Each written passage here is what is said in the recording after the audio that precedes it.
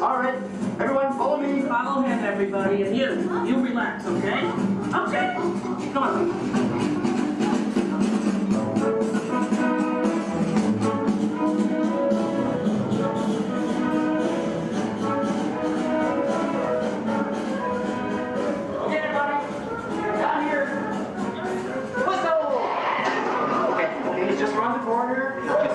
Out along this window. All right. Everyone, can you see me? Oh, nice shirt. All right. All right. Okay. Well, this, I guess, is the oven. If not, I'm having some incredible hot flashes. Slap some garlic butter on me and I'm ready to go. Hey, Colin. Okay, where were we? We were getting ready to bake some bread. No, we weren't. What, are you trying to confuse me? Let me think. I remember the racks of dough. The racks of dough are taken upstairs to a refrigerated fermentation room. Refrigerated? Yes. Look, I know a thing or two about baking bread. Well, actually I don't, but I'm pretty sure you have to have heat to bake something, right? Sounds right to me. For a technical question like that, I'm going to have to call in an expert. I'd like you to meet my friend, Tony, the baker. Tony! Hi! Are you enjoying your visit? Oh, we're having a great time. We really are. But I'm afraid I have reached my limit of baking knowledge. Tony, call it here. Give us the lowdown. Don't you think we've coddled this dough long enough? Isn't it time to turn up the heat on this baby? Well, no. The dough needs time to ferment in a refrigerated, climate-controlled room. Now that gives the bread a better flavor, texture, and color. It takes about 13 to 16 hours. You know, I like a man who can cook. Then what happens? In the proof box, the dough is slowly brought up to about 95 degrees and 90% humidity. Why not just take it to Florida? All right, so it's baking now, right? Because it's rising. No, it's still fermenting. The dough triples in size now due to the expansion of trapped gases. Hey, listen, we all have trapped gas occasionally. Well, now the bread is scored, so it won't split with its base. Oh, so now I'm almost afraid to ask. It's time to bake it, right? Or do we have to take it out to dinner first? Maybe a bit of a rubdown. It's ready to bake. You're kidding. I hear they spin the bread around when they're actually baking. Is that true? That's right. And a mist of steam is sprayed on it from time to time. This gives the crust a beautiful reddish golden color. Oh, so I'm thinking I probably couldn't do this at home in the toaster oven. No, I don't think so. Listen, Tony, thank you so much. Yes.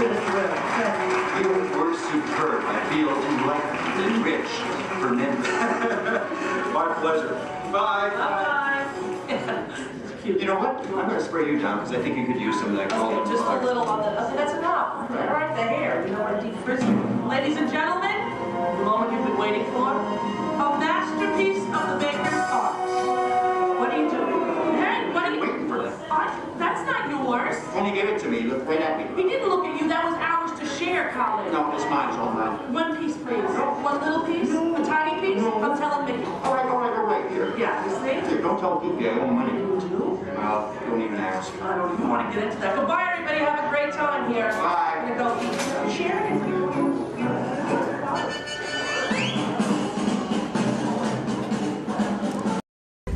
In the life cycle, there are winners and there are losers. Who are you?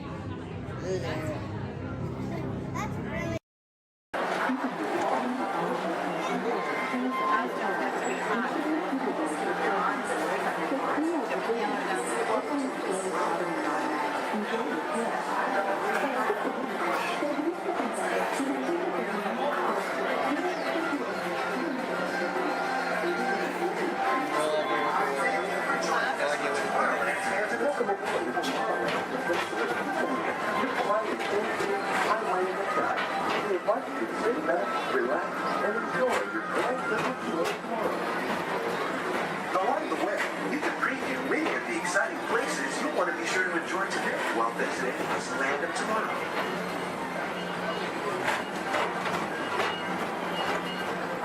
The People Mover is the perfect vehicle for people watching, so keep your eyes peeled. You never know who you might see.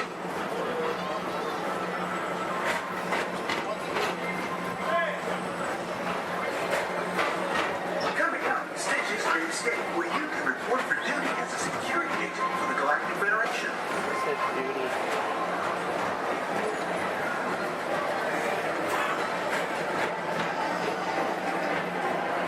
Your mission is to keep Experiment 626, the biggest little mischief maker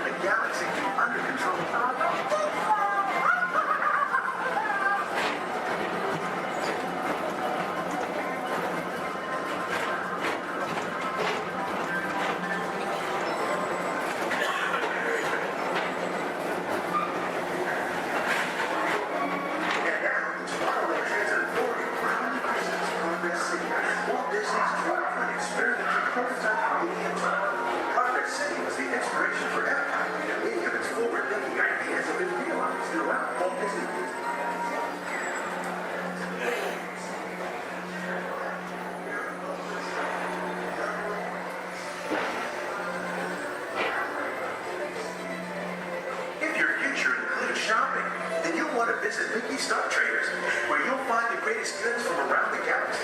That's right. It's out of this world.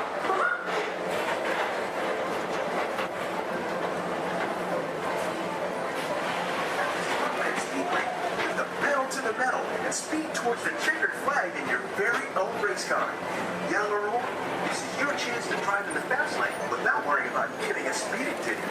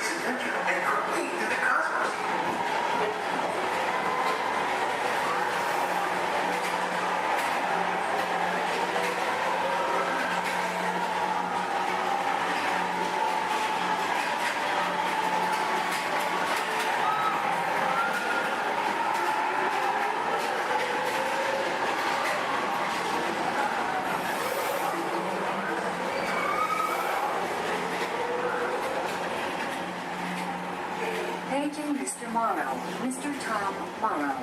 Please contact Mr. Johnson in the control tower to confirm your flight to the moon.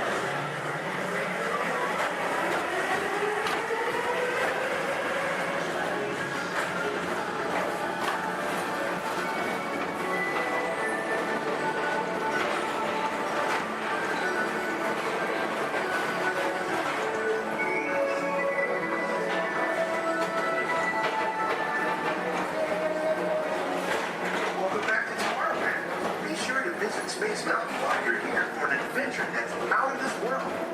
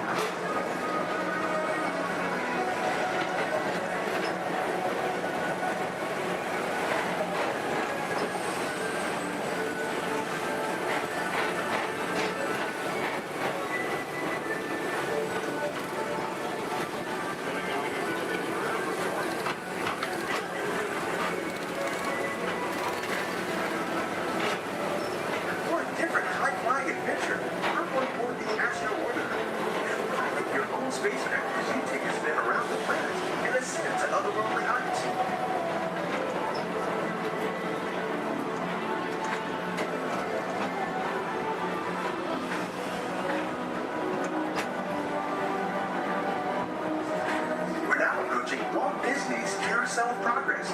Inside this rotating theater, full families welcome you into their homes of yesterday and today, starting way back at the turn of the 20th century.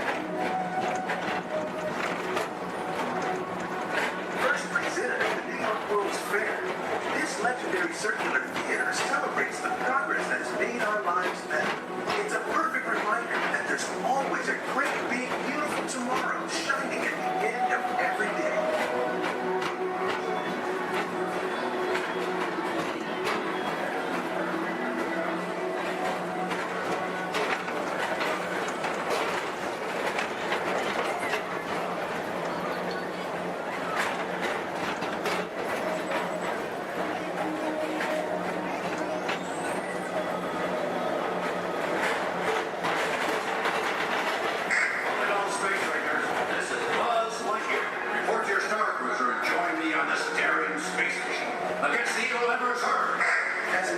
Pirate Space Ranger, you'll use your own personal laser cannon to save the entire galaxy.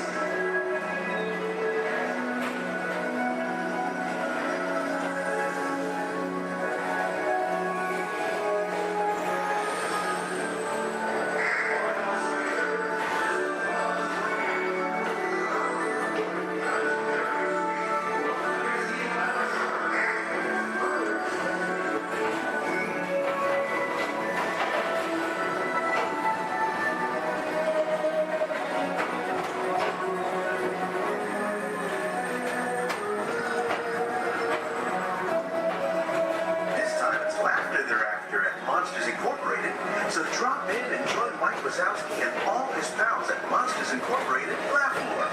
Share the fun.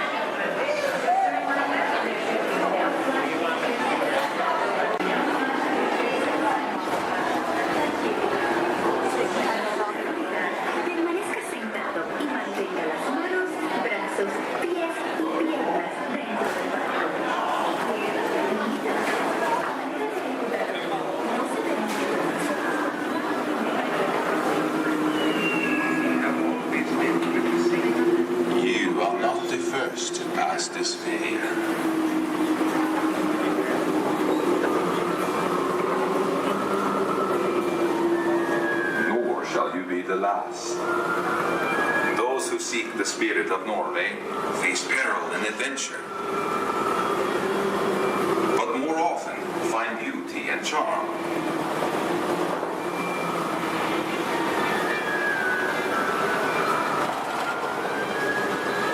We have always lived with the sea, so look first to the spirit of the seafarer.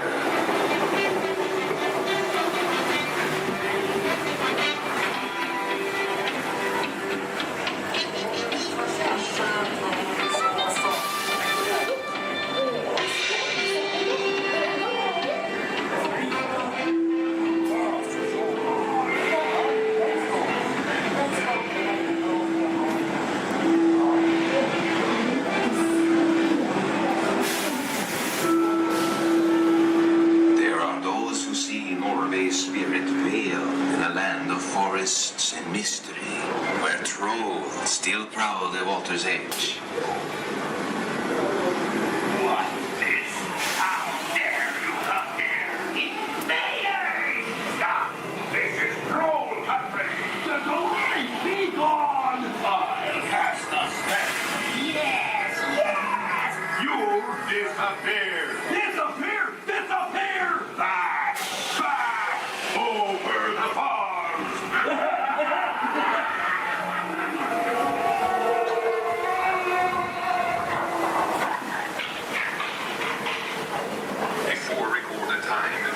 Spirit roamed the seas of the far north and beyond.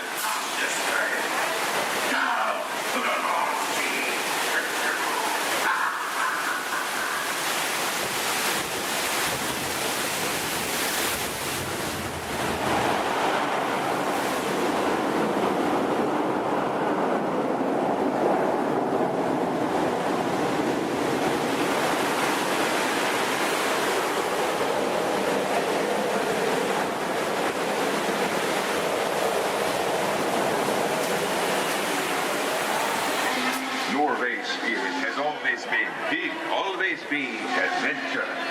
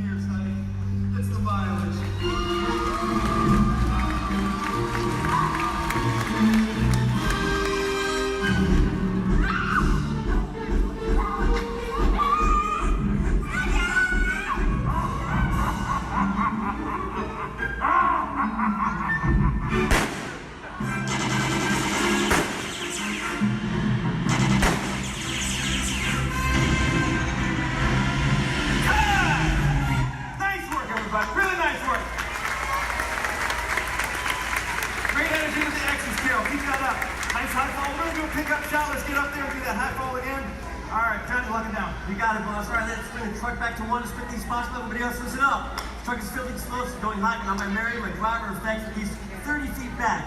Hey, Carol. Yeah, thank you. We're all set, boss. All right, thanks, Johnny. Hey, Kevin, let's get you on your mark. That sequence? Brilliant, loved it. We're gonna pick up right after you shot that swordsman. On action turn, do your market roll. Take out that sniper up there on the roof. Got it? You got it. Devin, beautiful work. We're gonna pick up right after you've been thrown into the back of the truck. Hang on, that truck is gonna go fast around the building. Most importantly though, Chaz has loaded this truck with a lot of explosives, so you've gotta get out fast. You too, Zach, all right? Let's do this. Johnny? You got it, boss. All right, places, everybody, please. Places, all the extras. Thumbs up, everybody, if you're ready. Thank you very much. Everybody, please set. Camera's ready. Camera's ready. Thank you, Jason. Quiet the set, everybody, please. Roll cameras. Rolling and speed. Count 6124 Apple Power pickup shot. Take one, Mark. That's hot. All right, Devin, this is it. You ready? Let's do it. Background, action!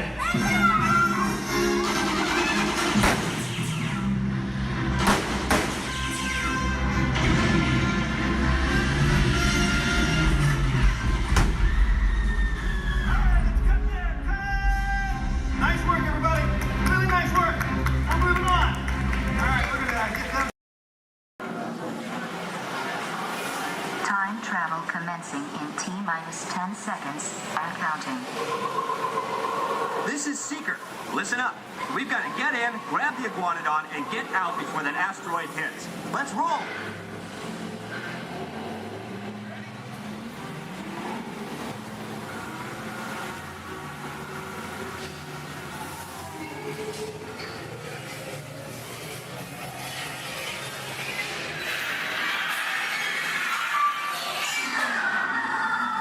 Okay, now let's go get that dino.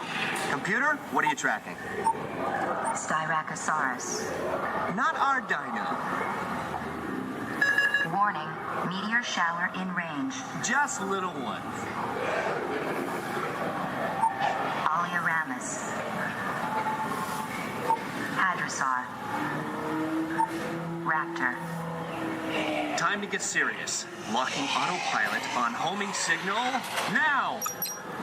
Hang on! I'm tracking a big dino on the scope. Could be ours. Computer, full stop. Identify.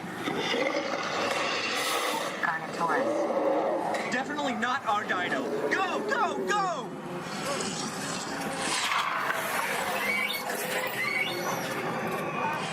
Another big guy coming up. Computer, slow, and identify. Sauropod. Still not our dino, but at least this one's a vegetarian. Whoops. Asteroid impact in 90 seconds. We better move it. Pterodactyl. Incoming! Asteroid impact in 60 seconds. We can't stop now. Keep going, keep going. Compsognathus. Computer, what's happening? Loss of traction. Four-wheel drive, move it. Warning, meteor strike. Evasive maneuver. Right, left, right, left. That was close. Computer, now what? Carnotaurus. That's it. Abort mission. Abort, abort. Iguanodon. Forget it. Get them out now. Asteroid impact. Brace yourself. This is it. They're not gonna make it. They're not gonna make it. Mission accomplished. You made it! I knew you would, and guess who made it back with you? I better find him before security does. Thanks for everything!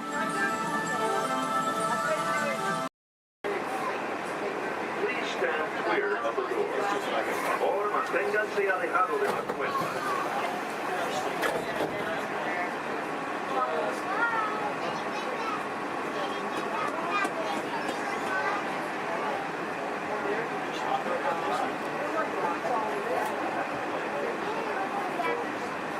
Welcome aboard the Walt Disney.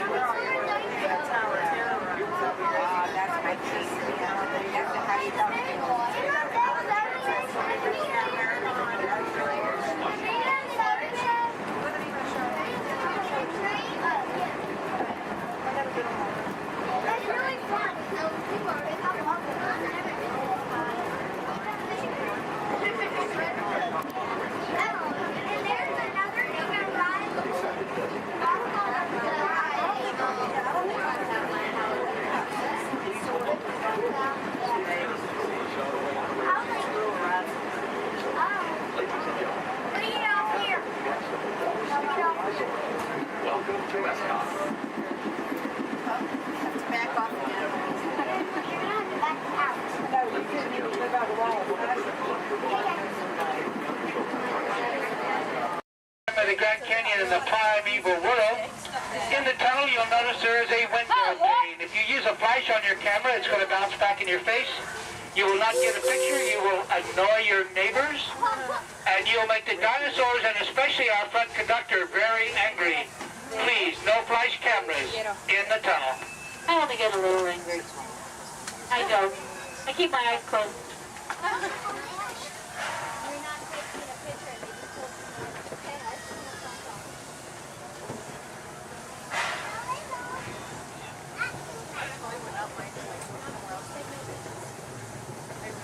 To those joining us, welcome aboard.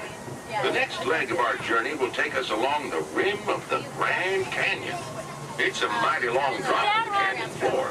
So for your safety, stay seated with your hands, arms, feet, and legs inside the train. Be sure to watch your kids and no flash pictures, please. Para su seguridad, permanezca sentado y mantenga las manos, brazos, pies y piernas dentro del tren y cuide a los pequeños. Por favor, no tomen fotografías con flash.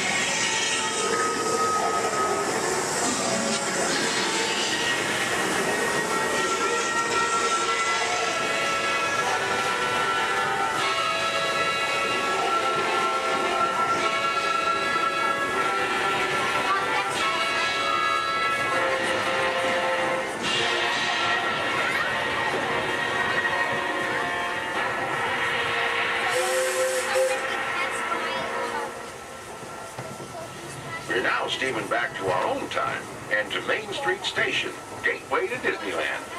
If you'll be leaving us here, stay in your seat till we come to a full stop. And remember to gather all your personal belongings, including the young'uns if you got any, and step carefully from the train. I'd especially like to thank those of you who've been with me for the Grand Circle Tour of Disneyland. We surely hope you enjoyed your travels with us and that you'll come back and see us again real soon. For those of you traveling on, we'll be on our way again in just a few minutes. This is Main Street Station, Main Street, USA.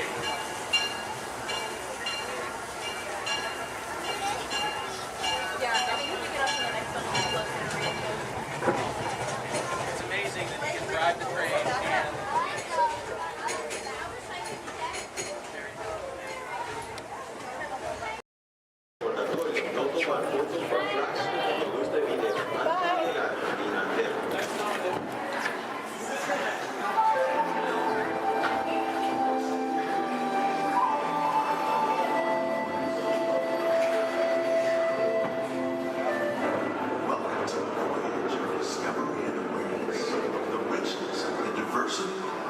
surprising nature of living with the land. Our journey begins as dramatic and sudden changes are sweeping over the land. An approaching storm may seem violent and destructive to us, but to nature, it's a new beginning in the cycle of life.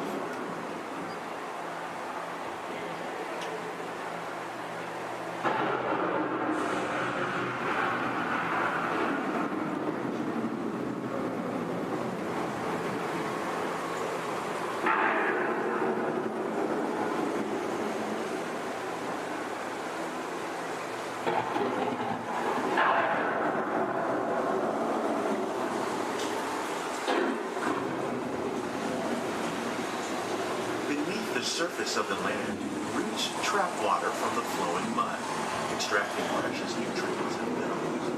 These elements, when combined with sunlight, create the diverse living systems of our planet.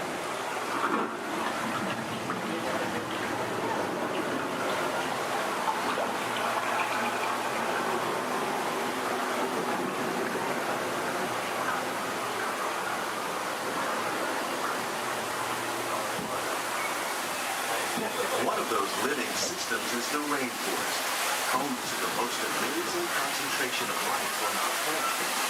These dense and beautiful forests cover only a tiny portion of the Earth's surface, but they contain more than half of its planet environment. Rainforests are also extremely rich in productive living systems, providing us with oxygen, food, medicine, and other elements essential to our lives.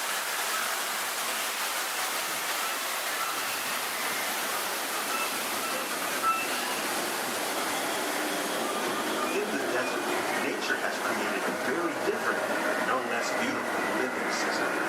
And while this arid landscape may seem lifeless, it is very much alive. The plants and animals that have learned to survive in these harsh conditions make use of what little water they can find and avoid the scorching. The American prairie once appeared as desolate as the desert, but over time, rainwater and nutrients gradually penetrated the hard surface of this land. Even the hooves of the mighty buffalo helped create the rich soil, one day become home to the American farm.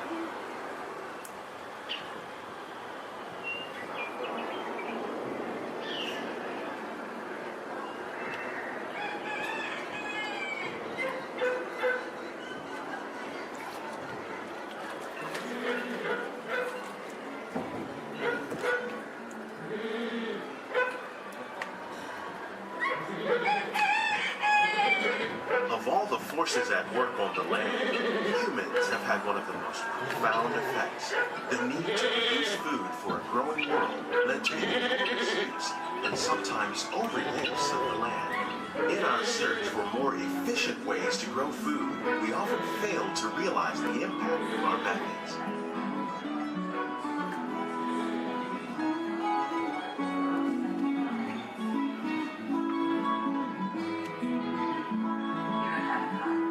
Today, we're learning to live with the land, discovering better ways to grow food that will assure both human and environmental well-being. In Japan, we're learning By adding composted leaves and other plant material to our soil, we can reduce the need for fertilizers.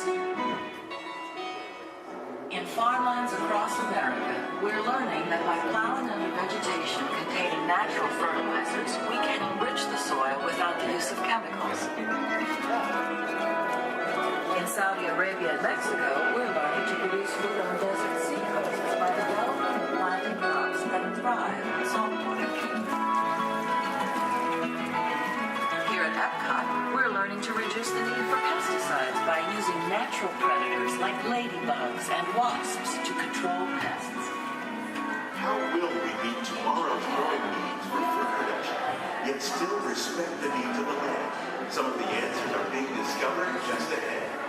To help us maintain these carefully controlled ecosystems, and for your safety, please remain seated in your boat at all times.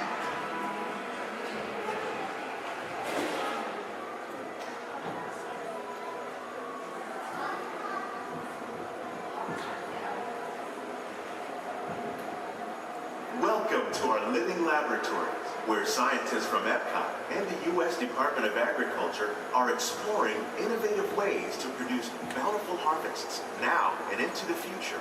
The tropics are home to the greatest diversity of plants on the planet. Many of these, like papaya, bananas, cacao, coffee, and rice, are well known around the world. Others, like the jackfruit, fluted pumpkins, and dragon fruit growing here, represent the vast number of lesser-known tropical plants. As we learn more about these crops, we discover that many are rich in vitamins and minerals, while others are well adapted to growing in less than ideal conditions. For instance, the fluted pumpkin thrives in the poorest soil conditions of Africa. With its edible seeds and leaves, the pumpkin could become an important staple for areas where other crops don't grow easily. The unique-looking dragon fruit is actually a member of the cactus family. The fruits are high in vitamin C, rich in antioxidants, and have a light, sweet taste. The fruit originated in Mexico or Central America, but is already becoming popular in Asia. It could become a source of important nutrients for people living in many areas of the world. These and many other lesser-known crops may one day be as popular as the bananas growing on both sides of the boat. More than 28 million tons of bananas are eaten annually, making it the most popular fruit in the world.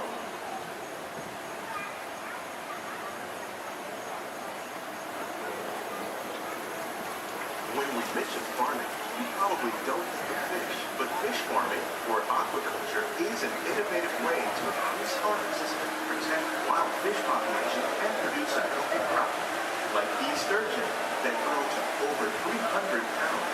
Now that's a lot of catfish. Tilapia, bass, and catfish are really popular crops raised by fish farmers around the world. Most are grown in open ponds, but innovative recirculation systems like ours can conserve water and more than 200 different species of aquatic animals and plants have been successfully farmed. Even these American alligators can be successfully raised in controlled environments like ours. Nearly half of all fish consumed worldwide is now raised on farms, making aquaculture an important part of our efforts to produce a bountiful harvest and protect natural resources here at the land. We grow about 5,000 pounds of fish each year, many of which are featured in restaurants around Walt Disney World. This greenhouse is full of some of the best ideas for improving plant yields. Disease and pests are two of the biggest problems facing farmers around the world. By careful selection and crossbreeding, we can grow crops like these sunflowers and winter melons that are more resistant to pests and diseases. Scientists have even been able to breed plants that can flourish in marginal areas where water and nutrients are in short supply. The result of these efforts is higher yields with less impact on the environment.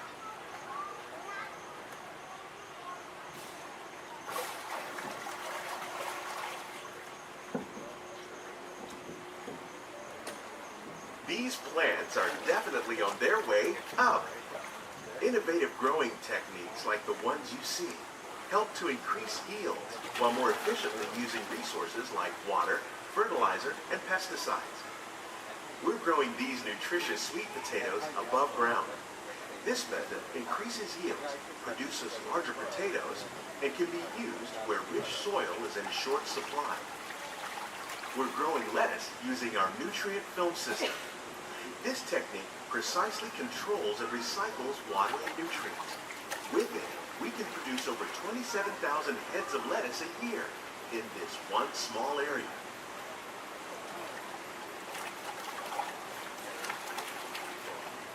Here's something you don't see every day. Tomatoes growing on trees. These plants were originally developed by Chinese scientists. Tomato trees live longer and produce many more tomatoes. One of ours lived 16 months and produced over 32,000 fruits. Much of the produce you see growing in our greenhouses is served at the restaurants here at the Land.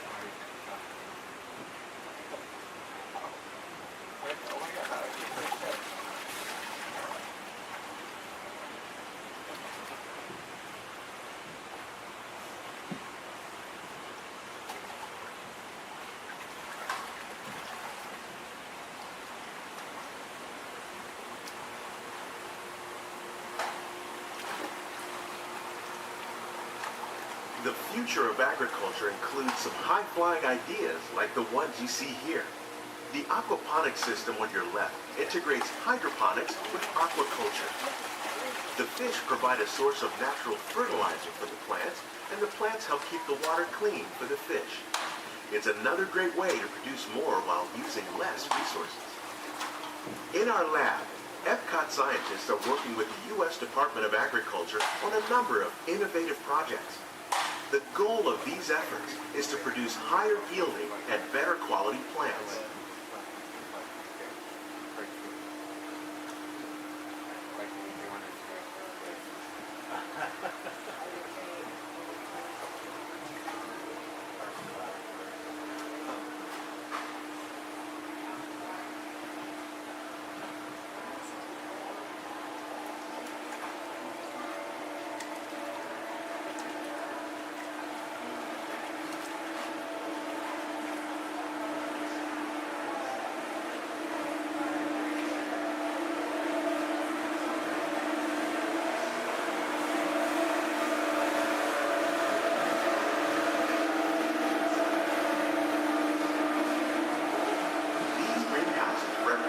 Just a tiny fraction of the work being done worldwide to produce bountiful harvests for our growing population. Around the globe, scientists, farmers, and even backyard gardeners are doing their part to improve the quality and yields of foods that we all rely on. By working together, we can continue to find innovative ways to increase food production and protect our precious natural environment. Only then will we truly be living with the land.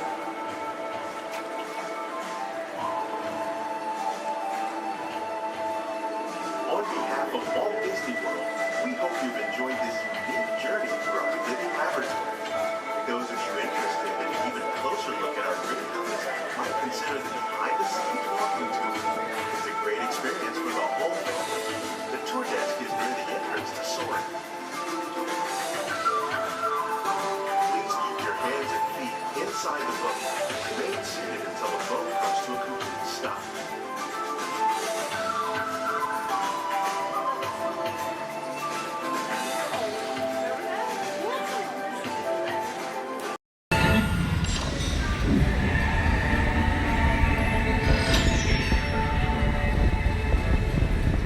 We'll begin with the capability test to see how your vehicle designs perform under challenging weather and surface conditions. Monitoring road surface. Connecting to OnStar. SIM card performance data acquired.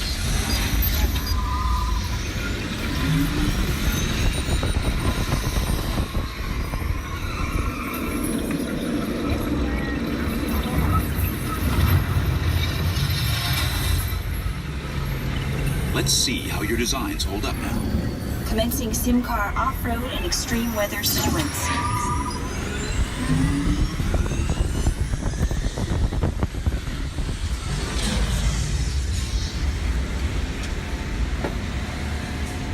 Capability test results displayed and verified. Now let's see how your vehicles compare when it comes to their efficiency. Scanning SIM card for optimal eco-efficiency.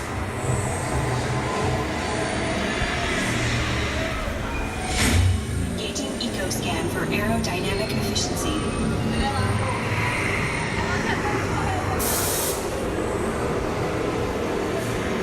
Drive systems analysis. Hyperspectral imaging in progress. Calculating total environment impact.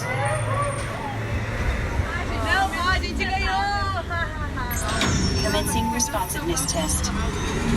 Okay, the responsiveness data is now being synchronized. Automated driving technology verified and active.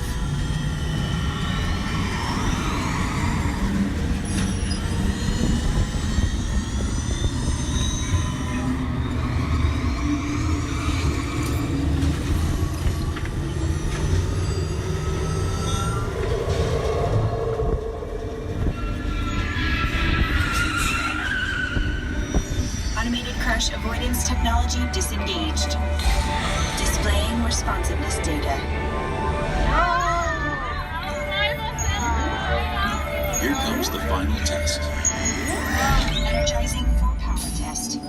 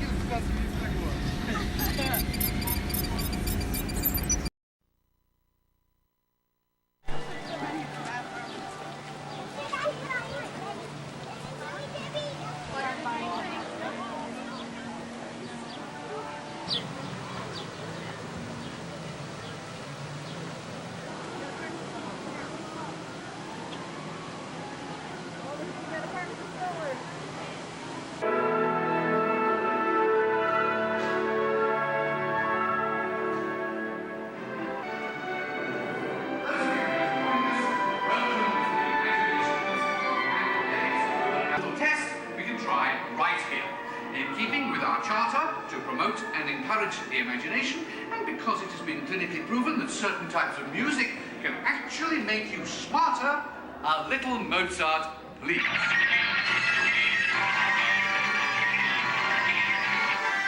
Sorry, that was the wrong type of music. And for those of you who might have dropped a few IQ points, just follow the people in front of you, and we'll get you some help.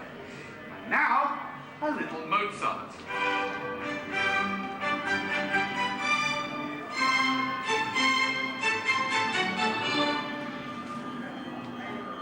Dr. Chang, please pick up line 4, line 7, and 9. Telecommunications. Dr. Nigel Channing here with a quick one of my imagination. Please remain seated with your hands and arms inside the vehicle at all times.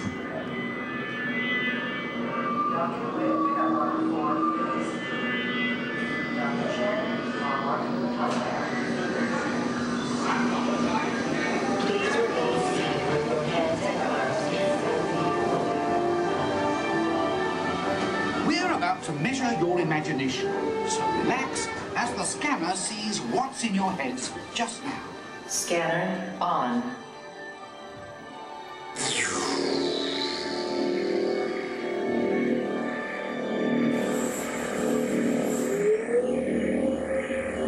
Well, as you can see, there's not much going on upstairs, imagination-wise, but that's just perfect for our experiments. Yeah, I got the same rate at 5, the mark right there. Perfect. End of sequence. Give me tones and rapid description.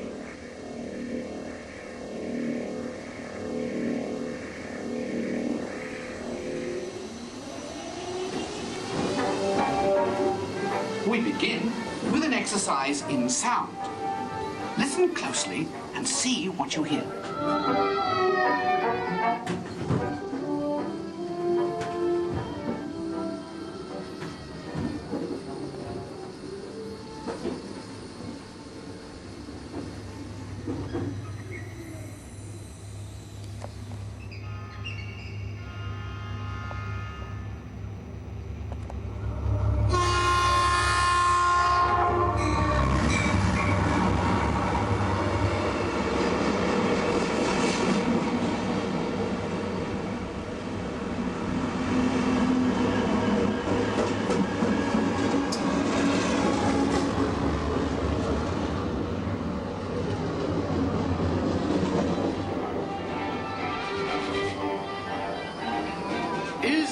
Looking glass actually magnifying, or is it your imagination? Here one quickly learns that when the laws of physics and common sense are shattered,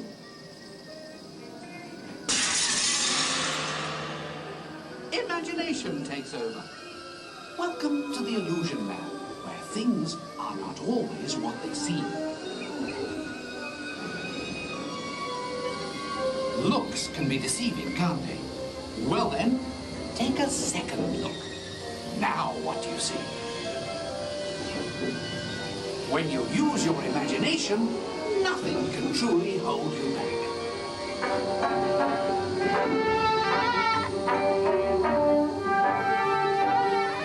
In the next experiment, let color work its magic on your imagination.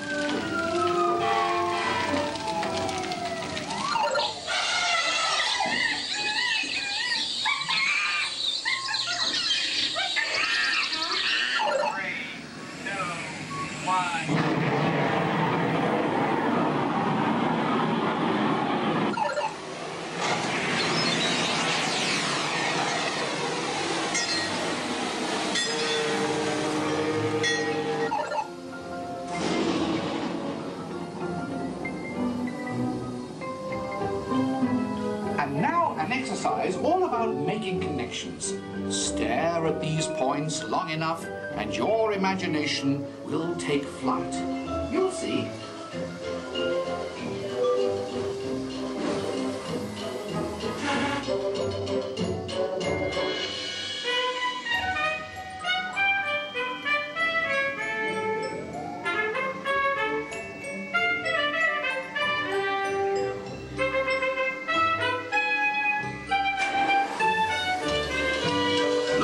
From a different angle, and anything is possible in the Gravity Lab.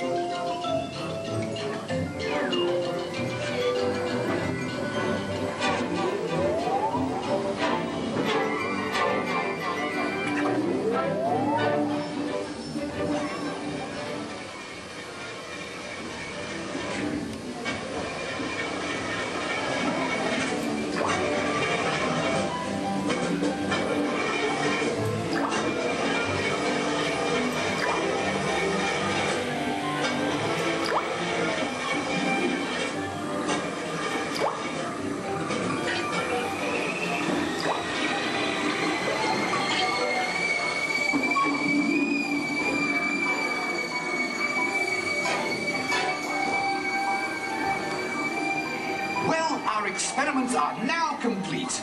Time to run you through the scanner once again. Who knows what we'll find in your imagination this time? Scanner on. Initiate feedback program. System launching in. Recalibrate for a wider scan. Interesting. Stand by.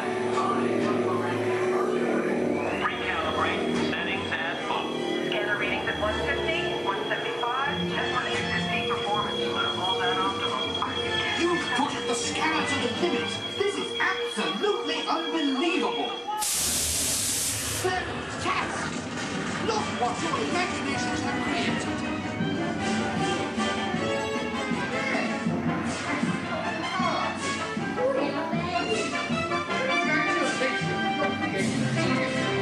You're quite clever, all of you. What a brilliant burst of creativity. Incredible, awesome, absolutely fabulous. I couldn't have imagined a better...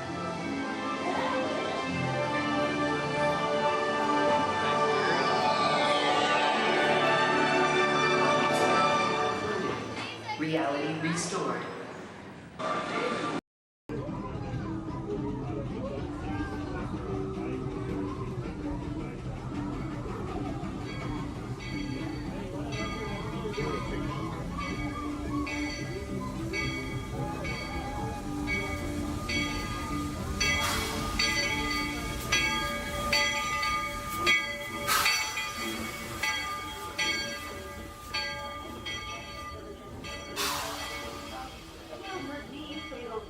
Words all weird.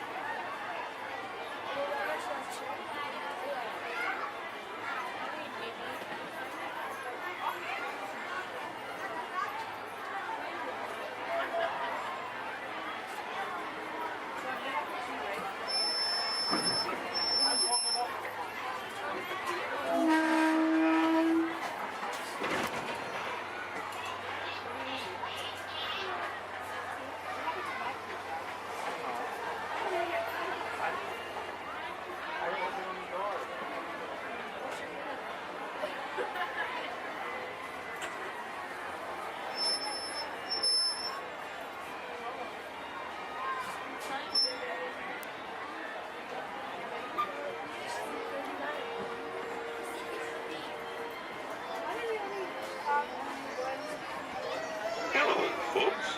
Welcome aboard the Disneyland Riverworld.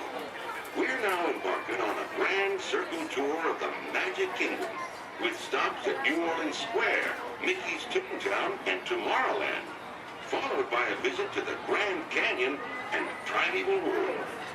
We got a lot of traveling ahead of us, so remember, for a safe trip, you need to stay seated, keeping your hands, arms, feet, and legs inside the train.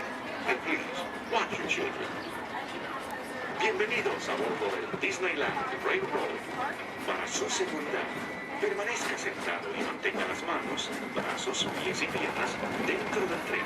Y cuide a los pequeños. Gracias.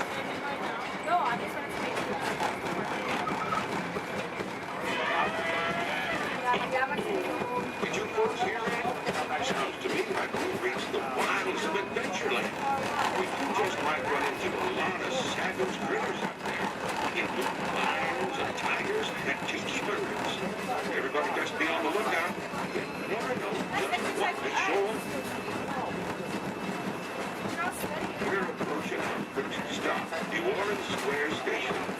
This station serves Frontierland, New Orleans Square, and Utica. If you'll be leaving us here, please remain seated until the train comes to a complete stop. Then watch your step while getting off. Have a good time at the Frontier, you hear? For those of you continuing on, we'll resume our trip in just a moment. Square.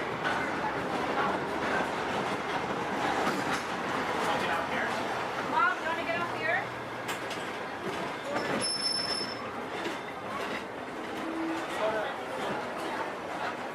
Get up here. Dad. Next stop is Toontown. Next stop is Toontown.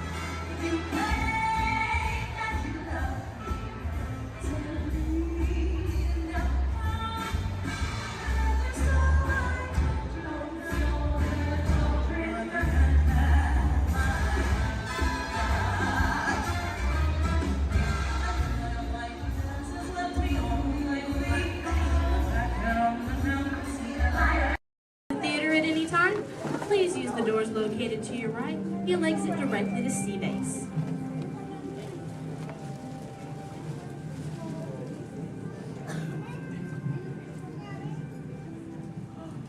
Hi everyone, and welcome to Turtle Talk. My name is Andy, and before we begin, I have just a few reminders. Here at Sea Base, there is no eating, no drinking, no smoking, and absolutely no flash photography. Thanks, guys. The piece of equipment you see hanging in the water is called a hydrophone, and it allows us to hear sounds from beneath the sea. And today, it will allow us to hear our very special guest. Does everybody know who it is? Go ahead and shout it out loud. That's right. Crush is coming today to learn about the human world, and we'll get to ask him questions about the turtle world. So go ahead and start thinking of questions you might want to ask him. Right now, Crush is out catching a wave and said we should call for him when we're ready. So on the count of 3, I need everybody to shout out, "Hey, Crush!" 1, 2, 3. Hey, Crush! Righteous! Whoa, dudes! Oh, turtle like that, dudes. But don't worry about me, dudes. The noggin is taking harder hits than that. Whoa, look at all the human dudes in the human tank. Hello, human dudes. Oh, come on, I said hello, human dudes. Oh, awesome. Dudes, I don't mean to freak you dudes out or anything, but there's like no water in your tank. Oh, whoa, look at all the little dudes on this sub-level too. Hey, little dudes. Focus, little dudes. Whoa, look at this little mini man over here, totally smiling and laughing. He's on the front row, almost center. He's second from the center with a white shell and swim goggles on the noggin. Hey, dude, what's your name, dude? Trent. Trentster, good to meet you, mini man. Who are you from, dude? Iowa. The Iowa. Never heard of it. You having a good day today, dude? Yes. Cool. What's been the best part of your day, dude? Swimming at the Blizzard Beach. Swimming was the best part of your day, dude? Yeah. Dude, this is the best part of my day every day, dude! Awesome! Hey, dude, can you talk the turtle, dude? Can you say, totally? Totally. Can you say, sweet? Sweet. Now put it together and say it really loud, dudes. Totally sweet. Awesome, dudes! Give him a round of fit. He was rocking the Turtle Talking News. So, Mini Man, who brought you in here on this fine day, dude? My mom and dad. Well, let's talk to those dudes. Where's the mom and dad? Raise up your fist. Oh, there's the big kahuna, the papa son. Let's meet him, dudes. Because he did not think he was going to talk to a turtle today, dudes. What's your name, dude? Jeff. Jeffster. Is that your little offspring over there, dude? Yes, sir. Awesome. Whoa, don't call me sir, dude. Too formal for me, dude. How many offspring in total do you have, dude? 2. Deuce offspring, keeping it simple. Okay, dude. You know, I'm a parental unit myself, dude. Do you know how many I have, dude? 4. Oh, way more than that, dude. 64. Little more. 164. Way less. I'll help you out, dude. I've got 65 offspring, dudes. Oh, totally. Hey, dude, do your little ones ever ask you questions, dude? All the time. Oh, dude, totally the same over here, dudes. My youngest son, Squirt, is always asking me questions, too. But you know what, dudes? They're always about you humans. And that is totally why I'm here, dudes. To answer his questions and maybe even answer some of yours. If you dudes think you can do that, say chaw. Awesome. Now, dudes, Squirt's #1 question has always been, what do you humans like to do at the beach? So, shout it out. What do you like to do at the beach, dudes? Whoa, major swimmage! Well, how many of you are really good at swimming, dudes? Lots of little swimmers, dudes. I'm not gonna lie. I'm pretty good at swimming too, dudes. In fact, I'm the fastest turtle in the world. You dudes believe me, right, dudes? Well, dudes, if you want a little demo for proof, say chaw. Okay, now I'm gonna need your help here, dudes. I'm gonna go for a little lap, so I need all you dudes to time me, okay? I'll tell you when to start counting, dudes. First, I gotta rev up the motor. Okay, dudes, start counting now. Totally back.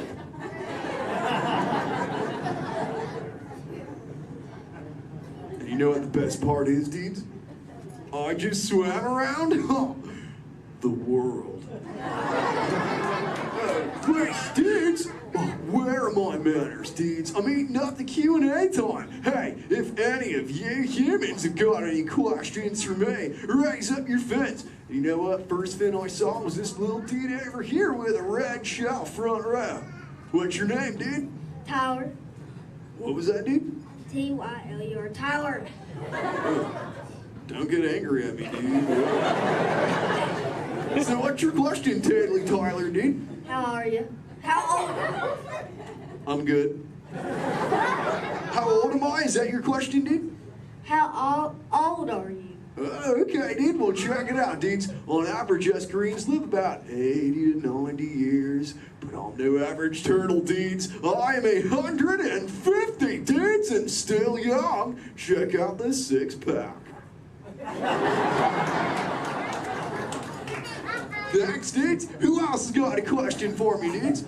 Let's talk to this little mini man over here. He's on the front row. He's got like a grayish shell with the short, dark locks on his noggin, dudes. Chaw, that's the dude. What's your name, dude? Mitchell. Oh, the Mackin Mitchell. What's your question, mini man? Have you ever been, have you ever been close to being eaten?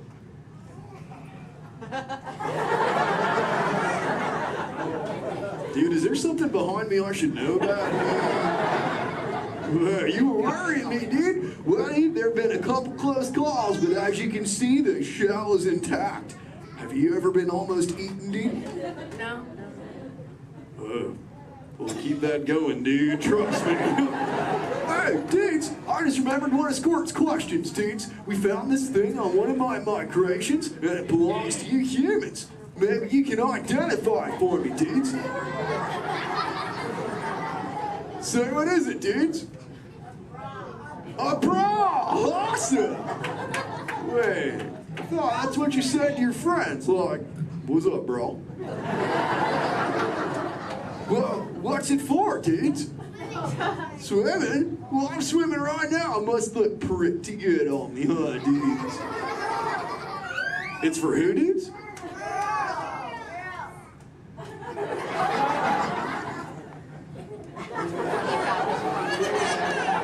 Is this really for girls, dudes? Okay, if this is really for girls, dudes, I have to ask you, dudes, a personal question. Does it make me look fat? Come on, just pulling your fins, dudes. Tell you what, I'll put it back up on eBay and we'll move on, dudes. You know, I'm really digging talking to you human dudes. What was that, dudes? Dory. Wait, you saw Little Blue, dudes? Where? Whoa, dudes! Hey. Hey, Little Blue. Don't I know you? Yeah. Hi, I'm Dory. I remember you. You're Flush. Oh, totally my Little Blue. Say, Little Blue, before you got here, I was totally teaching all the humans the turtle knowledge. Hey, maybe we can teach them something together, like, I don't know, maybe how to speak the whalage. I can speak whale. Awesome. Okay, everyone, repeat after me. Hello.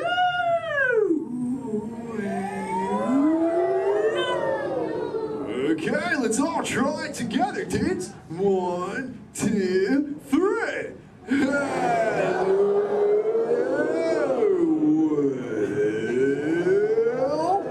Awesome whalage, dudes. Totally. You know, sometimes you speak whale and there are like 80 whales swimming around you. Sure. But not today. No. Nope. No whales. No whales today. A whale? Where's there a whale? What? Little blue, we call it a whale. That's about maybe that. Little blue, crop shot, little blue.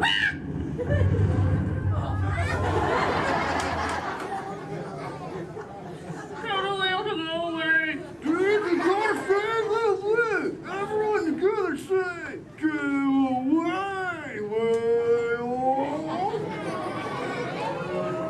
Thanks. Dudes, awesome, dudes, it's working, dudes. We did it. We saved little blue, dudes. Put your fins together. That was awesome, dudes. Whoa, seems like that whale totally kicked up some tasty surfage, dudes. I better hit those waves immediately. But before I get going, I want to say something really important, dudes. Be good to the ocean, and she will totally be good to you. Oh, and all you little dudes down here, do me a big favor, little dudes. Keep using the word dude as much as you can till you get home, okay, dudes? Your parents will love you for it. All right, dudes, I'll catch you later. Bye, human dudes. Let's give it up for Cry. Ladies and gentlemen, I hope you enjoyed our show.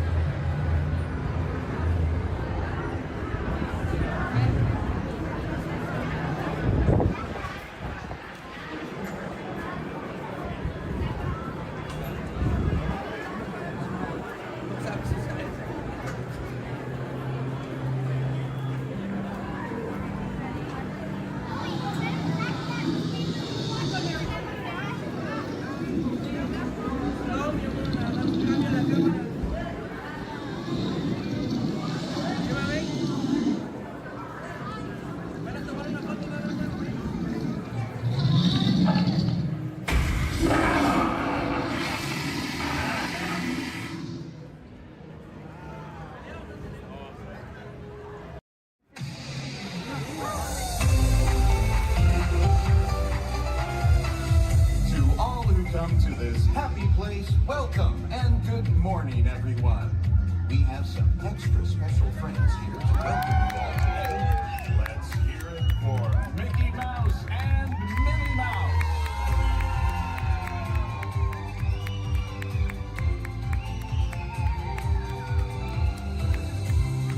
Well, hi, everybody. Good morning. Gosh, it sure is great to see so many amazing friends. It certainly is.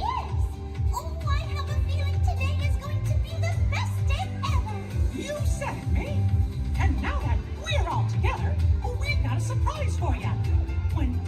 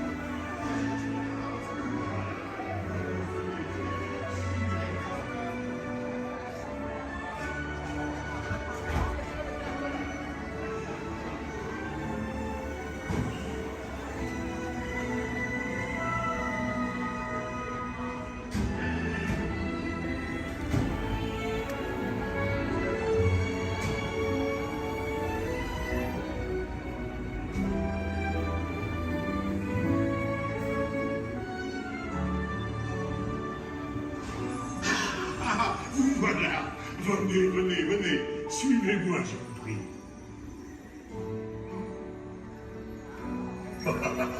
Chef Lemmy is waiting for you. This way.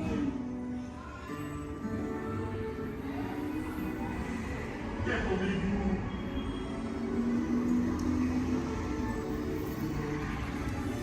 Ils et hommes, des invités pour le dîner. On n'aurait pas idéal. En commun? Non. C'est pour un oui. Tout simplement. Voilà. Mais oui, that's it.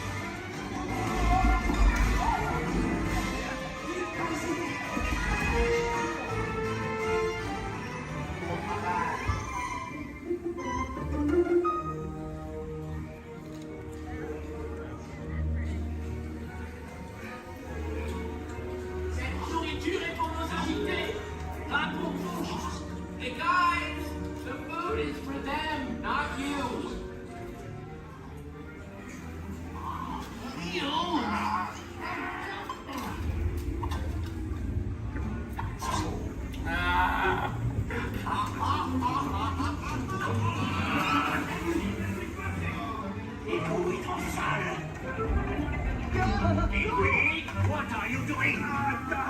Que manigancez-vous?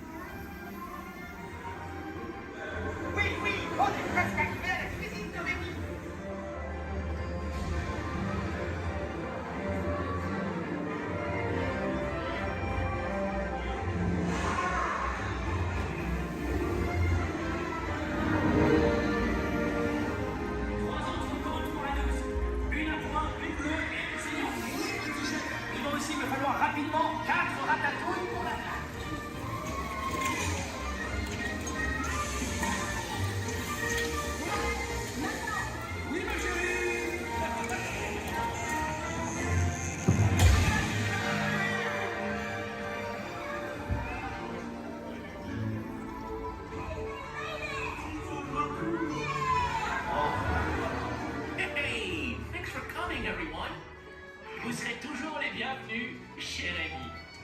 À bientôt et bon appétit. Mino? Non.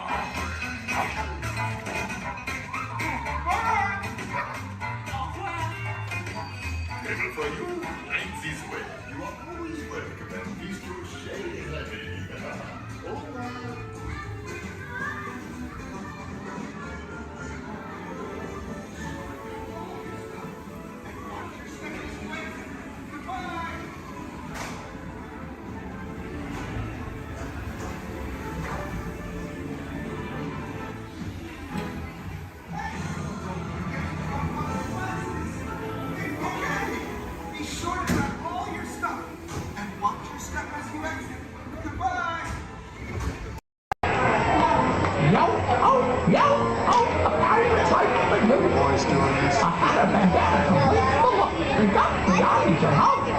With patches of lettuce, it's like I can look.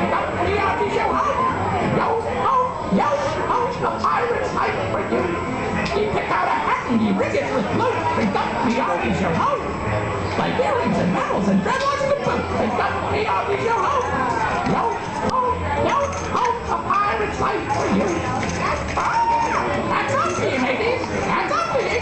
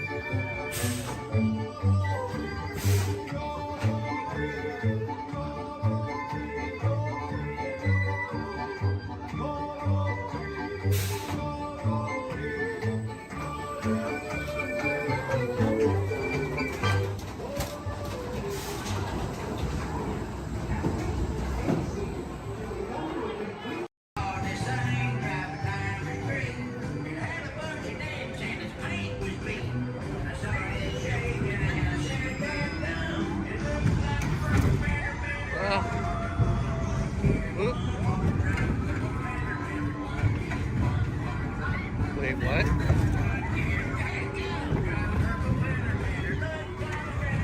What?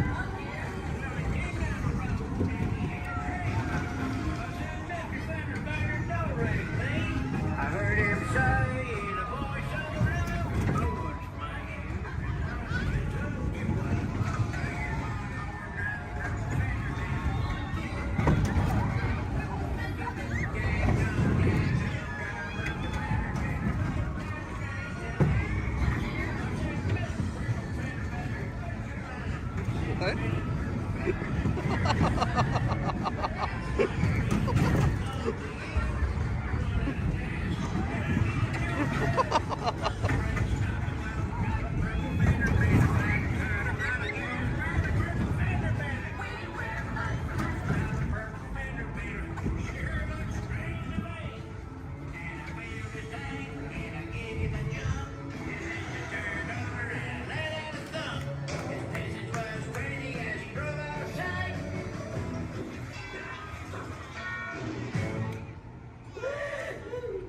Can you believe that? All right, grab all your junk and keep an eye out for that purple fender bender. I will love well, noise and dance to go with me on his yo-ho,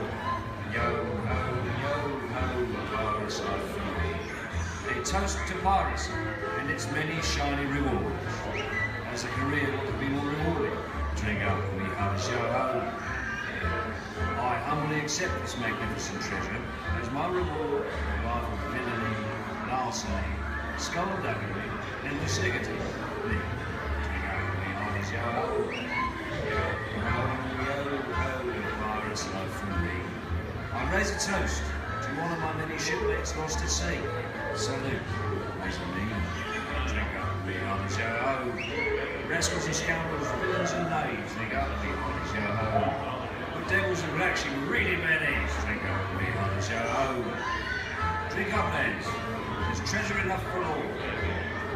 I shall take this paltry sum as a stipend to cover my expenses. Riches and jewels, drink up, be honest, yo ho. Yo ho, yo ho, pirates love for me. It is true, I am a pirate, bloody good. That is bad. Drink up, me honest, yo ho. I'm foolish in so much gold just lying about hidden away. Some miscreant might be tempted to steal it, eh? Roll and embezzle and even hijack. Drink up, me honest, yo ho. Hijack. Ah, my feathery friend, you've a divine singing voice. Do up yourself a trinket, small one. Drink up, me honest, yo ho. Yes, 'tis a fine treasure. Your notes have temporarily That is some chromatic music.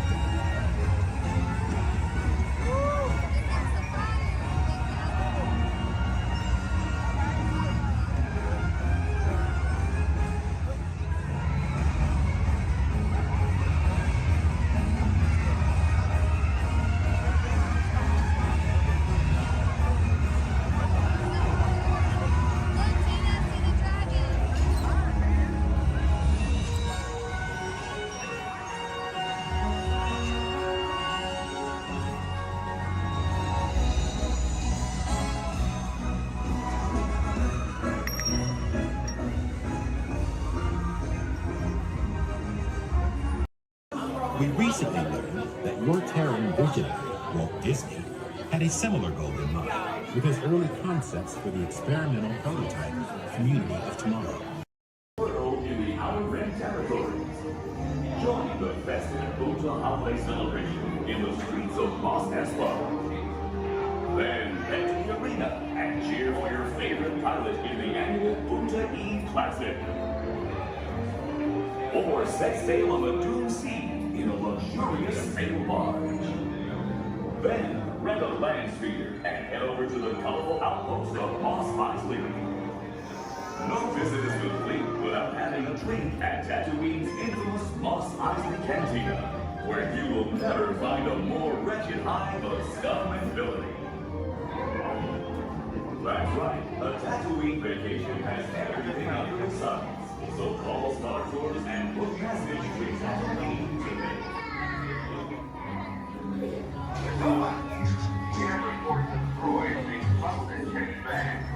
I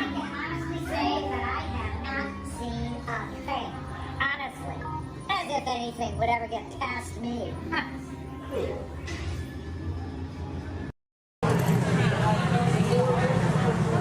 Hello. If you are new to the area, the Monstropolis Chamber of Commerce would like to welcome you. While you're in town, be sure... We interrupt this program for a special report. A child is on the loose in Monstropolis. A human child! If witnesses are to be believed, there has been a child security breach for the first time in monster history. We can neither confirm nor deny the presence of a human child here tonight. I tried to run from it, but it picked me up with its mind powers and shook me like a doll. It's true! I saw the whole thing! Happy birthday, Schmoopsy Poo! Oh, googly bear!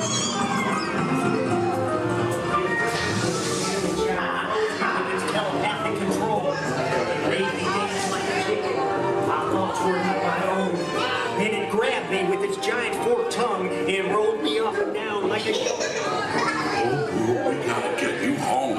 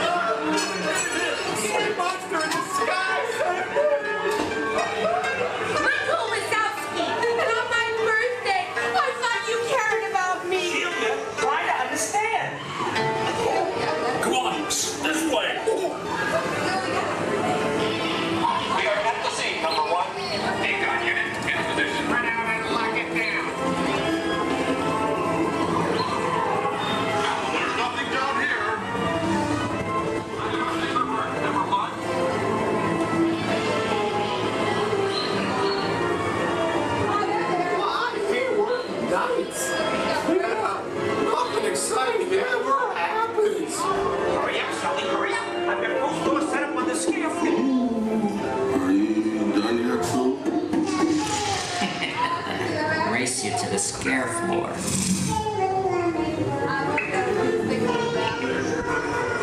Almost there.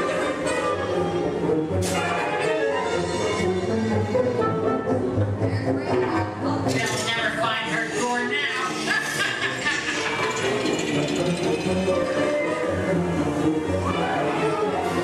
Oh, there's your door. We're almost there, kiddo. Not so fast, Sullivan. We'll never get her home now.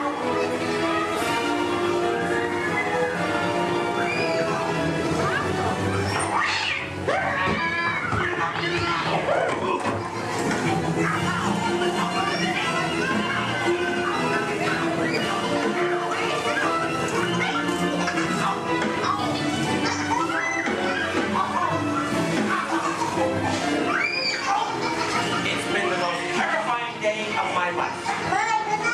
But I love you, kiddo. Good night. Kitty's gotta go now. Sleep tight.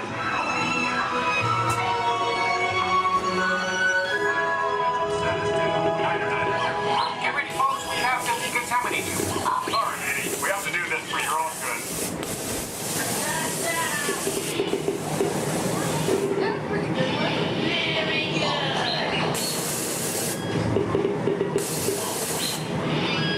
Sorry, sir. You're not my type. Yeah. We can either confirm Sir, stop making good eyes at me. I'm not that kind of girl. progress and reported to the scene where we immediately Stop staring at me. we spread out and locked it down. Hey, you left the lens cap on. That's getting. Your stunned silence is very reassuring. Duh. Ta-ta. Repair next. With your flashing button. Better be faster when we get into real trouble. Right, pilot? Push the flashing button to take off. Pilot on the left. Move your stick to fly right and left. Pilot on the right. Pull back on the stick to fly up. And push forward. Weapons are online.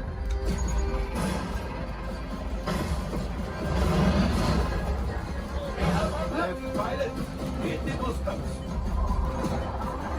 Now let's go get that coaxium. Right pilot, make the jump to light speed.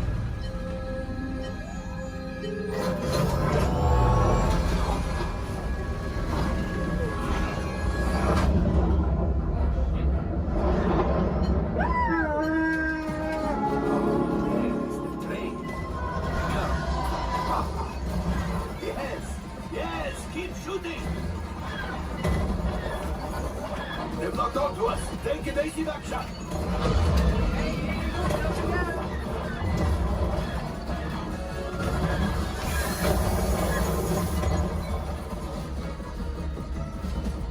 Ah, there it is. After that train. Flight engineers, fire the harpoon. Now, shoot the cargo free. The pilot brakes. Well, my friends, that could have been much worse. Okay, it's much worse.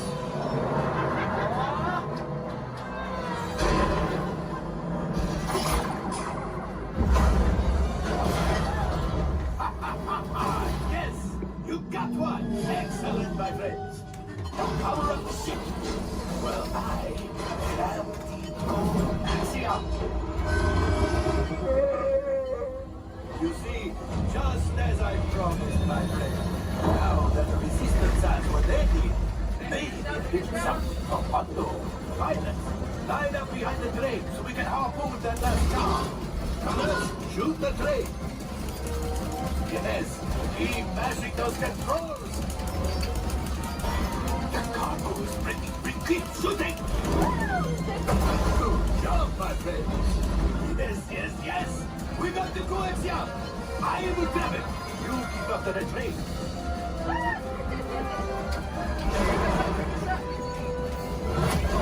Gunship. Oh, gunship. Things are getting too hot. We're going to get out of here. Yes, a distraction.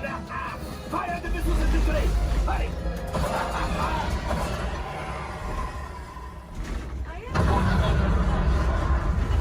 It's coming out.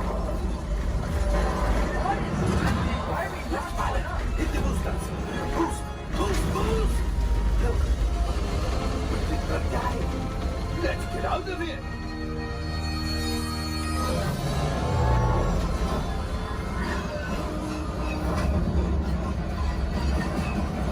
Your hyperdrive has failed. Pilots, evasive maneuvers. We've got company. Drew is right. If we leave them back, they may find the resistance. You did it. Watch out! Oh, that's going to be a lot.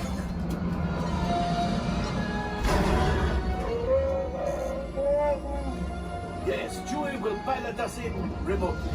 You retrieve 2 containers of coaxium. This will greatly help the resistance. You have heard the First Order and made Chewie proud. Now, after my modest profit, your cut minus what you owe me for damaging the Falcon is, hey, not bad.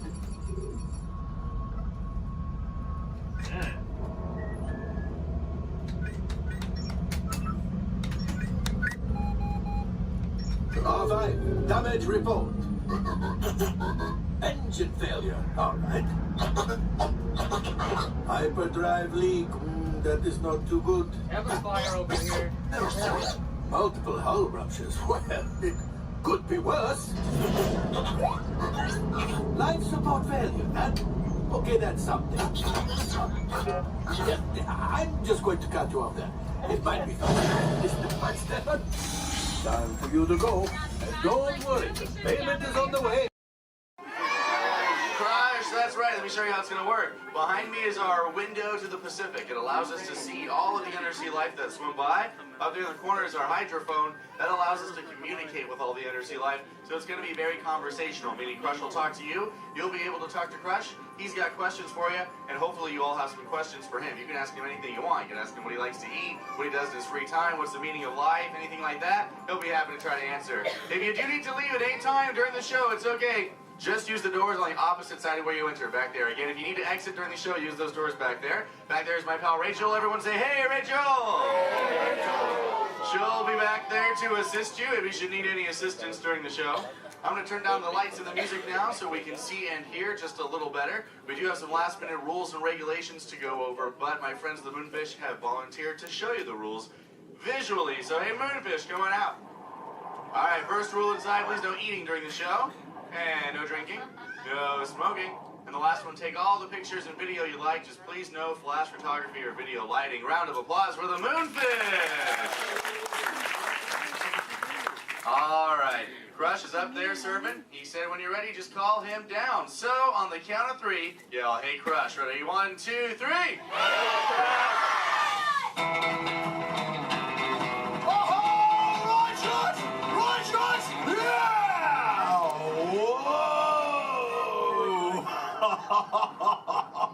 Oh, dude, check out the double spinner intro by the turtle. Whoa! Hey, check out all the human dudes in the human tank, too. Well, hello, human dudes. I said hello, human dudes. There you go. Whoa, hey, look at these little dudes, sub-level. Hey, little dudes. Focus, little dudes. Oh, man, let's totally make contact with some of the humans. Oh, hey, John, dude, come over here to the seafloor, dude. At the back of the seafloor, there's totally Mini Man by the aisle with a blue lid and sparklies on it, dude. Oh, I see, dude. Chaw. Hey, what's your name, little dude?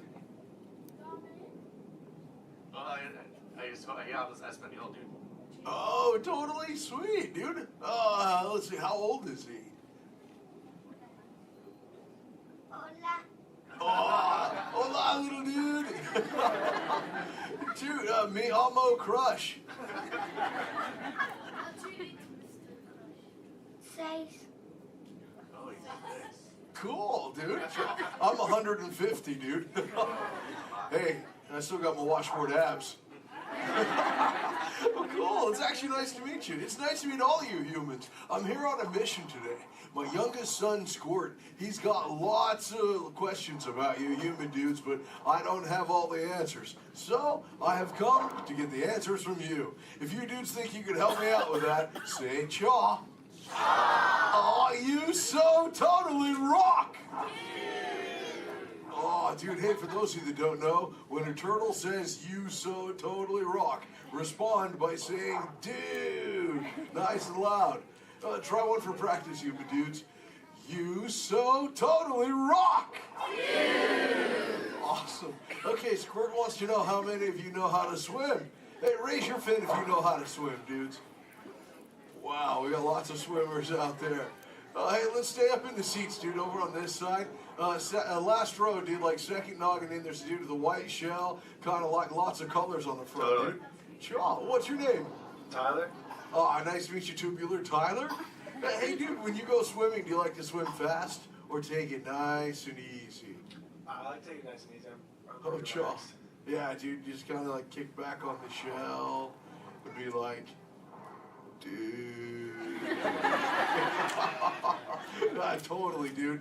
Hey, I like to swim fast, though, too. Dude, you want to see me shred some biscuits? Say chaw. Chaw. Okay, dude, let me get my motor revved up. Human dudes, I want you to time me, okay? Start counting when I say go. Ready, set, go. That, dudes. Totally just swam all the way around the world. Twice. Ah, dude, I can't swim that fast. Only about what you call 20 miles per hour. Hey, but check it out, dude. If I got a tiger shark on my tail, I can go way faster, dude. Hey, but I'm doing all the talking here. Humans, if you got a question for me, like totally raise your fin, dude. Talk to the dudette right there, waving me down from the second row. Hey, what's your name, dudette? Morgan. Oh, cool. It's Mondo Morgan. What's your question? Do you know any twins? Turtles? Oh, I know. Yeah, dude, I got lots of twins of my own, dude. There's my twins, Bill and Ted. I got my twins, Cheech and Chong. I got my triplets, Mary, Kate, and Ashley. mean? Do you have lots of twins too? Yeah, well, I'm a twin. Oh, you're totally a twin. Wait, that dude in front of you looks just like you. Is that your twin? Yeah. I would hope so. That'd be an odd coincidence. That's cool. Where are you dudes from? Castro Valley. Oh, where's that? Same by the Bay Area. Oh, okay. That's cool. That's cool area up there, dude. Way too many sharks, though. It's totally sweet. Well, thanks for your question. Who else has a question, dude? Let's see. Let's go. Hey, back to the seafloor. Let's go right over here, John, dude. There's totally a mini man up front. He's got a blue shell. He's kind of near the outside, dude. Blue shell, sleepy shell. Hey, little dude, what's your name? Dominic, Nice to meet you, Deep Sea Dominic. What's your question, dude? have you ever been married or divorced?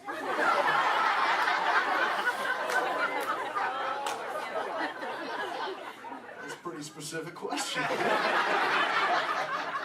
Actually, dude, most turtles, dude, we don't stay with the same dudette like our entire lives, but I have actually found one that's kept me around forever, dude. Her name is Shelly.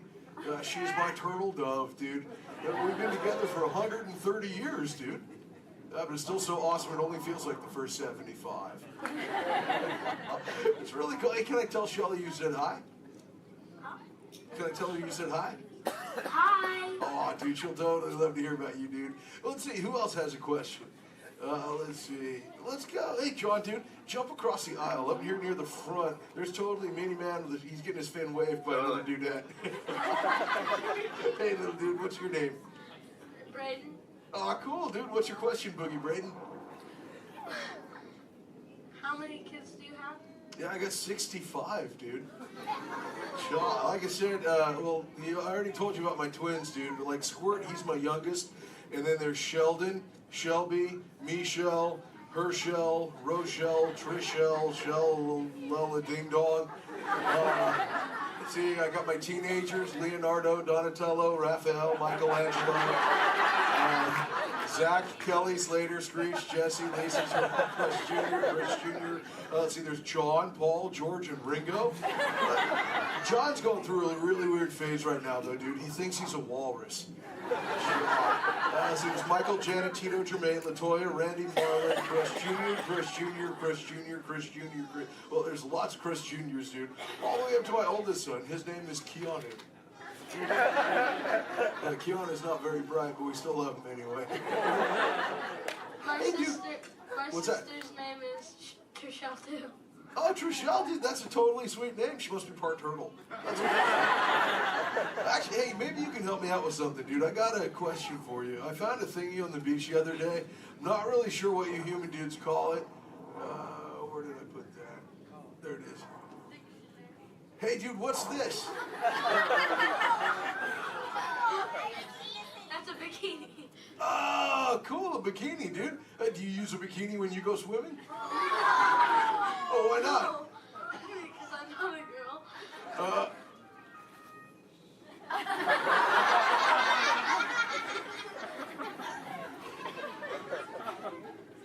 This is for chicks, dude? Does it make me look fat?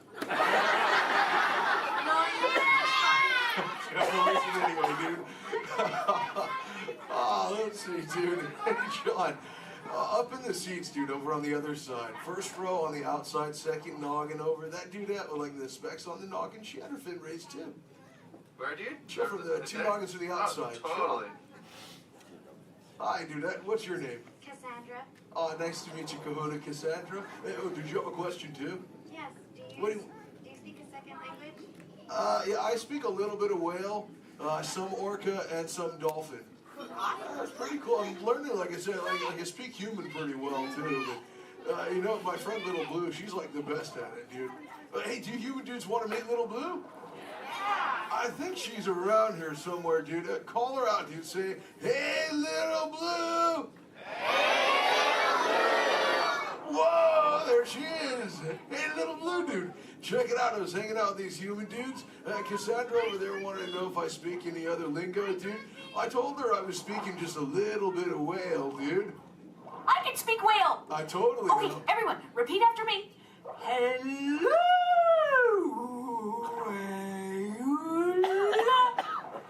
Okay, try that one all together, human dudes. Go!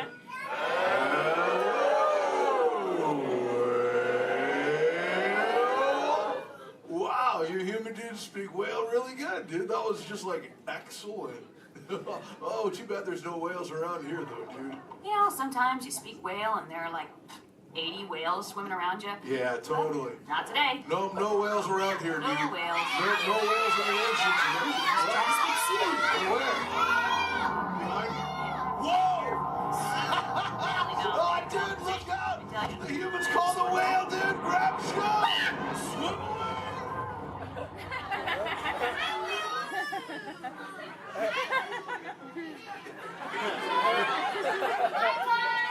Dude, little blue, you're totally a squishy fishy. What should we do? Tell the whale to go away. Okay, humans, tell the whale to go away.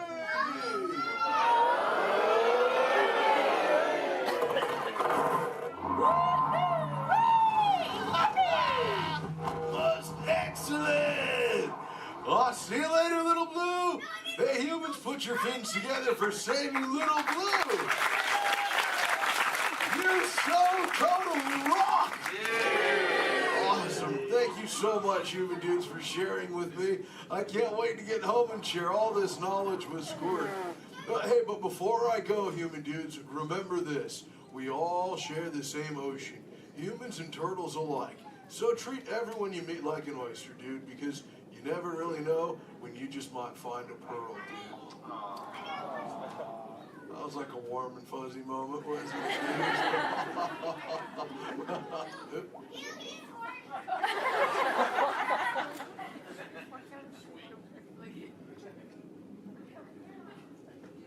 That wasn't me, dude.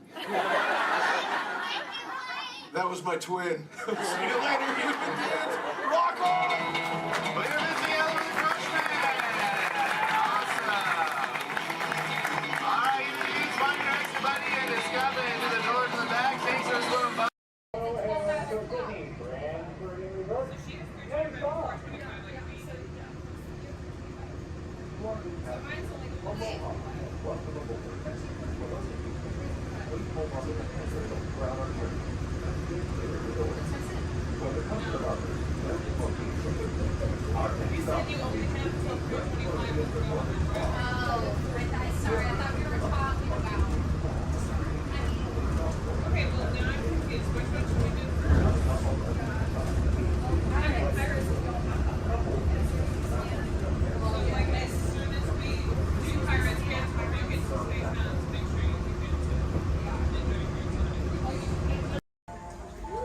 For those of you just joining us, welcome aboard Excursion 3 on the Disneyland Railroad. For your safety, please remain seated at all times, keeping your hands, feet, and legs inside the train. Please supervise all children, making sure they are seated away from the train openings, either fully on a lap or on a bench. Our next stop will be Thinking to Town Depot, your gateway to all Fantasyland attractions. We'll meet you at the front. We're taking the train to the front. Perfect.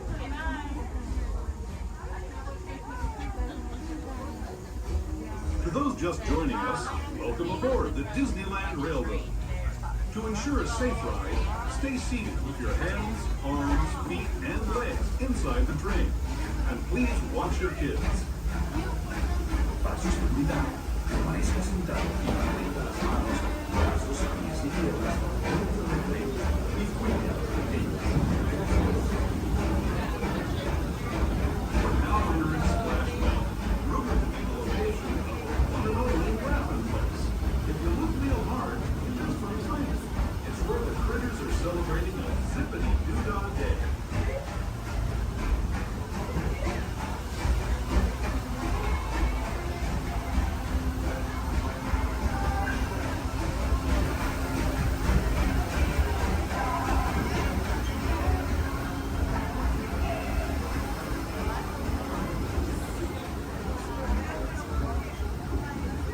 Speaking of critters, this place we're passing over is home to a whole bunch of them.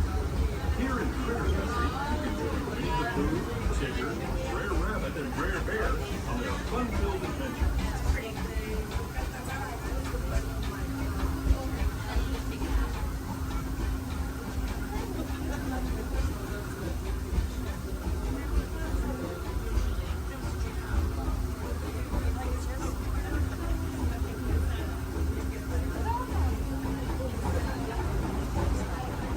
Skiing past Hungry Bear Restaurant, the last outpost in these parts, we're now joining up with the rivers of America and entering the frontier as it looked more than a century and a half ago.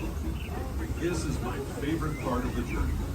Around every bend, there's natural beauty as far as the eye can see.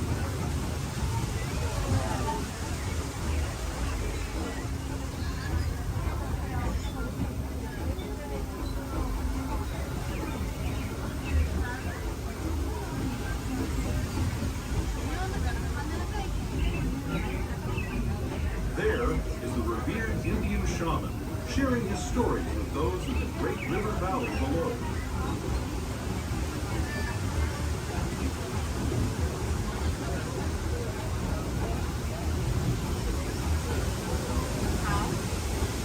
People like me have been riding these rails since the 1800s, traveling through nature's wonderland in a matter of days, rather than the months it used to take by mule or stagecoach. Steam power not only fueled these iron horses, but the dreams of a whole new generation as it moved west into this great frontier. Of course, some of those dreams, and the stories that went with them, were pretty darn wild and downright unbelievable, like on Big Thunder Mountain, where I hear that mysterious spirits have grabbed hold of those mining trains and turned them into the wildest ride in the wilderness.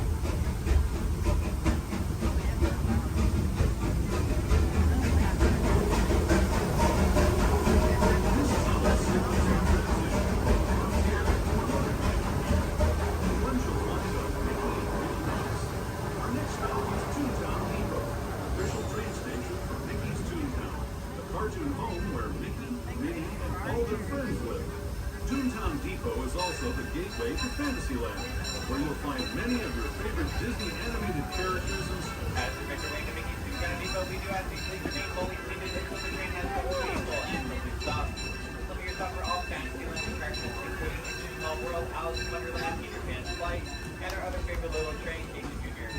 Once again, please remain fully seated until we have come vehicle and complete stop. Depot, Mickey's Toontown.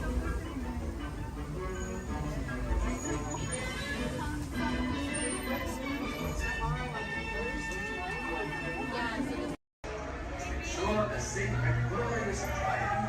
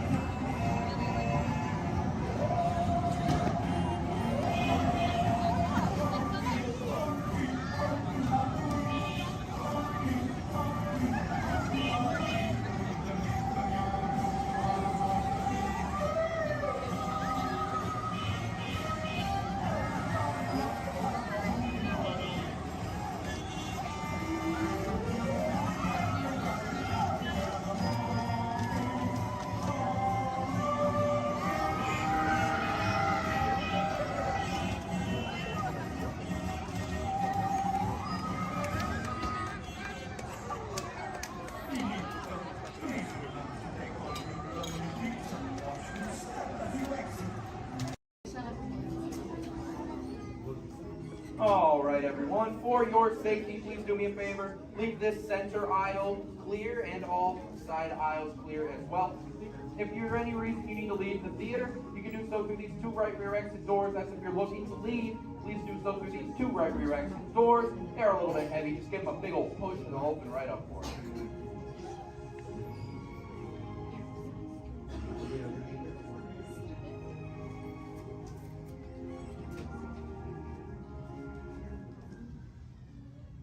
Welcome to Turtle Talk. My name's Andrew. Before we get started, there are a few things that I would like to go over with everyone. Now, here at Seabase, there is absolutely no eating, no drinking, no smoking or vaping, and no flash photography. Thanks, guys. Now, this piece of equipment here is known as a hydrophone. It allows us to hear sounds from beneath the sea, and it's also going to allow us to hear from our very special guest today. Does everybody know who our special guest is? Please shout it out. Crush is coming to talk to us to learn more about the human world, and we're going to get the chance to ask him a couple questions about the turtle world. So, little ones, be thinking of questions that you may get to ask Crush, okay? Now, it does seem like Crush is off surfing at the moment. In order to call him out, we need to yell, "Hey, Crush!" on the count of 3, all right? 1, 2, 3. Hey, Crush! Well, righteous, dude! Well, awesome! Check it out, man! Hey, dude, look! Double barrel, 360, totally tubular. Whoa, look at the humans in the human tank! Hello, humans! Righteous, man! Oh, dude, speaking of most righteous, look at this, bro. Hatchlings, grommets, offspring, totally chillin' sub-level. Look at this, right next to you, you got a little dudette, blue shell, brown noggin, goggles, and extra ears. Yeah, right there on the coral. Hey, bud, what's your name down there, dudette? Bella. Hey, what's up, bud? Are you having a good day, man? Yeah. Awesome. Can you talk like a turtle? No. Oh, I got your back. It's really easy. Just say, awesome. Awesome. Nailed it. Try this one. Say totally. Put them together. Say totally awesome. Totally awesome. Give it up for that dude. Righteous. Good job, bud. Totally good. You talk like a turtle. Hey, I got a dude over here with a gray shell, curly noggin, and goggles too. Sweet. Hey, man, what's your name down there, bud? Gustavo. Hey, where are you from, Gustavo? Where are you from? New York. Whoa, dude. Who brought you here today? I went on my car. Oh, we'll find out together. Don't sweat it. Hey, dude, is there like maybe a parental unit, a life guardian of the Gustavo? If anybody's with them, right? Okay, let's talk to that chick and see what's up. All right, awesome. Hey, dude, what's up, bud? What is your name? Karen. Hey, Karen, what's up? How many kids you got? My English is not good. I'm from Brazil. Oh, I don't speak English either. I talk turtle. Karen, does it freak you out? Gustavo has no clue you're here. Don't worry, Karen. They come back when they get hungry.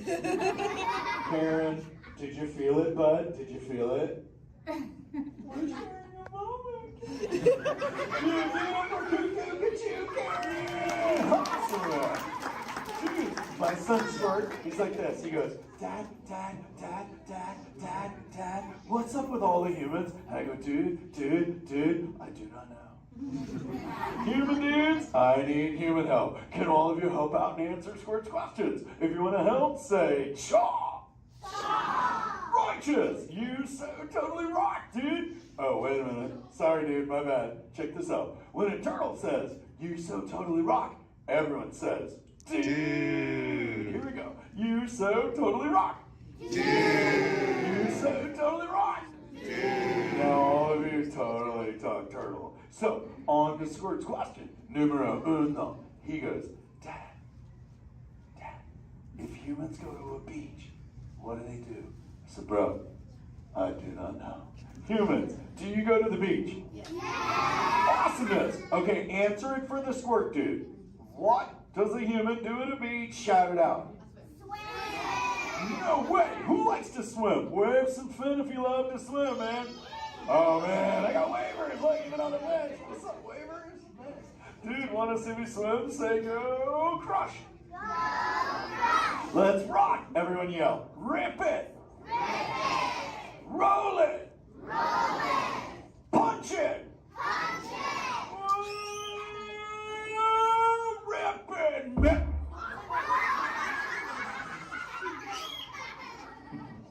Hey, Crush, watch out for the glass. Hey, dude, thanks, Hank. How long has that dude been there? Oh, no, man. My bad, bro, my bad. Where are the manners? I've been asking the questions.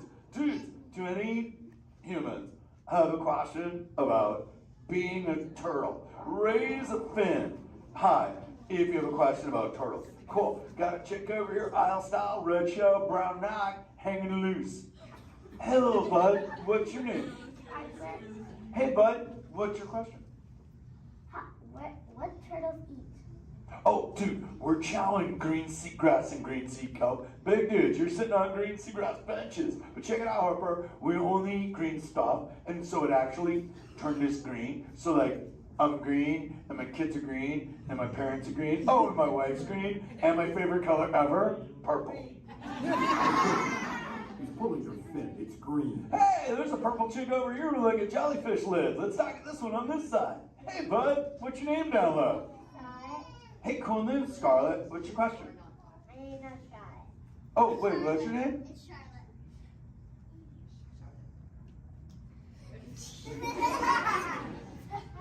You don't have to tell me. Okay, what's your question, little bud? My name's not Bud. Okay. Hey, let's head over here. We got like a little friend on this side. Looks like a light blue shell, brown noggin. Let's talk to this bud. Hey, what's your name, dude? My name's Marley. Hey, Marley, what's up? What's your question? What's your favorite food? Oh, dude, besides eating green seagrass and green sea kelp, we totally chow on the jellies. Yeah, they're like so tasty. Hey, wait, Marley, do you eat food and sleep and stuff? Yeah. Do you know how to swim? Yeah. You're a turtle. Because all we do every day is eat, sleep, and surf. Hey, we got a bud by the bench. He's got a red shell curly noggin. Let's talk to that guy. Sweet. Hey, big man. What's your name, dude? Ezekiel. Hey, Ezekiel. What's your question, friend? How do turtles breathe?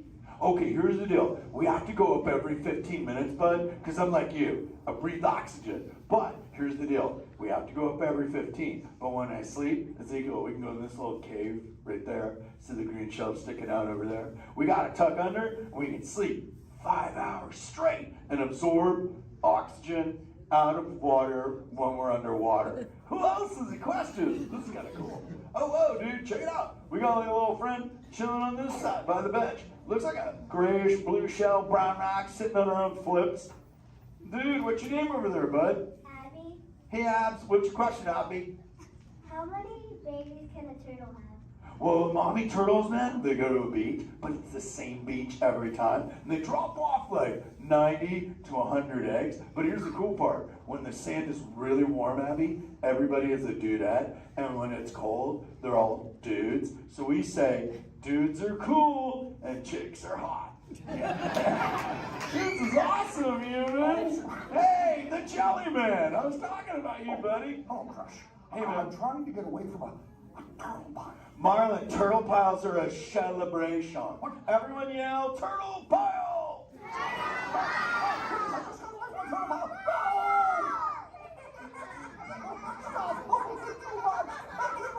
Oh, cool. Hey, boys, surf's up, dudes. Thanks a lot, Crush. For what? The turtle pile? Shout it out, humans! That dude has serious thrill issues. Humans, you rocked it! You so totally rock! Dude. Okay, like 4 kids remembered. The rest of you dudes pulled a hard Dory. Dudes, don't space out! Remember, Turtle says you so totally rock. Everyone screams!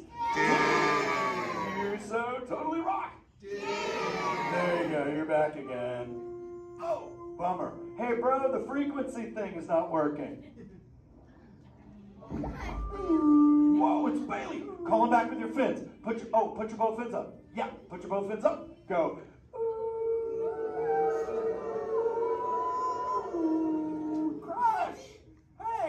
Bailey, look at my friends, they're humans. Oh my goodness, funny looking humans, huh? Hey, dude, stop. That's not cool. Those are my friends. They can hear you. No, they can't.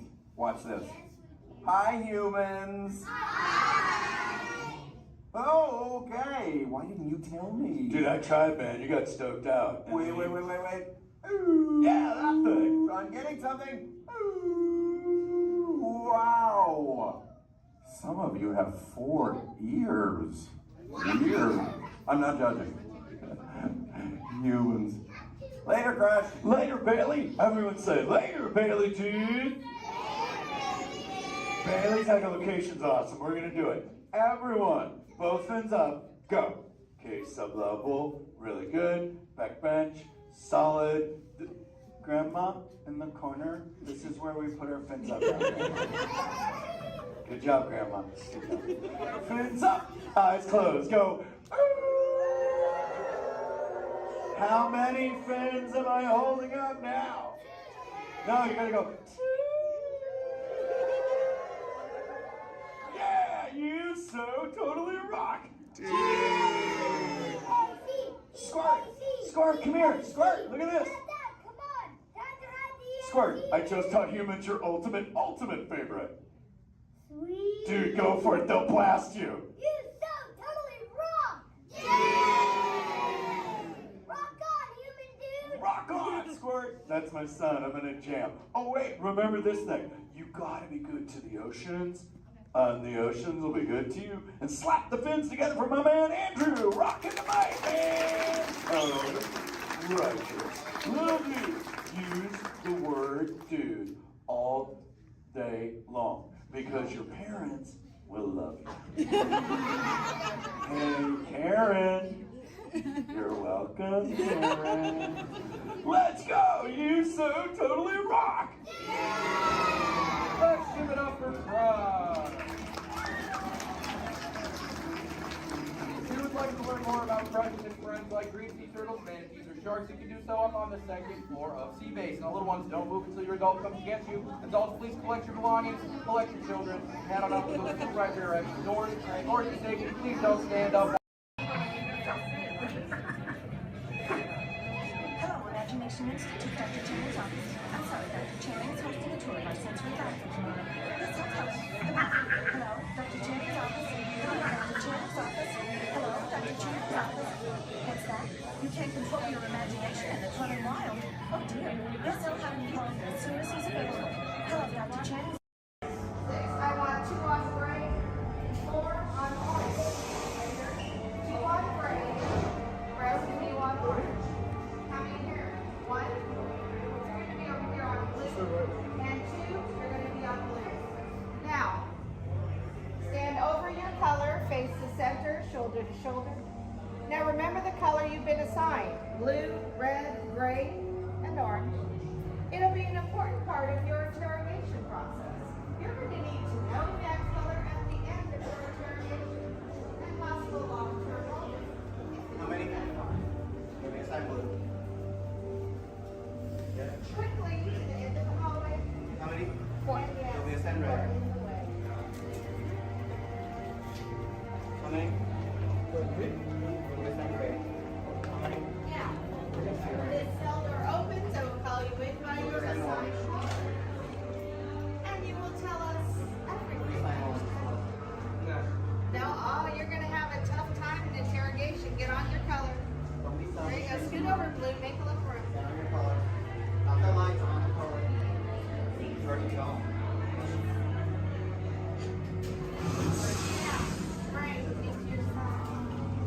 Everyone has been assigned a color. Look down and memorize it. Do not forget it.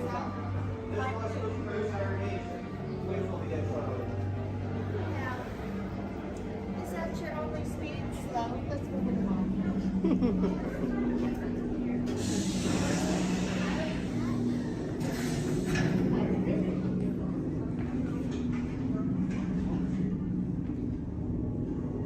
Leave us.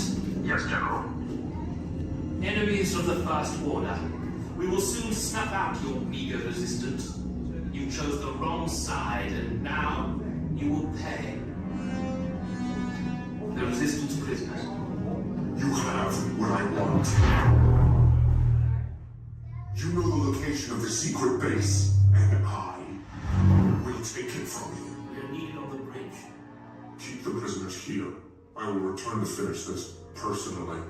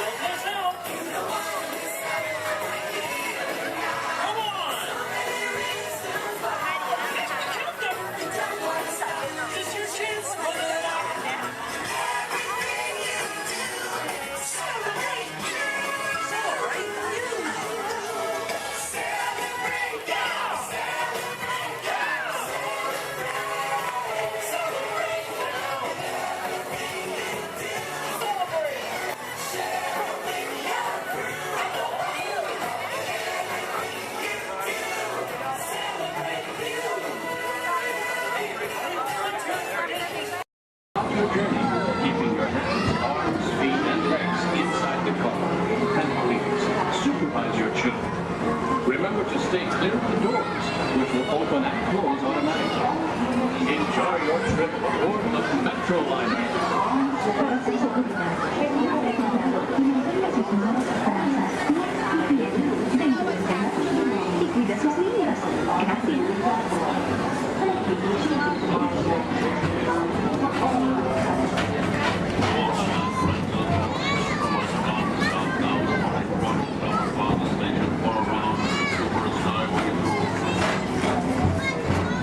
Welcome aboard, CTA travelers.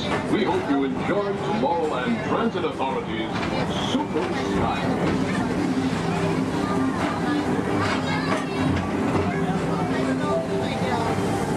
Now approaching Tomorrowland Interplanetary Convention Center. The convention center is home to a galaxy of wonders from the following planet.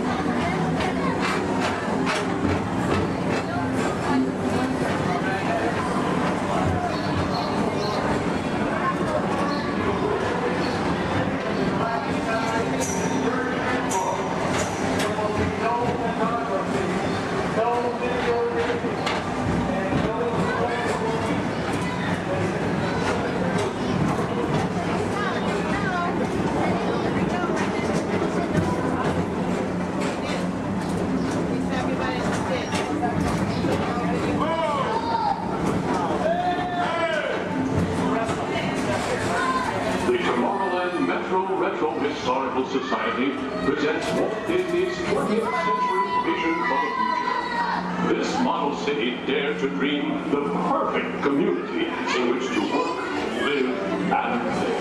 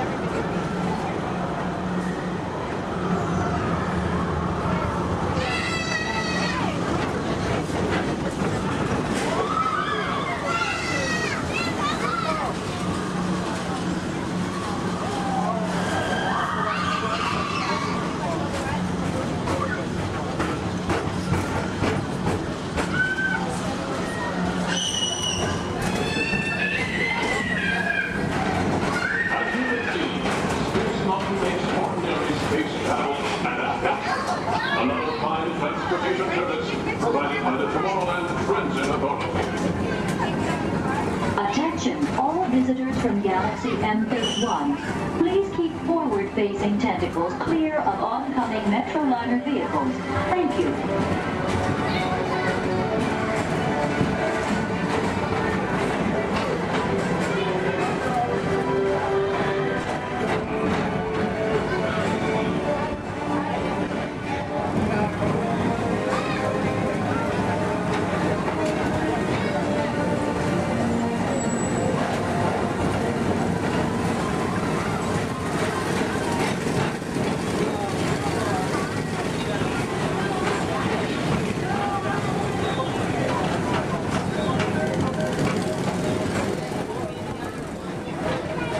The centerpiece of Rocket Tower 1 is the League of Planets Astro Orbiter.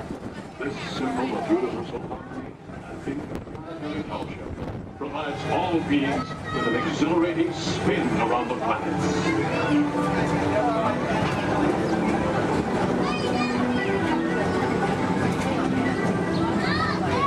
Remember, Blue Line passengers, for all your future travel needs, the TTA service all of Tomorrowland's outlying areas, including the personal rocket ship docking lot, and of course, perfect parking, the latest upgrade.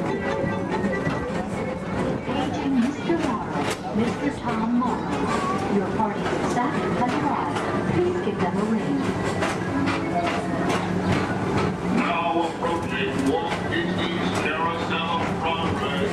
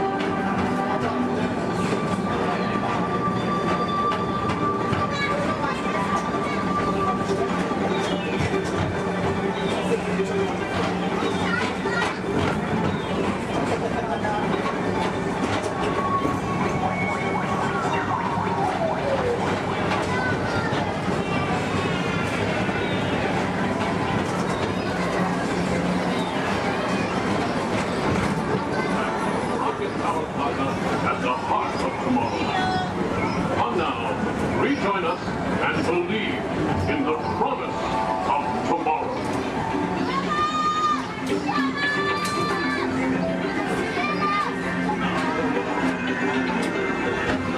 Rocket powered by the station.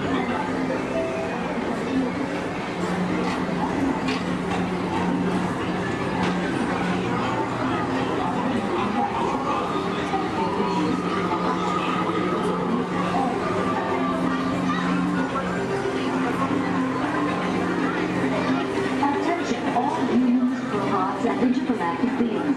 Please keep your arms, legs, and other appendages away from the doors. The doors open automatically. When they do, please collect your belongings and step carefully onto the moving platform. Thank you for choosing Tomorrowland Transit Authority for all your travel needs. First order, excellent. We're not authorized to pick up the cargo. We're picking up the cargo, good, good. Then accuse us of stealing. Well, see, now you're breaking up. I cannot hear you. What? Don't you dare. I don't. Oh. Unfortunately, take a look at the government. What a conversation anyway. Aha! Another group of flight candidates. Welcome, my friend. Welcome, welcome. What a fine-looking group of flight professionals. You remind me of me. But without the bounty on your heads. Recognize a few of you. You've flown for me before. I can't believe you made it back. And it's good you made it back. Good for you. We'll talk later. I have to do everything around him.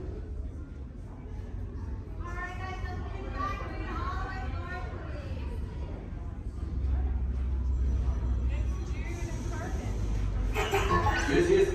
Hello, my friends. I am Hondo Onaka, and this is Onaka Transport Solutions. Today, I am offering the opportunity of a lifetime. I need flight crews to transport this valuable merchandise across the galaxy.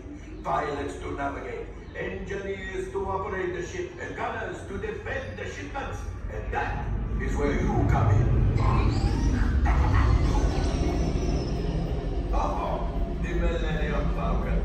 Oh no, for some very fast and very profitable expeditions. Chewbacca, my fine furry friend. Yes. As we agreed, you let us use the ship. We'll get you the supplies you need. It's a win-win. You help the resistance. I get all the profits. Well, no, the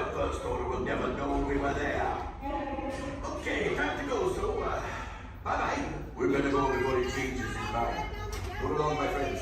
Listen carefully and remember, the better you work together,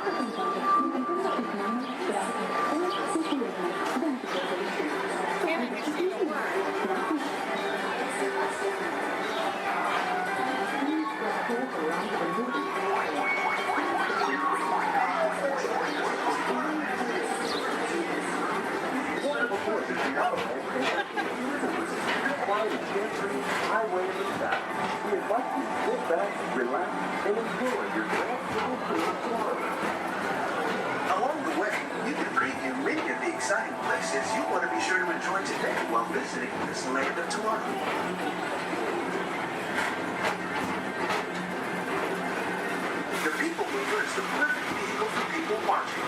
So keep your eyes peeled. You never know who you might see.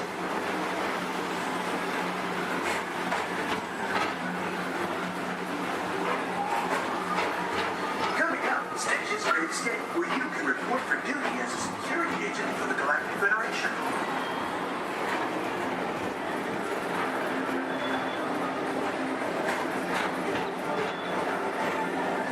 The mission is to keep Experiment 626, the biggest little mischief maker in the galaxy, under control.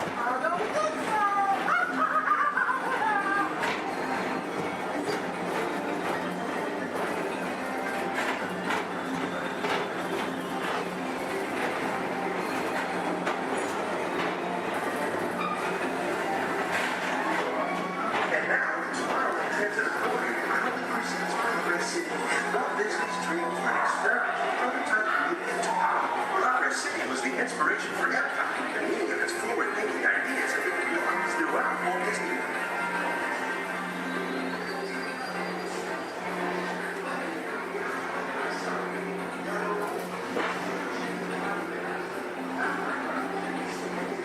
If your future includes shopping, then you'll want to visit Lucky Star Traders, where you'll find the greatest goods from around the galaxy. That's right. It's out of this world.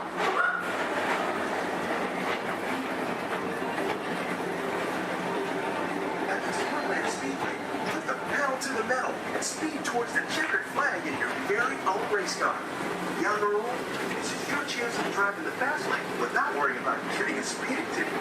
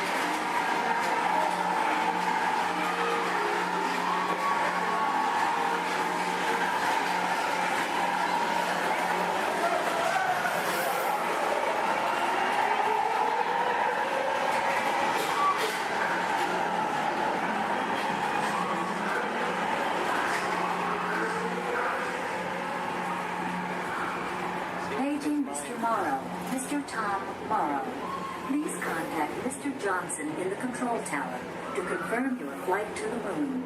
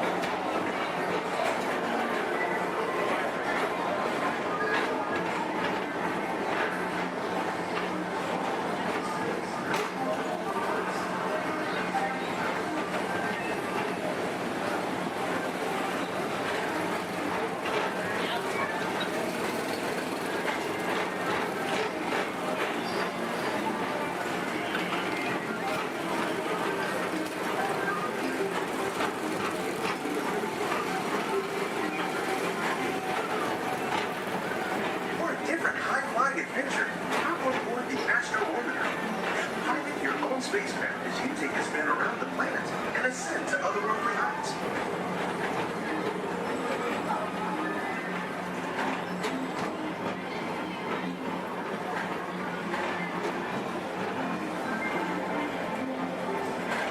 We're now approaching Walt Disney's Carousel of Progress.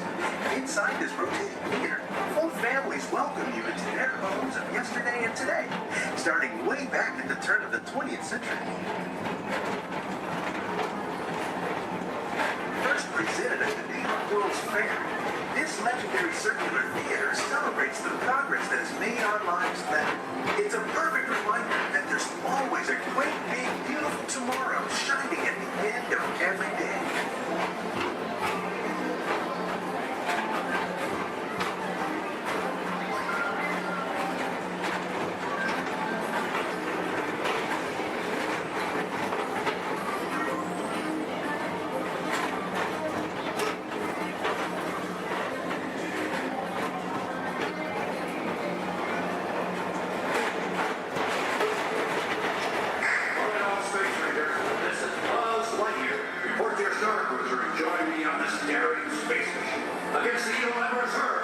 As an honorary space ranger, you'll use your own personal laser cannon to save the entire galaxy.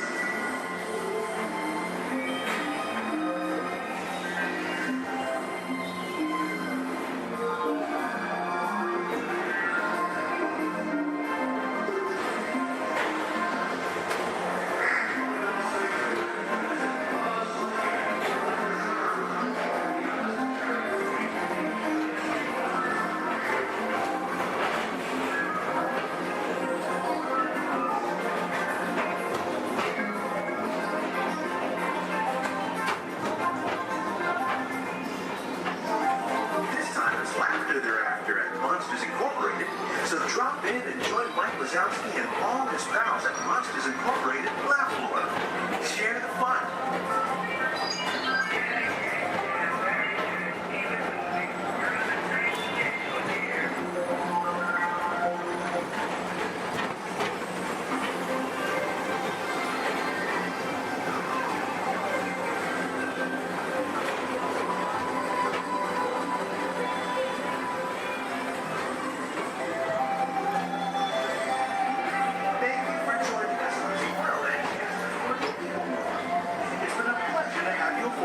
Enjoy the rest of your day and have a great, big, beautiful tomorrow.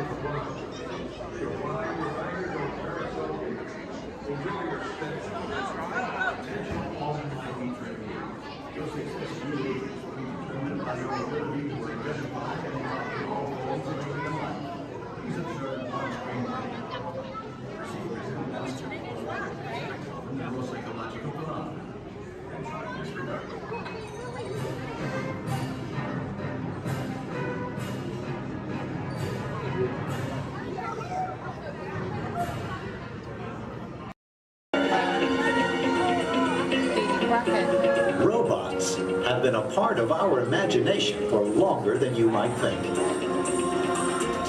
The idea dates back to ancient times, when Egyptians created talking statues to serve and protect people. And Greek engineers built water clocks with moving mechanical figures. As centuries passed, inventors built many mechanisms to imitate human movement. These early robots captured everyone's imagination. Who knew?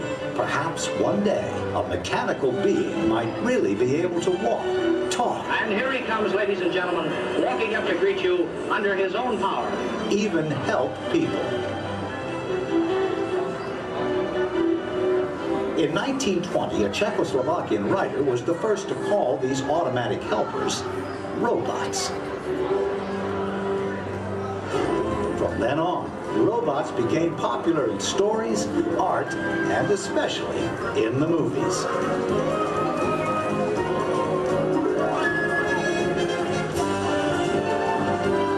Movie robots often had fantastic abilities. And not all were helpful. Some were downright scary. Like most 20th century kids, Walt Disney grew up fascinated by robots.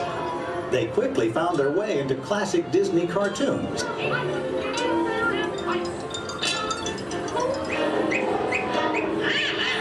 Walt's passion for robots soon took them out of cartoons and into real life. Whatever the man in the harness does, this figure will respond simultaneously in the same manner. But you care for your life. I don't think we better go smoking on the stage. His magic kingdom became a welcome home for mechanical creatures of all kinds.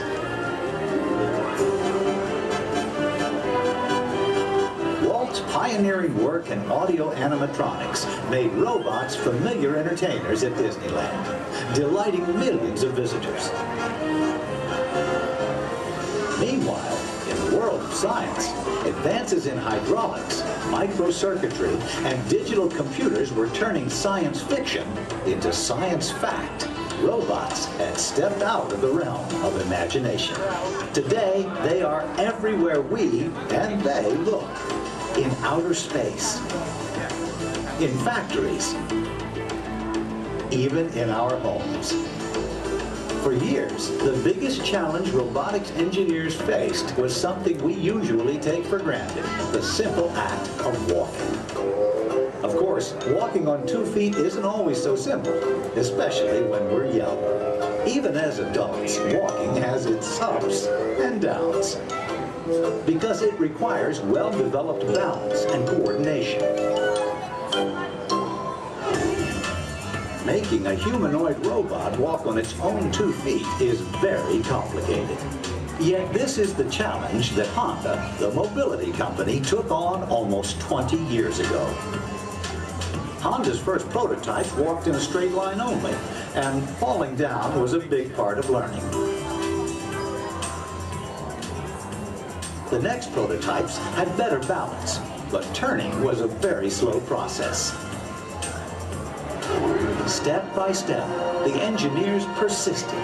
They built more and more capable models, and finally succeeded in making the most sophisticated humanoid robot the world has ever seen. A machine designed to help people. Honda's advanced step in innovative mobility.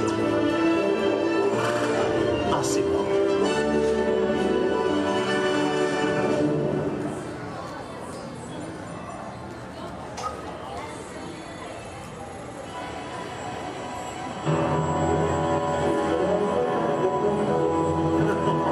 I know. I just had to get. Oh, hi. You won't believe what's going on out there. I think everyone in town is on my lawn right now. Oh, Bill. No, you gotta stay out of the rose bushes, buddy. Okay. I'm sorry, I'm Kevin McGuire. Welcome to the McGuire household. You see, we've been chosen as the first family to test an Honda Asimo robot, and I just sent it out to go check on the mail. It was so much fun watching the neighbors' faces when they first see Asimo. Like, they all... No, you can't borrow the robot. Just... Okay. Now, if you're not familiar with Asimo, you're going to be amazed at the way it... You know what? You're just going to have to see it to believe it. Of course, when we first met Asimo a couple of weeks ago, we learned that its name stands for Advanced Step in Innovative Mobility.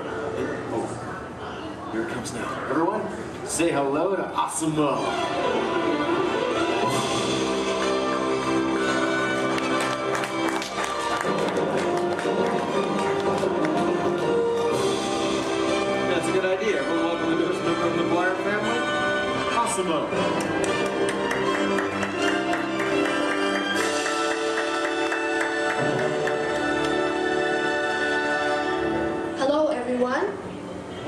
Awesome. Did we have any mail? No, but your neighbor gave this to me. Ooh. I wonder if it's from Phil. Oh no, it's an invitation to Cassidy's birthday party. My kids will be very excited, Osmo. Thank you, that was great. Well, I'm an amazingly capable humanoid robot. Yes. How can I help you? Well, actually, my parents are coming over later because my wife and I... Oh my goodness, I completely forgot. I was supposed to call my wife as soon as you got here. I was just having so much fun with the neighbors though. You know what? We should probably call her right now. Come on, I've got her on speed dial.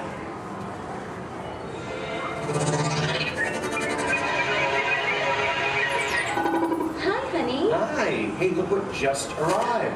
Awesome-o. Yeah. Can I keep it? Sure. Hello. Hi, Awesome-o. I'm leaving work early today, and I'll pick up the kids. Okay. They are so excited. So I'll see you in a while. Oh, and honey, don't forget we're going out tonight. So remind your parents that they're babysitting and order pizza. Oh, yeah. Thanks. See you. Bye, honey. Bye. Bye, Awesome-o. Goodbye. Well, Osmo, welcome to the family. Thank you. I just need to remember to order that pizza. What do you think, sausage or pepperoni? What am I talking about? Now, developing the world's most advanced humanoid robot didn't happen overnight. It took teams of Honda experts over 20 years to create this amazing piece of technology. And we're talking about experts in the fields of physics, anatomy, mathematics, computer sciences, chemistry, mechanical, and electrical engineering. Oh, check this out. Osmo? Come this way, please. Now, if I'm sitting down, or in a wheelchair like my wife, Osmo's camera eyes are at about the same level as my eyes, and this makes communication very simple. In fact, if you take a look at the screen, you can see Osmo looking at me. Hello, Osmo. Hello, Kevin. Oh, Osmo, please turn out to all of our new friends. And everyone, wave and say, hello, Osmo. Hello, everybody. And there you are. Now, you might be wondering why Osmo isn't on wheels or treads or something like that. Well, Osmo is designed to help people and to be a helper in our world, a world where we need to reach for things and pick things up, or to navigate along floors and sidewalks, even just to climb a set of stairs. What better design than that of a humanoid robot? One that has 2 arms and 2 legs. And Osmo, how tall are you? I'm 4 feet and 3 inches tall. Which is the perfect height for opening and closing doors, or turning lights on and off, even working at table surfaces, or just moving things around the inside of a house. And Osmo, how much do you weigh? I weigh 119 pounds. And I wonder what all that would be in metric. Carry the one. I'm 130 centimeters tall and weigh 54 kilograms. All right. Oh, and how fast can you walk? I can walk about 2 miles per hour. And in metric, that would be about... That would be about 3 kilometers per hour. Yeah, that's great, Osmo. Thank you, Kevin. Now, in order for a robot to operate in our world, it must have the ability to walk. And walking can be very complicated. Follow me on this. You see, with each step that I take, my brain sends thousands of signals at lightning fast speed throughout my nervous system. Now, these signals travel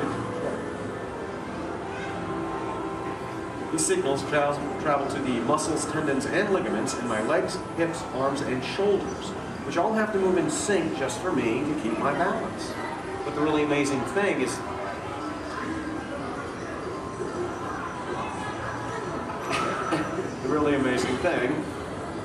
that Osmo does something very similar to this. It uses motors, sensors, and computers to keep its balance and walk like a human. Now, Osmo can also sidestep in a straight line or on a curve. And this makes navigating through a house with all of its constantly changing obstacles very simple. And believe me, Osmo, that move's going to come in very handy with my kids and all of their constantly changing obstacles. But what's even more impressive, not only can Osmo walk forward, but Osmo can also walk backward as well, constantly adjusting its center of gravity with each step, just like us. And Osmo's balance is so good, you know what? Let's just show them. Osmo, please balance on one foot, like this. Yeah. Now Osmo makes it look easy. How about the other foot? All right. And Osmo must constantly analyze the data from all of its sensors and 34 separate servo motors. Well, Osmo, I guess it's true. There's really nothing you can't do, except fly, right? But I could play soccer. Yes, you can. You know, I think Molly left her soccer ball here, so yeah. Why not show everyone? Okay. Oh, hold on just a moment. Let me get some goalposts so we can make it official. All right, Osmo. Bend it like Beckham. And that's a goal! Very nice, Osmo. Yes. Now, it looks simple, but kicking the soccer ball actually requires some technically advanced balance, stability, and coordination. But you know, Osmo, with your ability to understand vocal commands and navigate effortlessly through the environment, it's easy to see how helpful you're going to be around the house. Oh, telephone. Okay, Osmo. I'll get it. Hey. Hey, is Osmo there? Yeah, right here. Hello. That is so cool. Osmo, we'll be home in like 5 minutes. Osmo, I told everyone in school they can come over and meet you. And I invited everyone in the neighborhood. Hold on. Also your video. Yeah, Osmo, you're a star. Bye, Osmo. Okay, my kids. I know. How about a bye, Dad? Bye, Dad. Love you. You're cool. Well, Osmo, looks like you're pretty popular with my kids. Oh, come on. You know what I'm talking about. Actually, what my kids are talking about is Osmo's DVD, Step to Safety with Osmo, in which it shows how we can use Osmo's unique walking ability to help teach young children safe ways of crossing the street. But Osmo can be helpful in many different ways. In fact, Osmo, did you use your wireless networking capabilities to go online and look for tonight's weather forecast? Yes, I will go online. Great. My wife and I are going out for our anniversary tonight, so good. Yeah. Partly cloudy, with a high in the mid-60s. Perfect. I'll just remind her to bring a sweater. We can have dinner on the patio. Now, even though Osmo's current role is to help her in the home today, someday Osmo might be able to work in dangerous situations, like fighting fires or working in unhealthy environments, cleaning up toxic spills. And there's even the possibility... But I'm not only designed to help, I can also have fun. I think I know what you're talking about. Everyone, would you like to see Osmo dance? Yeah? All right, how about this, Osmo? You lead, I'll try to follow. Go ahead and kick it.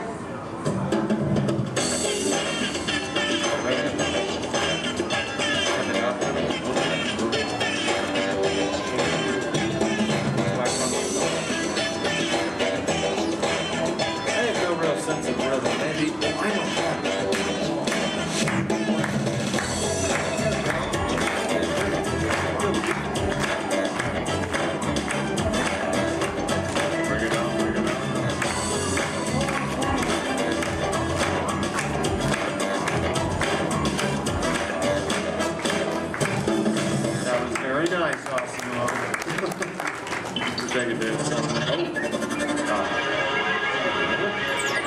Hey guys.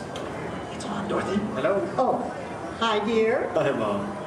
What are you doing? Trying to keep the rhythm. Tell me to be over in a while. Oh, your father says to tell you we'll be over in a while to watch the kids. Okay. That's about the robot. Oh, did that cute little robot arrive? Yes, Mom. Osmo's right here. Oh, good. Well, we'll see you soon. Okay. Make sure our room is ready. Make sure our room is ready. Dad, I can hear you. We can all hear you. So. Can hear you, girl. We're good. Okay, honey. Bye. Bye. How do I turn this thing off, girl? Use the remote. Use the button on the right. My parents and technology don't always mesh well. There you go. Although, you know, this is the first time in a long time my parents have actually volunteered to watch the kids. I wonder why. It's a mystery. Anyway, if you'll excuse me a moment, I need to go check on them. A second, Asano? Could you do me a favor? Yes, Kevin. Could you go upstairs and look into the room on the right to see if it's ready for my parents? Of course. Great. Now, what you're about to see is one of Osmo's most challenging maneuvers, made possible by combining all of its onboard technology. The ability to climb a set of stairs with balance and precision is a culmination of over 2 decades of research and development. Now, first, Osmo stops momentarily at the foot of the stairs and adjusts its position by reading a mark on the floor using the sensor in its torso. Oh, are you all ready, Osmo?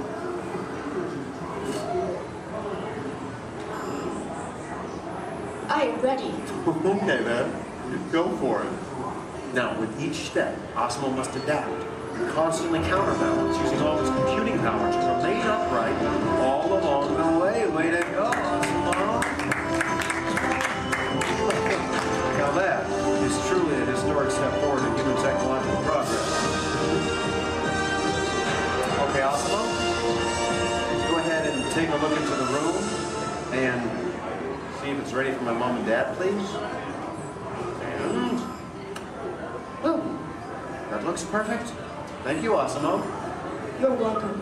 Now, if you thought going up the stairs was difficult, it takes even more balance and coordination to make it back down whenever you're ready, Osmo. Once again, Osmo will find its position by reading a mark on the floor using the sensor in its torso. And when it's ready, it will descend the stairs, constantly adjusting with each step.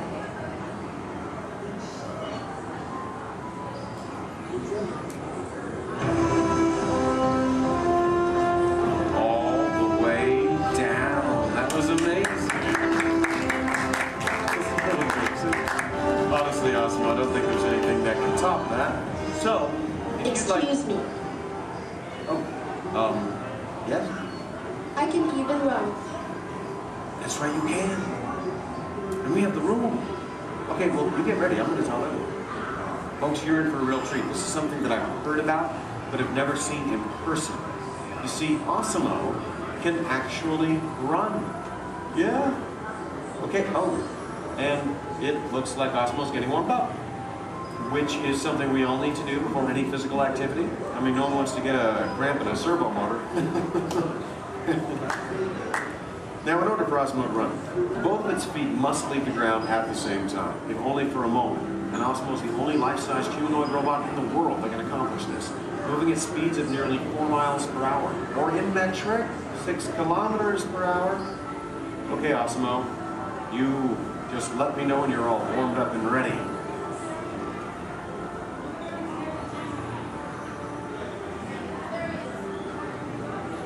I am ready. Alrighty then.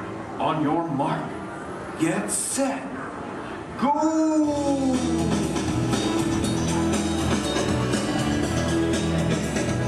That was incredible.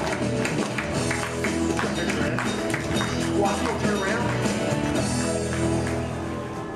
I want to show this to you in slow motion. Now this is truly an amazing accomplishment. Osmo's airborne, meaning both of its feet leave the ground for about 0.08 seconds, running very similar to that of a human. Very impressive, Osmo. Thank you, Kevin. Now, if you'd like to learn more about Osmo, please visit the website, osmo.honda.com. As for you, I think it's time to get you ready to meet the rest of the family. So, why don't we say goodbye to all of our new friends? Excuse me. Yes? Please do not forget to order the pizza. Pizza for the... That's right. Thank you, Osmo. You're welcome. You know what, Osmo? I think this is going to be the beginning of a beautiful friendship. All right. And the kids are home. I hope you're ready to meet them. But before we go, let's say goodbye to all of our new friends. Goodbye, everybody. And everyone, let's hear one more time for Osmo.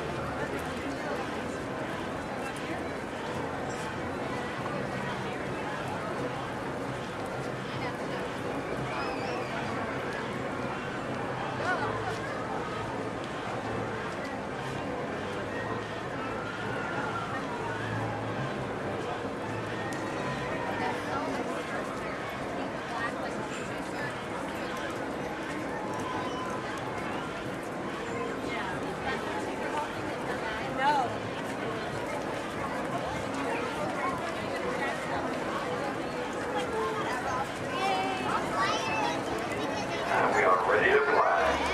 Attention all pilots. To ensure safe flight, remain seated with your seatbelt fastened. Keep your hands, arms, feet, and legs inside. And please, supervise your other pilots.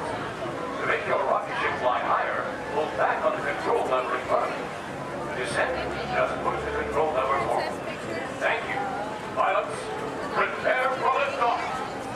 Pilots, seguridad. Permaneça sentado por el cinturón de seguridad ajustado y mantenga sus manos para sus pies y piernas dentro del cohete. Cuide a los pequeños pilotos. Gracias.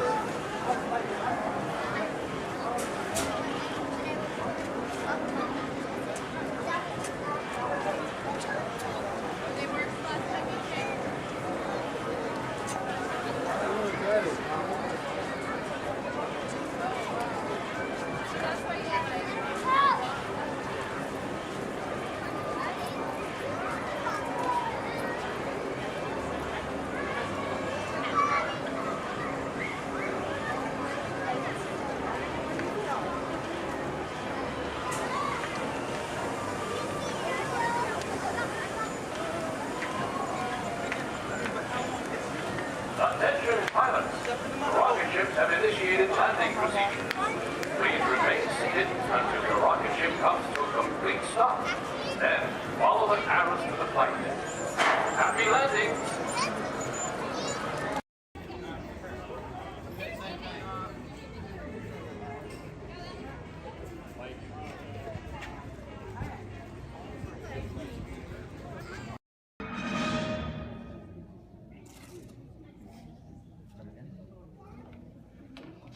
Hi, and welcome to the universe of energy. How are you? Fine. No need to answer. You know, you're probably surprised to see me here, aren't you? But then there's probably a lot of places you'd be surprised to see me when you think about it. If you were driving in your car, for instance, okay? Close your eyes, you're in your car, no, close your eyes, in the car, but right now think about it. You're in your car, you're driving, and then all of a sudden from the back seat, I just pop up and go, ah! You just whack me in the head, wouldn't you? That wouldn't be nice. But then it wouldn't be nice for me to do that to you. How'd I get in your car anyway? Did you lock the car? Maybe it was your fault. Maybe I'm just teaching you a lesson. But the point is, to see me here as a spokesperson for the universe of energy. I mean, that's crazy, you know. I mean, I'm an expert on a lot of things. You know that, I know that. But not a lot of things, a few things. But energy, I mean, there was a time I could care less about it. And then suddenly everything changed. One day I was sitting in my apartment. I said I was sitting in my apartment when, there it is. I'd offer you some snacks, but I can't hear me. Hey, you! How about sharing some of those chips? No, you're on a diet. Me? How about you? Anywho, I'm watching TV and my favorite show's about to start. This is Jeopardy! Yes! I told you it was my favorite show. Who is it? And of course, no one locks their doors in New York. Hey, it's your neighbor, Bill Nye the Science Guy. Hey, Bill Nye the Science Guy, it's Ellen, just Ellen, I guess. What can I do you for? I'd like to borrow some aluminum foil, a clothespin and a candle. Another hot day, huh? Actually, I'm working on a new experiment. Take whatever you need. I don't want to miss any of the game. What are you watching? Jeopardy. Yes.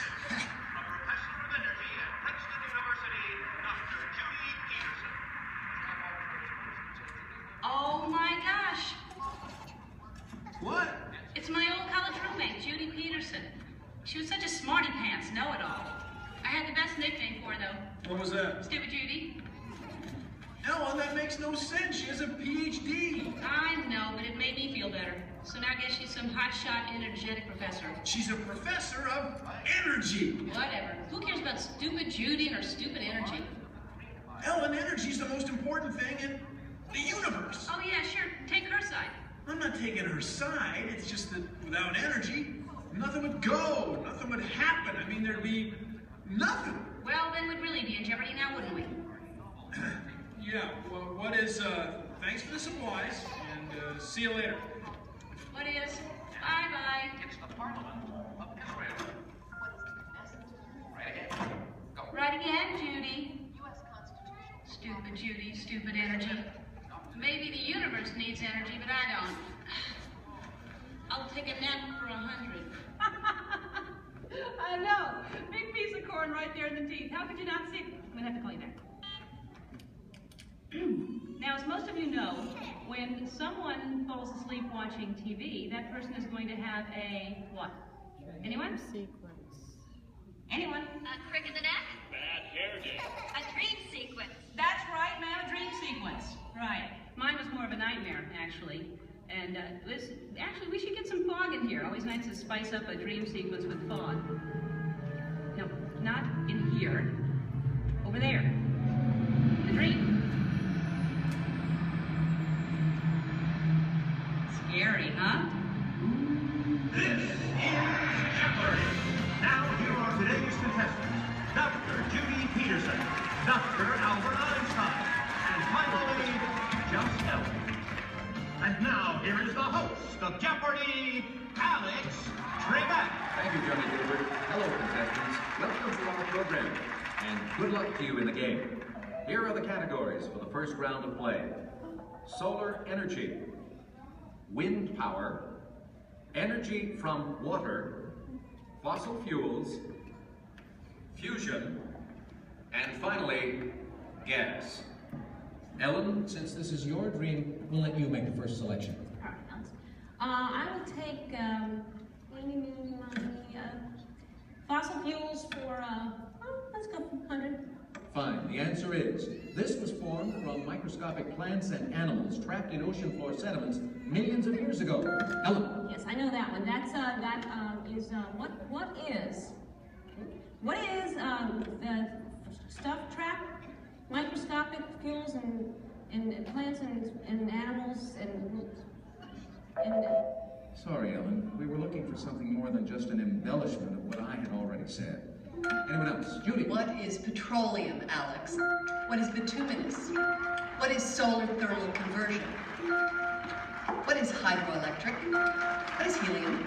And so, as we come to the end of the first round, ladies and gentlemen, Judy has the commanding lead. Ellen has her work cut out for her, and Dr. Einstein is nowhere, relatively speaking. Is this a nightmare or what? Oh, Ellen, your first correct response.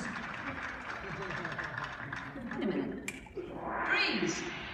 This is my dream. I'm in control now. I can still win. I still have a chance to. Ellen! Who is it? It's me, Bill Nye the Science Guy. Hey, I'm glad you came to help me. Actually, I came to see Einstein. Wow, you're getting clobbered. Yeah, this Nightmare Jeopardy version's a lot harder than the home version. Can you help me? Sure, but first we have to go back. Backstage? No, way back, like many billion years ago. Okay, but can we stop at a mini-mart or something to get some snacks? Because I have a tendency to get hungry after a couple billion years. No can do, time's wasted. Wait, it's not even over. It gets really weird from here. Now some person I don't even know reminds me there's no eating, drinking, smoking, or flash photography allowed in my dream. There is no eating, drinking, smoking, or flash photography allowed in Ellen's dream. And she forgot something. And no videotaping, okay? And those of you who are just walking in right now, you're late. Where have you been? I love your hair. No, not you. No, I mean, it's all right, but that's cute, yeah. Anyway, so you're not completely lost. Here's a recap of what has been going on. I'm Ellen. Hi.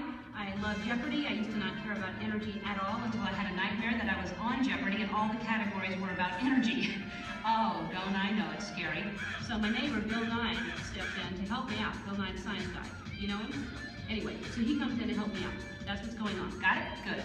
If you don't, then that's your problem because you're late. And you think about that next time.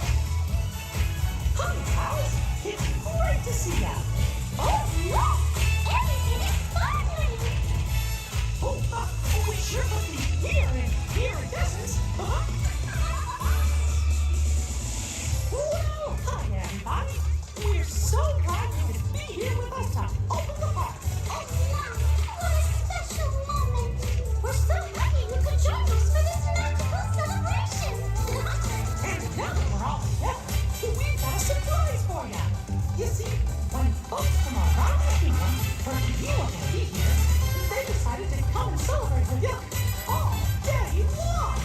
Come on, hey!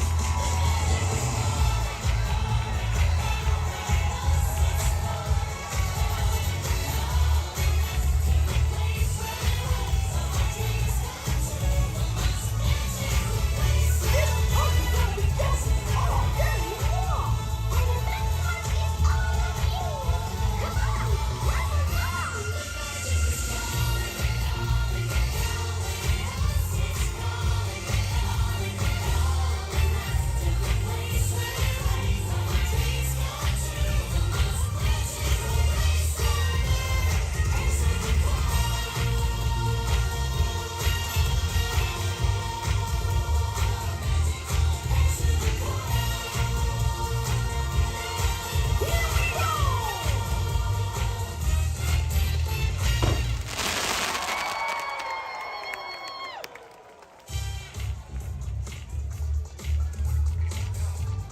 Bye-bye, everyone.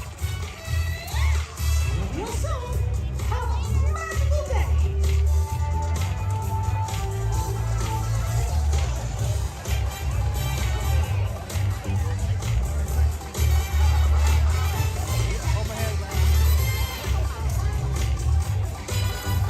For your safety and the safety of those around you, please walk slowly and carefully on to your next adventure.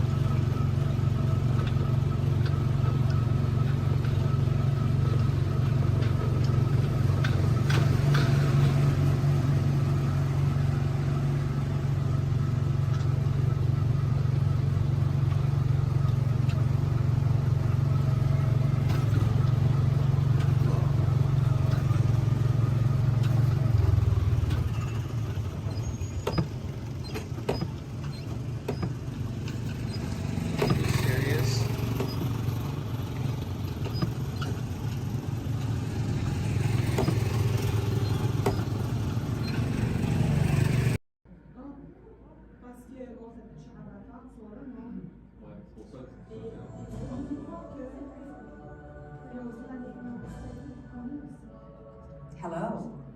I'm Dr. Marsh, director of the Dino Institute, and I hope you enjoyed those quaint exhibits in the old wing. That's how dinosaurs have been presented to the public since the study of fossils began over 150 years ago. Today, that bare bones approach is about to become extinct. In a perfect blending of science and technology, the Dino Institute has created the Time Rover, an amazing vehicle that will literally transport you to the age of the dinosaurs. How? That's proprietary. But the result is a breathtaking journey through a prehistoric world where you will witness the most spectacular creatures to ever walk the earth. In a moment, you'll be going live to our control center for a comprehensive safety briefing, and then it's on to the tour that will convince you forever that the future is truly in the past.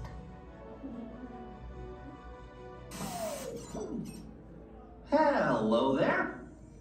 Welcome to our little trans-dimensional joyride, folks. I'm Dr. Seeker, your friendly controller, and a heck of a paleontologist, if I do say so myself. But let's not talk about me, let's talk about you, and how you can help me make history today with the Time Rover. It's like this. If I can bring you back from the Cretaceous period, it stands to reason that I can bring back a live dinosaur with you. And not just any dinosaur. Take a look at this guy.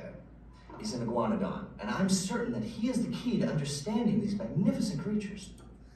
I tagged him with a locator during an unauthorized field trip. Otherwise, I'd be traveling with you. Right now, our dino should be about here, at the very end of the Cretaceous period. That's where you're going today. I've arrived, it seems, just in time to correct a little misstatement.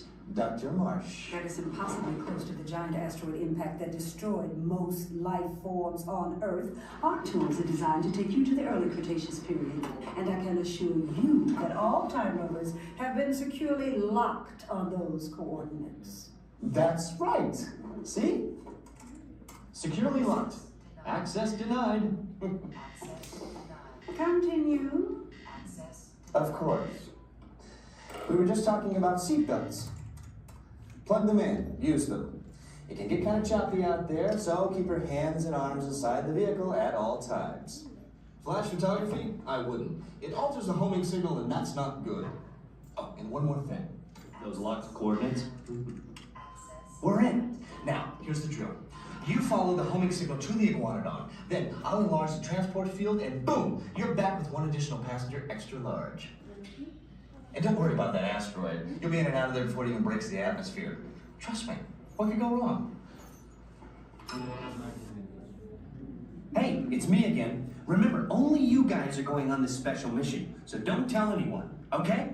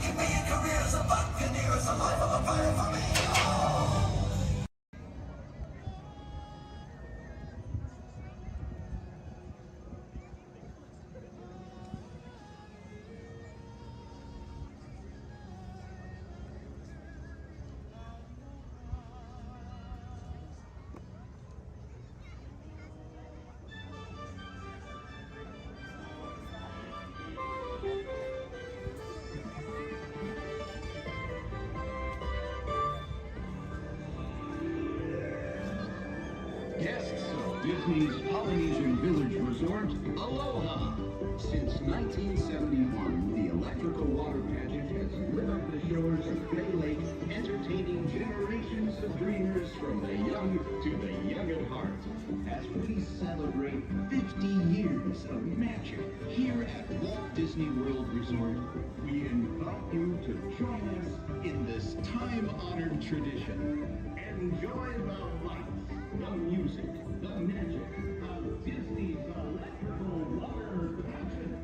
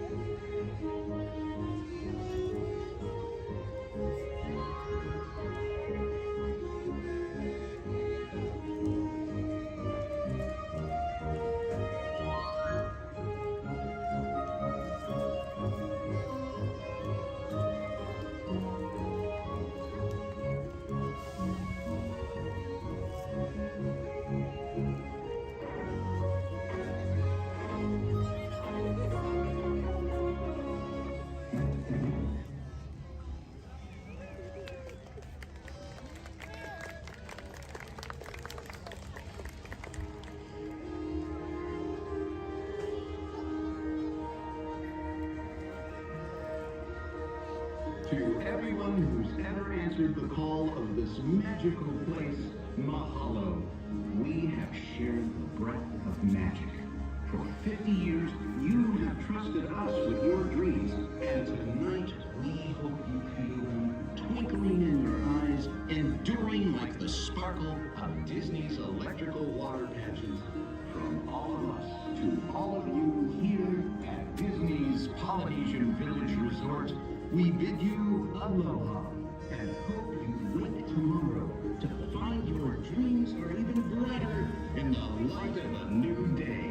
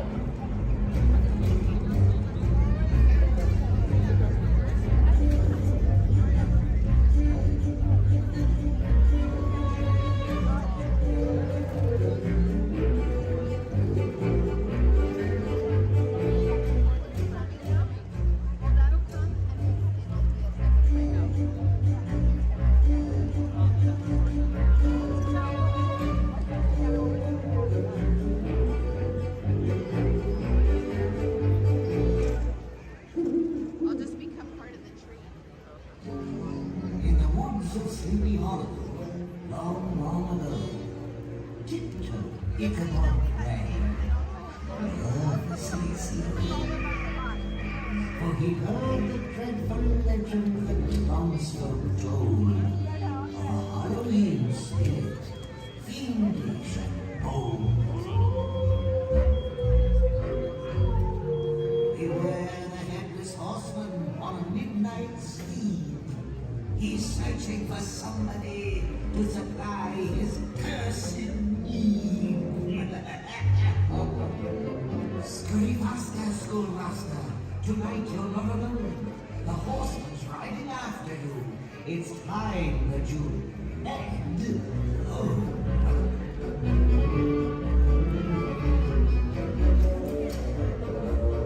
Travel quickly. Cross the bridge.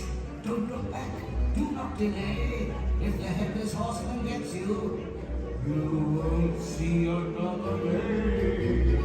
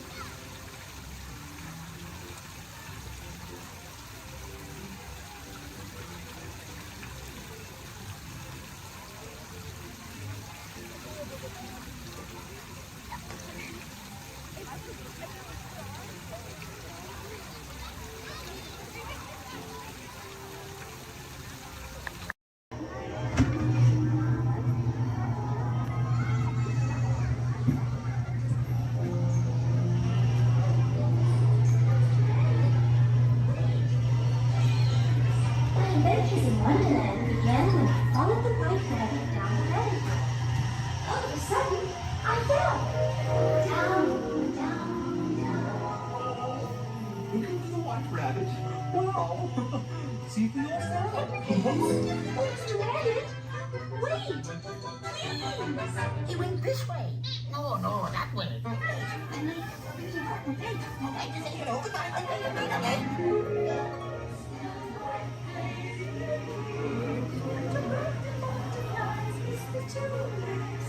And the sun is like a toy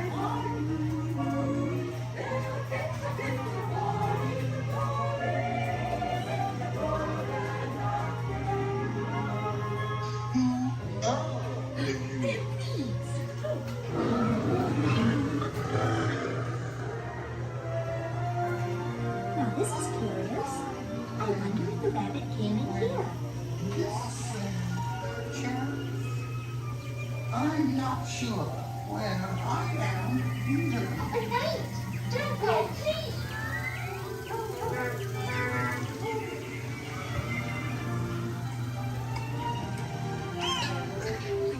Try this way. They're making the roses red and making a cheery shake. Because we know they'll cease to grow. In fact, they'll soon be dead. Oh, and yet we go ahead making the roses red. Royal Majesty, the Queen of Hearts, and the King. Shall we play croquet? Rule 42, the Queen always wins.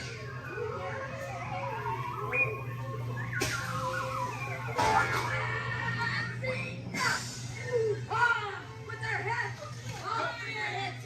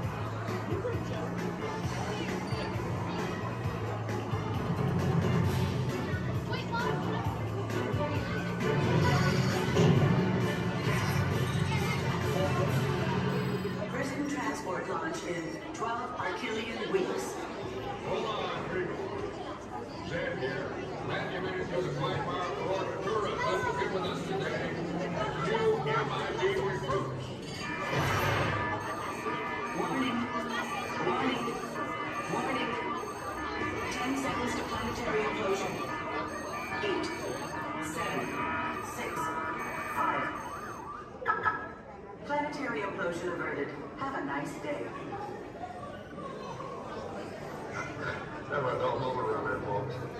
Many of you may be wondering, are resident aliens really that common here on Earth? After all, how many antennae does one see in a day? And that's precisely the point. Because when they get here, they look like this. Then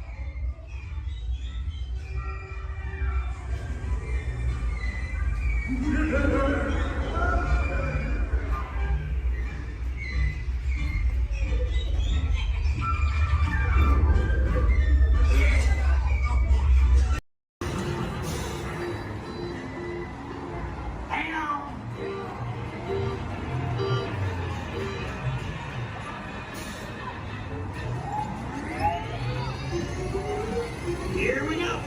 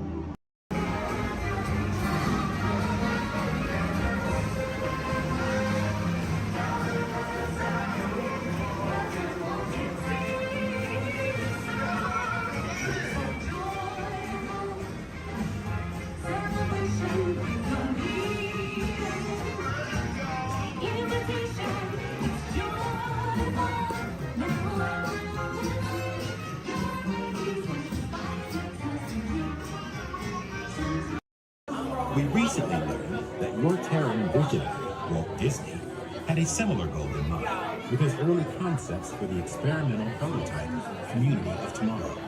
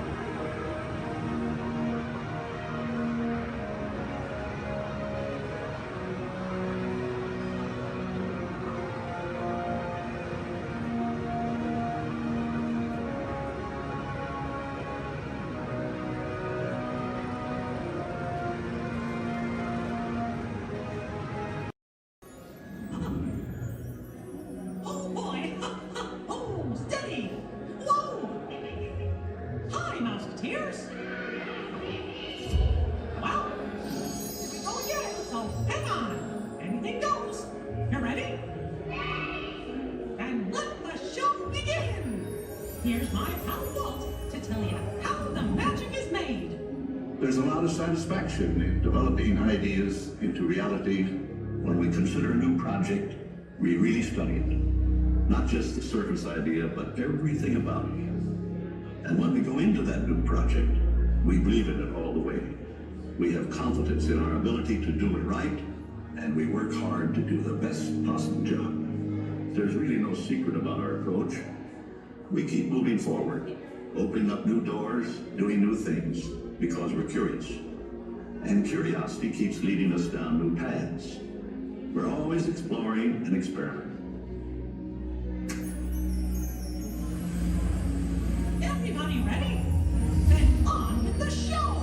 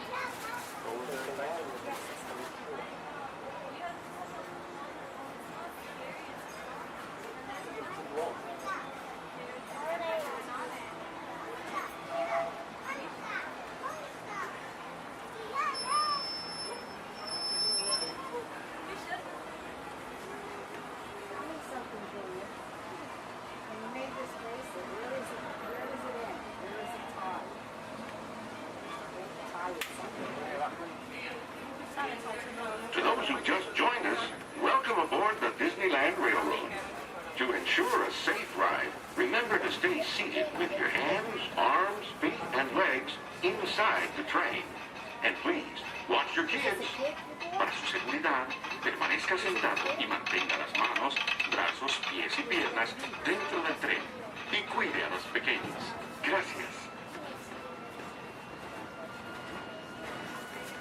We're now entering Splash Mountain, where every day is a zippity-doo-dah day. If you look real hard, you might just find more laugh in the place.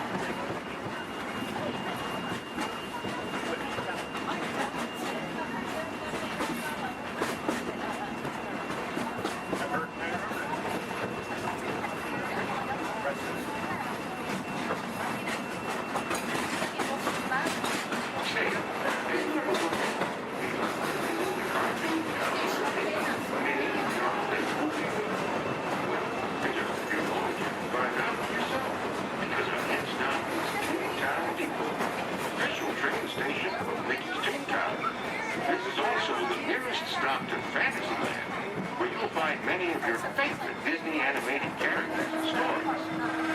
If you'll be leaving us here, please wait until the train comes to a full stop. Remember your personal belongings, then step carefully from the train. Y'all have fun and say hi to Mickey for me. For those of you continuing on with us, we'll be resuming our trip in just a moment. This is Toontown Depot.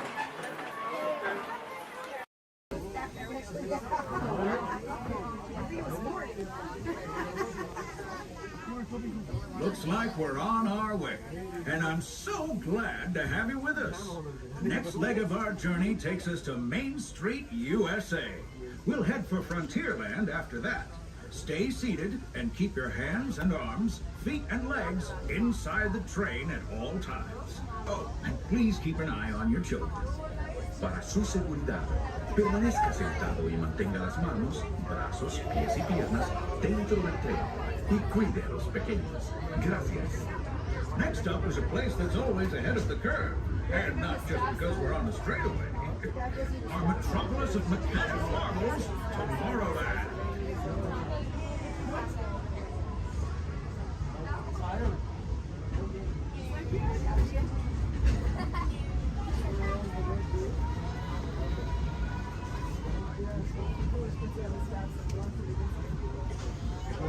As you know, I love this railroad about as much as a songbird loves the morning.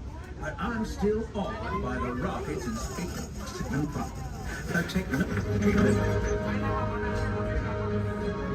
Unidentified users detected in upload conduit area.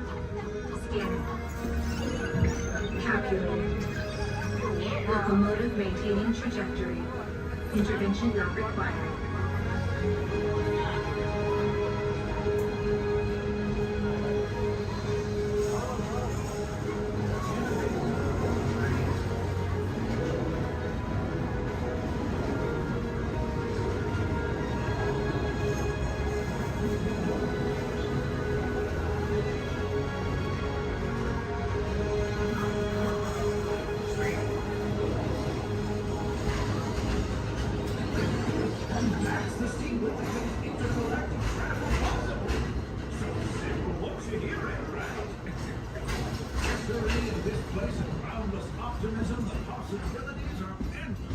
You might say the sky's the limit, but even that is no obstacle in Tomorrowland.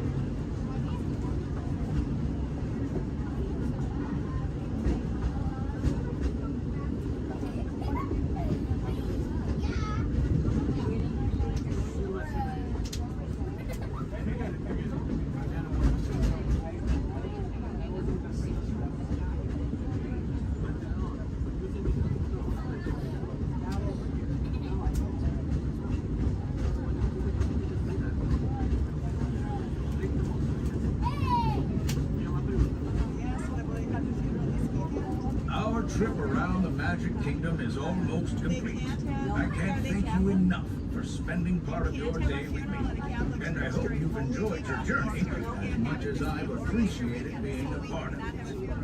We're now approaching our most charming destination, Main Street, USA. A place where the only thing sweeter than the townsfolk is the treats.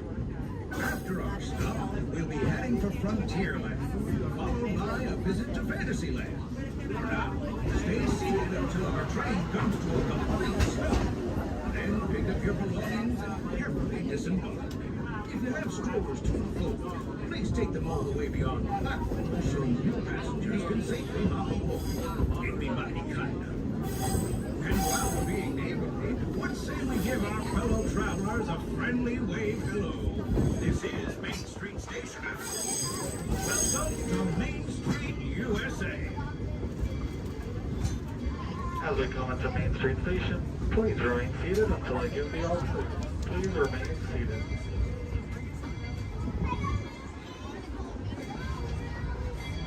Please remain seated, everybody.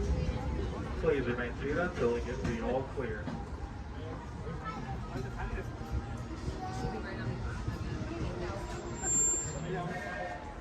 You are now all clear to enter Main Street Station.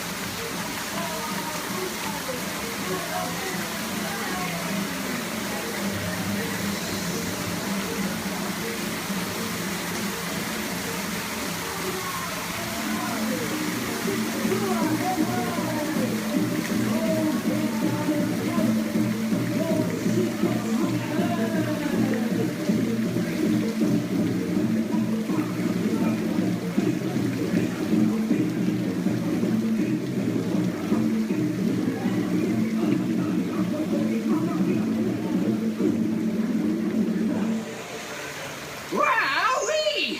Phew, that's almost as much fun as New Year's Eve in the orange groves. My word, we did get a mite carried away, huh? Yeah. I say, look out there across the water. It appears we've a bit of company. Law me, yes. Welcome, you all. Permit us to introduce ourselves. My name is Claude, and my loquacious cousin over here is... I'll introduce myself, if you don't mind. Hi there. I'm, now, let's see now. It's right on the tip of my beak. Clyde Birdbrain. Oh, yeah. I'm Clyde Birdbrain. Yo, I say, perhaps you good people have never conversed with toucan birds before. Well, neither did we, till one day we discovered this magic sunshine pavilion. By Jove, yes. I remember just how it happened, many bird baths ago. There we were in an explorer's launch on a mysterious river in deepest Adventureland. Off in the distance comes the fierce roar of an African lion. And as we round a bend in the river, a huge bull elephant bellows forth in protest of our intrusion. Suddenly, the treetops explode in a frenzy of outraged birds. Oh, come, you can jolly well do better than that. I can jolly well do one at a time.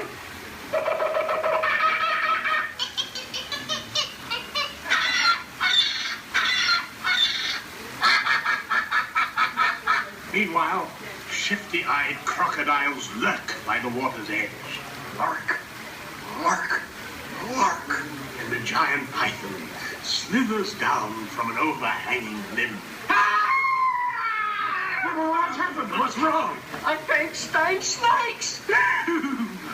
Don't be ridiculous. I'm only relating a story. Oh, all right, Clyde. Enough is enough. That wasn't me. I never even opened my beak. Huh? Excuse me, I really hate to interrupt such an exciting story, but they are calling us for a show. For sakes, it's already showtime? And say yes, it is already showtime. And now, Claude, it is your turn to make the announcement to all our guests. Righto. Ladies and gentlemen, boys and girls, gather up all your cameras, purses, and other articles, and now turn to your left towards the tall doors. When the drums begin, they'll open magically to lead you right into the Sunshine Pavilion. Is everybody ready? Follow me, please. Go. Jumbo friends, my name is Sky and I'll be your guide on the Harambe Wildlife Reserve. If you look above your heads, there is an animal spotting guide. Probably not going to see all of those animals, but we have some pretty good luck. Just remember to stay seated at all times. That includes any little ones. Please don't hold anyone up or pass anyone around. Keep your hands, arms, feet, legs inside of the vehicle at all times. We brush up against some thorny brush. And these are going to be real wild animals. They are going to be moving around, so you may want to have your cameras out ready. Hold on tight. I recommend a sport or an action mode if you have it.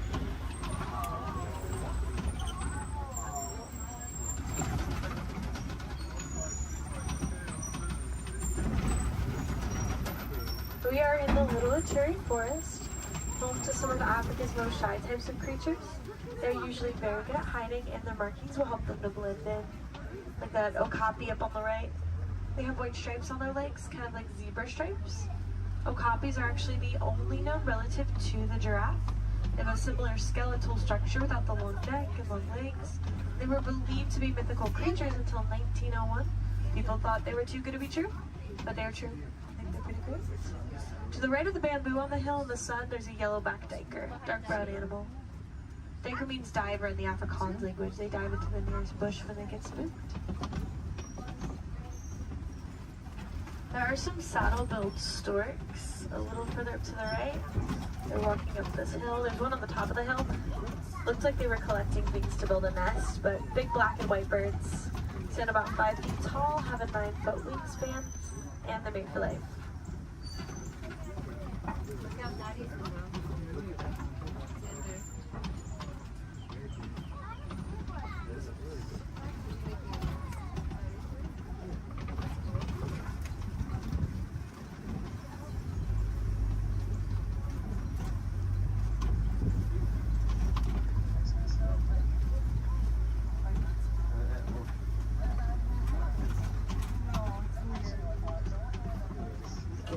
Some antelope further up ahead to the left.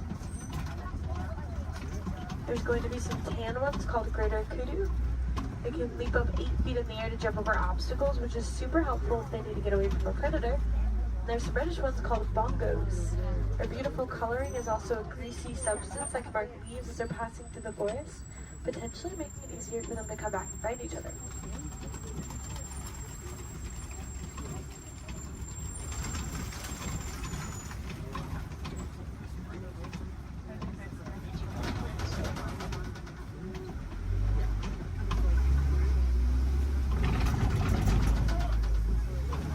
Let's make our way down to the Safi River next. That's home to some of Africa's more aquatic animals.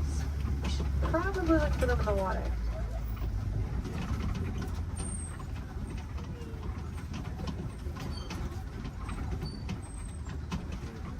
There are some big whitish gray birds on the lane called pink-backed pelicans. They get a pink coloring on their backs during mating season to help them attract the mates. And there's also some Nile hippopotamus. Hippos spend most of their time in the water. They can swim, but they often choose not to. Instead, they sink down to the bottom and tiptoe at the bottom of the water. And they'll often come out to find food or relax on a cool day.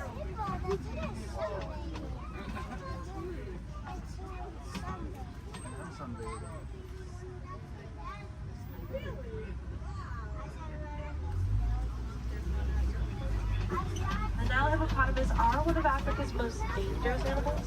They don't really eat meat. They are herbivores and plants, but are very territorial, and some can even outrun us on land at up to around 30 miles per hour, which is very impressive for an animal that can weigh around 5,500 pounds.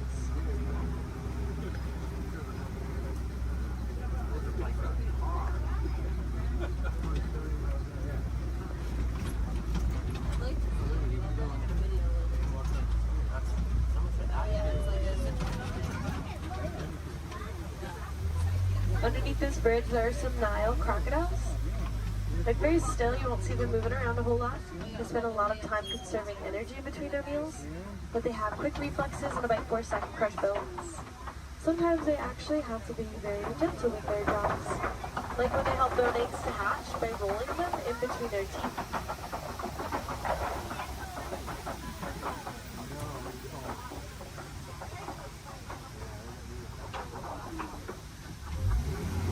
Let's make our way towards the savannah next. That's where we will be spending the most of our time. It's known to have vast open grasslands, and it's a really great place to find some more animals.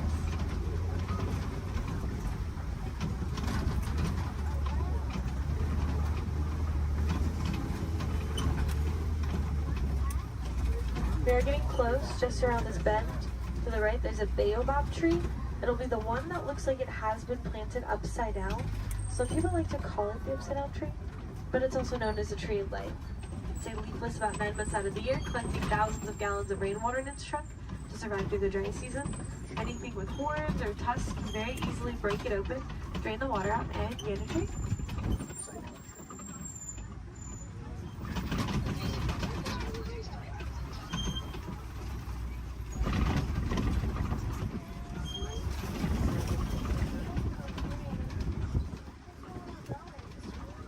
There's some wildebeests at the bottom to the right.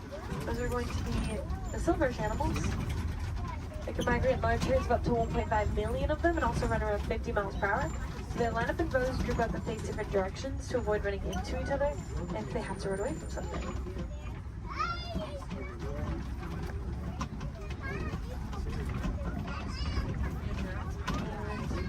There's some giraffes. There's a tower, which is a group. Makes sense, they tower over everything and are about 20 feet tall. Giraffes are born at about 6 feet tall after a 15-month pregnancy. And the large tan antelope are the elands. They stand up to around 6 feet tall at the shoulder, weigh around 2,000 pounds, and have a funny way of attracting a mate. They'll wrap their woods in leaves like they're creating crowns on their heads, and they'll flex their muscles.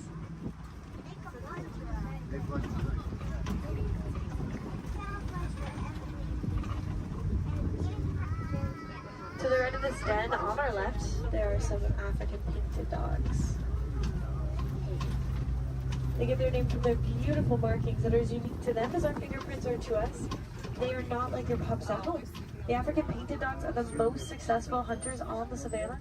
They hunt in packs and chase their prey to the point that it drops of exhaustion.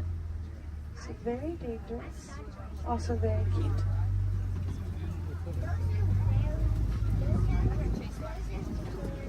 There's some sable antelope here to the left, with spear-like horns that point backwards to fend off attacking predators that may try to jump on their backs. They'll live on fight the flight, very territorial and quick to stick up for each other, despite being a prey animal. Here's some zebras, a dazzle, which is a group of them, because their stripes help them to blend into each other and confuses predators. In other words, it dazzles them. When they're born, their legs are the same length as the adults to help them blend in even more, keeping them protected from predators that may try to seek them out.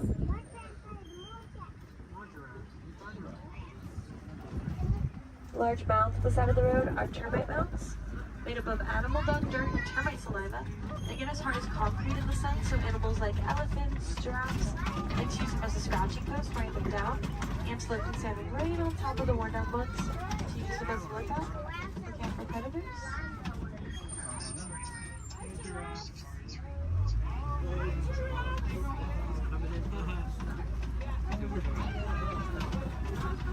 We'll see that eland begin up ahead and more giraffes throughout the savannah. So we can talk about it. See some wildebeest not too far away from us.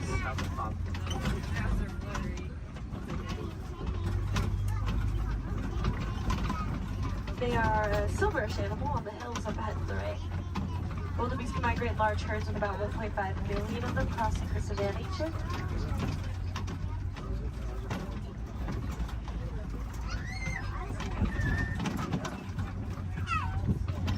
Those run around 50 miles per hour, so wildebeest face a pretty big challenge of trying to avoid running right into each other if they have to run away from something.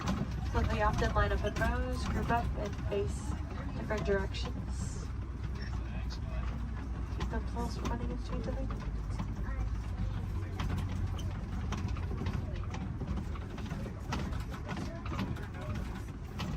On the very top of the hill to the right, there are some really cute tiny tan antelope called springbok in that tree. They can spring up 6 feet in the air, 13 feet across. It's called pronking. Sometimes they do it to show off to predators because they can also run up to about 60 miles per hour, making them one of the fastest land mammals.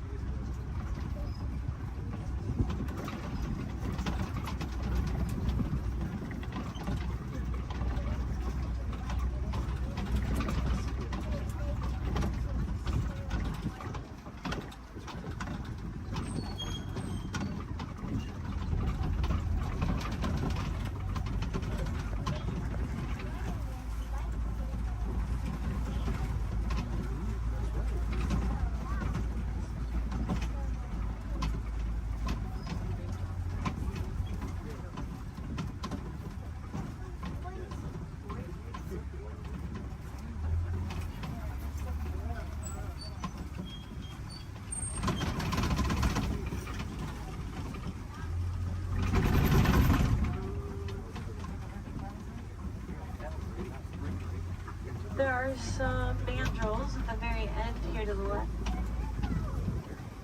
Largest of the monkeys. Males get around 100 pounds when they're And they have a bright red and blue coloring on their face and rear end, just like Rafiki.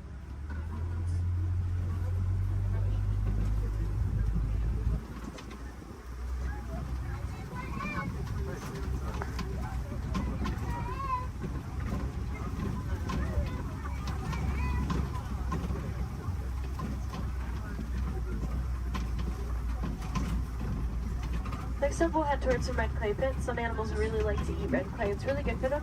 Kind of like taking a vitamin. Although, unfortunately, red clay pits are also often a set of coltan mining, which can cause some problems like habitat destruction, limited food source, more poaching. It's actually very easy to help out with those issues if you are interested. All you have to do is recycle any of your old and used broken electronics or appliances. They contain that coltan. You might be able to find some recycle bins in places like your local grocery stores or electronic stores. Or you can check out Grace Gorillas. They're working to help gorillas in the Congo, and they cover the cost of shipping if you recycle with them. We're pretty big fans too. We named one of the gorillas Grace on Gorilla Falls Exploration Trail.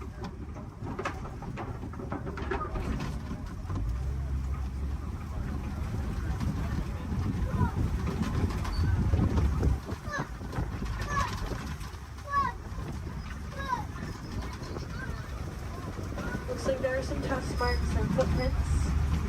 We could be getting close to smoke.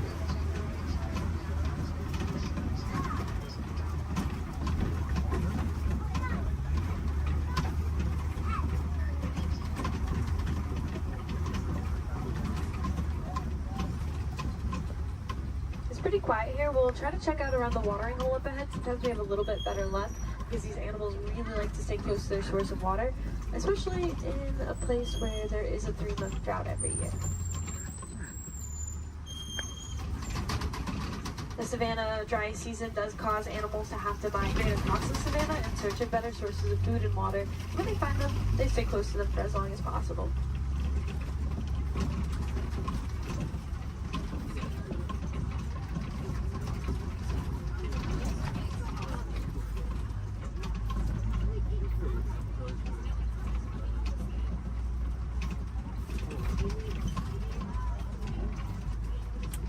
There's an African elephant up ahead to the left.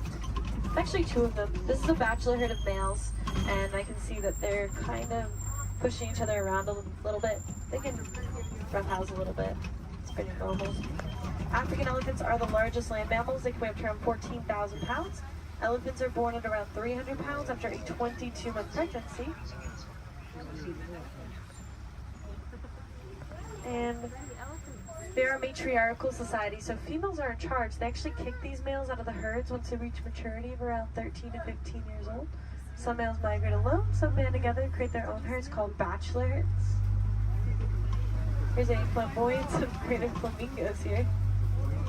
These ones are a very light shade of pink, and it can take up to 2 years for them to get their coloring from beta-carotene found in the brine shrimp that they eat. There are a few different theories to why a flamingo might stand on one leg. It's mostly believed to help regulate body temperature, kind of like sticking one leg outside of the covers at night to cool yourself off. A flamingo might just put one leg up.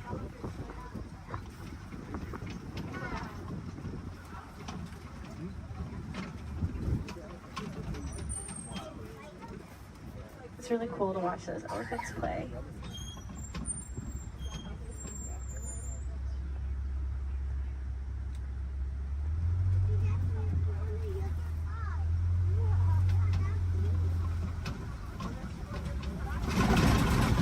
Looks like something may have been rolling in the mud up ahead. Some animals like to use mud as a sunscreen, a bug repellent. It's also just good for their skin, especially these white rhinoceros. They do that.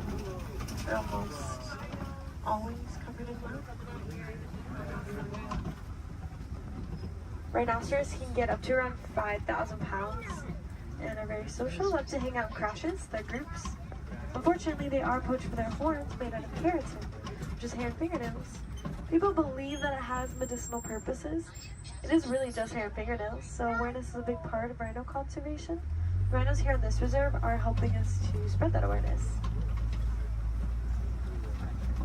There's an ostrich to the right.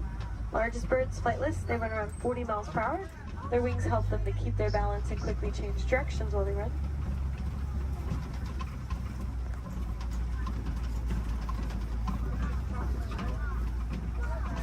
There are some cheetahs along the hills to the left. We should have a whole coalition of them. which is a group of them. Fastest land mammals, they have a top speed of up to 70 miles per hour, which we'll get to in just a couple of seconds. Chinos really only run for about 30 seconds at a time. Not long distance runners.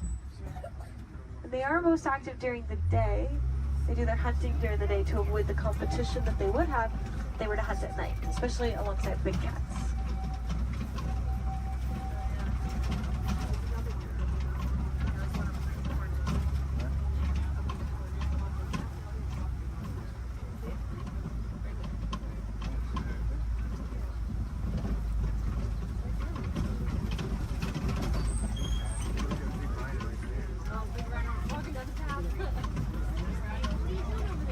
These large rocks are copies, tallest point on the savannah. Some animals like to use them as a vantage point to look over the savannah. See if maybe we can find something on the other side.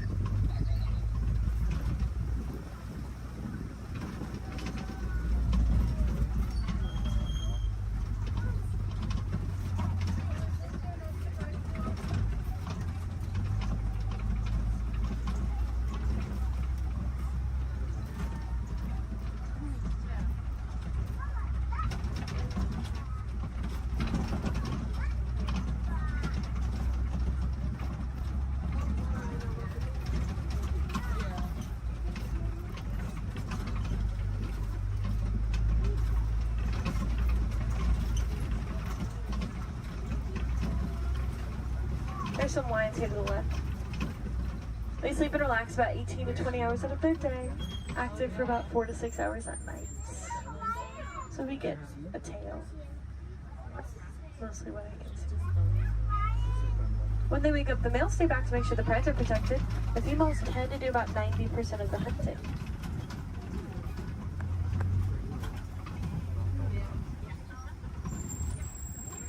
There's some warthogs in the back left. They just look like hairy rocks in the break of that bush. Pumbaa, that means foolish one in Swahili. Actually very intelligent. They'll back up into those burrows with their tusks out to ward off predators. Also use them to dig too, but they work smarter, not harder. They will find them abandoned or steal them from other animals if they can.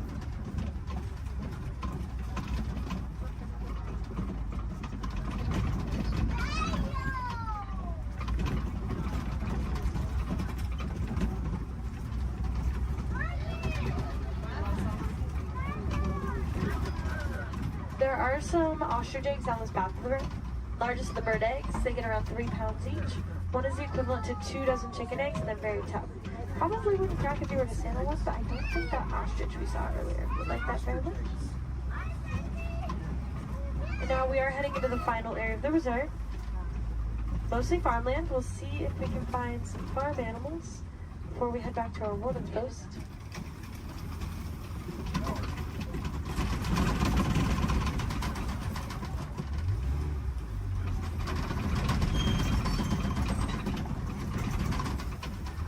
There are some Nigerian dwarf goats here. Very tiny type of goat known to take up very little space, and they produce a milk that's nutritious and high value. Helps communities to rely less on their local wildlife for things like nutrition and income.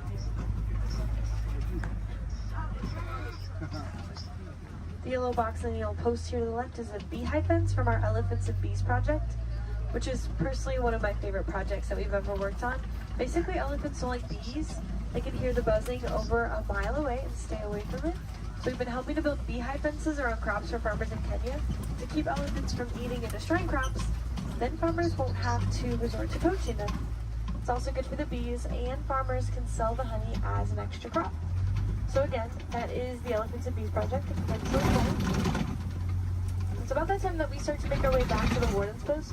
Just make sure you have everything. Check those rows, gather up all of your trash. Please don't leave anything on the trucks. If any of you are wilderness explorers, you have been aboard the Simba 1. That is SAM BA1 Simba 1. Badges can be collected further down the path as you exit. And if you want to help out these amazing creatures, then I definitely recommend checking out the Disney Conservation Fund. You can learn more about the cool projects that we work on. You can donate to it if you'd like. Any amount Disney matches every cent. We'll give you a cool pin for it. You can also just reduce, reuse, recycle. Those are great ways to help. And if you learn any cool facts about animals or conservation anywhere around the park today, just share them with a friend. Awareness is always the first step, so by talking about the animals, you can help them out.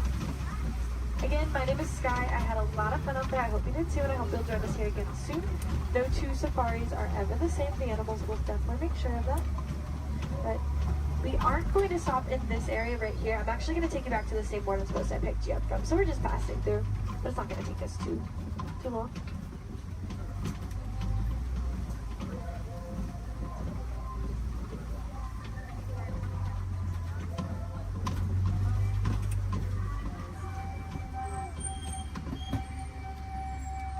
Asante Sana, thank you.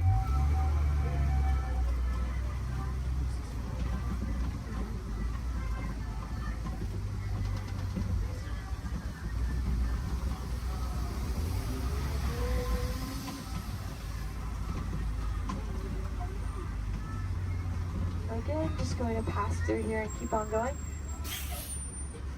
While we have a few moments ahead of us, this is also a good time to decide where you want to head next.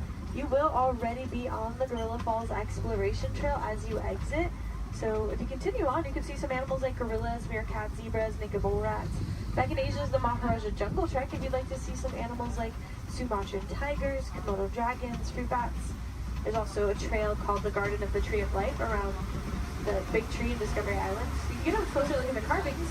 There's a lot of really cool picture opportunities over there and more animals along the trail as well. And of course, if you love those goats as much as I did, you probably want to pet one. There's a petting zoo at Rafiki's Planet Watch. Just take the Wildlife Express train in Harambe to get up there. Let's try to make this a little less awkward and hang out here while they load this truck ahead of us. In a moment, we will be passing by this guest who are probably a little confused right now to why you're on the truck and they're not. So personally, I like to wave to them, say Jumbo, get them excited for their adventure. You don't have to do that if you don't want to. You can completely ignore them. We'll never see them again anyways. You can awkwardly stare at them as we roll by. That's fine too. Or look at the beautiful plant life on our left. Totally up to you.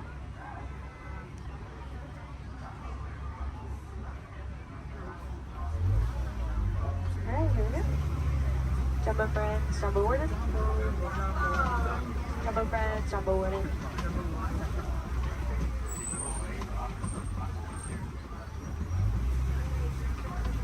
Here in Harambe we say Kwaherini, which means to go well. So Kwaherini, enjoy the rest of your day out there in the wilds. And go make a big difference out there, friends. Bye.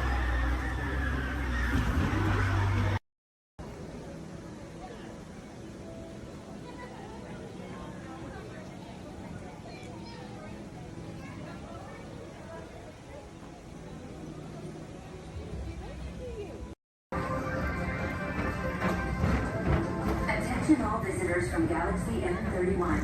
Please keep forward-facing tentacles clear of oncoming vehicles. Thank you.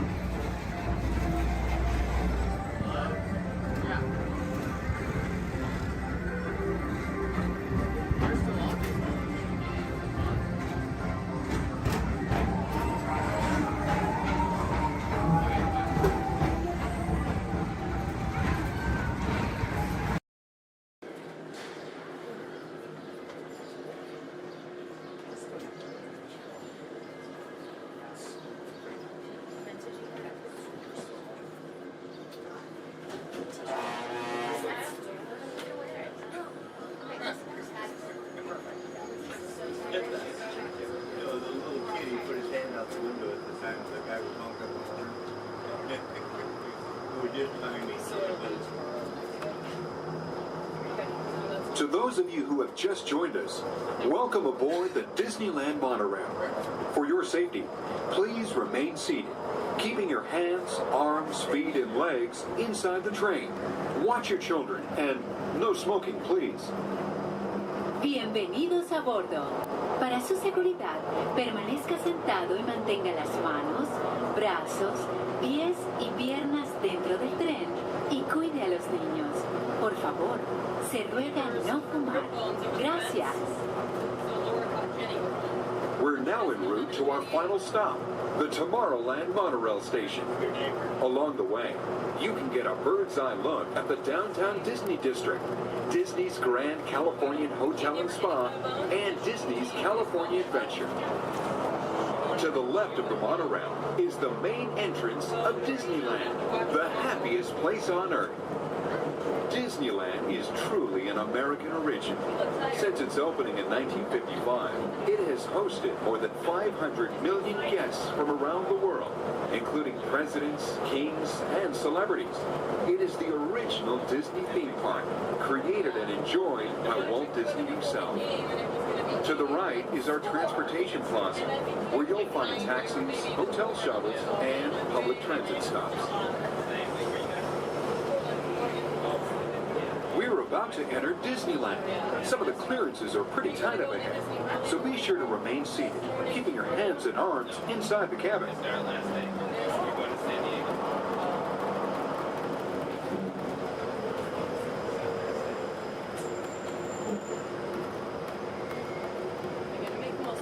This is Tomorrowland, a land inspired by science fact and fantasy.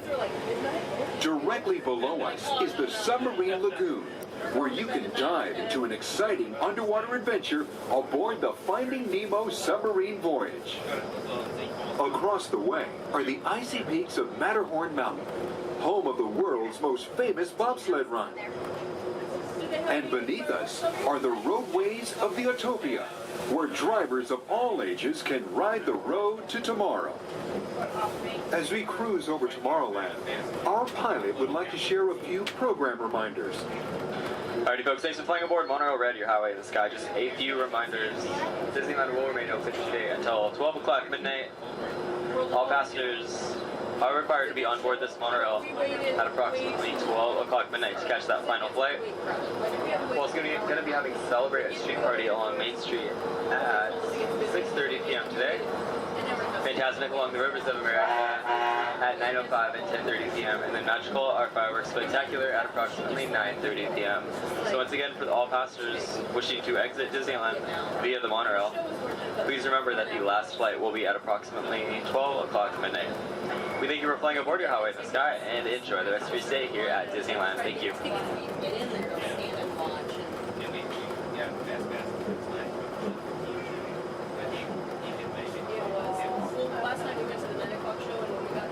Just ahead and to the right of the train are the sparkling gold spires of one of Disney's most beloved attractions. It's a Small World. Beyond it is the wacky world of Disney's classic cartoon characters, Mickey's Toontown. We're now riding alongside the happiest kingdom of them all, Fantasyland, home to Pinocchio, Snow White, Peter Pan, and other storybook characters.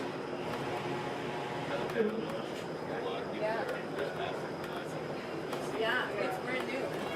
Supposedly it said it's never going to try it, but so many people interested in it, it's so popular, I'm sure they'll be. We're now approaching the Tomorrowland monorail station, our final destination. Please remain seated until the monorail comes to a complete stop.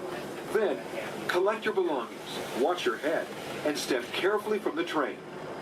On behalf of all of our crew, thanks for traveling with us, and we hope you'll have a happy and memorable visit here at Disneyland. This is the Tomorrowland monorail station.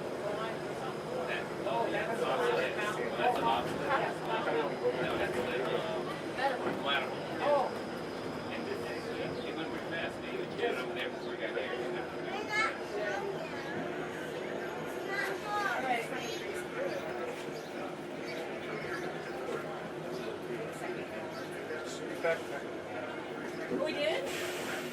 Okay.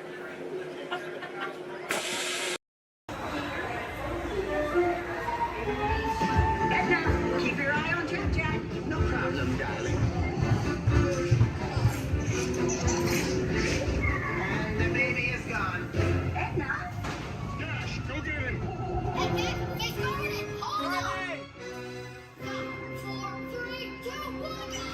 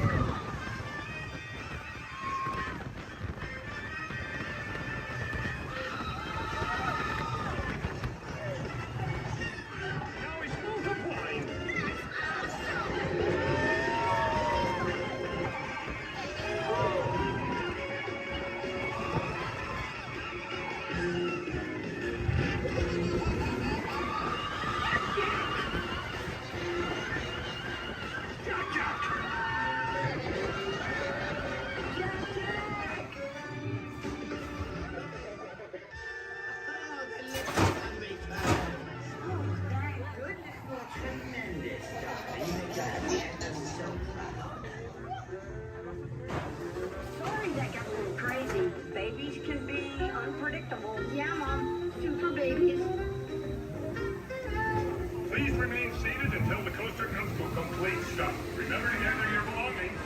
Your little brother. And safely exit through the an incredible day.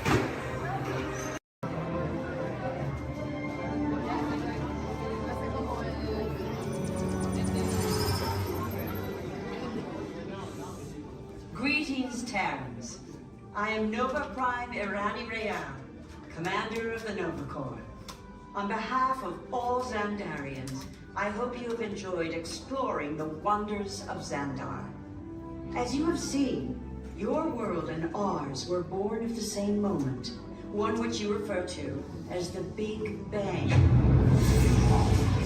As such, we are all galactic neighbors in a vast universe which we and countless others share. For you to travel to Xandar would take 2.5 million years, assuming you had a ship that could fly at the speed of light. So we decided to come to you. But even we could not have reached you so easily were it not for the Cosmic Generator, an advanced piece of Xandarian technology that creates jump points, artificial tunnels that act as shortcuts, linking distant points in space. It is our desire to share this wondrous technology with your people so that together we might explore new worlds and create a brighter tomorrow. And now, as the culmination of the wonders of Xandar, you will be teleported to a Nova ship above your planet for a demonstration of the Cosmic Generator. I trust you will find it an unforgettable experience.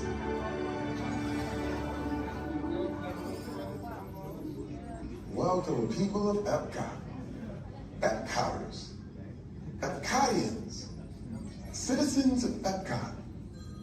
Does anyone know what they call themselves? What? I'm on? Someone needs to tell me when I'm on. Welcome, Epcot Terrans. I am Centurion Tal Merrick, and we're just about ready to teleport you up to the ship for the demonstration. As you're about to enter a secure Nova area, I must ask you to put away your Terran communication devices at this time. Recording of any type is strictly prohibited. I am very serious about this. Now, please step forward into the chamber. You're gonna love this.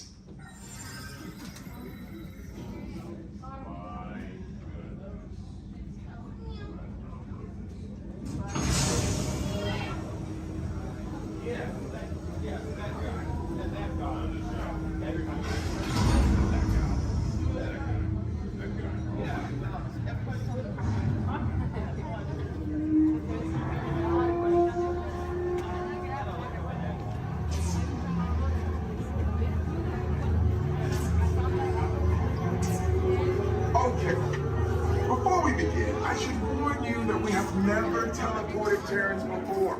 But since your molecular structure is very similar to Xandarians, it should work. It'll work. So long as you are standing inside the lighted ring. You do not want to know what happened last time someone did not stand where I told them to, okay? Please make sure you're all the way inside that lighted ring on the floor. We must teleport you till you're all the way inside that lighted ring.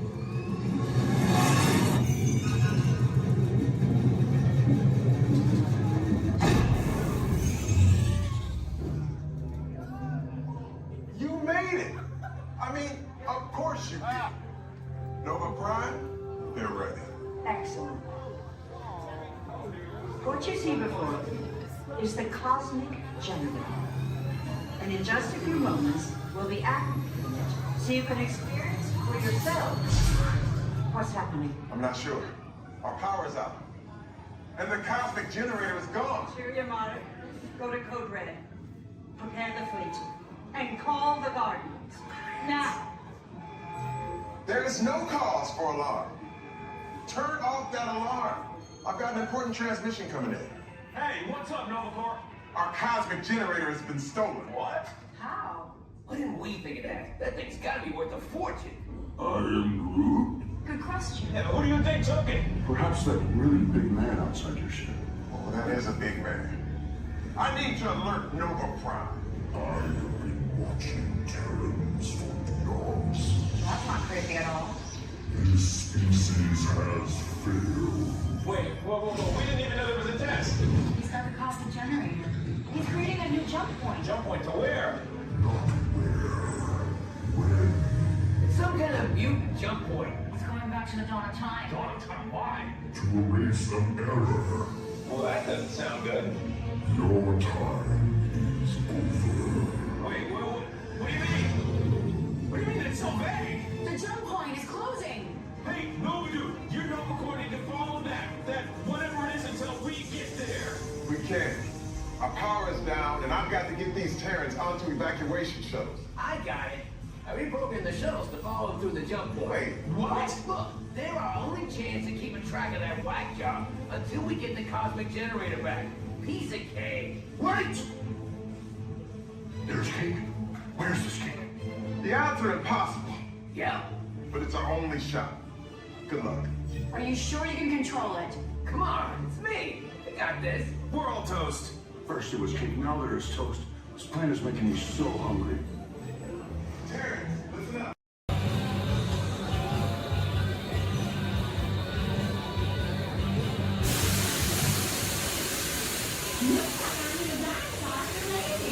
So please stay seated. When it comes to a complete stop, make sure you have all your lines and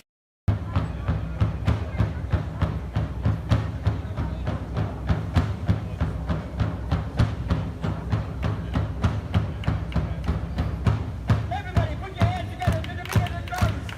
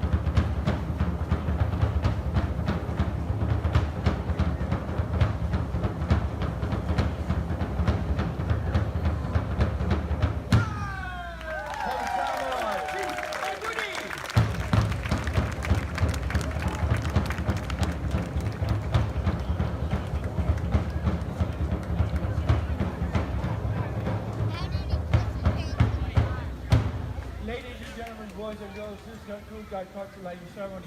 Thank you for attending and please enjoy the rest of the evening. Mahalo and aloha! Aloha!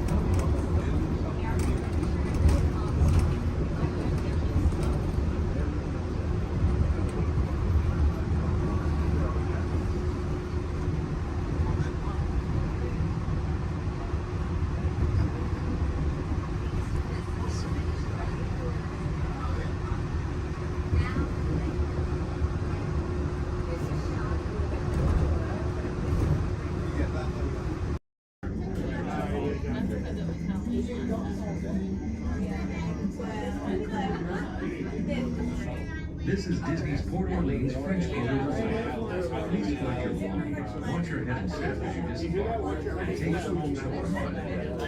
Thanks for riding with us, and welcome home.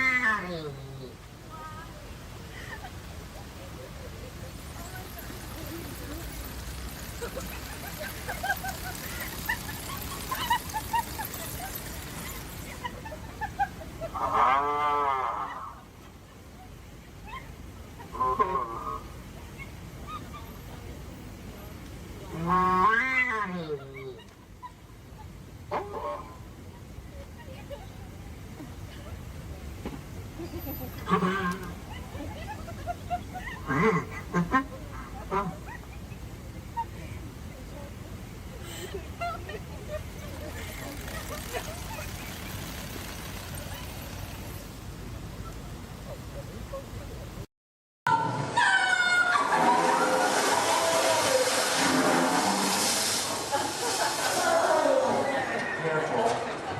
watch.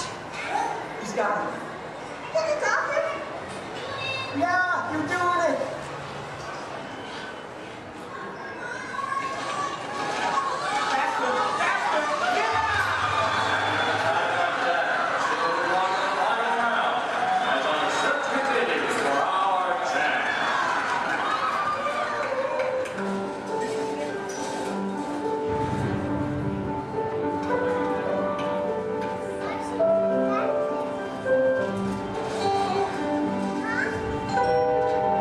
Have you seen Cheryl?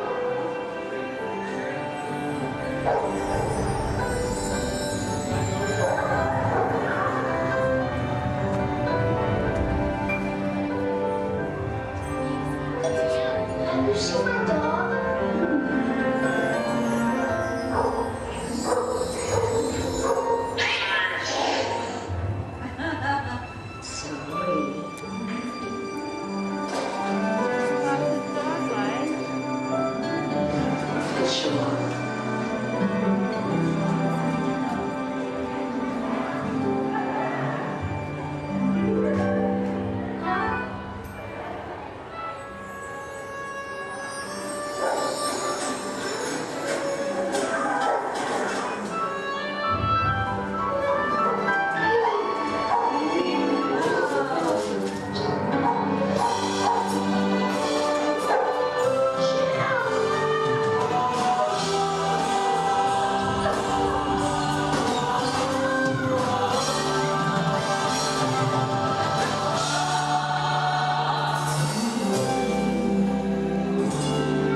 With imagination, every picture tells a story. With imagination, we can relive the moments of our lives.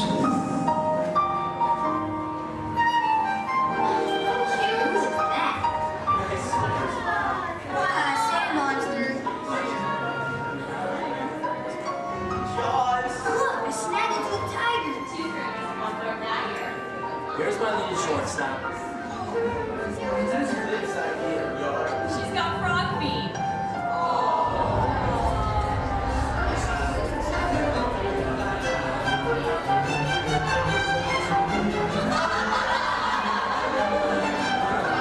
I think we should call this Jerry's picture.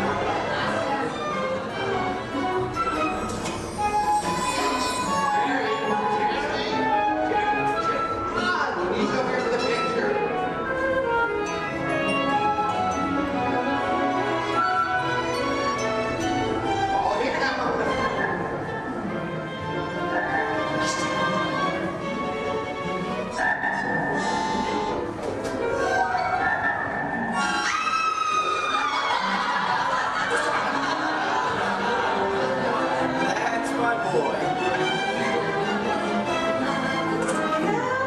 I think we could call it Dee's picture. Couldn't we, Dee?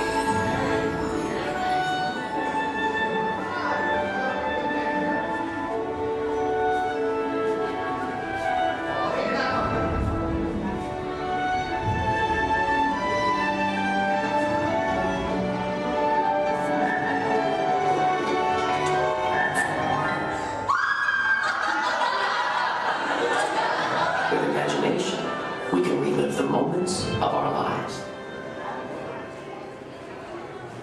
With imagination, anything is possible. I'm gonna be a fireman just like my dad. It's Billy Cartwright stepping up to the plate. Bases are rolling. One, 2, 3, fresh to air it back.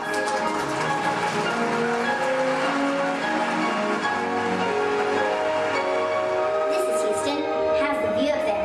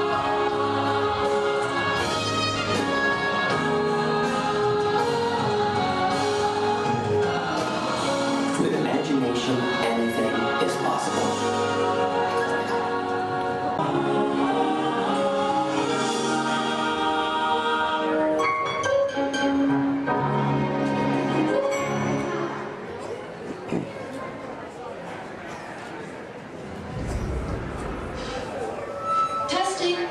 1, 2, 3. I don't think this... Is this thing on? I don't think this thing is on. Can anyone hear me? Good, you can hear me. Hi, everyone. I'm Christy Smithers, an assistant here at the Institute. We're just about ready for you next door. But before we go in to see today's presentation, here's a message from my boss, the head of the Imagination Institute. Hello, Dr. Nigel Kemp here. Welcome, welcome, welcome to our annual open house. It is my pleasure to have you here, just as it is your pleasure to be here. For over 100 years, the Imagination Institute has honored the world's leading thinkers, dreamers, and innovators with the Inventor of the Year Award. This year's recipient, Professor Wayne Zielinski, holds patents on numerous unique, one-of-a-kind inventions, including the hands-free phone helmet, the hands-free personal grooming helmet, and his newest creation, the video camera helmet, which, if I'm not mistaken, is also hands-free. But what brought Professor Zielinski to our attention was not headwear, but his incredible shrinking and enlarging machine. Although he's had some small setbacks, he has demonstrated a truly enormous gift for imaginativeness. Today, before receiving his award, the good professor will demonstrate for us his latest inventions, all developed right here at the Institute.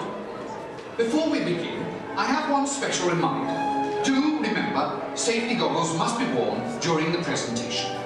But please, for your safety, do not put on the safety goggles until you are safely seated safely inside the theatre safely. Yes, right. Now, please gather up your personal belongings and move all the way into the auditorium. See you in a few minutes. Cheerio.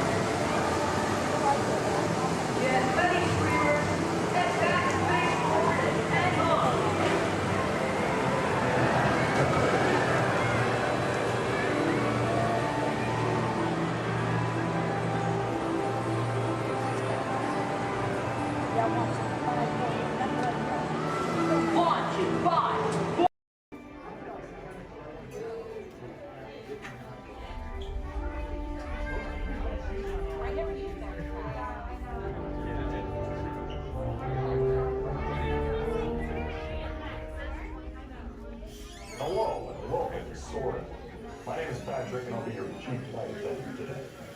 We'll begin boarding in a few minutes, but first I'd like to acquaint you with some important safety information. When the doors to your flight open, please take a seat and store all carry-on items in the underseat compartment. This includes cameras, purses, hats, and of course, these little beauties.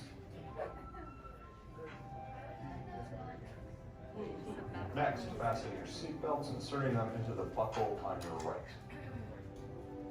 If smaller aviators don't measure up to the height indicator on the seat, just put the belt through the loop in the center strap before buckling it.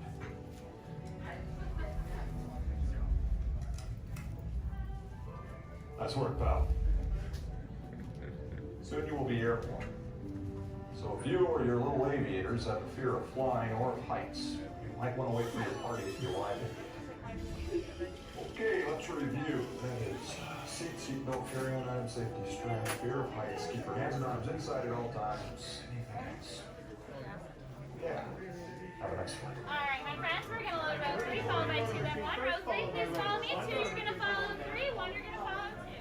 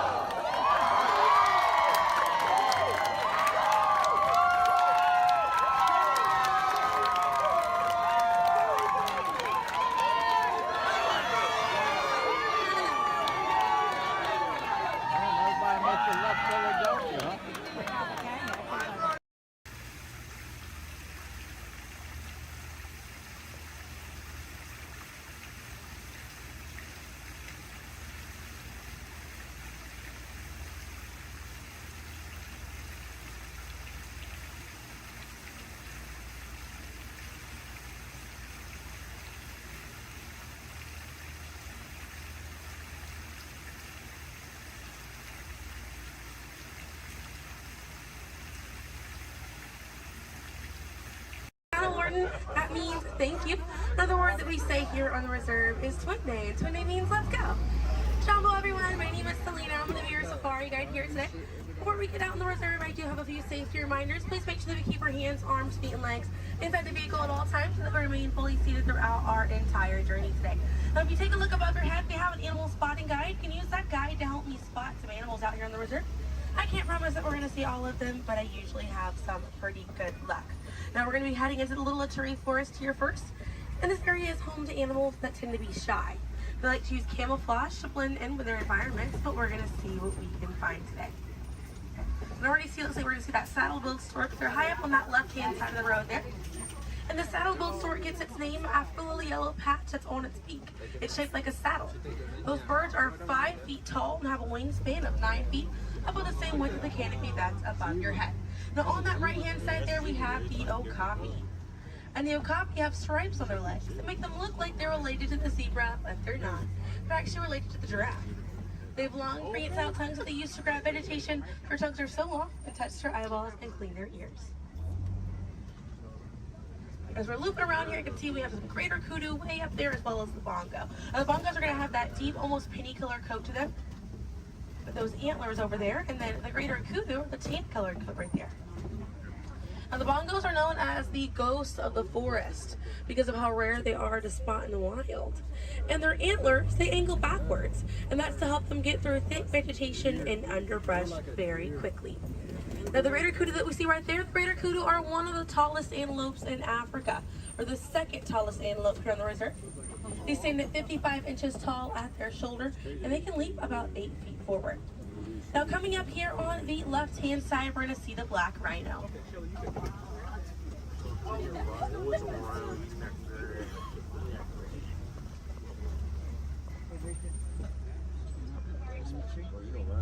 Now, black rhinos are the smallest rhino in Africa.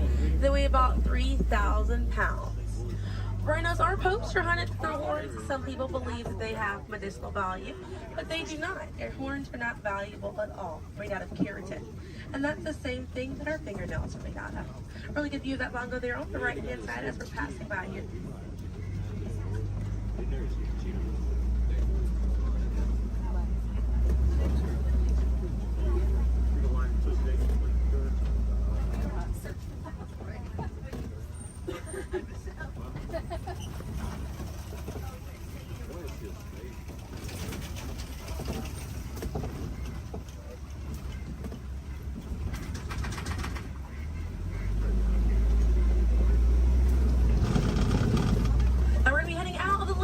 Forest, but we're going to be on our way to the Safi River, and animals in this area like to hang out in and around the water.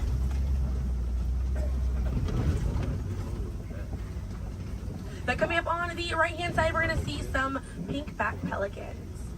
And the pink-back pelicans get their name for the pink skin that occurs on their back during mating season. Now those animals are colonial nesters, so they'll nest between 20 and 500 pairs. That's a group of 40 to 1,000 pink-back pelicans.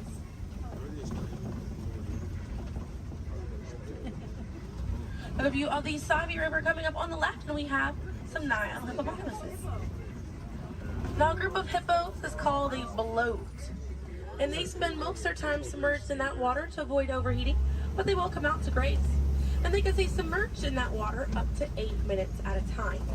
And instead of swimming through the water, hippos will actually walk or run along the bottom of the riverbank, helps them glide through that water right there. One of the ways you can help out your waterways is by checking your sunscreen to see if it's reef safe. Another way is just being aware of how much water that you use and trying to conserve as much as possible.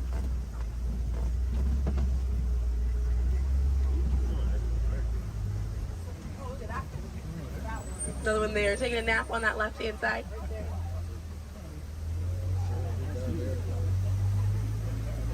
Now coming up on the left, we're going to see the Nile crocodiles.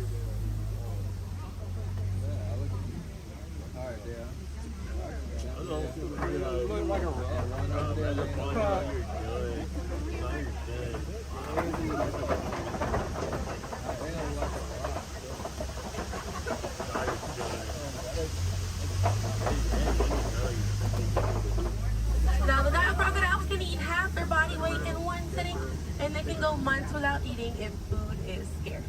Now mother and father crocodiles are great parents, and they'll gently roll their eggs in their mouth. It softens up their shell, and it makes it easier for their babies to hatch. But we're going to be heading into the savannah now, and the savannah hosts millions of migrating animals every year. And it's home to Africa's most well-known animals, such as zebras and giraffes.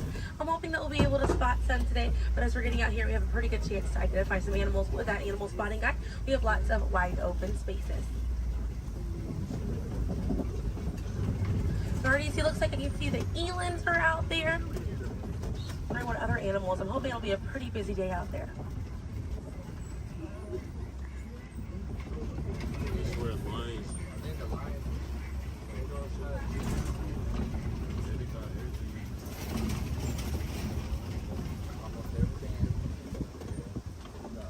Let's see, also some springbok. It does look pretty busy out there.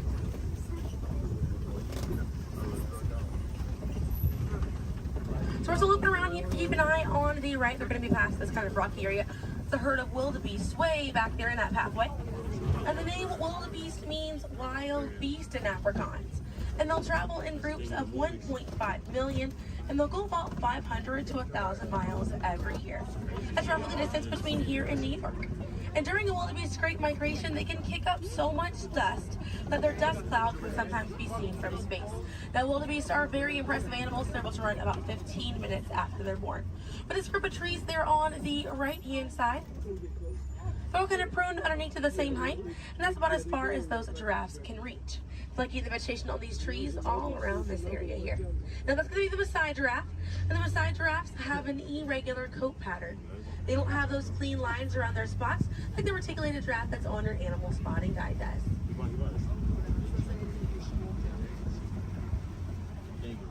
Now on the left-hand side, we do have the African painted dogs. There might be a little bit more people once we're a little bit further up here. Now, African painted dogs get their name after their fur pattern.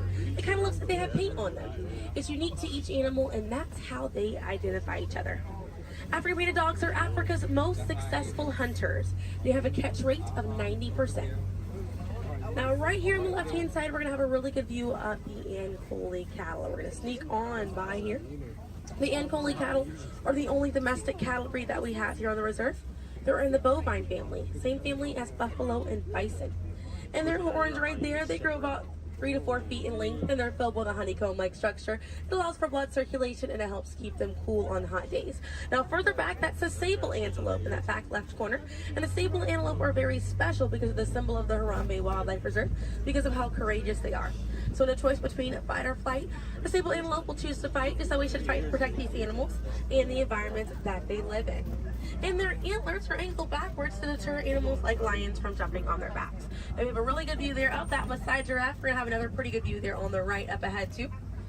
Maasai giraffes stand about 18 to 20 feet tall when they're adults, and when they're born around 6 feet tall.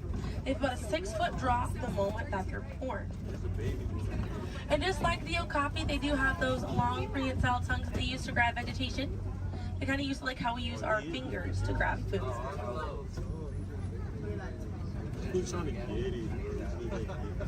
Really good view of them right there. They're actually the same number of neck bones or vertebrae in their neck as we do in ours. Theirs is just bigger.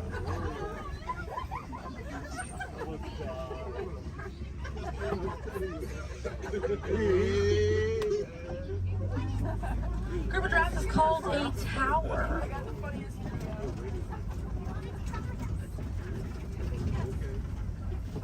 Now we're going to see on the left-hand side we have the elands.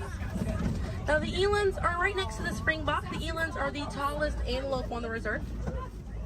They're sitting at 6 feet tall at their shoulder. One of my favorite eland facts is they'll make a flower crown with their antlers to impress the females during mating season. Now it's not a perfect flower crown, they'll kind of root up at plants and bushes, but it's the thought that counts. Another eland right there, a couple of elands right there. And then we have the springbok, and the springbok are the smallest antelope on the reserve.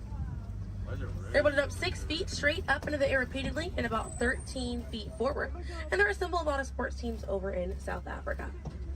Now those elands right there, they can weigh up to 2,000 pounds.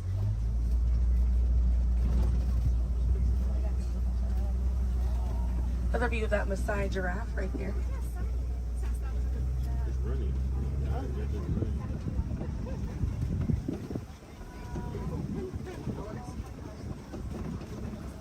See what else we have waiting around the corner for us. Another Maasai giraffe there. But a bit big for these giraffes.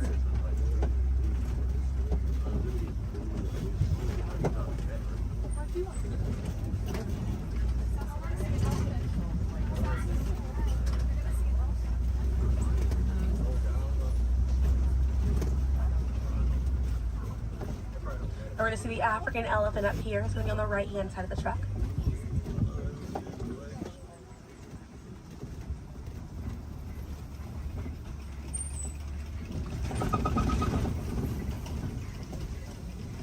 Really good view of that African elephant there on the right-hand side.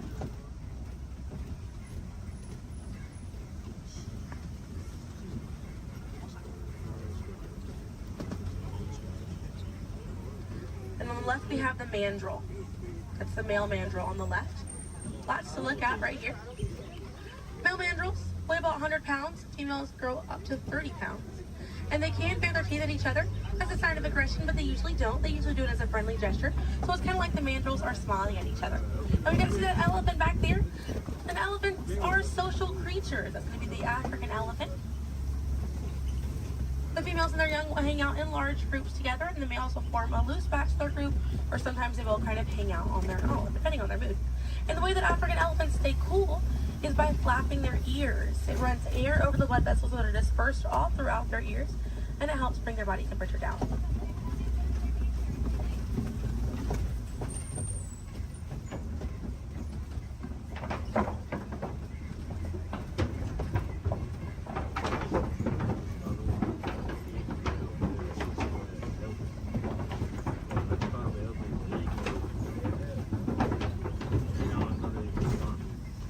We're going to be looping around this area here. We have lots of red clay on this right hand side. And if you keep an eye out, we'll be able to see some tusk marks right around the corner here.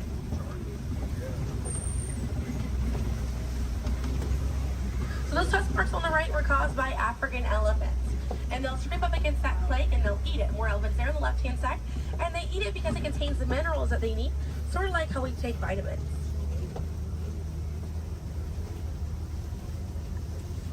They're way off there on that left-hand side. They kind of look kind of tiny from here. We'll see if we can get another view of them a little bit further out.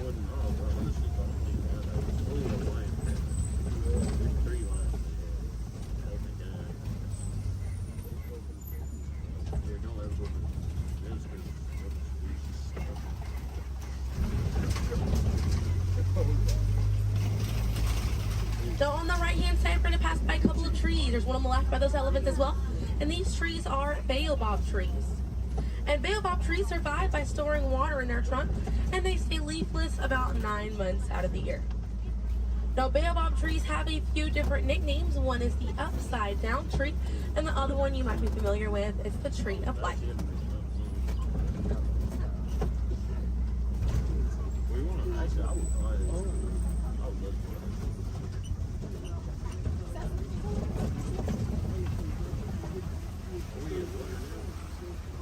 And we're coming up here on a group of flamingos. Group of flamingos is called a flamboyant. So here we have that flamboyant of flamingos. Now this particular species is the greater flamingo species, and they're the lightest colored flamingo in their family. They get their color from the brine shrimp that they eat, and over time it turns their feathers pink. It takes about 1 to 2 years to get that full pink coloring right there. When they're born all gray and fluffy.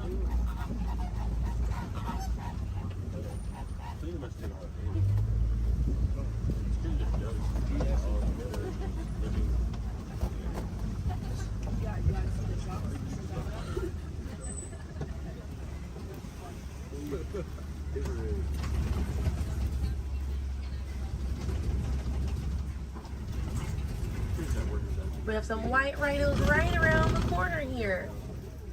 So they're going to be hanging out by a mud wallow on this left-hand side, and they'll use this mud wallow to cool off it. And they'll coat their skin in the mud to act as a natural sun protectant, sort of like how we use sunscreen. Now elephants do something very similar, and they'll fling dirt and mud on their backs as well. Just how important it is to protect ourselves outside in these environments by wearing hats, sunglasses, sunscreen. Very, very important, as well as staying hydrated. Now that white rhino right there, they weigh about 4,000 to 5,000 pounds. Group of rhinos is called a crash, and they can run at 35 miles an hour. Now on the right-hand side, those are some ostriches way back there. Ostriches are the largest bird. They have wings, but they do not fly. They use those wings for balance and to help them change direction. Comes in handy because ostriches can hit speeds up to 40 miles an hour.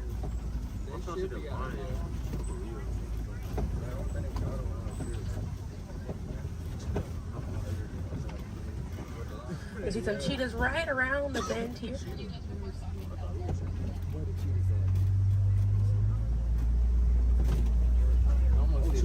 That's a good view of that cheetah here on the left. Now cheetahs are the fastest land animal. They run a little over 60 miles an hour. And they have 2 black lines on their face. Those black lines are called tear marks. And they help reflect the sun. Benefits cheetahs because cheetahs are daytime hunters. Now cheetahs do not roar. Instead of roaring, they'll meow and they'll purr. And their claws are not retractable, so they're out all the time. Now we're coming up here on some Kopi rocks. And Kopi rocks are rocks that jut out from the savannah. And a lot of times animals like lions will use these Kopi rocks as a vantage point to kind of scope out their territory and their prey. Really beautiful view of that male lion right there. Now at full volume, their roar can be heard up to 5 miles away. And they can sleep about 16 to 20 hours a day. Really impressive view of them posing right there. Now, female lions will do most of the hunting for the group, and the male lions will stay back and kind of guard the territory and guard their cubs.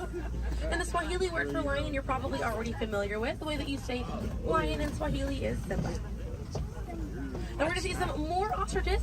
We have some white rhinos over here too, and the lioness is there on the left. Looks like she's posing for us as well. Really cute view of that white rhino as well on the left here. Excuse me. Yeah, right hand side. That's why they have it like that. I think that's why they have them like round rocks, so they can't even get up. Yes, they can. But they're really trying. Not really. I can see some warthogs right around the corner because it wouldn't be a safari without them. Few of them over here. Warthogs are in the same family as domestic pigs. They're really intelligent animals and are the largest burrowing animal as well.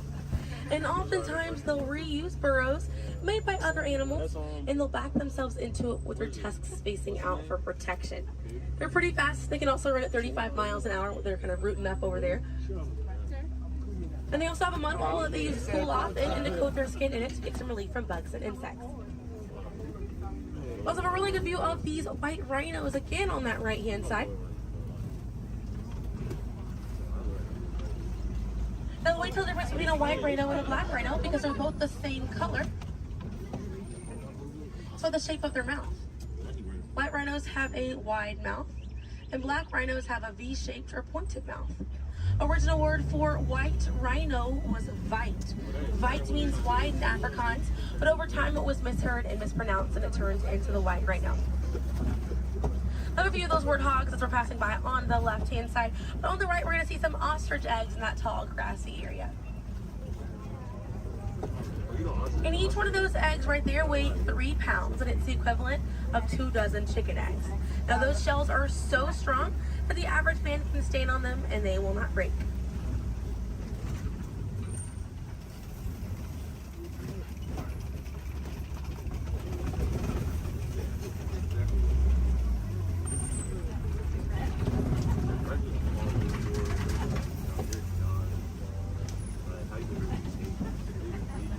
We're gonna see, looks like we have some Nigerian dwarf goats over here. And these goats are used for their dairy products, such as milk and cheese. So they take up a lot less land than cattle, so they're a bit easier on the environment, and they're very cute. Now their milk is considered high value, so selling that milk helps take away the need to rely on wildlife.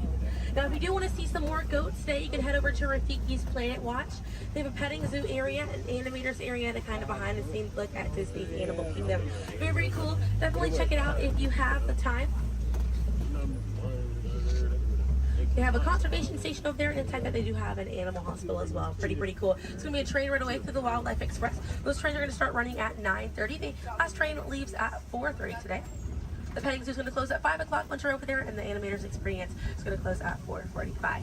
But we got to see a lot of really cool animals today. If you'd like to learn some more information, you can check out DisneyAnimals.com, or National Geographic is a really good resource.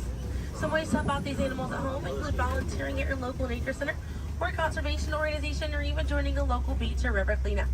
Some more simple ways to help out at home include turning off the water while you brush your teeth, or using reusable water bottles instead of disposable ones. Now, those small changes really add up to make a big difference. And on behalf of Kilimanjaro Safaris, my name is Selena. I'm from Pensacola, Florida, and it was an honor to be your safari guide here today.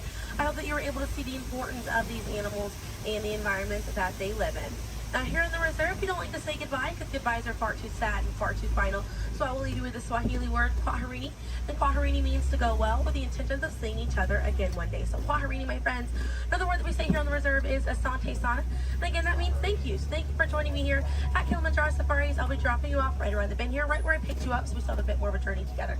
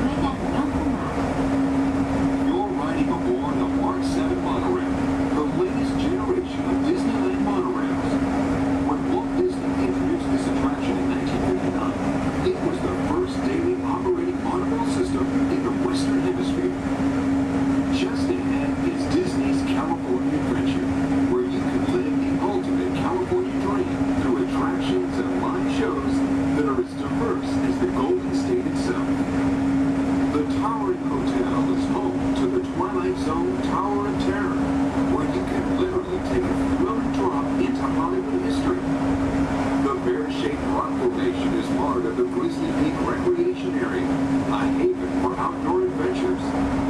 Beyond it, you'll find the high-energy fun of Paradise Pier. Coming into view on the left are the villas at Disney's Grand California Hotel and Spa. It's the first Disney Vacation Club resort on the West Coast and shares the same arts and crafts style as the famous hotel, which we are now entering.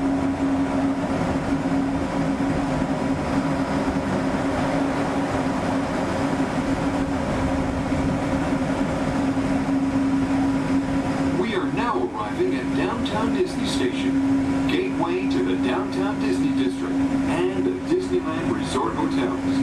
If you will be leaving us here and returning later today, please hold on to your park ticket and have your hand stamped as you leave the station. You may reboard the monorail for a return trip to Tomorrowland up until 1/2 hour prior to Disneyland closing. Please remain seated until the monorail comes to a complete stop and the doors have opened. Then, gather your belongings, lower your head, watch your step, and exit to the left of the monorail. Thanks for traveling with us today, and we hope you enjoy your visit to the Disneyland Resort. For those of you continuing with us,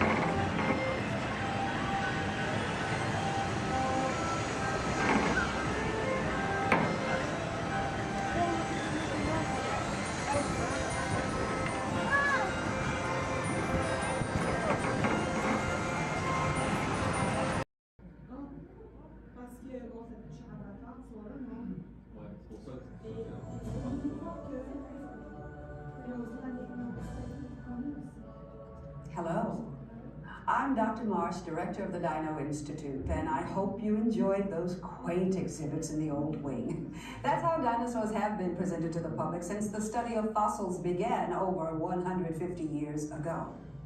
Today, that bare bones approach is about to become extinct.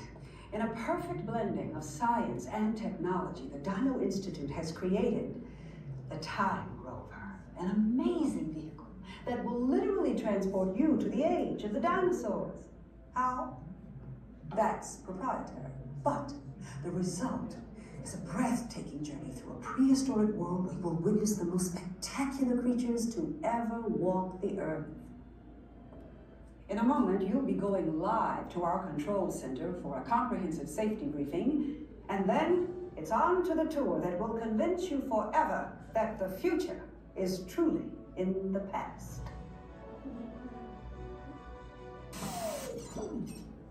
Hello there.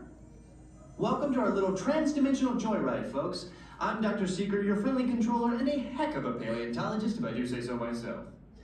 But let's not talk about me, let's talk about you, and how you can help me make history today with the Time Rover. It's like this.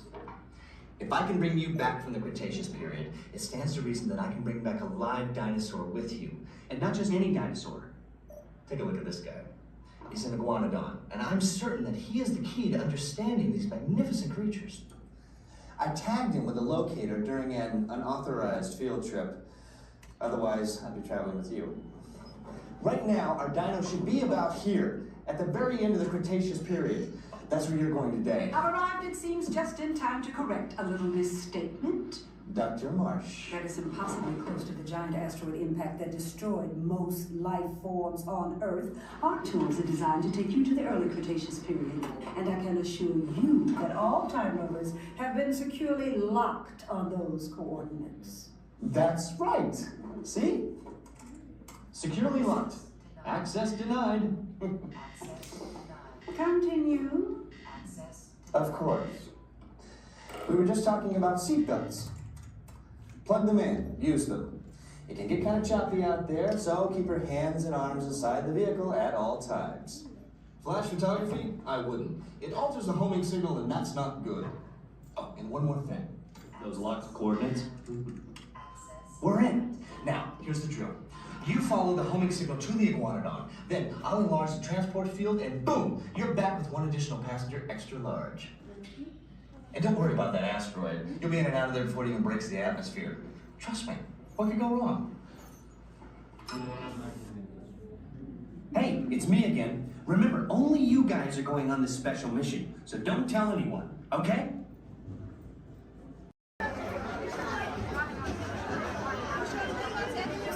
Push up on that lap bar. Push up.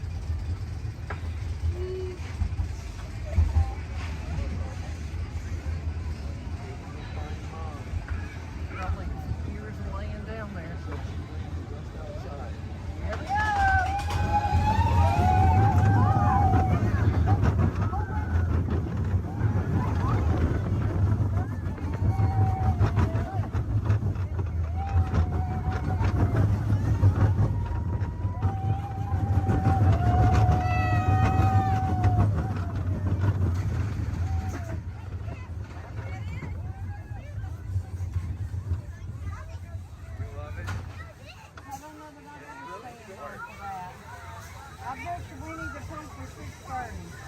That was. You see all the ears laying down there? The bunch.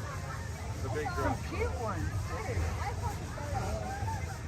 Donut ears. I see Minnie Mouse ones. I see donut ones.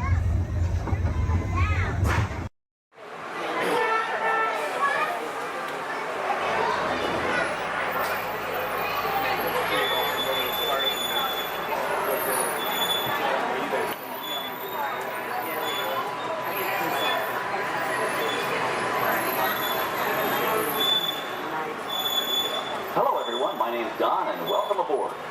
We're heading into the back lot of Disney's Hollywood Studios. This production area was built in 1988 as a Florida counterpart to the Walt Disney Studios in Burbank, California.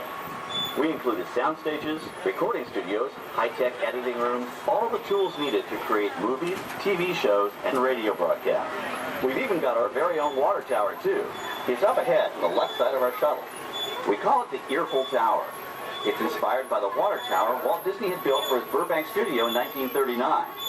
Our Florida tower stands a lucky 13 stories high, and we added our own creative touch, a giant set of Mickey Mouse ears. If you wanted to wear those ears, you'd have to have a hat size of 342 3/8. Up ahead, after the next bend in the road, you'll have a perfect opportunity to take a picture of this famous icon. In the world of entertainment, every project starts with a screenplay and a lot of creative ideas. A production studio is where the ideas of writers, producers, and directors are transformed into an on-screen reality. Within these huge spaces, filmmakers can literally create their own worlds. Our Florida sound stages are soundproof, weatherproof, and most importantly, air-conditioned, all vitally important for the cast, crew, and equipment. Many of the crafts needed for filmmaking are located right here on the lot. On the left, we have our own greens department. It grows flowers, trees, shrubs, and topiaries. A few well-placed plants can cover up empty spots in the set and add a touch of natural beauty to a scene. On the right are two of the aircraft from the 2001 blockbuster hit Pearl Harbor. These exact full-scale replicas of P-40 fighters were used in the special effect fight sequences. Of course, many of the planes we saw flying through the aerial battles or sitting on the ground weren't real at all. They were created entirely within a computer. Oh, keep your cameras focused to the right. We're coming up on that perfect angle of the Earful Tower I told you about. It's a true masterpiece.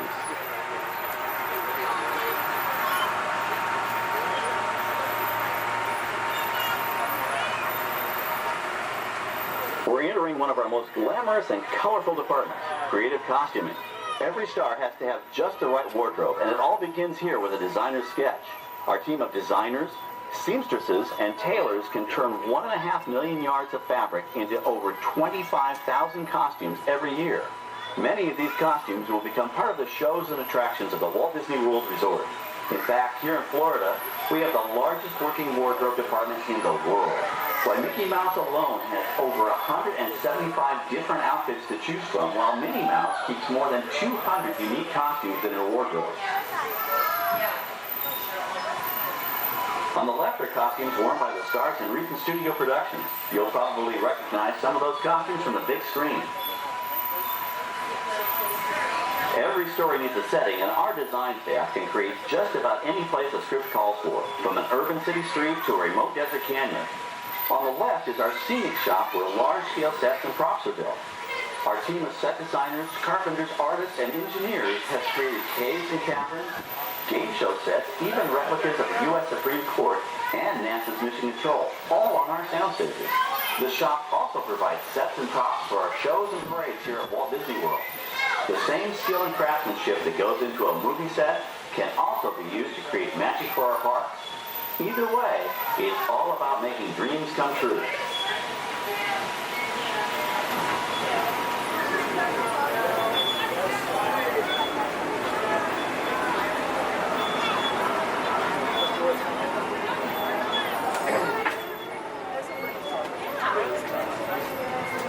Now we're entering a zone we call the Boneyard. It's an outdoor storage area for oversized props and vehicles. Cars, trucks, boats, planes, we often save these props in case we need them for future productions. In this backlot collection, you may find real working vehicles, non-working mock-ups, and even large-scale miniatures used in special effects shots. Large-scale models create a more convincing illusion on camera. We even placed small cutout passengers in the windows of the plane.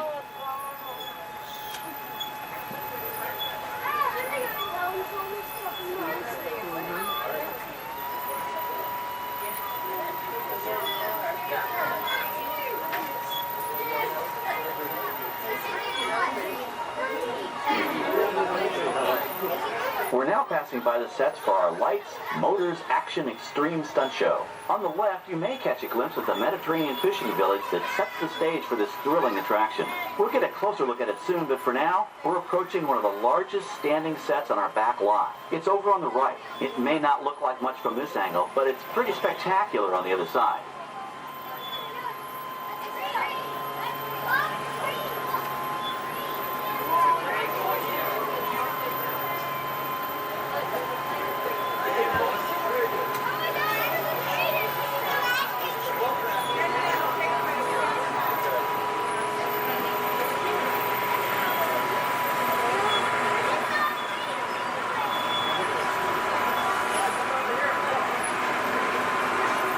This is great, folks. The production crew has just given us clearance to enter the set.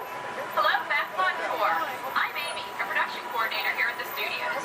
I can see your shuttle heading toward our canyon set. I've given your driver permission to come in and take a look around. I'm up here with our effects crew, and we're getting ready to shoot a test sequence.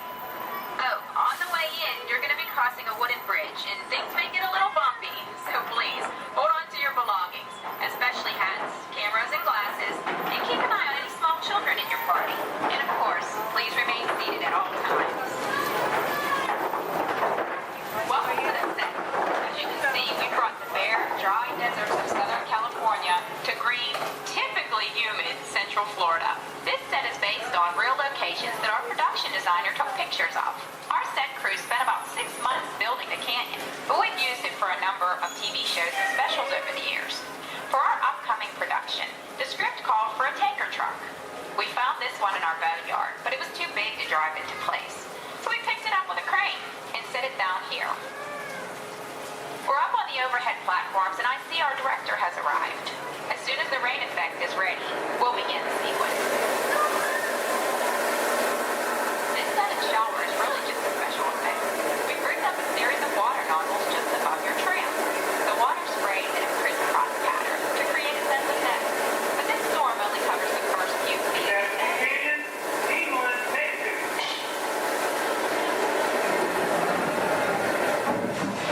Okay, it's showtime. Everybody stay seated. Hang on to your belongings and watch your children.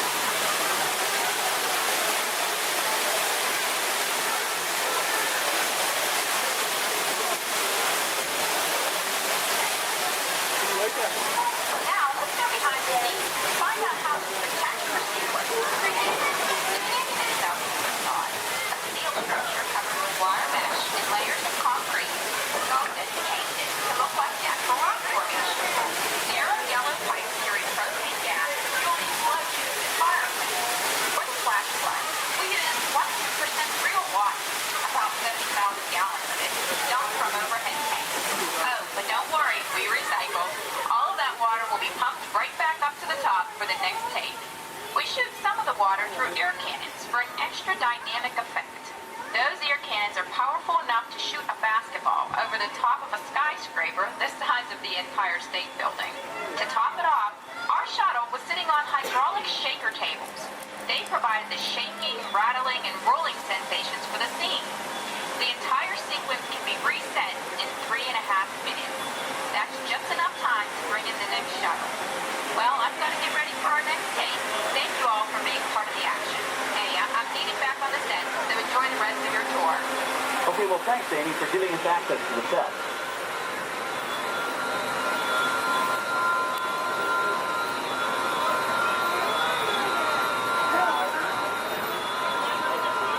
On the right, we have an authentic piece of Disney history. That Gulfstream 1 was known at airports across the country as November 234 Mickey Mouse, but we just call it the Mouse. In 1964, Walt Disney and his hand-picked team used this plane to scout locations for what he called the Florida Project. Soon, they secretly began purchasing thousands of acres of land, which became the Walt Disney World Resort in 1971. During the creation of the resort and later Epcot, the Mouse shuttled studio executives and Imagineers between Burbank and Orlando, making it the most used executive aircraft in the country. Appropriately, the Mouse retired here in 1992. As Walt used to say, it was all started by a mouse. In this case, the 234 Mickey Mouse. On our right, we once again sweep past the magnificent Mediterranean village of our lights, motors, action extreme stunt show. This high-octane attraction is based on the hit show from the Walt Disney Studios Park in France. In this action-packed production, you'll feel like you're right there on the set during the filming of a spy thriller, complete with custom-built cars, motorcycles, even jet skis. You'll experience the split-second timing, coordinated driving, and fiery special effects that make action movies a real blast.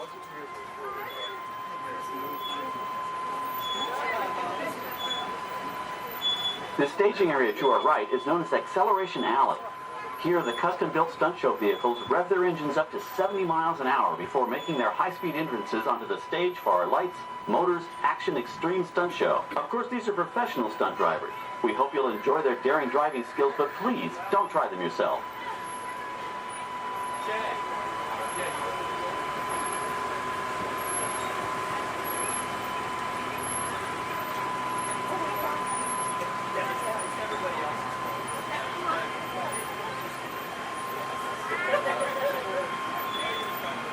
On the left, we've reached our second boneyard with more historic props and vehicles. When we reuse older props in a new production, they're often refitted with custom parts and given a whole new color scheme. You might not even recognize them the next time you see them on screen. For instance, coming up is our friend Herbie the Love Bug. He went through a special demolition derby makeover. Those dents and dings were added on purpose, but he can be polished up as good as new for his next starring role.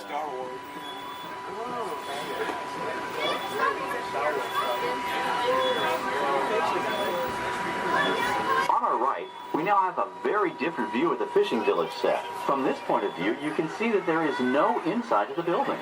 They are just false fronts or facades. In the movie business, set builders only create what the camera has to see.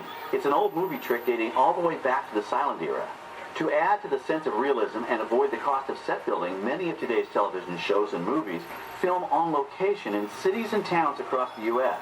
But out in the real world, you've got to contend with noise, traffic, crowds, and various visual elements that may or may not belong in your film. Here on the backlot, we can avoid these problems because we created our very own flexible urban environment. Our Streets of America facades can stand in for a small town or a giant metropolis. As we come around the last corner on our route, you'll see the skyline of New York City in the distance. It's really a series of painted flats, expertly designed to fool the eye and the camera. We can dress and decorate these streets to look like any city we want, from Chicago to San Francisco. Depending on the choice of vehicles, props, and costumes, we can even turn back the clock and set our story in a different time. And what's more, these sets are built with Florida weather in mind. They're made to withstand 100-mile-an-hour winds. You're welcome to visit our Streets of America anytime during your visit today and get an up-close look at the skills of our set designers and builders. We've just about reached the end of our tour. Our final stop is the American Film Institute Showcase, where you can see the actual costumes and movie props used in some of Hollywood's most famous films. There are some pretty amazing items in there, so feel free to take all the time you like. Please stay seated until our tram comes to a complete stop and check around you for any personal items that may have fallen during our trip. Well, as they say in Hollywood, that's a wrap. Thanks for joining our backlot tour, and we hope you'll come back to visit us again soon. All right, we're going to stop up here in just a moment. I'll open these doors. I'm going to exit out through those blue automatic doors into the AFI showcase door.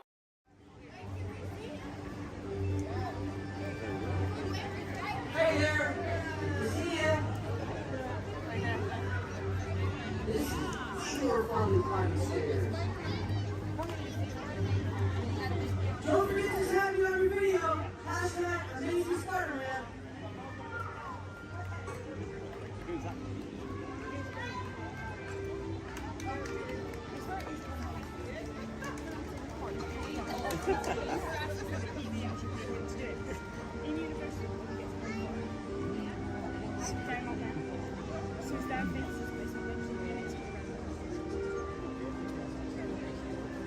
Hey everyone! Looking good down there! Wow, this is a friendly neighborhood. Welcome to Avengers Campus. Hey, what's going on, guys? Oh, me? Ah, you know, just spider stuff. Okay, time to run some tests. Spider-Man, Oh, hey, Sharon. shall we conduct an altitude test? Yeah, I guess I should do some work. Always good to have the data. On my way. Just need to find a clear path and something to swing from. Oh yeah, it's go time. Field testing, here I come.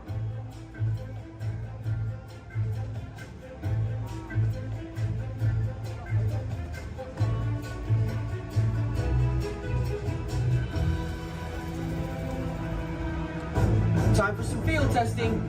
Here goes something.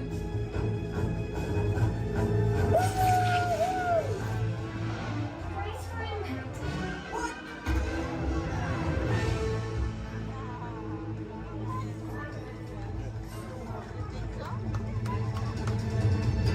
I'm good.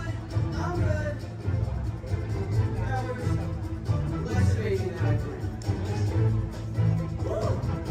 Sharon, did you get it out? I got the data. Okay, try to test. Let's check. Hang on, I'll be right down. That's the school.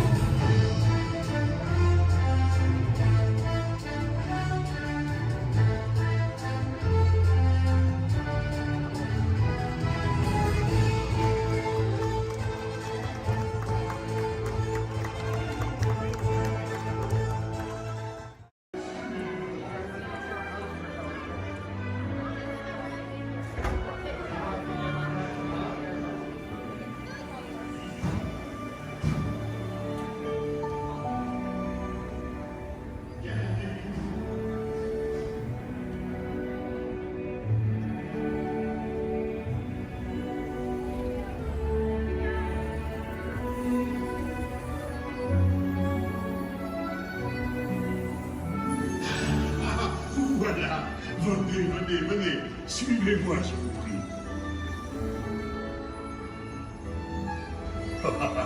Le chef Rami is waiting for you. This way.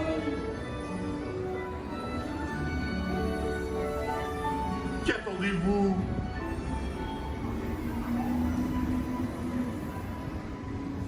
Oh, bien fait, les invités pour le dîner. Yes, but what to prepare? Hein? Pour le repas idéal? Coq au vin? No. A simple omelet? Too simple. Voilà. Mais oui, that's it!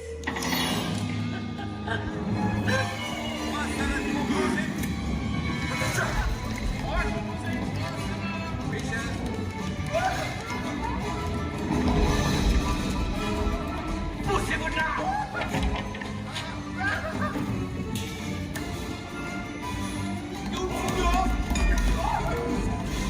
Vite, par ici!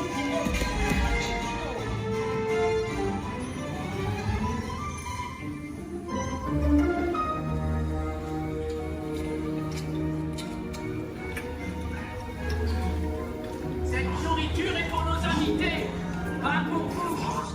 Et guys, the food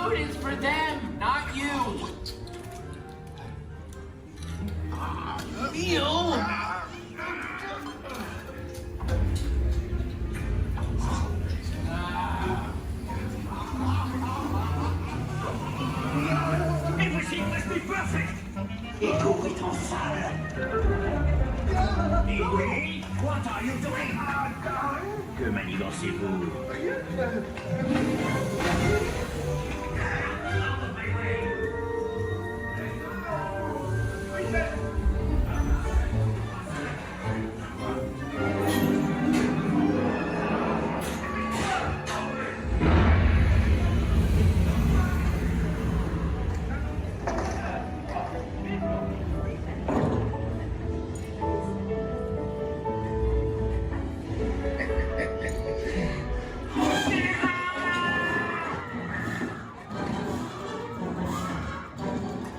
Dépêchez-vous! Par ici! Go! Go!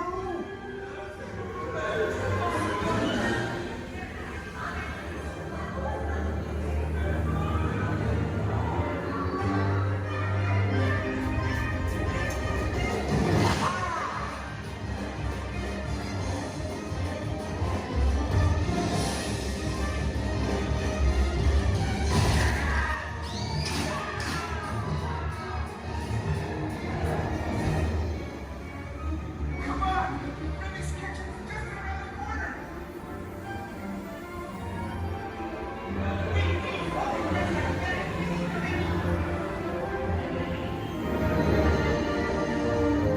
Trois entrecôtes pour la douce. Une à point, une bleue et une saignante. Oui, petit chef. Il va aussi me falloir rapidement 4 ratatouilles pour la carte.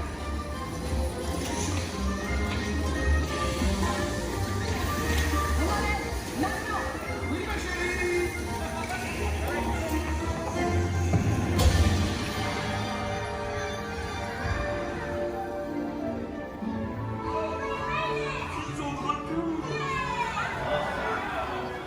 Hey, thanks for coming, everyone. Vous serez toujours les bienvenus chez Rémi. À bientôt et bon appétit. Et Mino. Oh.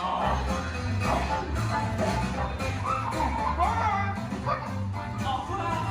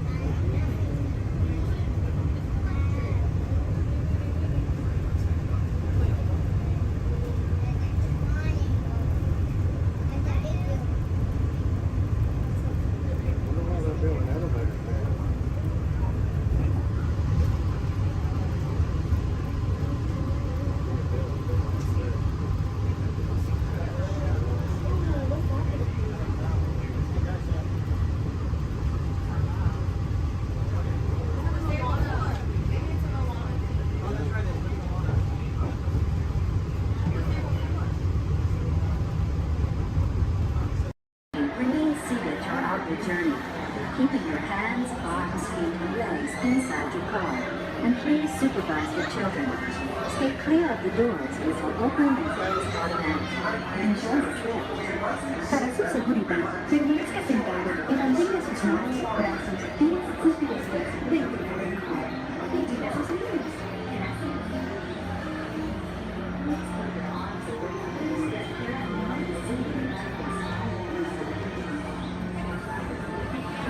Welcome aboard the Tomorrowland Transit Authority People Mover. Your quiet and carefree highway in the sky. We invite you to sit back, relax, and enjoy your next Along the way, you can preview many of the exciting places you'll want to be sure to enjoy today while visiting this land of tomorrow.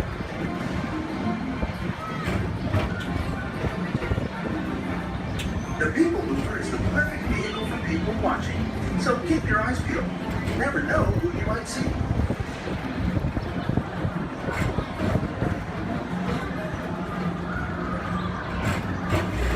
Coming up, Stitch's Great Escape, where you can report for duty as a security agent for the Galactic Federation.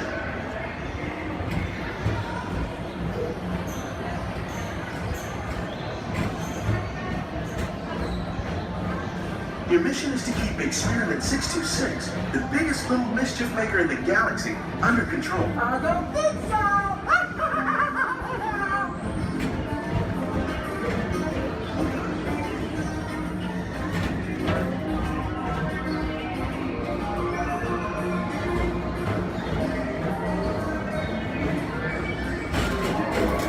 And now, the Tomorrowland Transit Authority proudly presents Progress City, Walt Disney's dream for an experimental prototype radio tomorrow. Progress City was the inspiration for everything Disney was forward moving throughout Walt Disney.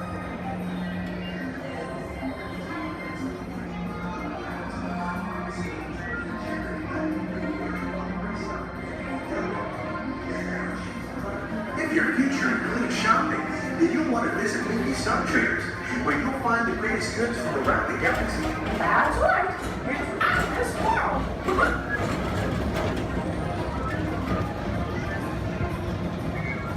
At the Tomorrowland Speedway, put the pedal to the metal and speed towards the checkered flag in your very own race car.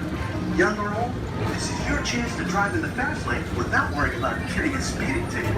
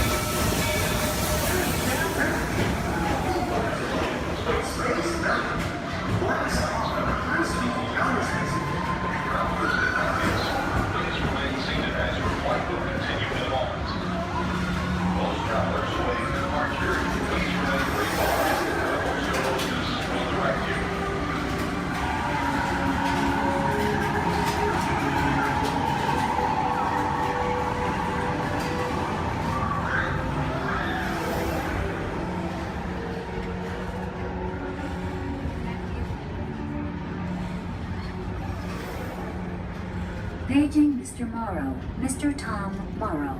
Please contact Mr. Johnson in the control tower to confirm your flight to the moon.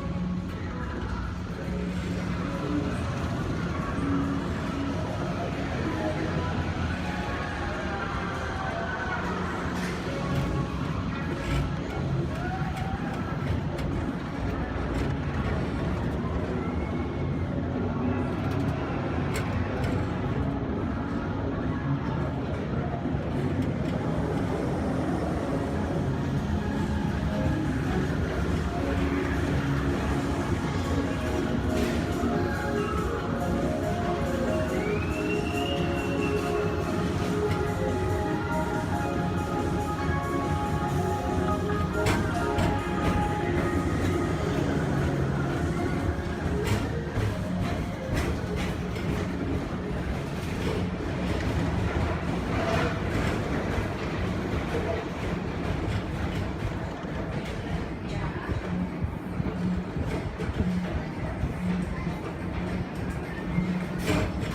back to Tomorrowland. Be sure to visit Space Mountain while you're here for an adventure that's out of this world. Space Mountain. Blast off the last week in outer space.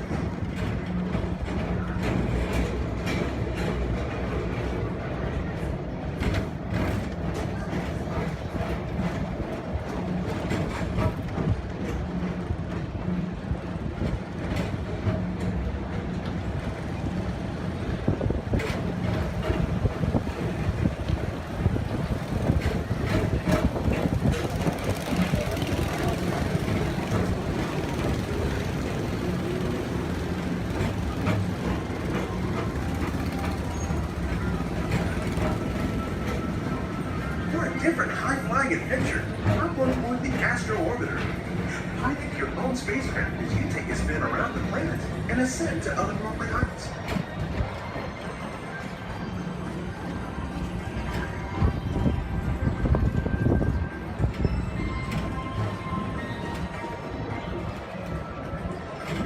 We're now approaching Walt Disney's Carousel Progress.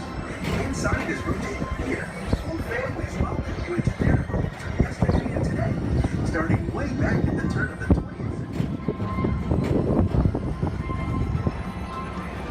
First presented at the New York World's Fair, this legendary circular theater celebrates the progress that has made our lives better. It's a perfect reminder that there's always a great, big, beautiful tomorrow shining at the end of every day.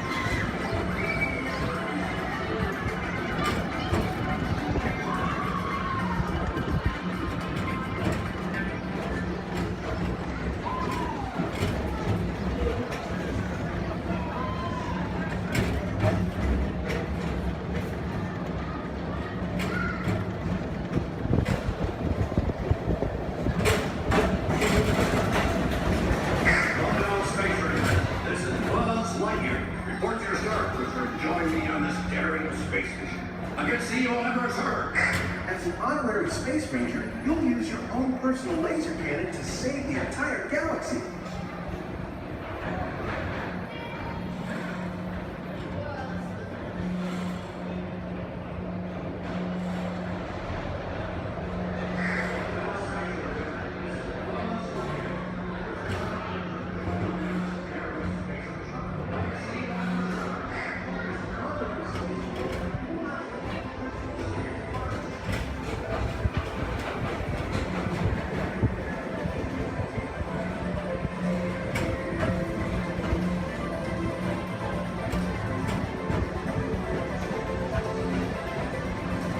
This time it's laughter they're after at Monsters Incorporated.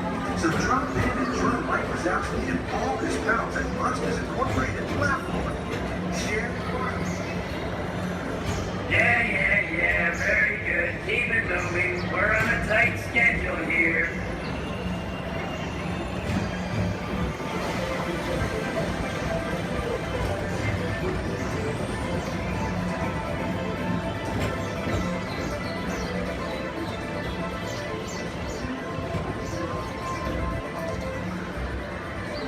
Thank you for joining us on the Tomorrowland Transit Authority People Tour. It's been a pleasure to have you aboard. Enjoy the rest of your day and have a great, big, beautiful tomorrow. Welcome aboard the Tomorrowland Transit Authority People Tour. Your flight is right for the sky. Step on the moving platform with caution and exit by stepping away from the car. Thank you.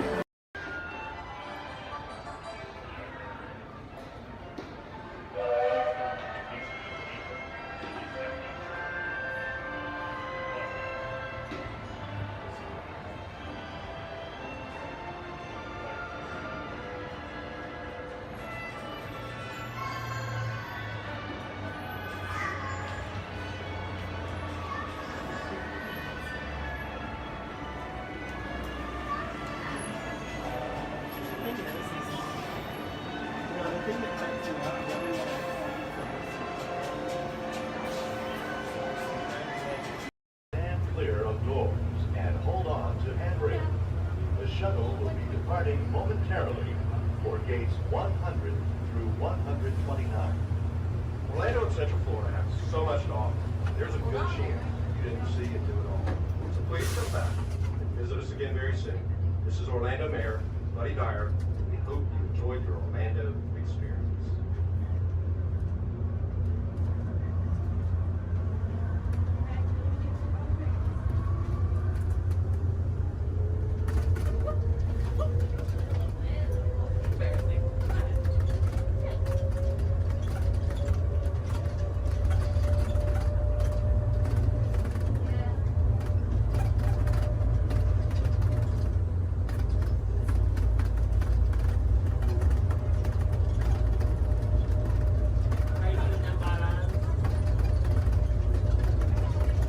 Please hold on to the handrail.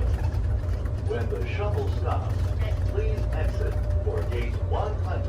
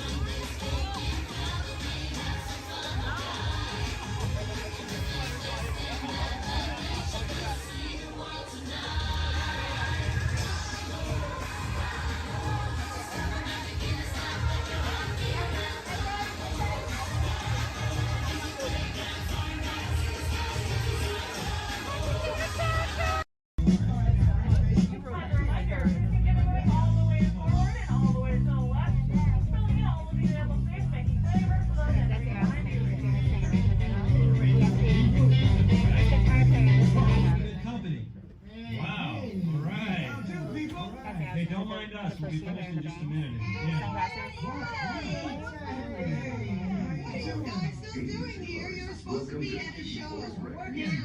I love the manager. Thrilling high-speed roller coaster test ride that includes sharp turns, upside down maneuvers, Okay, come on, guys. Please, get in the car. Sorry, folks, we gotta go. Chris, can you grab my blacklist, Paul? Hey, wait a minute. We can't leave these people here like this. We can't? No! Come on, you know how we feel about our fans. Yeah, that's right. Well, guys, what do you expect me to do? Send them all with you? Yeah. Hey. Wait a minute. I love that idea. How about some backstage passes? Yeah. Come on. Make it happen. Come on. Okay, I'll make it happen. Now get out of here. I hate all of you. Have a nice ride. Hi, Sal, it's me. Listen, I'm gonna need a bigger car. Make it a stretch. In fact, make it a super stretch. Right. Okay, folks, the show is all the way across town, but I got you a really fast car. Okay, wait, it's out in the alley. Congratulations on those backstage passes. Now please, walk this way out of the alley, keeping up with that party in front of you. As a reminder, masks must fully cover your nose and mouth and be worn as you exit the building after our kickoff.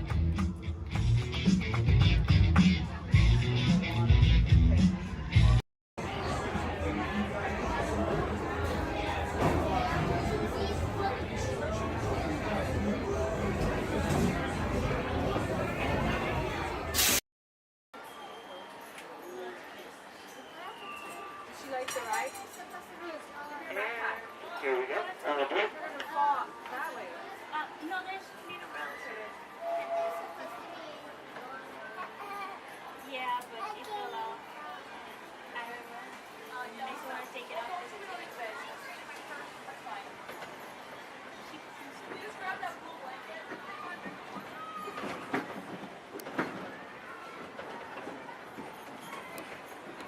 Hello, everyone. Thanks for joining us on the Disneyland Railroad. For a safe ride, remember to stay seated with your hands, arms, feet, and legs inside the train. And please, watch your kids. ¿Qué tal, amigos? Y bienvenidos a bordo. Para su seguridad, permanezca sentado y mantenga las manos, brazos, pies y piernas dentro del tren. Y cuide a los pequeños. Gracias. As we steam on through Fantasyland, you may want to take one more look at the majestic Matterhorn Mountain and the happiest group that ever sailed. It's a small world.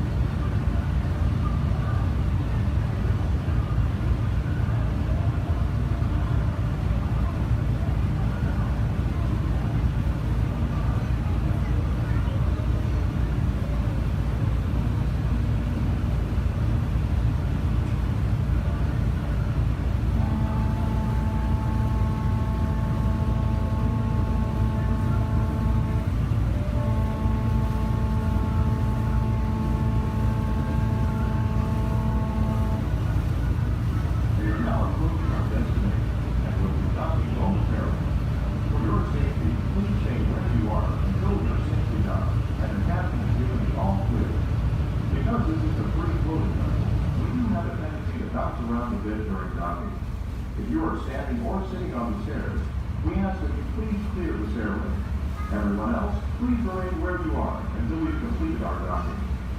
Once again, please clear the stairway. You'll be given an all clear when it is safe to travel stairs and go ashore. Por favor, manténganse alejados de las escaleras.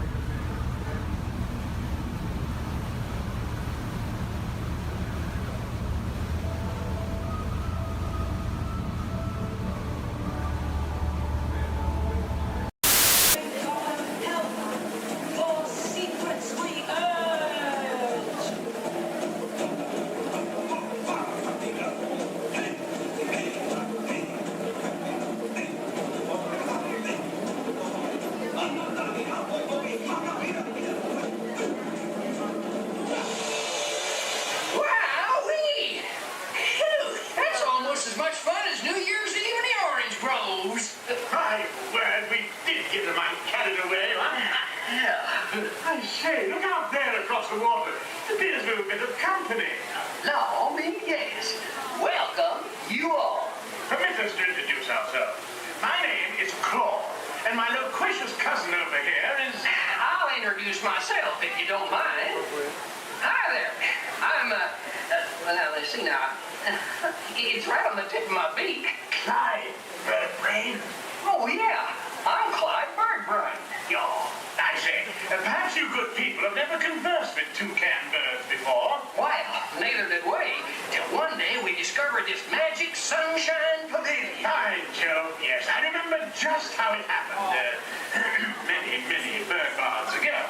There we were in an explorer's launch on a mysterious river in deepest Adventureland. Off in the distance comes the fierce roar of an African lion. As we round a bend in the river, a huge bull elephant bellows forth in protest of our intrusion. Suddenly, the treetops explode in a frenzy of outraged birds. Oh, come, you can jolly well do better than that. I can jolly well do one at a time.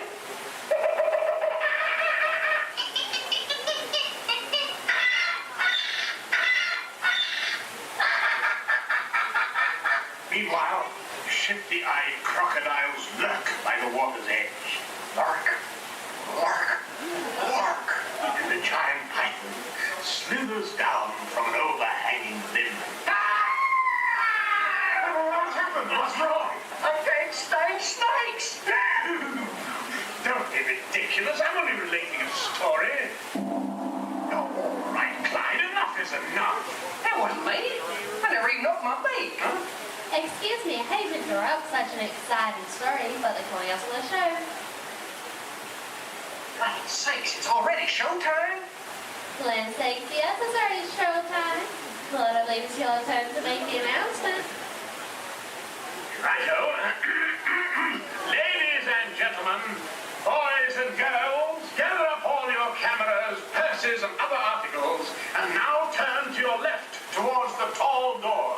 When the drums begin, they'll open magically to lead you right into the Sunshine Pavilion. Is everybody ready? I say, show.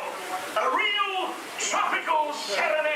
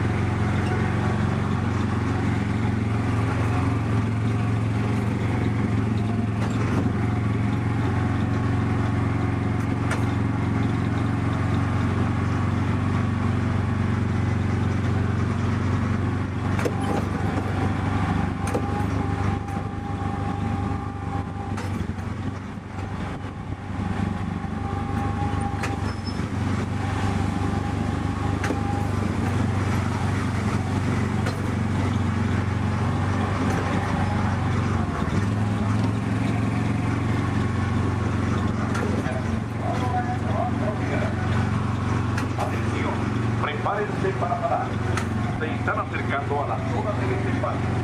Por favor, reduzcan la velocidad y mantengan una distancia mínima de un largo de auto entre su vehículo y el de adelante. Para parar su auto, quiten el pie del pedal. Gracias.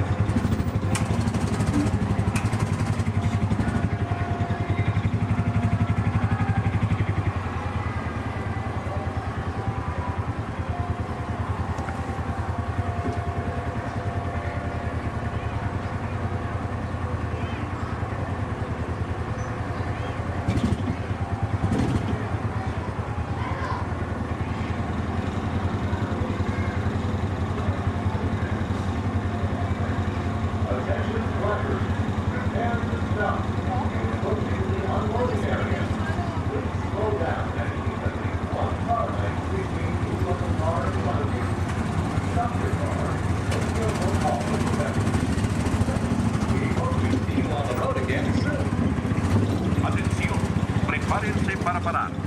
Se están acercando a la zona de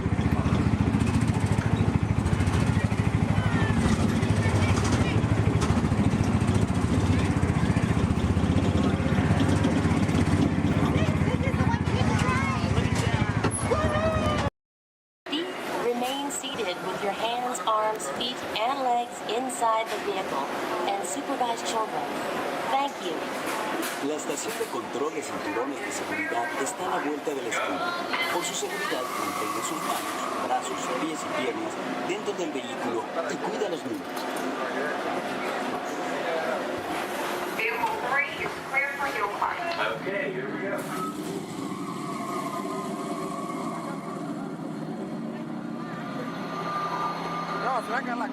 The torque and transmission load data are looking good. Great. Let's proceed to the rough road tests. You got it.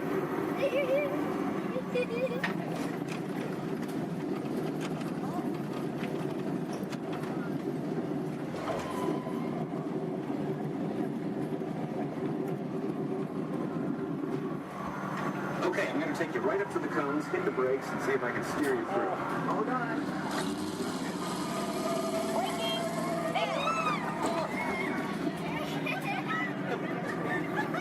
Okay, we're back on track. Let's do that other sequence. Okay, let's try it again, this time with the anti-lock brakes. ABS rear. Braking!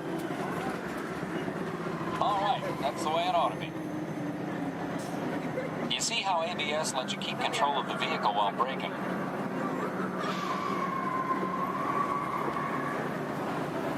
Let's demonstrate some extreme test conditions. Okay.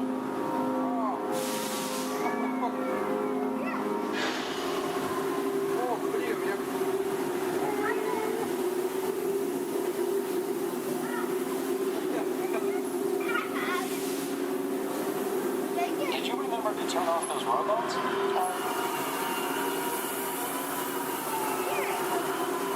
Clear for track course A. All right, let's pick up the pace. Increasing speed. 10%.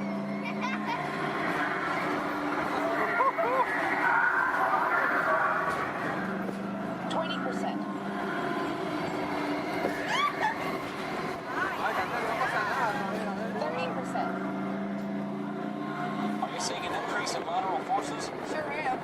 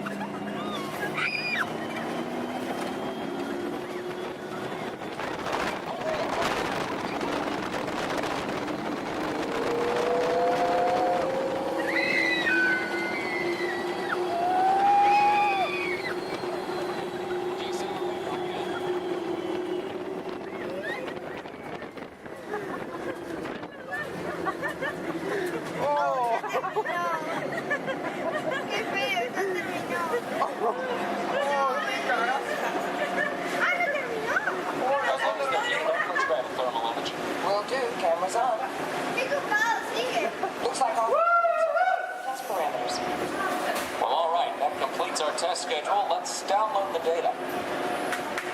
Hey, thanks for being such a great test crew. Come back and ride anytime. Bye now.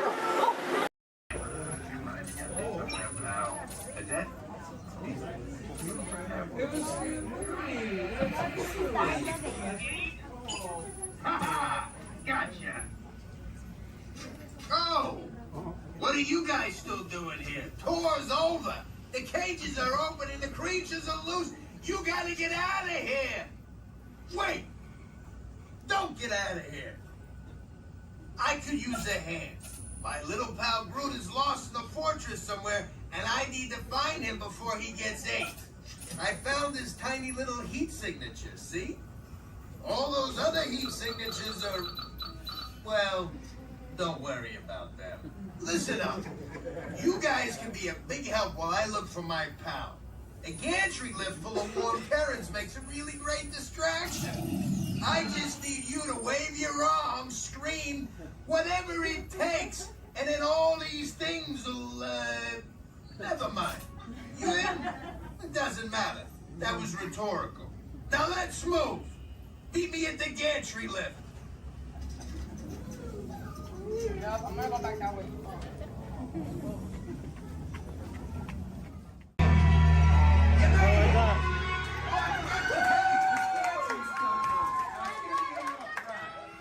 Remember, if you see a scary creature, scream real loud and look delicious.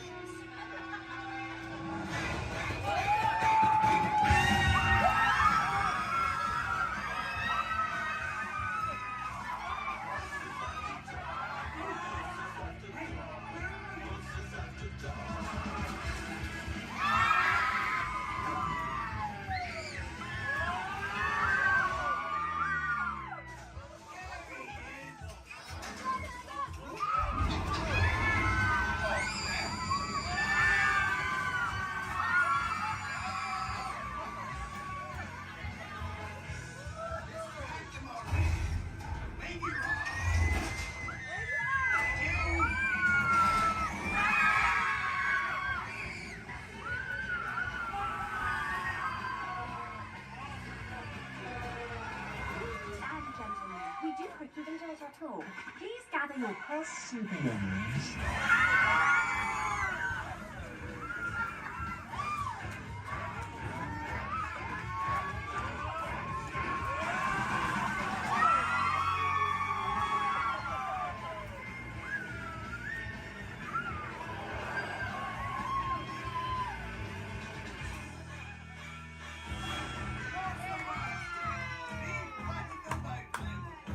Spit that out, it's not candy.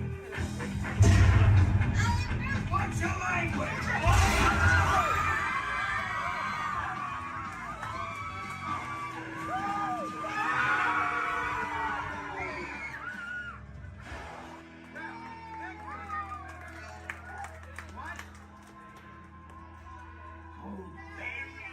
Very still.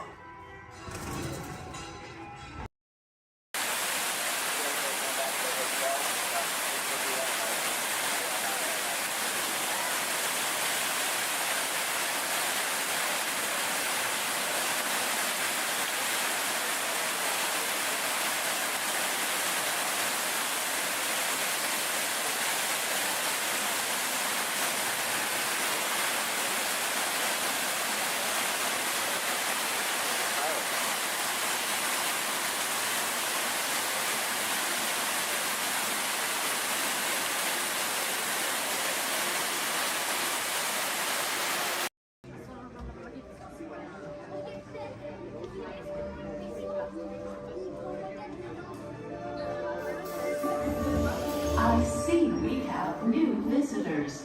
Welcome, Terrans, to the wonders of Xandar.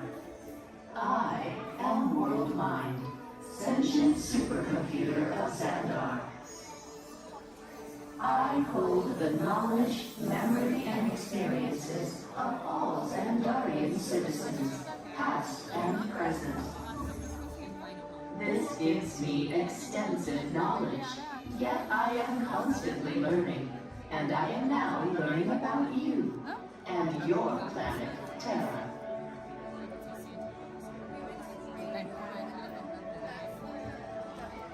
Much of my knowledge of your world came from your great scholar, Peter Quill.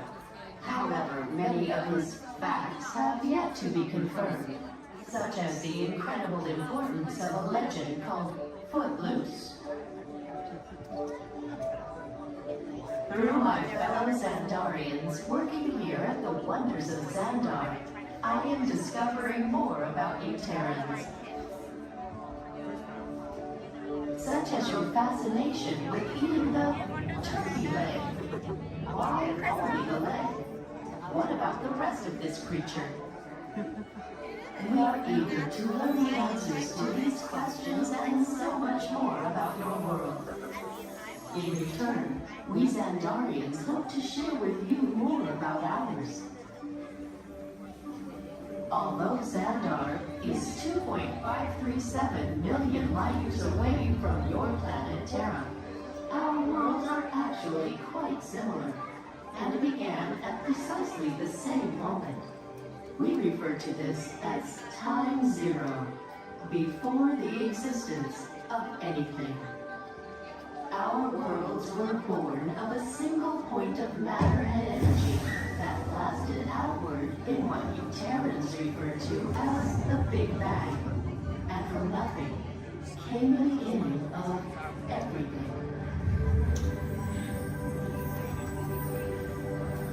Incredibly hot and extraordinarily powerful, this explosion filled the cosmos with a cloud of rapidly moving particles. Over the next 100 million years, space continued to expand, and the particles cooled and slowed. As they coalesced into huge swirling clouds, gravity pulled them into larger, denser clusters. At the heart of these clusters, the temperature rose, and the particles were compressed so tightly they fused, releasing enormous amounts of heat and light.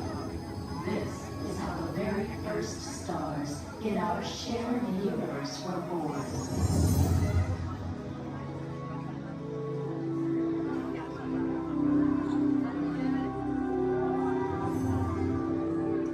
The singularity is just one of the commonalities between our two worlds that we will explore today.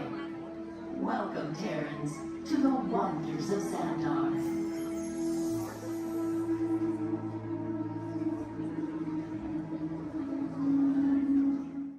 We recently learned that your Terran visionary, Walt Disney, had a similar goal in mind with his early concepts for the experimental prototype Community of Tomorrow. Years now, Peter Quill, what do you have to say about this? You know, I mean, it was really a group effort to execute my plan. Thank you, Mark. The Great Lady, I would love to hear more about how Terra was chosen for this Wonders of Xandar tour. Well, that was totally my idea. And that got too, because I love that place. It's awesome. I went there as a kid, and I can't wait to get to go back and ride. I forgot this, man. I also want to see the energy, dinosaurs, and of course, here the veggie fruit. It's the best. Okay, well, I'm sure it will be wonderful for you to relive all of those memories again. That's us. And it's thanks to Darkness that Xandar is reaching out to other cultures across the galaxy.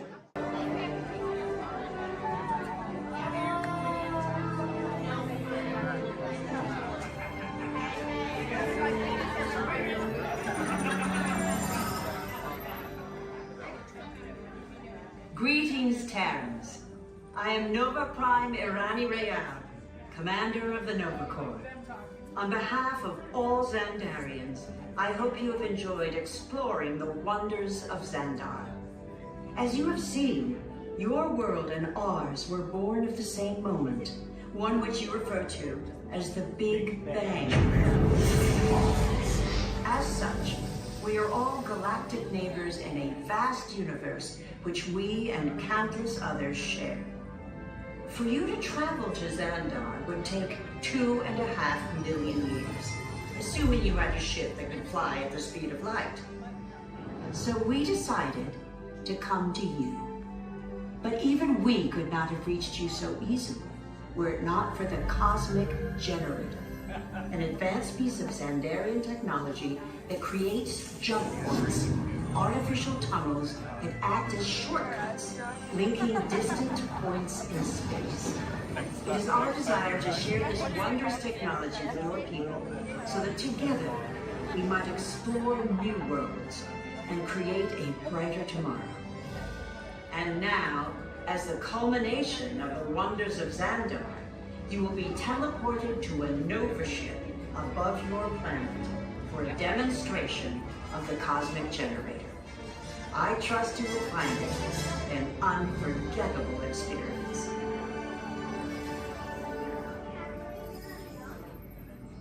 Welcome, people of Epcot, Epcoters, Epcotians, citizens of Epcot. Does anyone know what they call themselves? What? Someone needs to tell me when I'm on. Welcome, Epcot Terrans. I am Centurion Tal Merrick, and we're just about ready to teleport you up to the ship for the demonstration. As you're about to enter a secure Nova area, I must ask you to put away your Terran communication devices at this time. Recording of any type is strictly prohibited. I am very serious about this.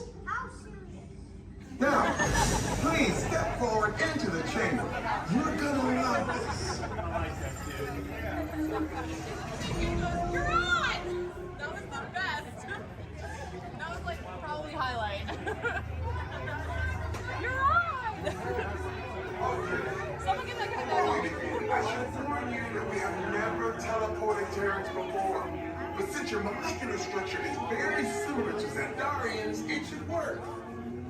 It'll work. So long as you are standing inside the lighted ring. You do not want to know what happened last time someone did not stand where I told them to, okay? Stand by the teleportation. Here we go.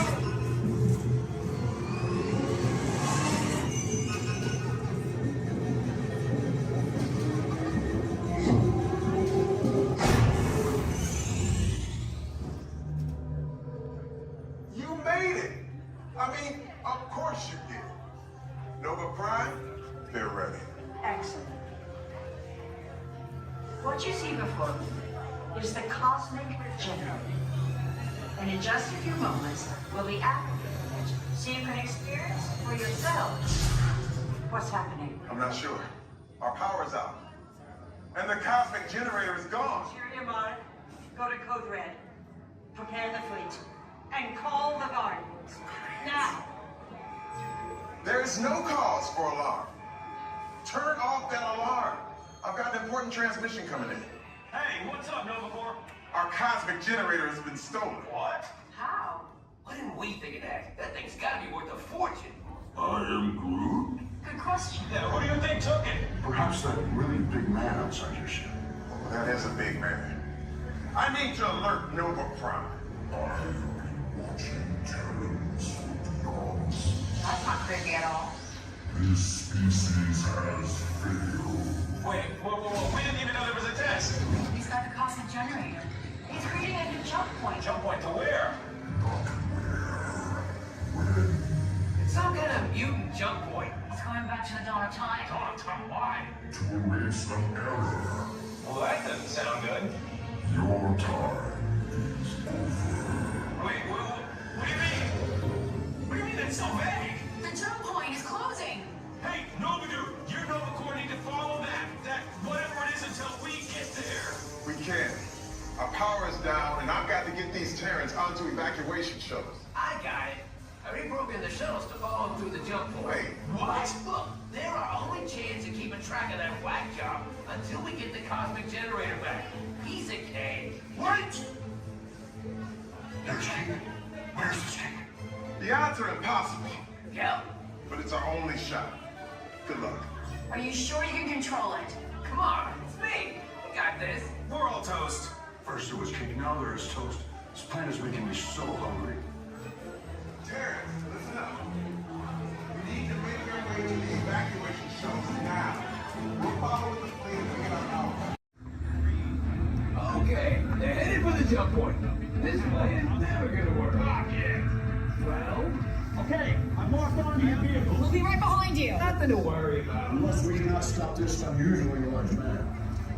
We are likely doomed. Good luck. You're gonna need it.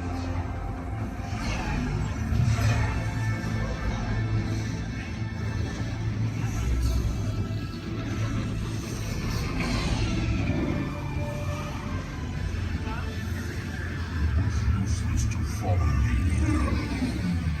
What is that noise? Boys, no one can stop rock and roll from existing. What have we done? What have we done? I think we took back.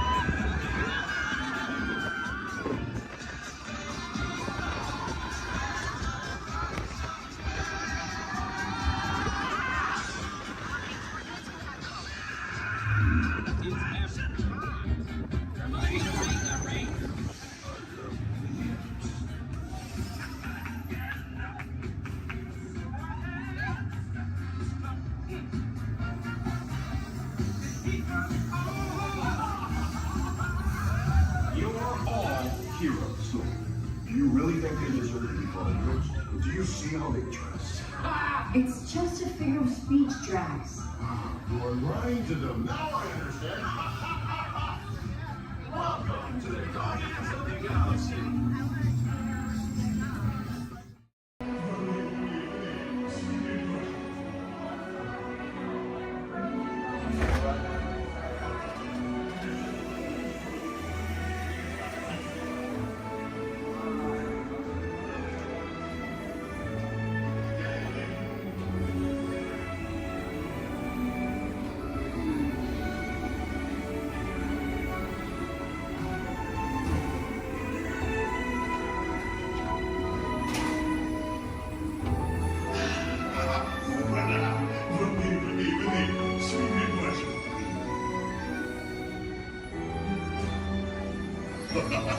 Chef Daddy is waiting for you. This way. Qu'attendez-vous?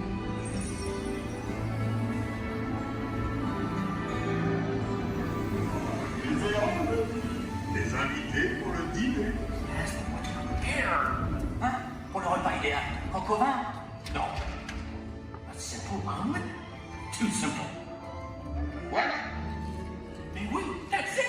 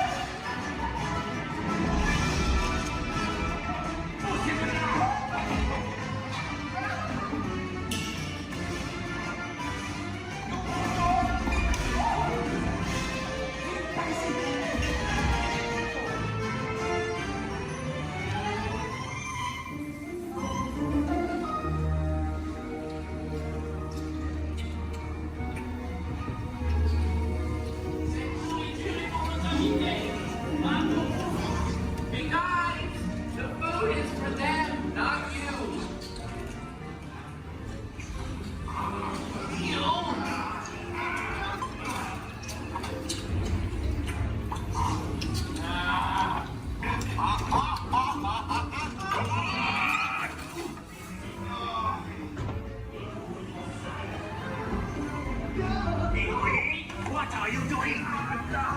Que manigocez-vous? Out of my way!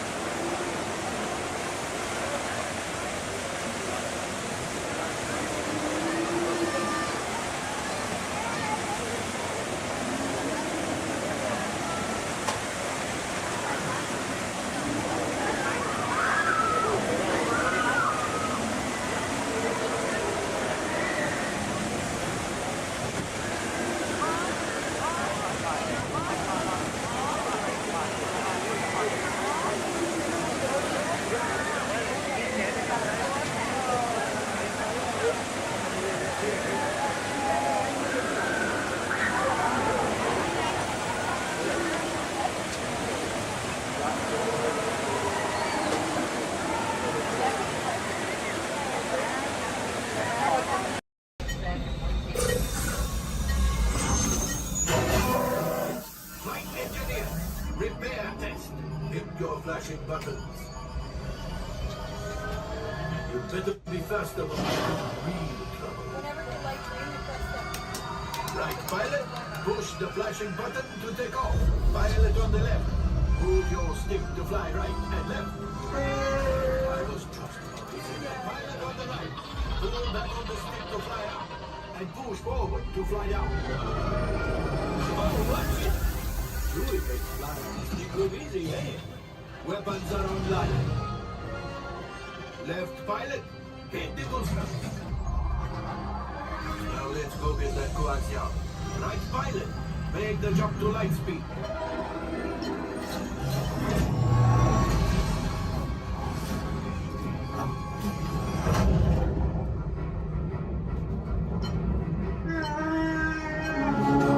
There's the train.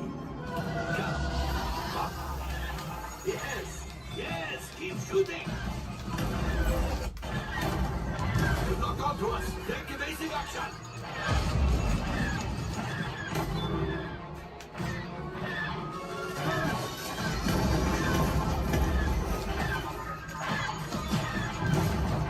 There it is. After that train.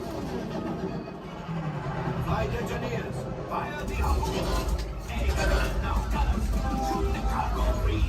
Left pilot, brakes. Well, my friends, that could have been much worse. Okay, it's much worse.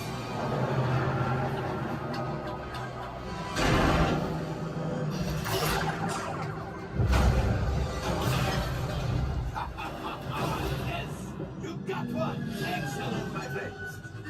All right, ship. Go axiom. You see, just as I promised, my friend, now that the resistance has what they need, maybe they'll build something for Waldo. Pilots, line up behind the train so we can harpoon that last car. Shoot the train. Yes, keep mashing those controls. Oh, so close. Keep reeling.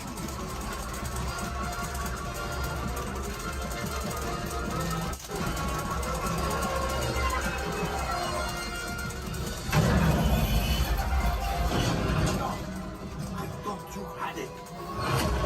Gunship. Oh, that's ridiculous. Things are getting too hot. We've got to get out of here. Yes, a distraction. Fire the missiles at the train. Hurry.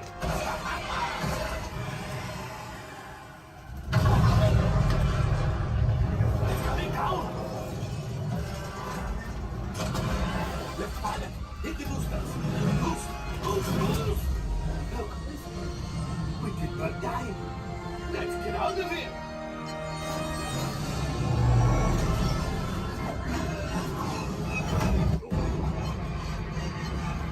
Your hyperdrivers failed. Pilots, evasive maneuvers. We've got company. True is right. If we need them back, they may find the resistance. He's the last. Did it. Watch out! Oh, that's going to be wrong. Great job, my friends. You retrieved one container of coaxium. This will greatly help the resistance. You have heard the first order and made Chewie proud.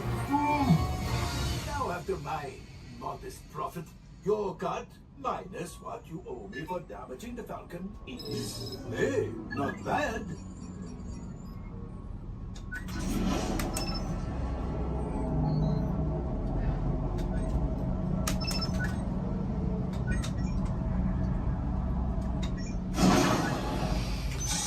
All right, I am making an executive decision. Everybody out. Go on, get out.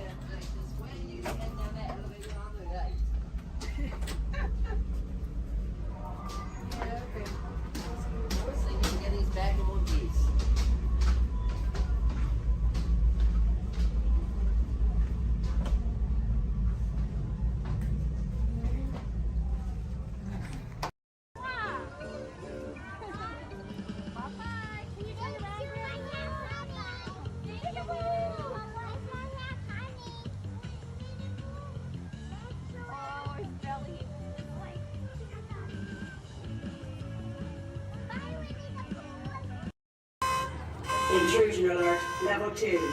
Intrusion. Disarmed. Sensor offline.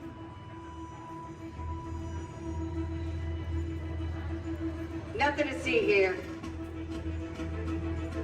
Move along.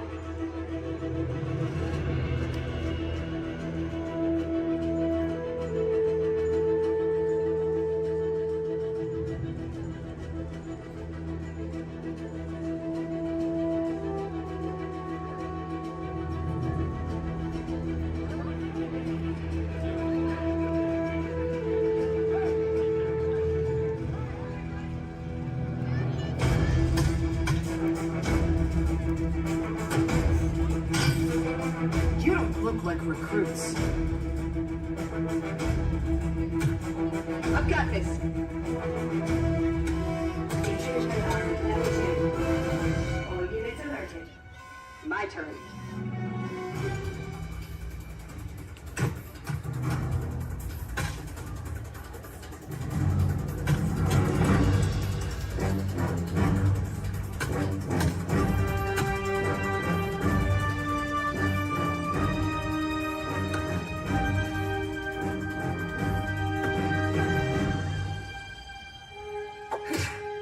Let's try this again.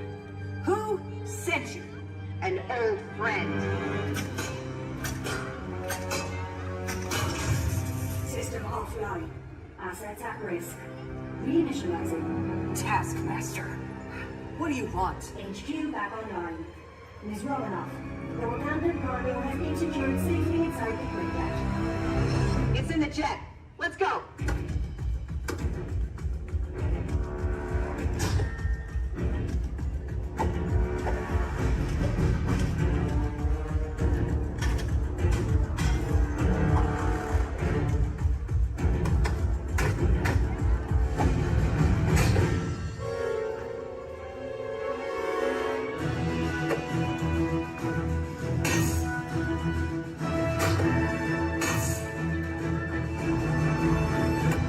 Incoming call from Mr. Stark. Friday, don't put him through! Yeah, she put me through. Hi, Nat. Everything okay? You need help? I don't need help! Yeah, I said help. Intruders, step aside. I won't ask a second time.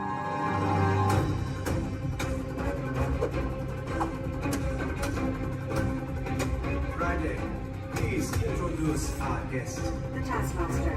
Origin unknown. Be ready. Taskmaster has the ability to master and replicate your fighting skills. It's annoying. This is a fight you cannot win.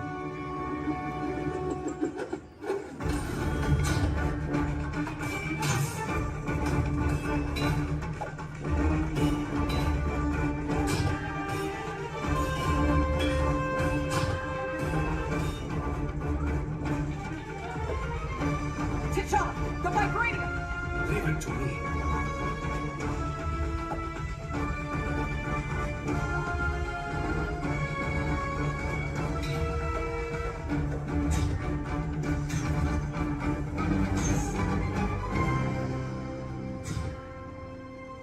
We got it. Let's go. Friday, seal off Bay 94.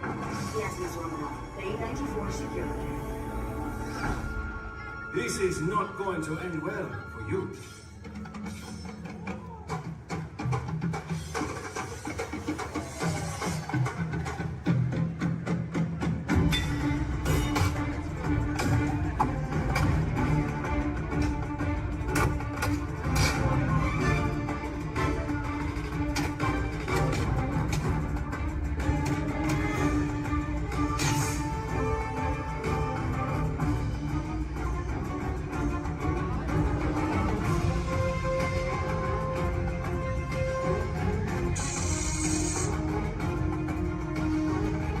Looking for this?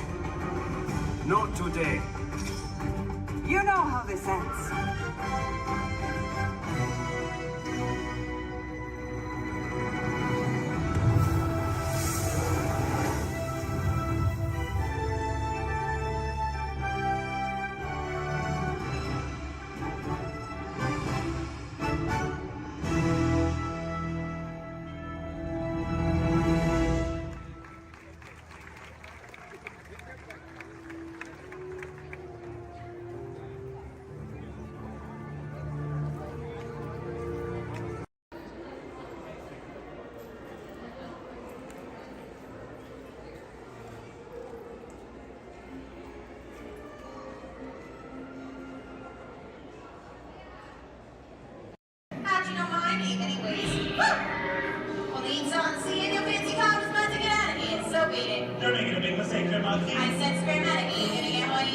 on, down the middle of a movie. Here they come, Bust! Get out your grinders! I'm gonna go by Mr. Osborne.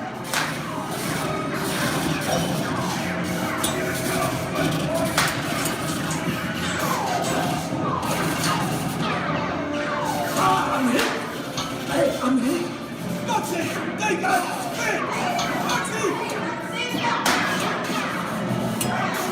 Foxy! Let's hit the man! Real man!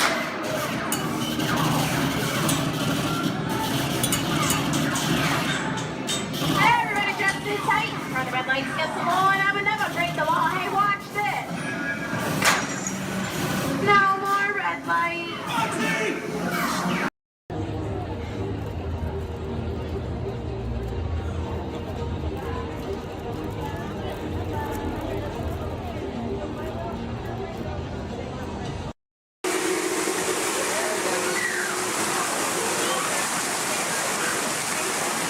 Hey, what are you doing here, William? What are you doing here, Morris? I just flew in from Hollywood. My client's the new owner of this bird cage. What? Are you cuckoo? My client's the new owner. Disney gave me an exclusive. Co-exclusive. Didn't you read your contract? I gave it a bird's eye glance. And you call yourself a talent agent? I negotiated my tail feathers off for this deal. Well, my client does not share credit.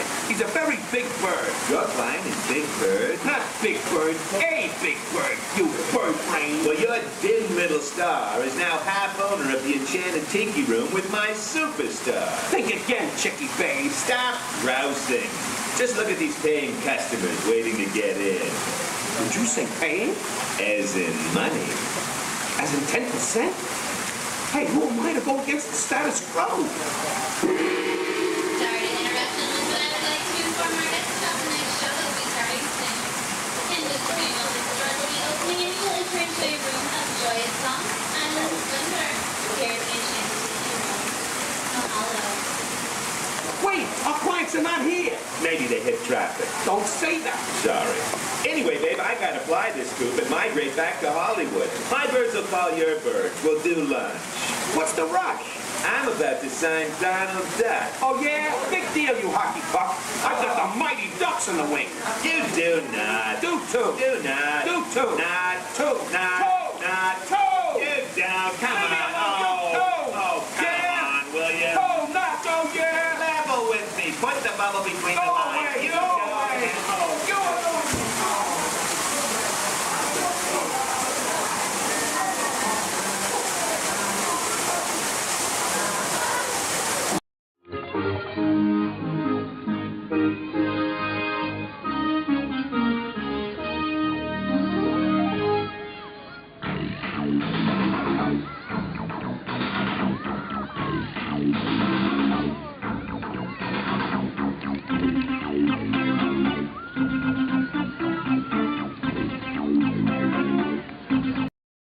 Look inside yourself.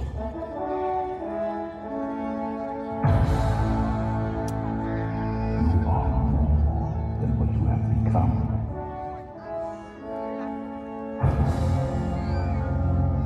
Remember who you are.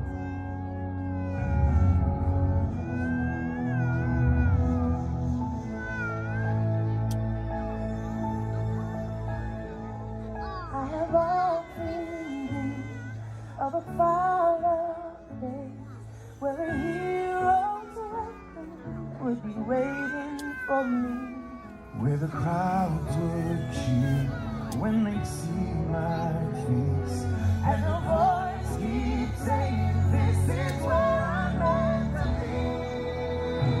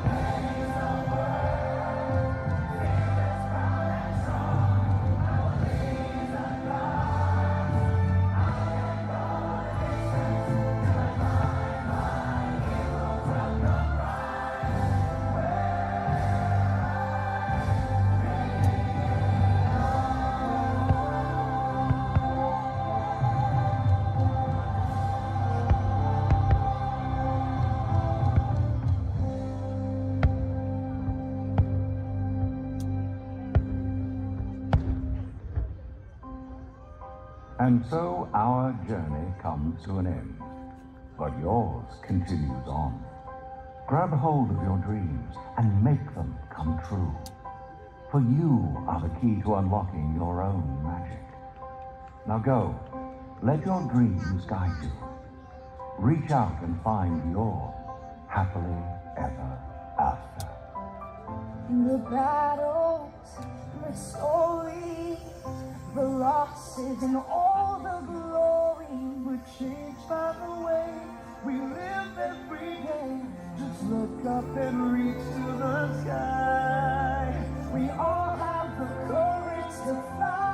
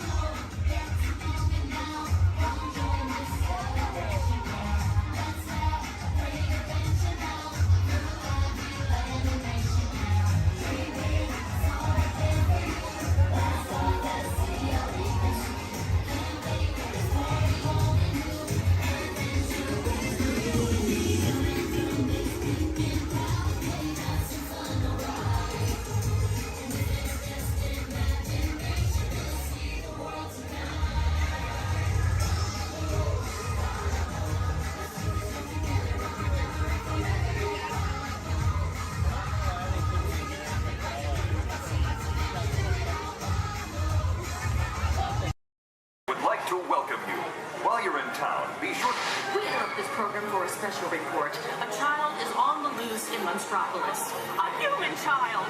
If witnesses are to be believed, there has been a child security breach for the first time in monster history. We can neither confirm nor deny the presence of a human child here tonight. I tried to run from it, but it picked me up with its mind powers and shook me like a dog. It's true! I saw the whole thing! Happy birthday, Schmoozy Poo! Oh, googly bear!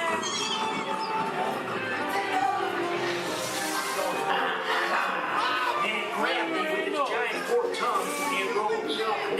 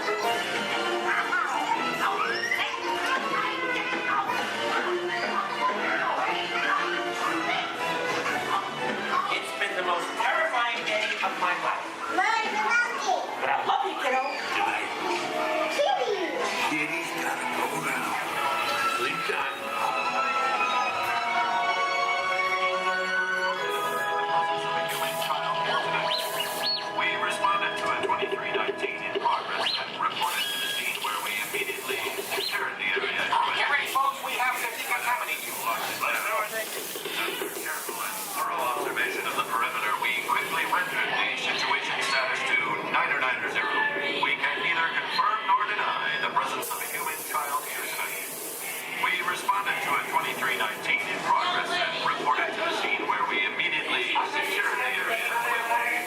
We spread out and locked it down. Careful and thorough observation of the perimeter, we quickly rendered the situation status to 990.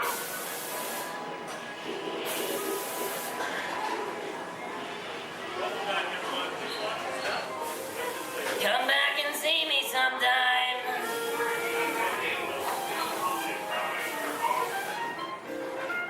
I'm watching you. Always watching. We can neither confirm nor deny the presence. Welcome back, everyone. Please watch your step.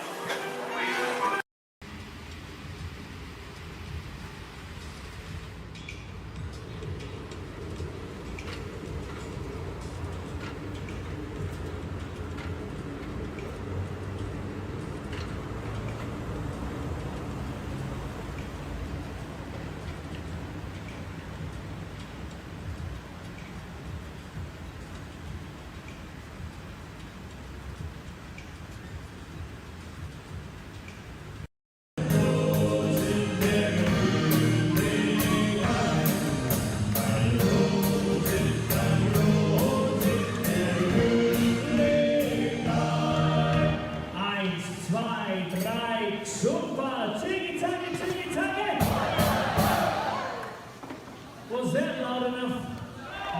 Turn to your neighbor and say, louder! Okay, drinks and thumbs up, here we go. Tiggy, taggy, tiggy, taggy! Tiggy, taggy, tiggy, taggy! Rolls, clink, and drink!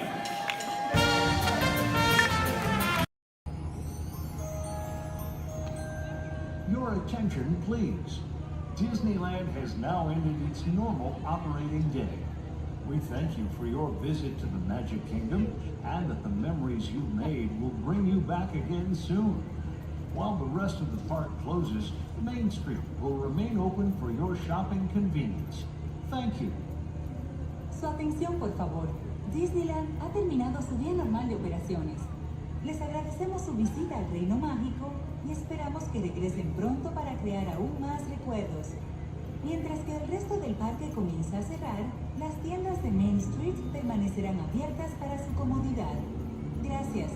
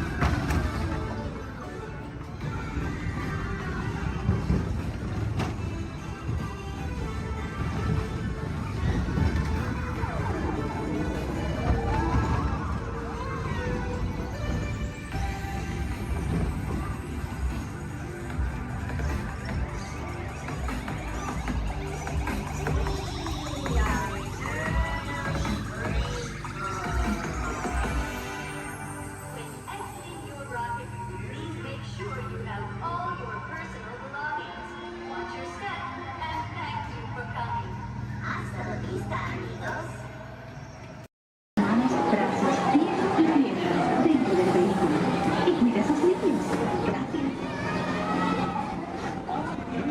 carefully onto the moving platform, then step in. For your safety, remain seated throughout your journey, keeping your hands, arms, feet, and legs inside the car.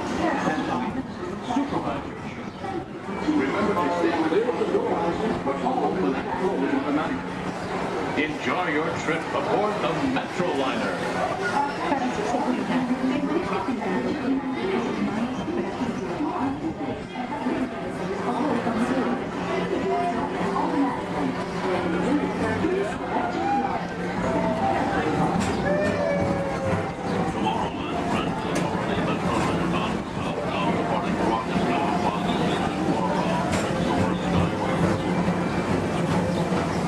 Welcome aboard, TTA travelers.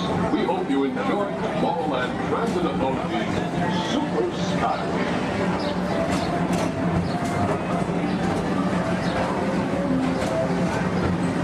Now approaching Tomorrowland Interplanetary Convention Center. The convention center is home to a galaxy of wonders from faraway times.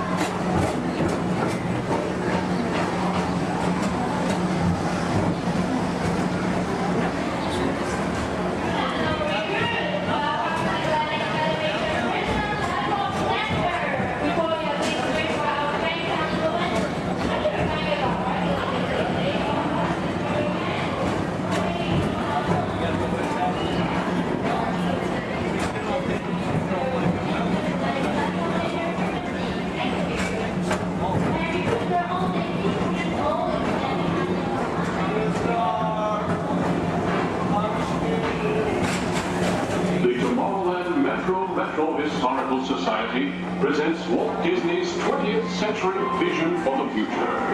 This model city dared to dream the perfect community in which to work, live, and play.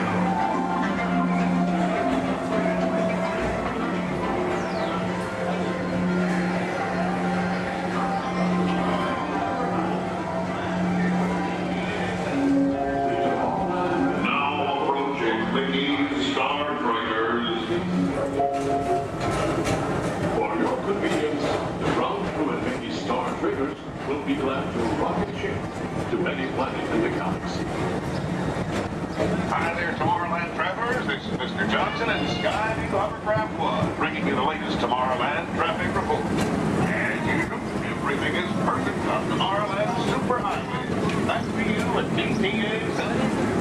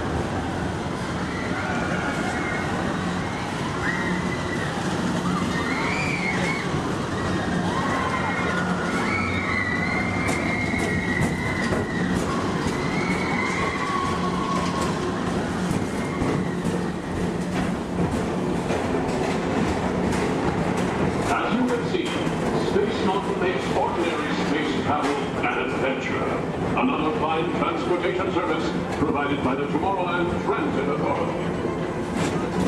Attention, all visitors from Galaxy M31. Please keep forward-facing tentacles clear of oncoming Metroliner vehicles. Thank you.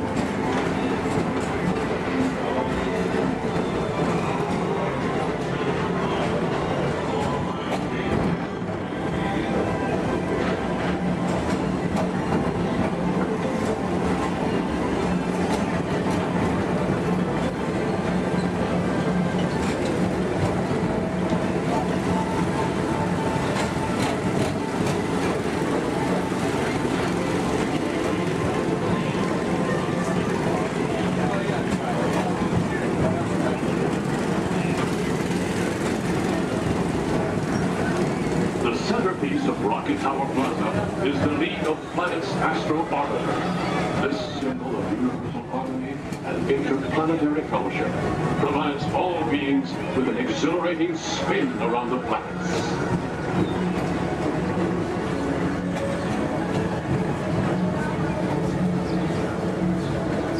Blue Line passengers, for all your future travel needs, the TTA services all of Tomorrowland's outlying areas, including the personal rocket ship docking lot, and of course, Perfect Park Acres.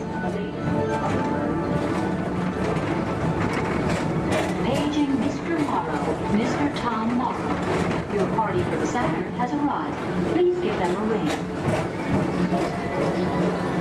Now approaching Walt Disney's Carousel of Progress.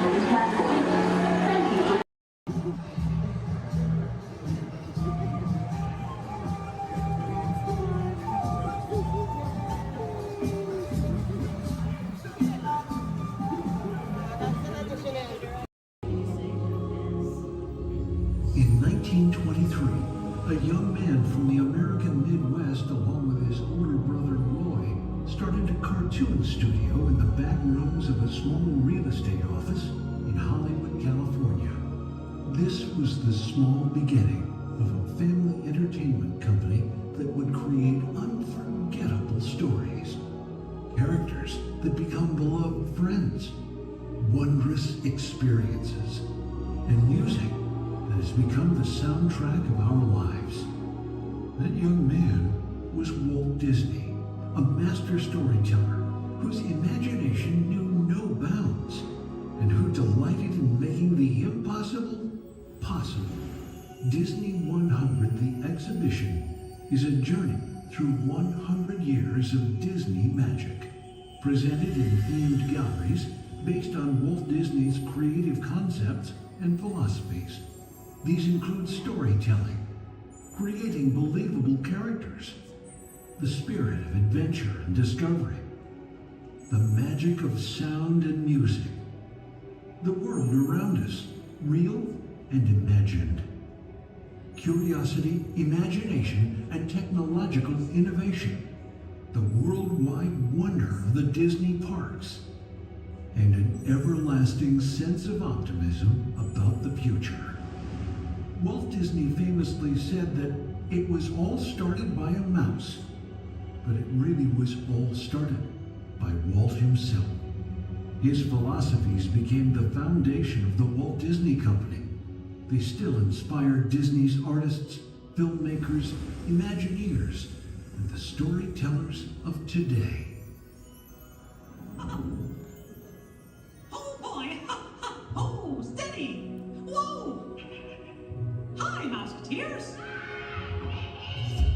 Well, here we go again, so hang on. Anything goes. You ready? And let the show begin!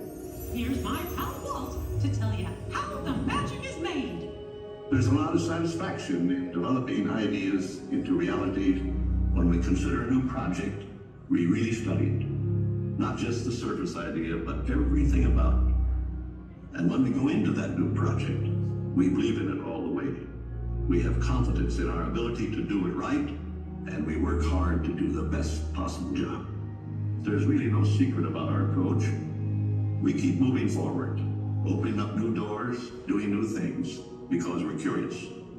And curiosity keeps leading us down new paths. We're always exploring and experimenting. Everybody ready? Then on with the show!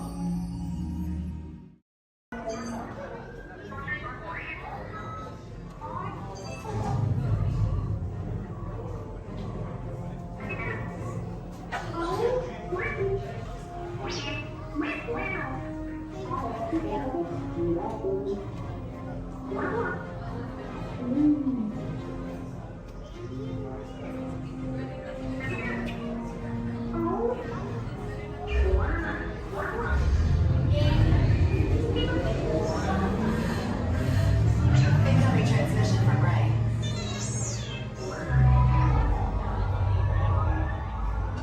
BB-8, is everyone assembled?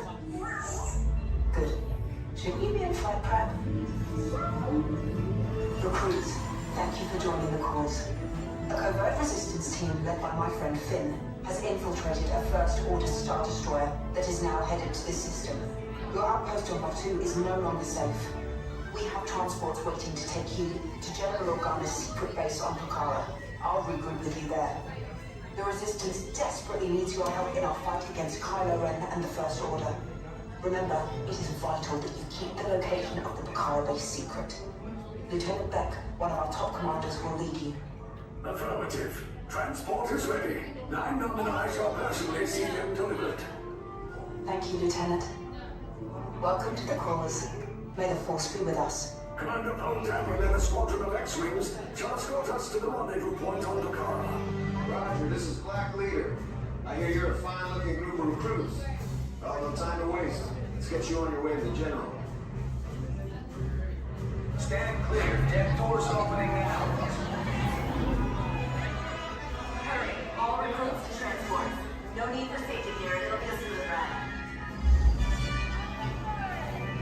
Ground crews, deck is in motion. Recruits crossing to transport. Initiate pre-flight sequence on Deck 3 for Pucara.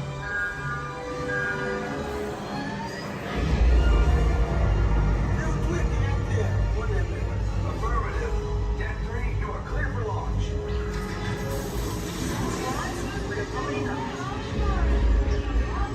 Pucara personnel, this is your final call on board. Transform away from the blast doors, all the way forward.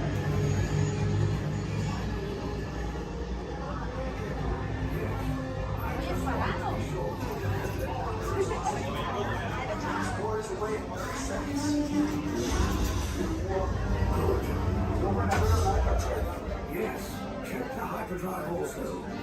Transport takeoff in 20 seconds. Good. Airspeed sensor. Thank you, Nina. Black Leader, are you and your team ready? Affirmative. Engines are hot. Red 2, blue flag reporting. Red 2, check. Blue 5 standing by. Engage repulsors and hold on, recruits. More ships. Launch.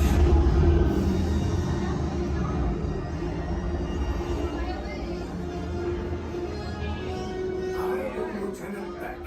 As you heard from Ray, I have been tasked with getting you to Vakara.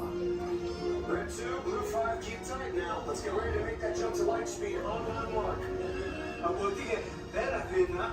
Black Leader, we're picking up an unusual signal. Are you spotting anything? Yeah, I see it. We'll check it out. BB-8, what do you got?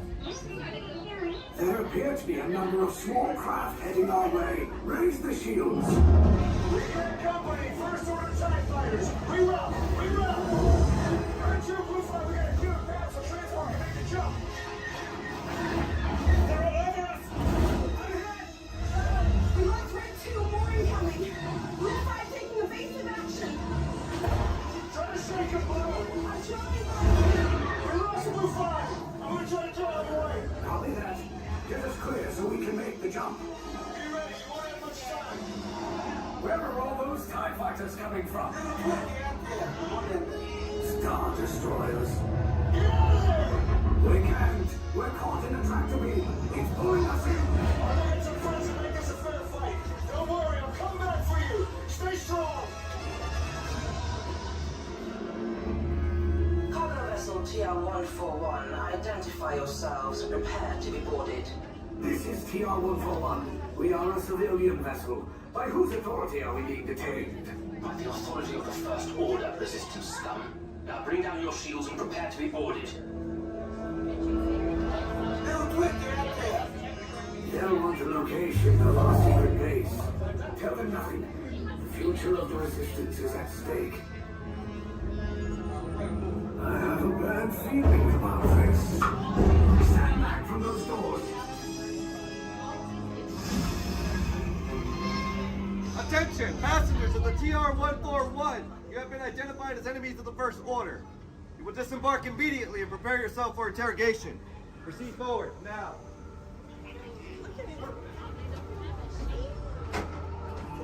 Go that hallway to your right for interrogation. Keep your...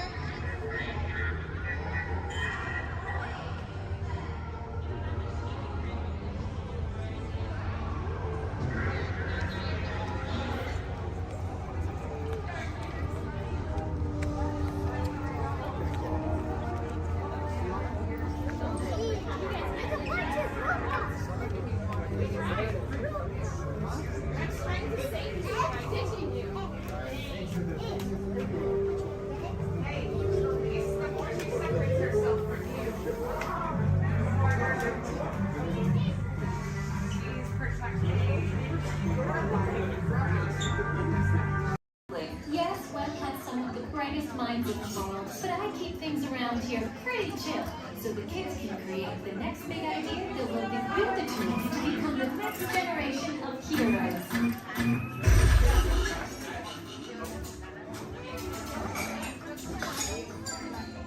We hope you have a great time on your visit to the Worldwide Engineering Brigade Open House.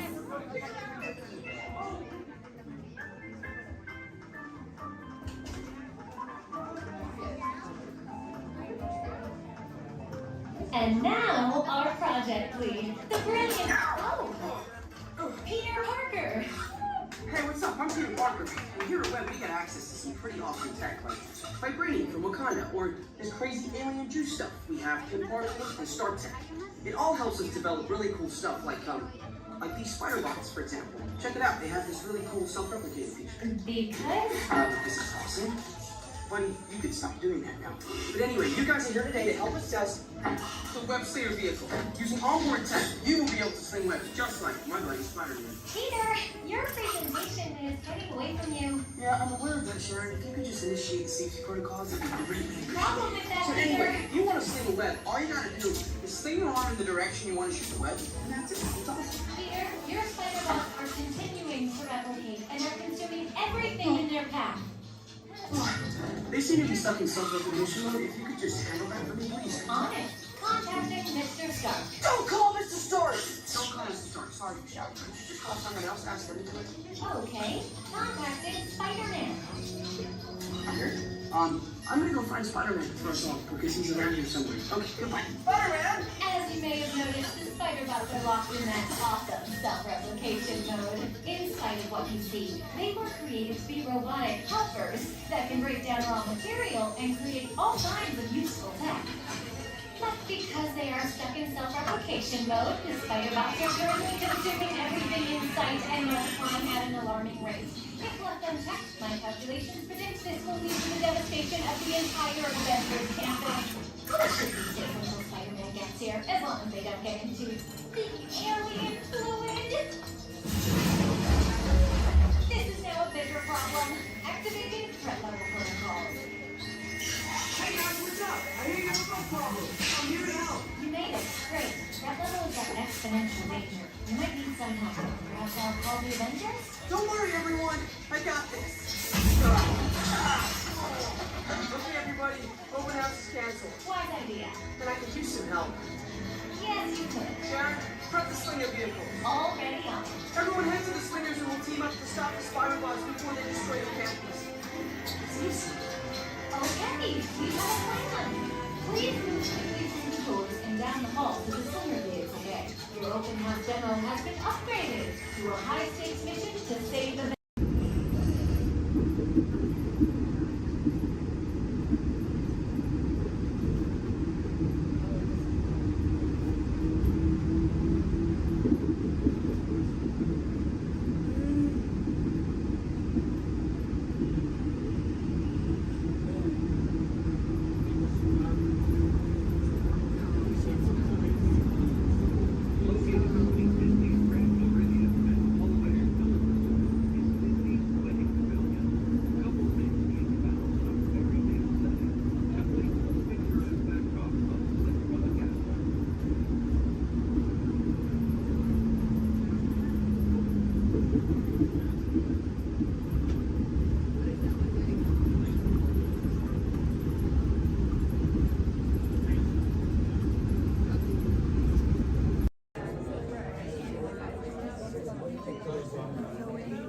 Hello, and welcome to Storage.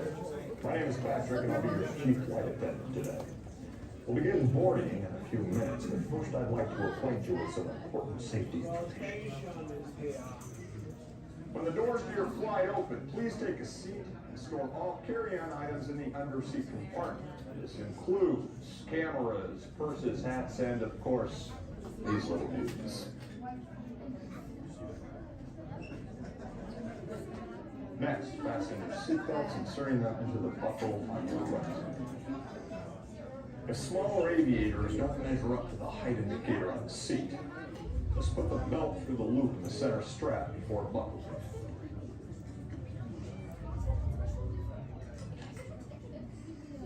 Nice work, pal. Soon you will be airborne. So if you or your little aviators have a fear of flying or of heights, you might want to wait for your party to arrive. Okay, let's review. That is seatbelt, carry-on items, safety strap, fear of heights, keep your hands and arms inside at all times. Yeah, have a nice flight.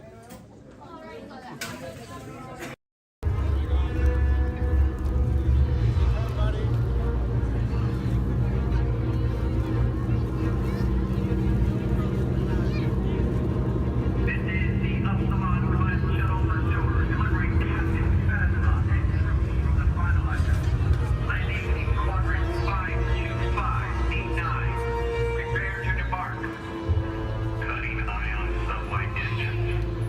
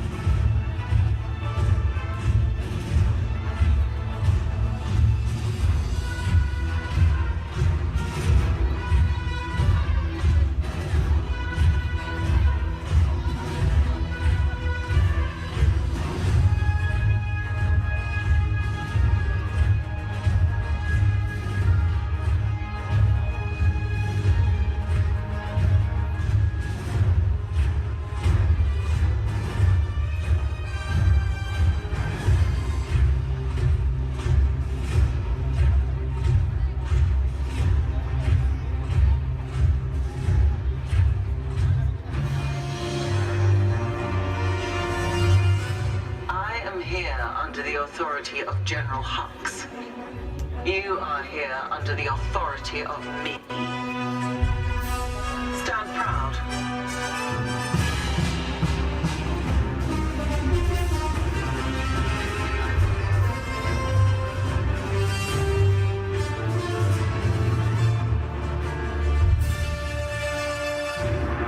Troops in this division are held to the highest standard. Mine. Show me fearless.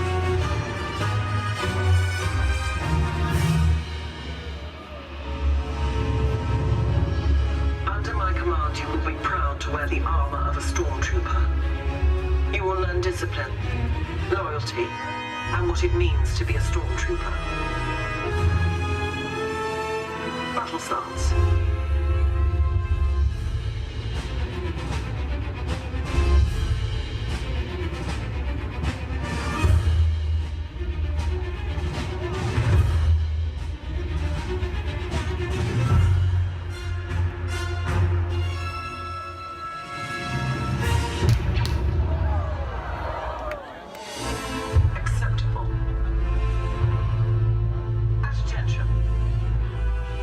We do not tolerate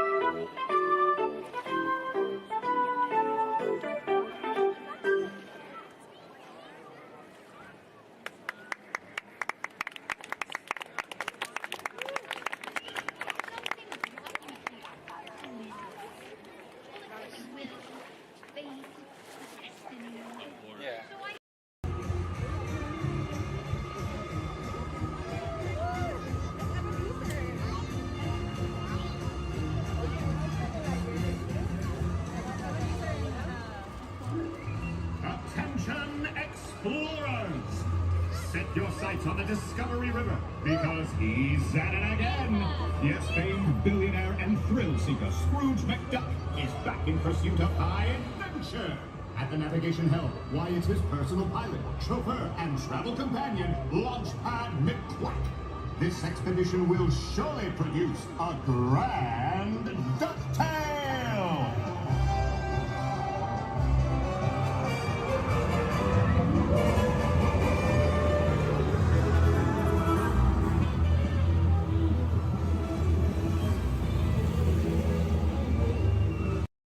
Living with the land. Por su seguridad, permanezca sentado con sus manos y brazos, pies y piernas dentro del barco y cuida a los pequeñitos. A manera de recordatorio, no tomar fotos con flash y luz de video antes de llegar a una tierra.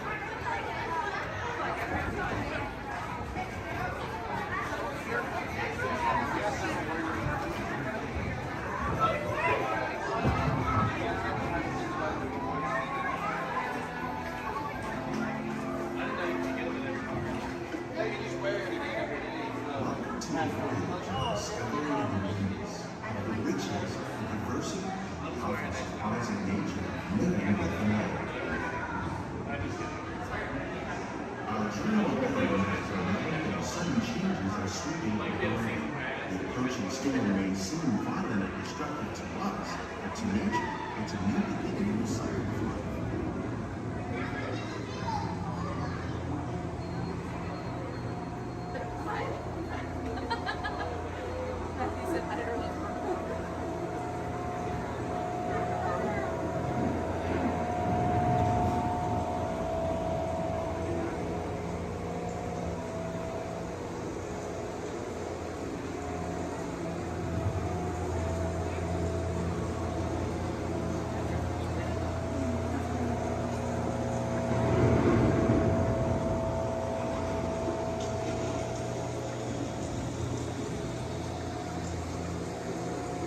Beneath the surface of the lake, roots trap water from the flowing mud, extracting precious nutrients and minerals.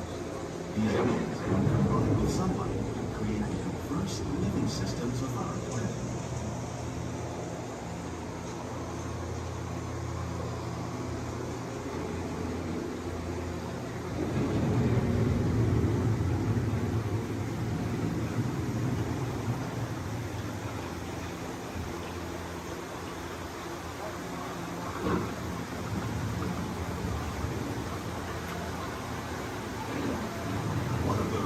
Systems is the rainforest, home to the most amazing concentration of life on our planet. These dense and beautiful forests cover only a tiny portion of the Earth's surface, but they contain more than half of its plant and animal species. Rainforests are also extremely rich in productive living systems, providing us with oxygen, food, medicines, and other elements essential to our lives.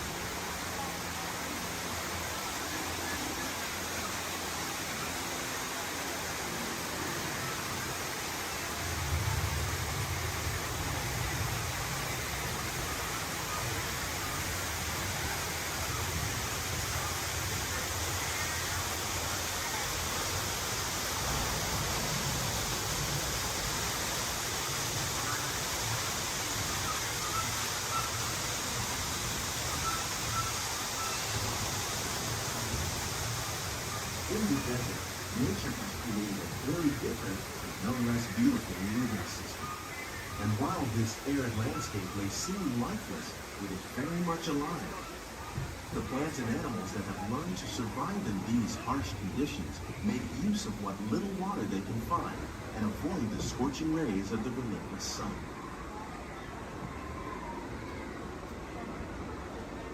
The American prairie once appeared as desolate as the desert, but over time, rainwater and nutrients gradually penetrated the hard surface of this land.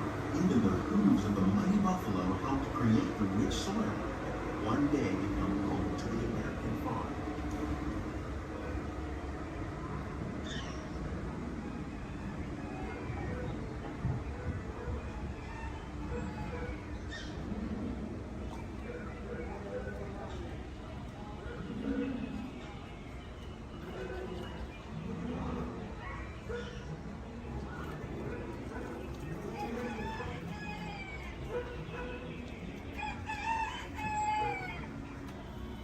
Of all the forces at work on the land, humans have had one of the most profound effects.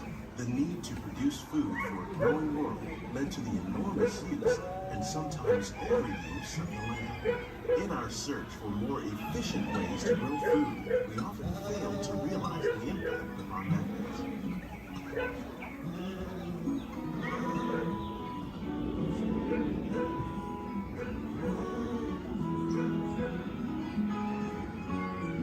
Today, we're learning to live with the land, discovering better ways to grow food that will assure both human and environmental well-being.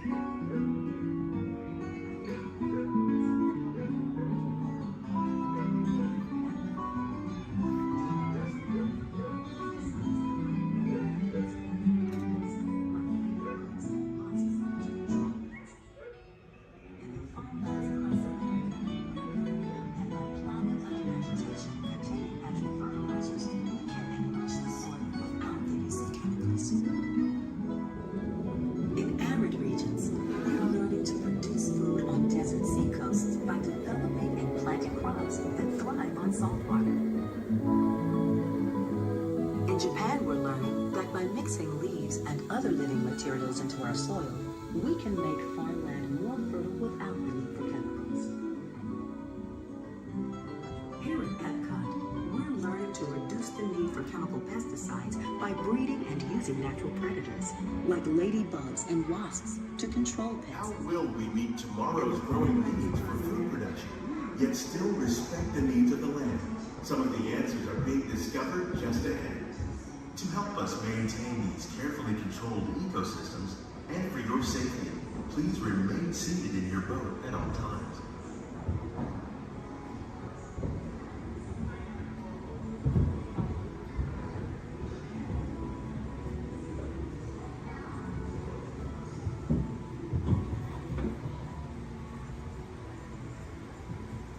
Welcome to our living laboratory, where scientists from Epcot and the U.S. Department of Agriculture are exploring innovative ways to produce bountiful harvests now and into the future.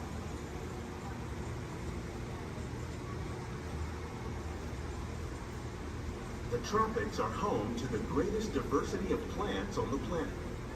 Many of these, like papaya, bananas, cacao, coffee, and rice, are well known around the world.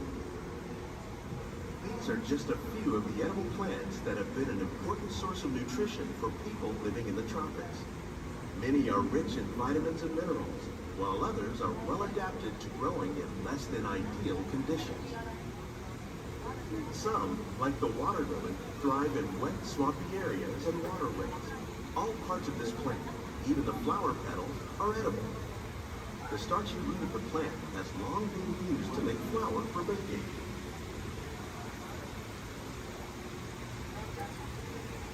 One day, many of these lesser-known tropical plants may be as important as the bananas growing on both sides of the boat.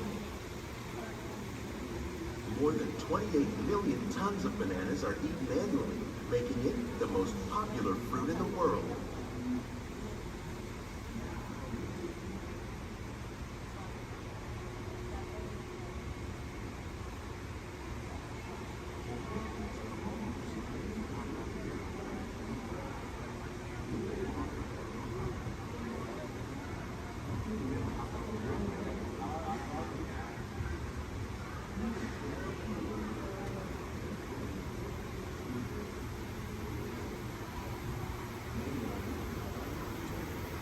When we mention farming, you probably don't think of fish.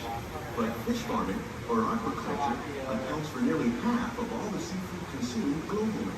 Tilapia, bass, and catfish, like the ones you see here, are three of the more popular crops raised by fish farmers. The sustainable system we're using here recycles the water in the tanks. As a result, we're able to save millions of gallons each year. Our small fish farm produces nearly 5,000 pounds of fish each year to serve in restaurants around Walt Disney World. Innovations like this one can play an important role in our efforts to produce bountiful harvests and still protect the natural resources.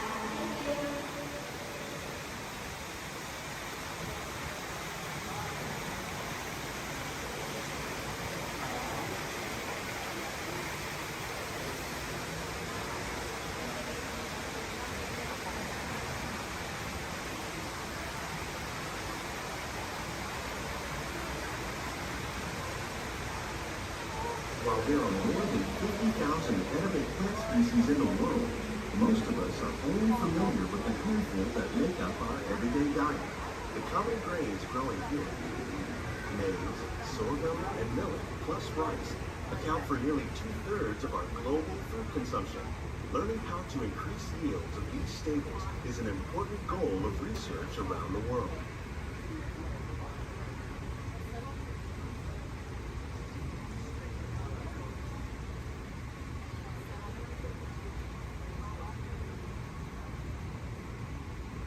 These plants are definitely on their way up. Innovative growing techniques like these increase yields while more efficiently using resources like water, fertilizer, and pesticides. Another innovation at work here is our integrated pest management program.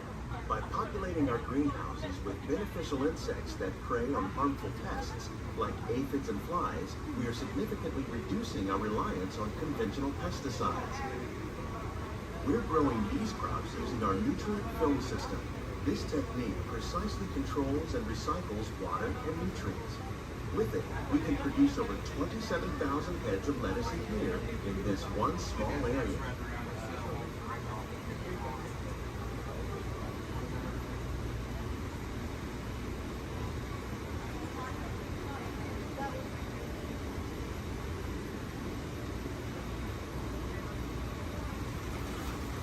Some of our best ideas have been inspired by nature, like these fruit and vegetable trees.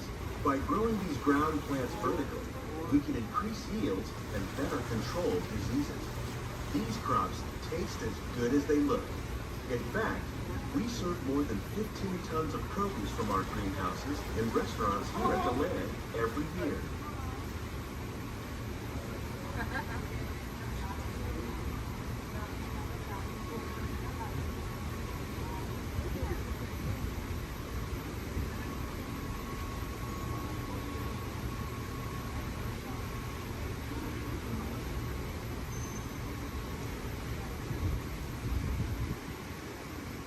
The future of agriculture may include innovative ideas like this vertical growing system.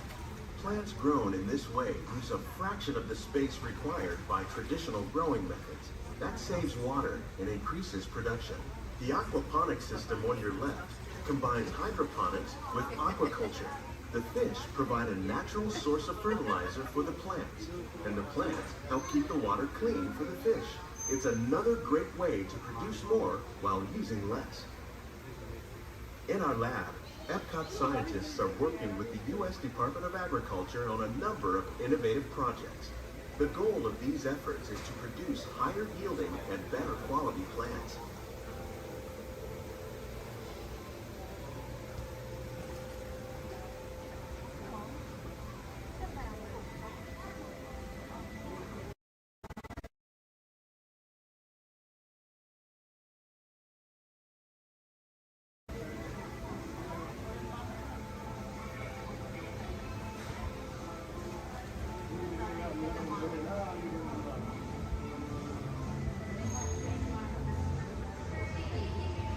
These greenhouses represent just a fraction of the work being done worldwide to produce bountiful harvests for our growing population.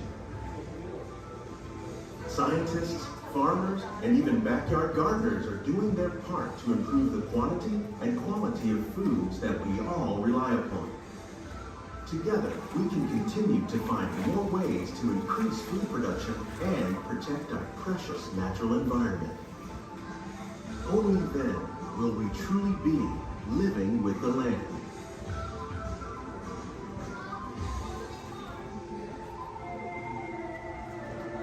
On behalf of Walt Disney World, we hope you've enjoyed this unique journey through our living laboratories. If you'd like a closer look, then check out the Behind the Scenes walking tour. It's a chance for the whole family to get up close and personal with the plants and growing techniques in our laboratory. Please keep your hands and feet inside the boat and remain seated until the boat comes to a complete stop.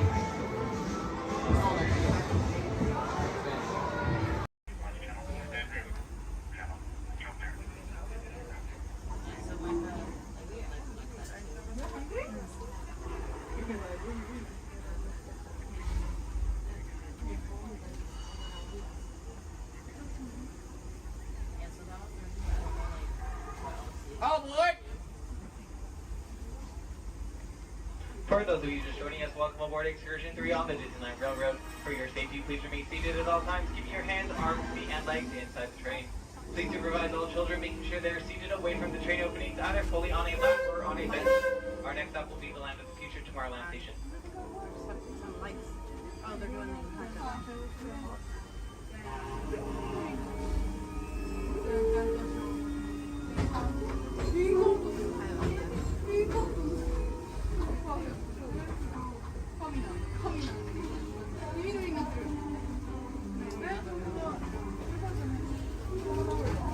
Hello everyone!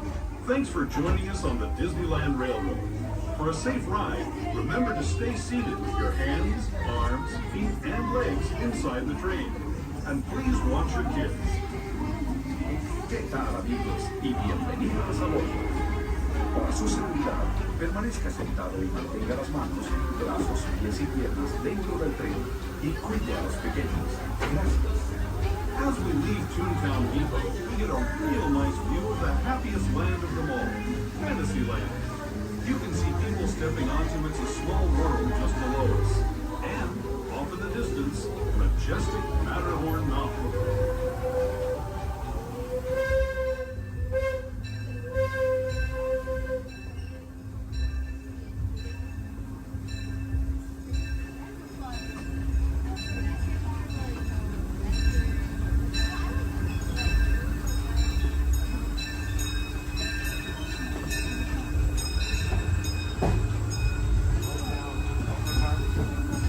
Steaming forward into the future to a land inspired by visions of tomorrow, both practical and imagined. Here you'll find rocket ships and star speeders, submarines and astroblasters, and if you look overhead, maybe a glimpse of a Mark 7 monorail. This is the latest version of the first daily operating monorail system in the entire Western Hemisphere, gliding above Disneyland since 1959. Below the monorail, and us, are the fun-filled roadways of the Autopia. Drivers of all ages can get behind the wheel of these cars. No experience or license required. If you're into soaring spaceships or doing battle with evil empires and emperors, Tomorrowland is definitely the place for you. Speaking of which, we're pulling into Tomorrowland Station right now. If you're leaving us here, just stay seated until we come to a full stop. Gather your belongings, including lightsabers and astro blasters, and step carefully from the train. Thanks, and have fun in the future. For the rest of you, just sit tight. We'll be on our way again in just a minute.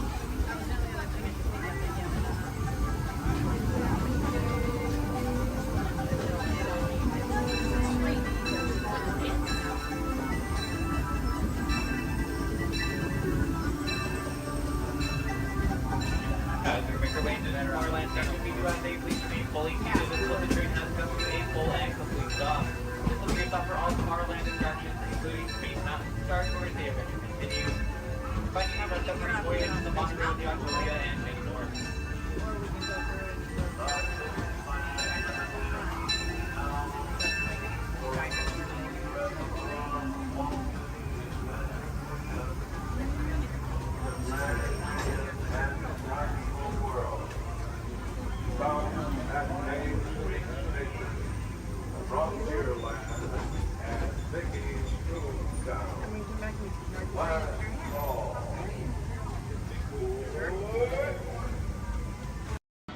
Y mantenga sus manos, brazos, pies y piernas dentro del tren.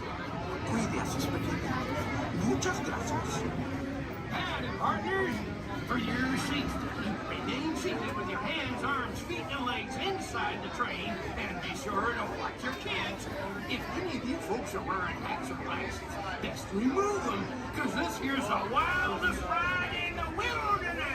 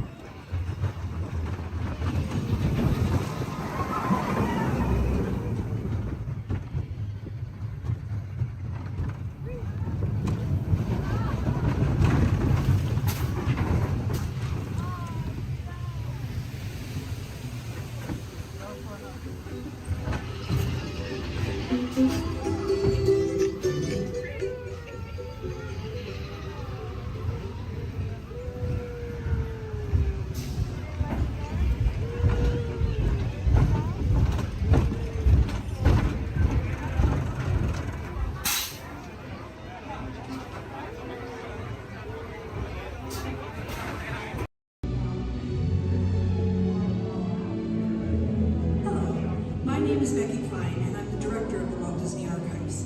Here at the Archives, it is our mission to protect, preserve, and make available the history of the Walt Disney Company. So in celebration of 100 years of Disney magic and entertainment, it's my honor to welcome you to Disney 100, the exhibition. This very special exhibition will travel the world for 5 years in 2 units, one in North America and one in international locations. Both units feature hundreds of iconic Disney artifacts from throughout its history, including props, costumes, models, attraction vehicles, and artwork, as well as our original immersive activities that are sure to please visitors of all ages. We hope you'll enjoy your visit today and look forward with us to the next 100 years of Disney magic.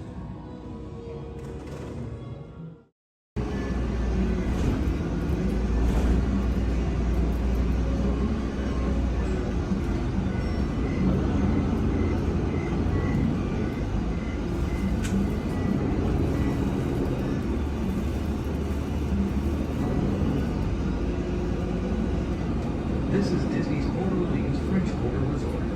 Please collect your belongings, watch your head and step as you disembark, and take small children by the hand.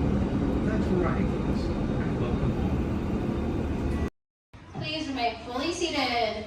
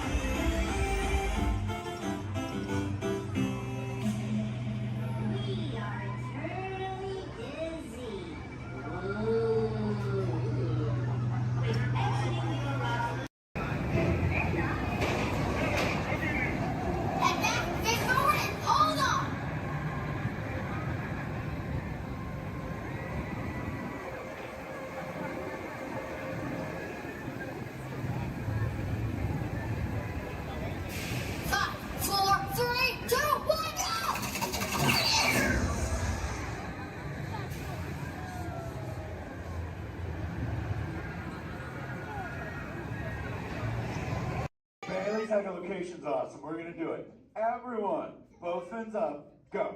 Okay, sub-level, really good. Back bench, solid. Grandma in the corner. This is where we put our fins up. Good job, Grandma. Good job. Fins up, eyes closed, go. How many fins am I holding up now? No, you gotta go. Yeah, you so totally rock. So excited.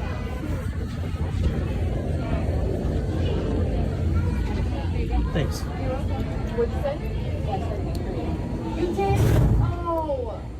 So I said, like, no. I knew so. I'm like, motion tracking, assigning individualized color profiles, web shooters calibrating. Woo! You there, Spider-Man? I'm here. Where are you? On our way.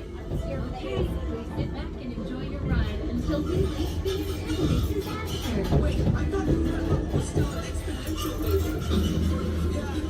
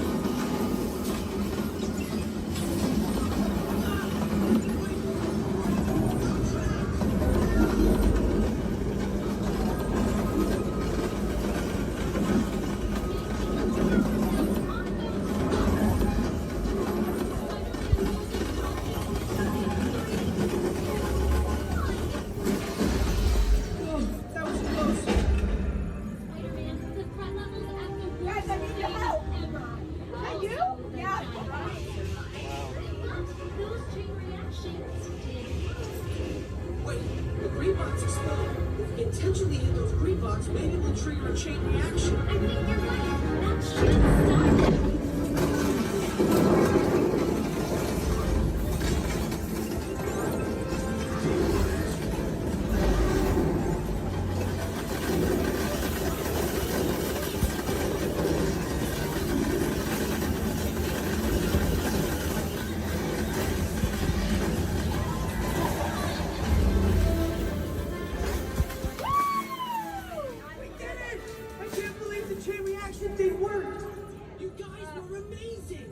I'm very impressed, Spider-Man. You really solved the problem. Well, what's even better without them? That was also your idea.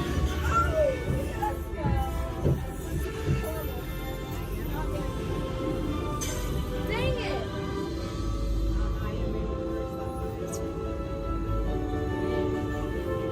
For your safety, please remain seated.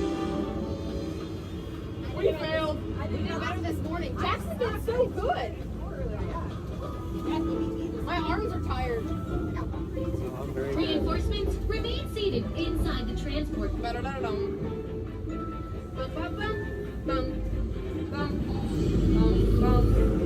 Hey, thanks for attending our open house presentation and preventing the destruction of the world as we know it.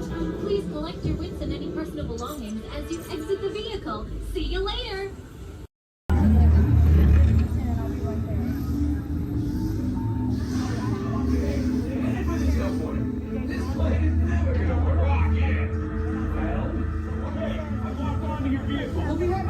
Nothing to worry about. Unless we cannot stop this unusually large man. Then you're likely doomed. You're gonna need it.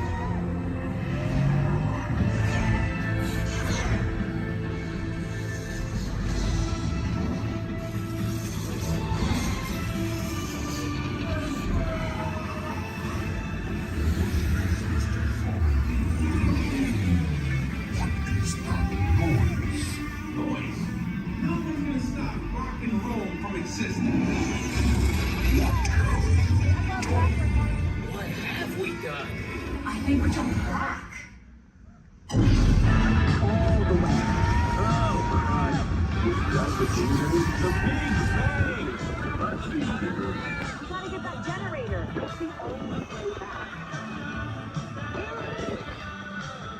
We got the generator.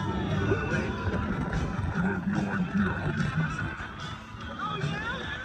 See about that. Watch it, get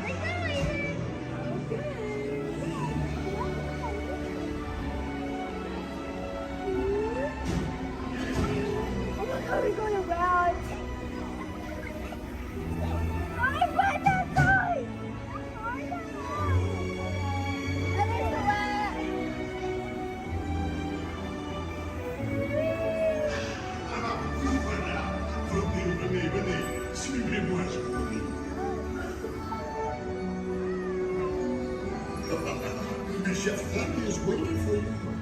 This one.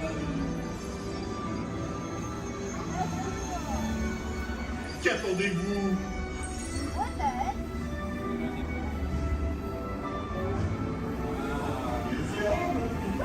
Invité pour le dîner. What do I did? Cocoa? No. A simple omelet? Too simple. What? Wait, that's it!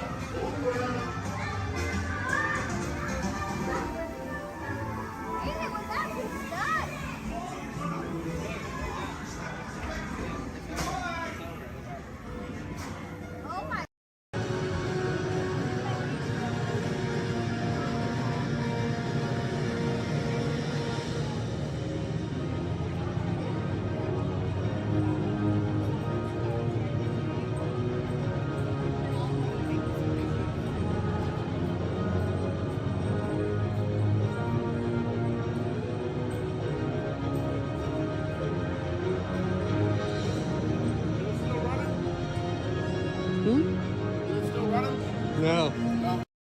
Right here in our very own special effects water tank. Now water tanks just like this one continue to play a major role in action films. Here the explosive, out-of-control mayhem that you see in movies like Crimson Tide, The Rock, and Pearl Harbor can all be created using large-scale mechanical and physical effects. The action is then filmed as a carefully planned sequence of events. And today you guys are in luck because we are in pre-production for our very own action sequence that we like to call Harbor Attack. We're going to be using some of the same special effects that directors like Michael Bay use in their films. Now, if you'll turn your attention to those overhead monitors, here's Michael to set the scene. In this scene, a patrol boat is on a surveillance mission. Searching the skies for enemy aircraft, the crew is caught off guard when the real danger surfaces from beneath the sea. This is going to require a full range of physical effects, split-second timing, and careful direction.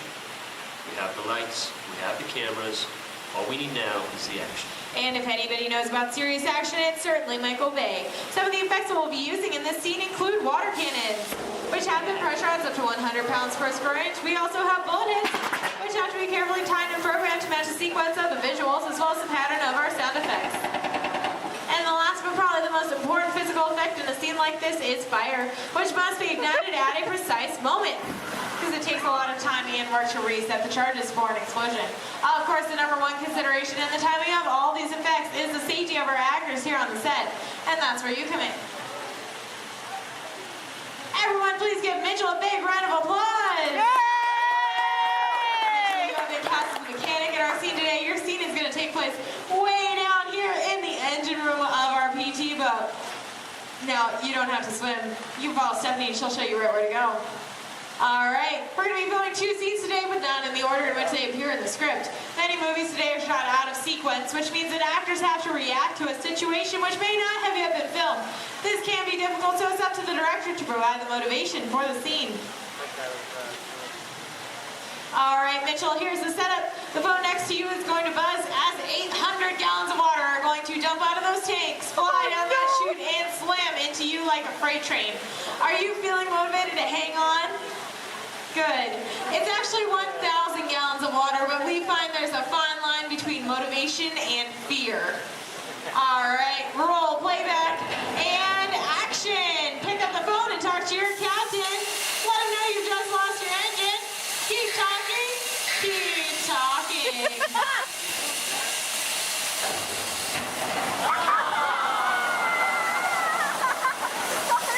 And cut. Everybody give Mitchell a big round of applause.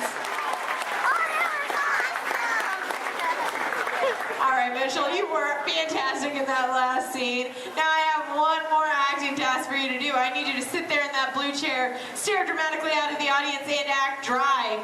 We're going to give you a couple minutes to work on that. Well, let's add that shot into our next scene, see how it all ties together in the final sequence. Our next scene takes place on the deck of our PT boat, and here's Stephanie to introduce the rest of our brave crew. Hello, ladies and gentlemen. Can I get a big round of applause for our Captain Jeffrey and his wild and wacky deck crew, Julie and Brandon, the cast Sunset and the crew standing by. Well, thank you so much, Stephanie. All right, roll playback. Remember, you guys are on a surveillance mission. And action. All right, Captain, pick up those binoculars. Start scanning the skies for enemy fighters. Crew, I want to see that deck nice and clean. You're going to see an enemy fighter coming in from 10 o'clock. You're surprised. You're stunned. You're terrified. You're running around screaming because you see that plane is coming in for another round. Captain, spin the wheel. Try to get the PG boat out of there. Now it's too late. They've just shut out your engine. So, Captain, you're going to pick up the phone, call your mechanic. What's that, crew? You see something coming in fast off the starboard side of the boat? Give them one. Oh, no, it's an enemy torpedo. Now, Justin, you think it's all over and you can start to relax. You hear more enemy planes approaching. You point to the sky because you see bombers coming in from 12 o'clock. Bombs away. Everybody head for deck.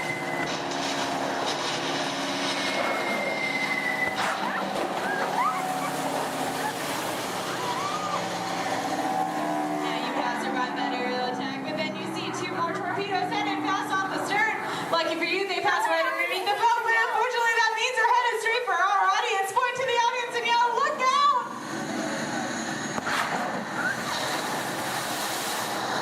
And that's a wrap. What'd you guys think? Give them a big round of applause. All right, now we're going to see what that whole sequence looks like when we have some computer-generated images, a couple of lines of pre-recorded dialogue, and an exciting musical score. Ladies and gentlemen, I'm proud to present Harbor Attack.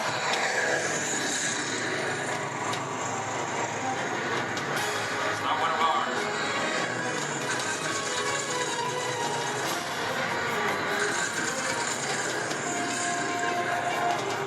Skipper, he's coming around for another run.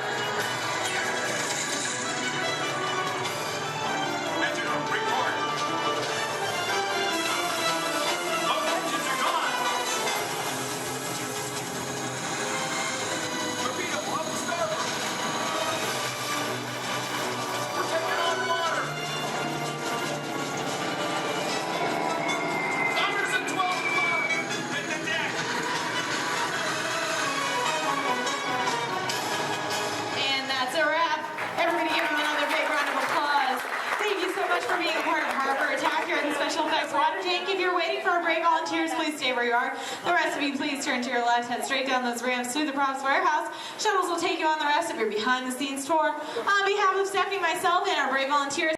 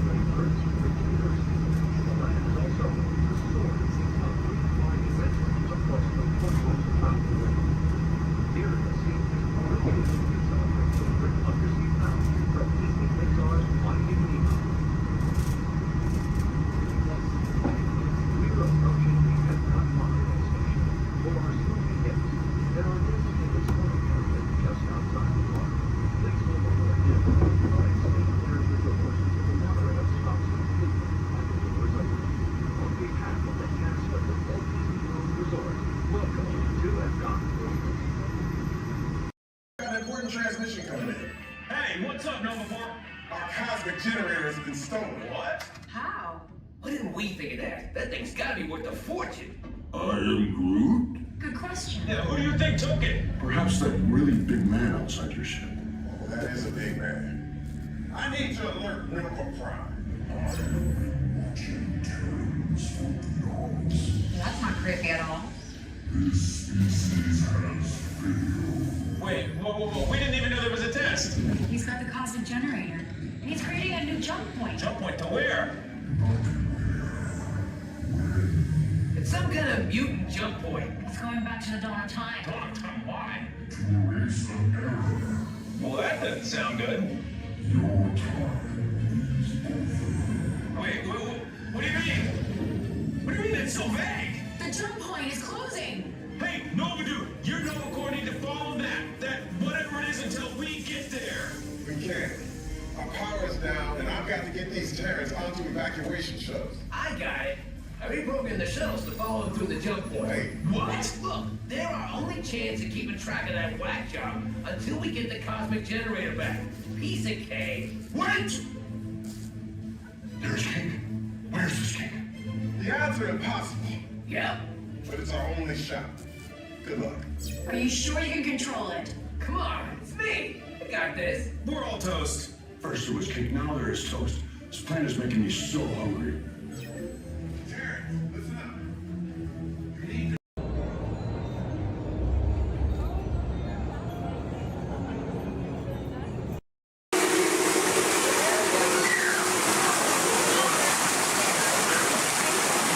Hey, what are you doing here, William? What are you doing here, Morris? I just flew in from Hollywood. My client's the new owner of this bird cage. What? Are you cuckoo? My client's the new owner. Disney gave me an exclusive. Co-exclusive. Didn't you read your contract? I gave it a bird's eye glance. And you call yourself a talent agent? I negotiated my tail feathers off for this deal. Well, my client does not share credit. He's a very big bird. Your client is Big Bird? Not Big Bird, a Big Bird, you bird brain. Well, your dim middle star is now half owner of the Enchanted Tiki Room with my superstar. Think again, Chicky Babe. Stop grousing. Just look at these paying customers waiting to get in. Did you say paying? As in money. As in 10%? Hey, who am I to go against the status quo? Sorry to interrupt, but I would like to inform our guests about tonight's show that will be starting soon. Attendance premium store will be opening and you will enter into a room of joyous song and splendor. Here at the Enchanted Tiki Room. Mahalo. Wait, our clients are not here. Maybe they hit traffic. Don't say that. Sorry. Anyway, babe, I gotta fly this coop and migrate back to Hollywood. My birds will follow your birds. We'll do lunch. What's the rush? I'm about to sign Donald Duck. Oh, yeah? Big deal, you hockey puck. I've got the mighty Ducks in the wing. You do not. Do too. Do not. Do too. Not. Two. Not. Two. Not. Two. You don't. Come Leave me on. alone, Oh, come on, will you? Two. Not go, yeah. Level with me. Put the bubble between the Go lines. away. You Go don't. away. Oh. Go away.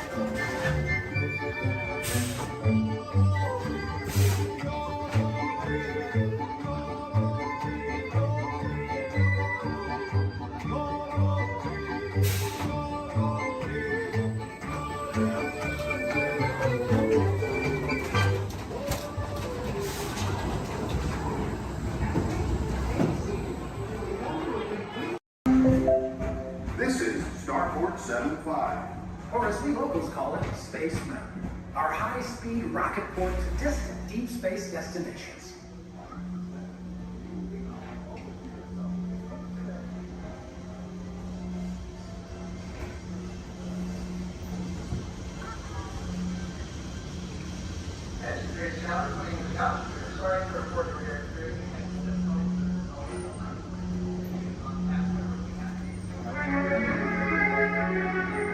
Let relaxation wash over you at the most refreshing retreat in the galaxy, the coral rooms of Pisces 7. You H2O it to yourself. Book today.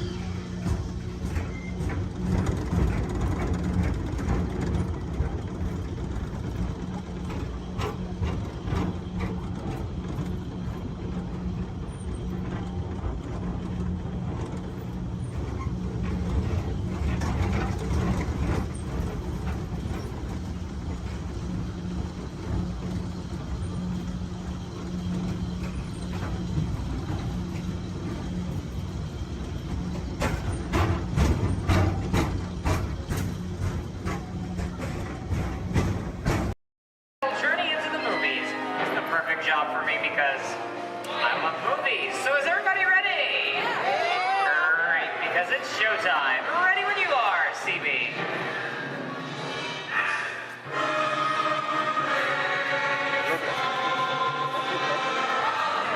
And we are rolling.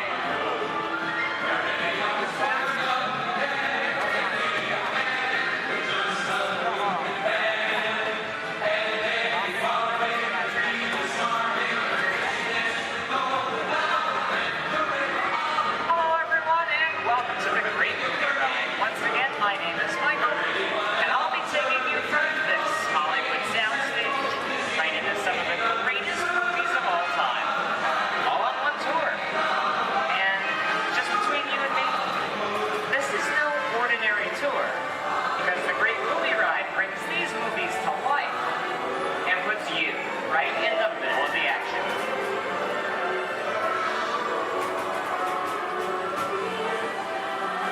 I don't know about you folks, but I just love those great Hollywood musicals of the 1930s. This scene is from one of my favorites, the Busby Berkeley classic The Light Parade, starring James Cagney, Ruby Keeler, and Dick Powell. In 1952, Gene Kelly was singing in the rain with Debbie Reynolds and Donald O'Connor. Did you know that Gene Kelly co-directed this movie? And can anyone tell me what movie this is? That's right, it's Walt Disney's Academy Award-winning film from 1964, Mary Poppins, starring Julie Andrews and Dick Van Dyke. Julie Andrews won an Oscar for her portrayal of the nanny who was practically perfect in every way.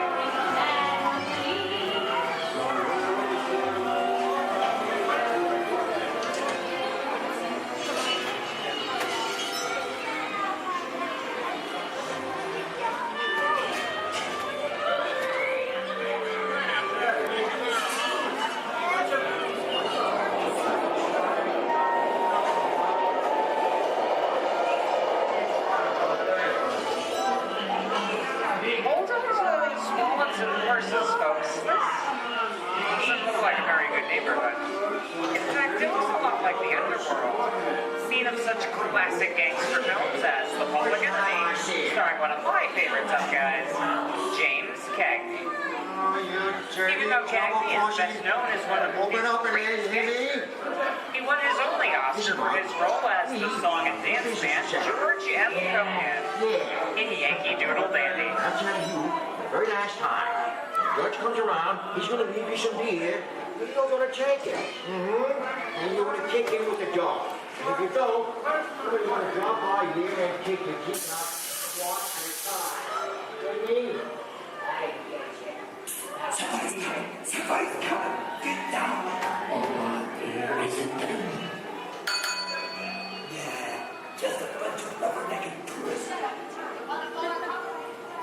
for the delay, folks. I don't want to run a red light, even if it is just a movie. Hey, You talking to me? You talking to me? no, sweetheart. Talking to the dame in the funny-looking outfit over there. Yeah, I'm talking to you, honey. I'm not supposed to leave my vehicle. I said get over here. Okay, Muggsy, whatever you say. Hey.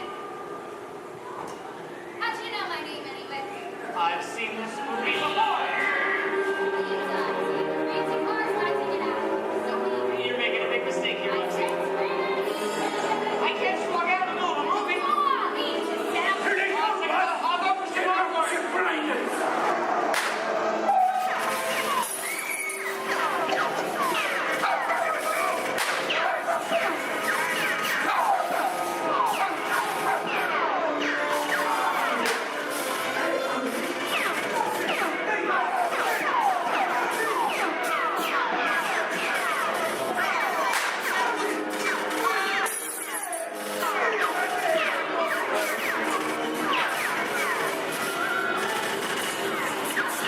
Everybody just sit tight.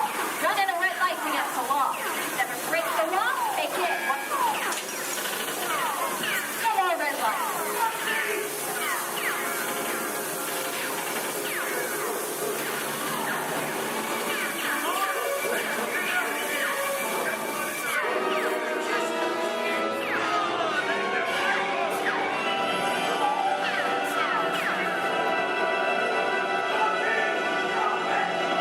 Sorry, boys, I'm making my getaway.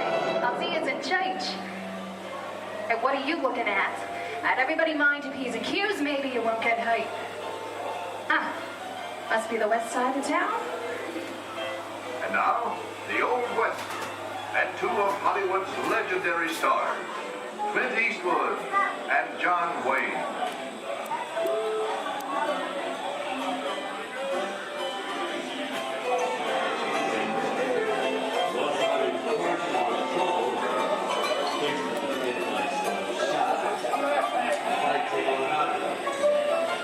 Go right ahead.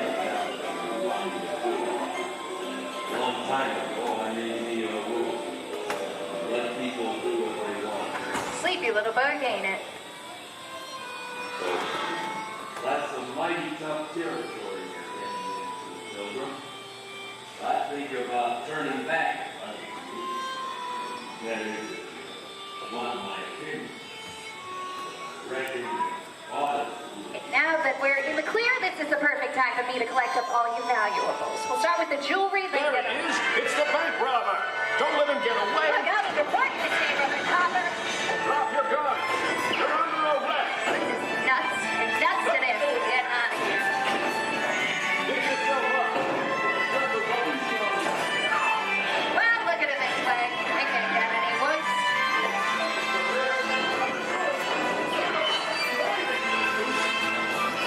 Okay, it's worse.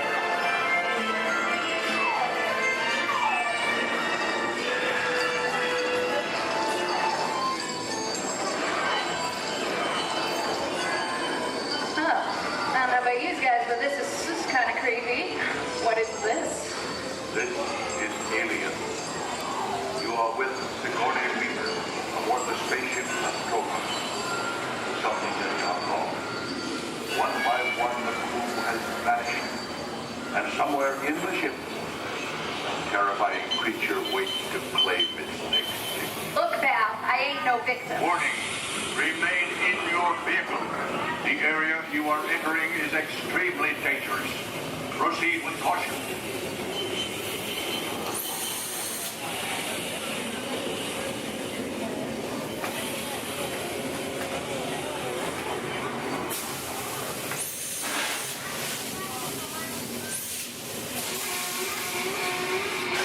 The emergency destruct system is now active. Ship will detonate in T-minus 10. Oxygen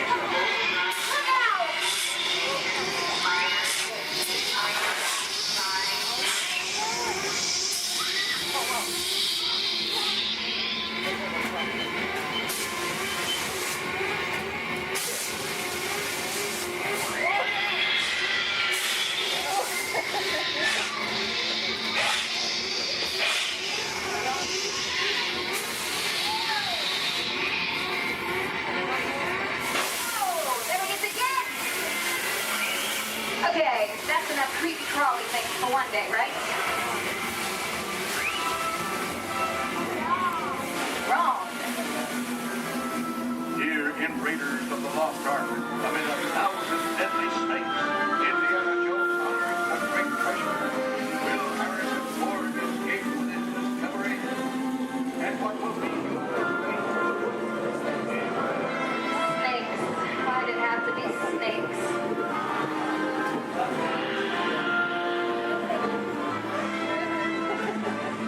dust of 3,000 years lies undisturbed in this ancient burial chamber. And on the chest, the great stone god, a priceless. Wow. Get a load of that chunk of ice. Time for me to get back to work. But don't nobody move while I go get the goods. I don't think they notice a few extra bodies around here.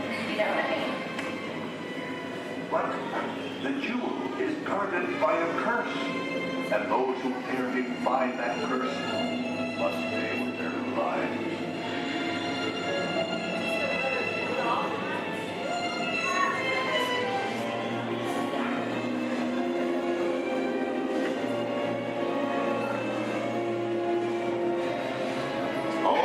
Unbeliever, disturb the treasure of the gods, and you shall all pay with your lives.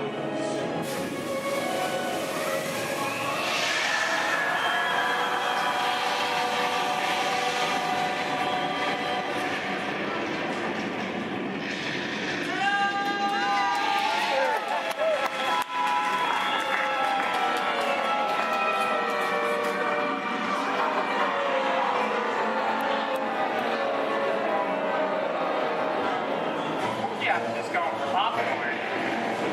That just goes to show you anything can happen in the movies.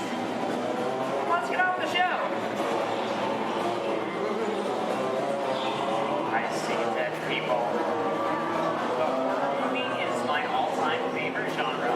Some of the best horror films were produced back in the 1930s and 40s, but monsters, mutants, and maniacs are still audience favorites and continue to haunt us today. Hollywood has produced dozens of other movies over the years, beginning with a silent version back in 1912. We are now entering the jungle home of one of the most beloved characters of all time. No, it's not George of the Jungle, actually it's Tarzan. Represented by Johnny Wise Muller. There we have Maureen O'Sullivan as Jane and the lovely and talented Cheetah as herself.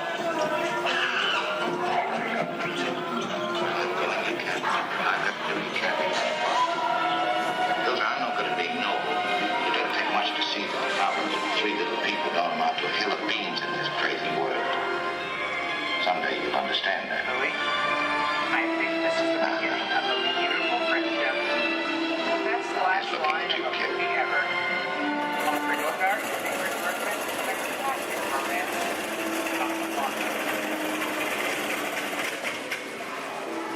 Inside of us, we both know you belong with Victor. Part of his work, the thing that keeps him going. If that plane leaves the ground and you're not with him, you'll be better. Maybe not today, maybe not tomorrow, but soon. The rest of the time.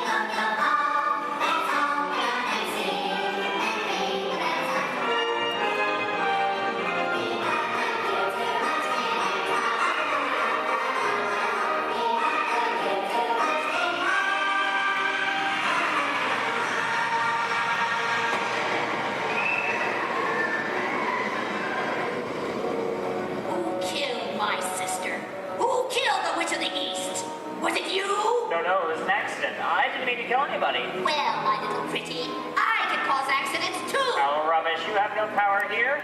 Be gone before somebody drops a house on you, too. Very well. I'll bide my time. But just try to stay out of my way. Just try. I'll get you, my pretty, and your little dog, too. I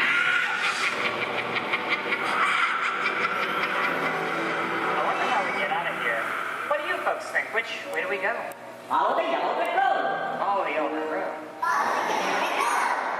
Why didn't I think of it? Sing along, folks. You know the words.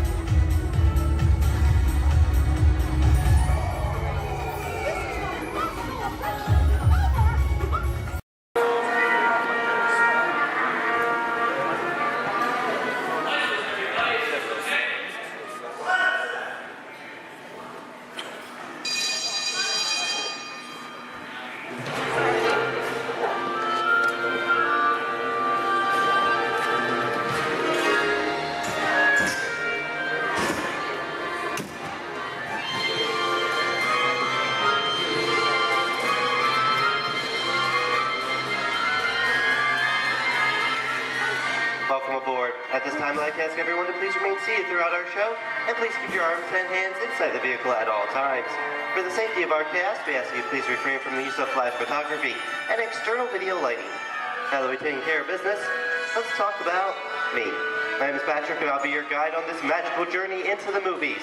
It's the perfect job for me because I love movies. Is everybody ready? Yeah! Great, because it's showtime. Ready when you are, CB?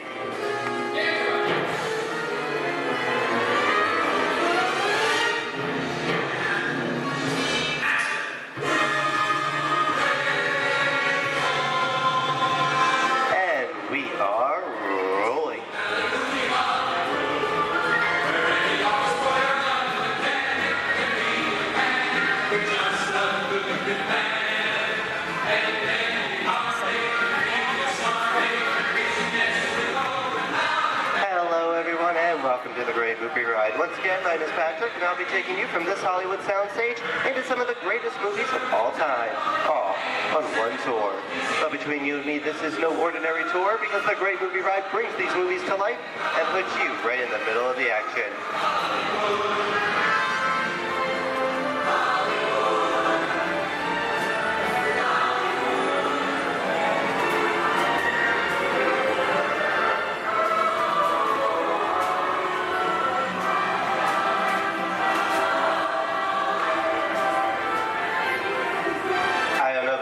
But I just love the great Hollywood musicals of the 1930s.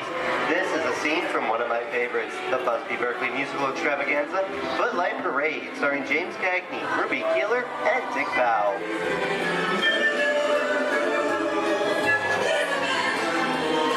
In 1952, Gene Kelly was Singing in the Rain with Debbie Reynolds and Donald O'Connor. Did you know that Gene Kelly co-directed this movie? Who can tell me what movie this is? That's right, it's Walt Disney's Academy Award-winning film from 1964, Mary Poppins, starring Julie Andrews and Dick Van Dyke. Julie Andrews won an Oscar for her portrayal of the nanny, who is practically perfect in every way.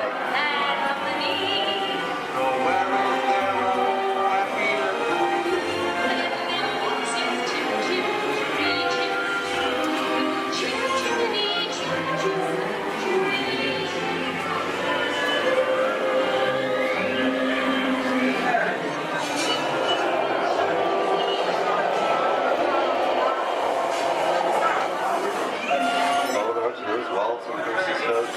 This doesn't look like a very good neighborhood. It looks a lot like the underworld. This seems such classic gangster films as The Public Enemy, starring one of my favorite tough guys, James Cagney. The working title for this movie was Beer and Blood, and in the United Kingdom it was known as Enemies of the Public.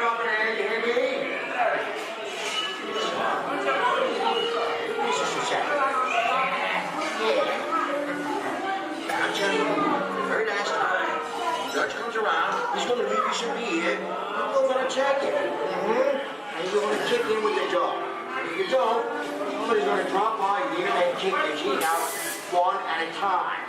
With me? I get you.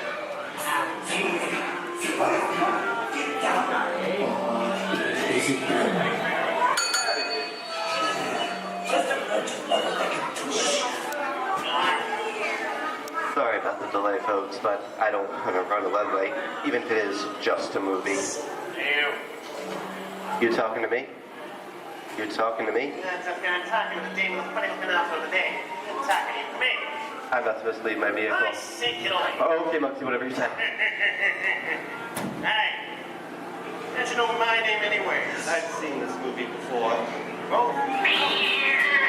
Seen fancy cats like thinking that is amazing. You make me think about this. I'm out of here. You gotta get out of here. You gotta know the movie. I'm beating you, son. Here they come, boss! Get out, you grinders!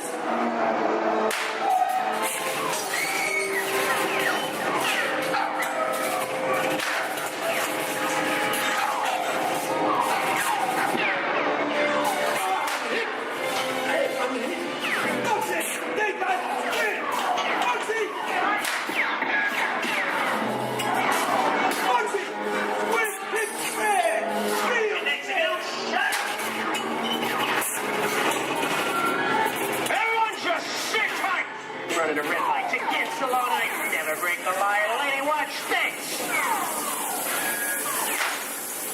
No red light.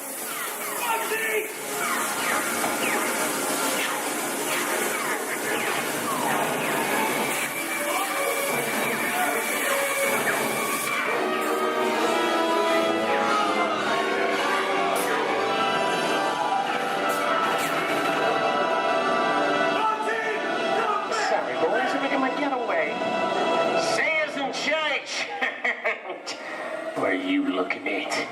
Everyone mind your P's and Q's and maybe you won't get hurt. What is this? Jay-Z? And now, the Old West, and two of Hollywood's legendary stars, Clint Eastwood and John Wayne.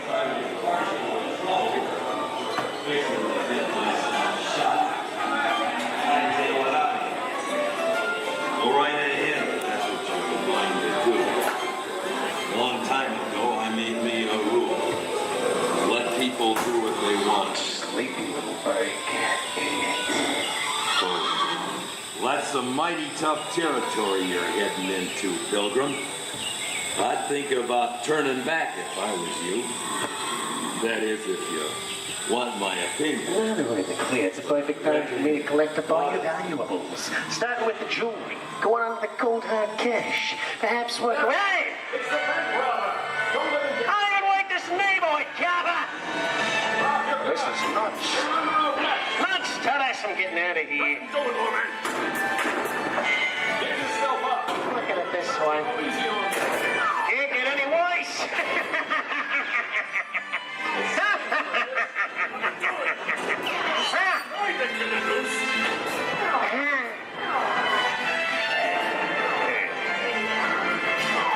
Okay. It's twice.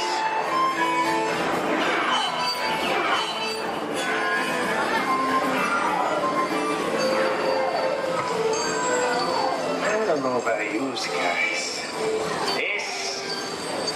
This is kind of creepy. What is this? This is Alien. You are with Sigourney Weaver aboard the spaceship Nostromo. Something has gone wrong. One by one, the crew has vanished. And somewhere in the ship, a terrifying creature waits to claim its name. Well, pal, I ain't no victim. Warning, remain in your vehicle. The area you are entering is extremely dangerous.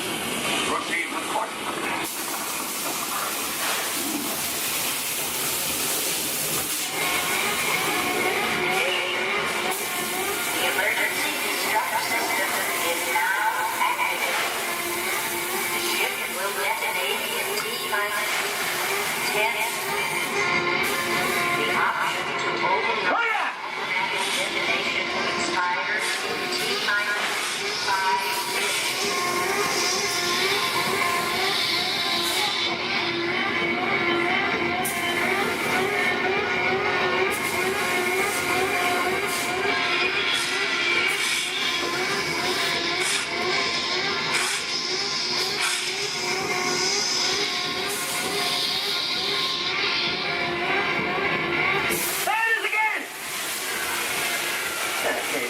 Creepy curly things for one day, what? Wrong. Here in Raiders of the Lost Ark, amid 1,000 deadly snakes, Indiana Jones unearthed a great treasure. Will Harrison Ford escape with his discovery? And what will be your fate? Beware. Snakes. Why did there have to be snakes?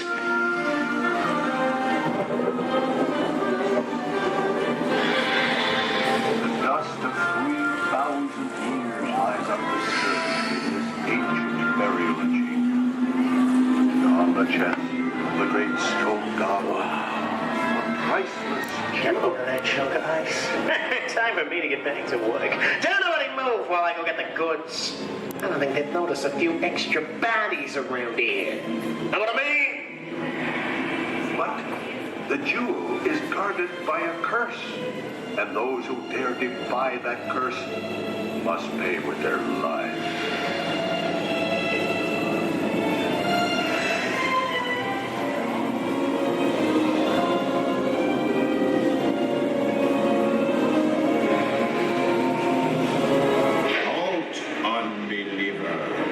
Disturb the treasure of the gods, and you shall all pay with your lives.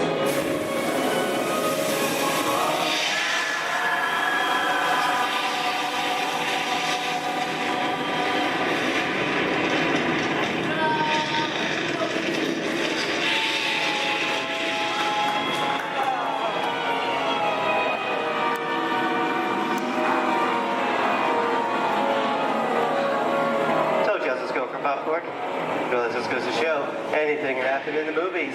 Now, let's get on with the show.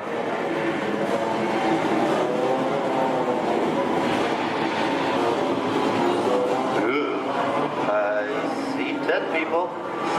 The horror movie is my all-time favorite genre.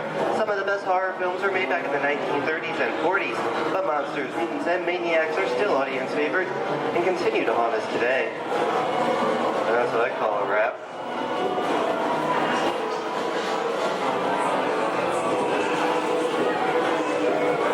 We are now entering the jungle home of one of the most beloved characters of all time. Now it's not George of the Jungle. Actually, it's Tarzan, portrayed here by Johnny Weissmuller. Over here we have Maureen O'Sullivan as Jane, and the lovely and talented Cheetah as herself.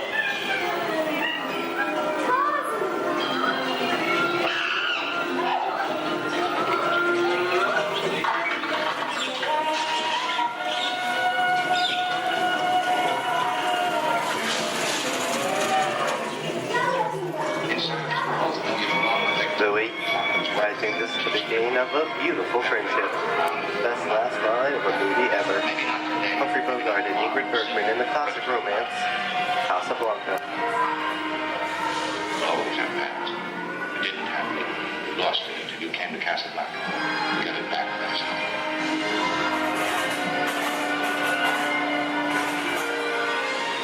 I've got a job to do too. Where I'm going, you can't follow. What I've got to do, you can't be any part of. Hilton, I'm no good at being noble, but it doesn't take much to see that the problems of three little people don't amount to a hill of beans in this crazy world. Someday you'll understand that.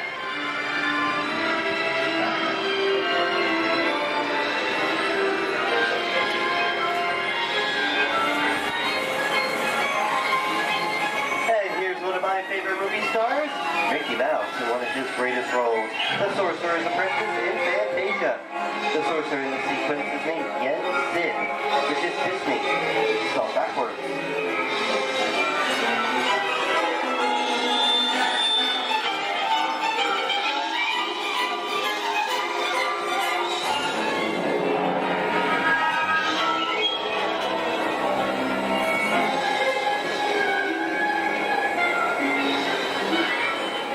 Toto, I have a feeling we're not in Kansas anymore. How often do you get to say that? I'd say we are definitely somewhere over the rainbow in one of the most beloved movies of all time.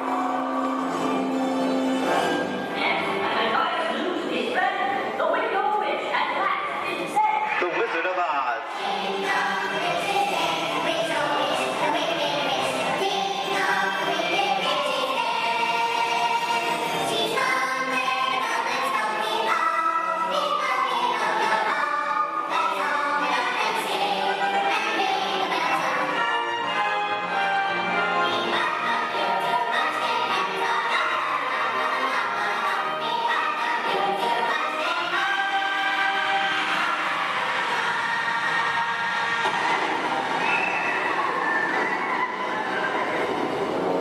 Who killed my sister? Who killed the Witch of the East? Was it you? No, it was an accident. I didn't mean to kill anybody. Well, my little pretty, I can cause accidents too. Oh, rubbish. You have no power here. Be gone before someone drops a house on you, too. Very well. I'll bide my time. But just try to stay out of my way. Just try. I'll get you, my pretty. And your little dog, too. I wonder how we get out of here. What do you folks think? Which way should we go? Follow the yellow brick road. Follow the Yellow Brick Road? No, what did I think of that? Bring along, folks. You know the way.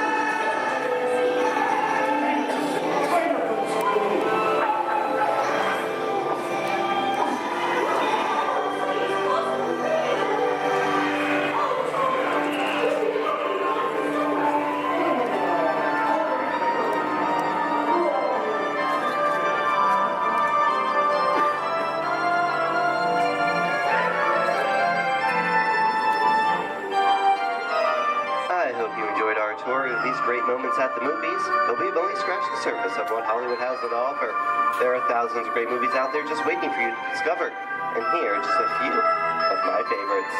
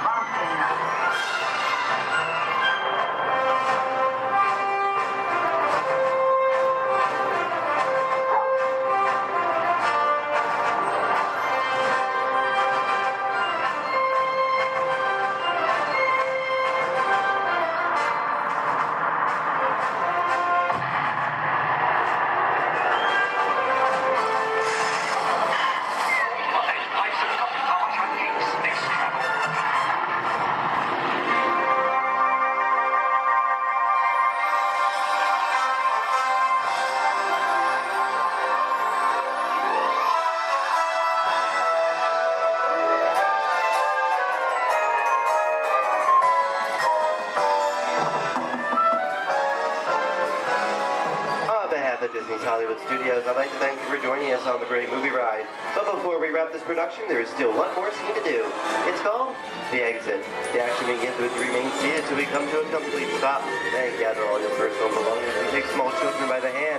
When these doors open, rush dramatically to your feet and make a grand exit directly to the rear of your vehicle.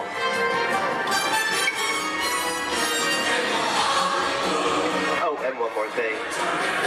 When I yell action, don't forget the thunderous applause for yours truly. All right, places, everybody, and action! Thank you, thank you. Have a wonderful day here at Disney Hollywood Studios, and we'll see you at the movies. The stuff movies are made of. Goodbye, everyone.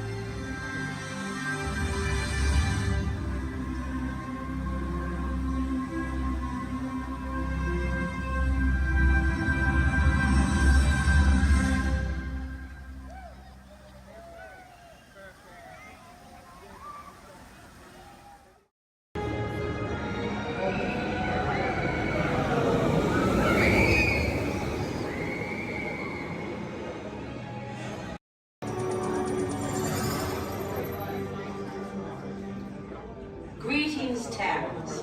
I am Nova Prime Irani Rayan, Commander of the Nova Corps. On behalf of all Xandarians, I hope you have enjoyed exploring the wonders of Xandar. As you have seen, your world and ours were born of the same moment, one which you refer to as the Big Bang. As such, we are all galactic neighbors in a vast universe which we and countless others share. For you to travel to Xandar would take 2.5 million years, assuming you had a ship that could fly at the speed of light. So we decided to come to you. But even we could not have reached you so easily were it not for the Cosmic Generator, an advanced piece of Xandarian technology that creates jump points, artificial tunnels that act as shortcuts, linking distant points in space. It is our desire to share this wondrous technology with your people so that together we might explore new worlds and create a brighter tomorrow. And now, as the culmination of the wonders of Xandar, you will be teleported to a Nova ship above your planet for a demonstration of the Cosmic Generator. I trust you will find it an unforgettable experience.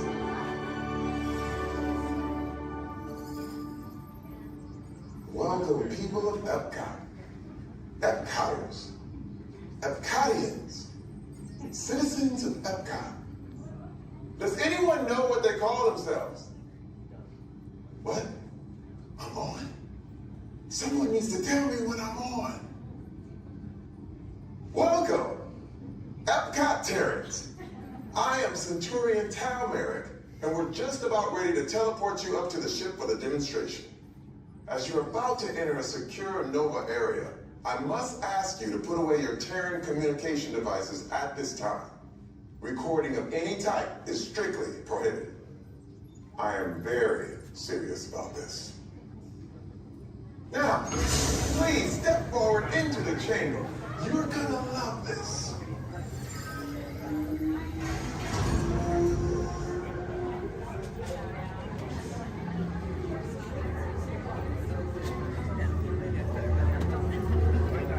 Before we begin, I should warn you that we have never teleported Terrans before. But since your molecular structure is very similar to Xandarians, it should work. It'll work. So long as you are standing inside the lighted ring. You do not want to know what happened last time someone did not stand where I told them to, okay? Stand by for teleportation. Here we go.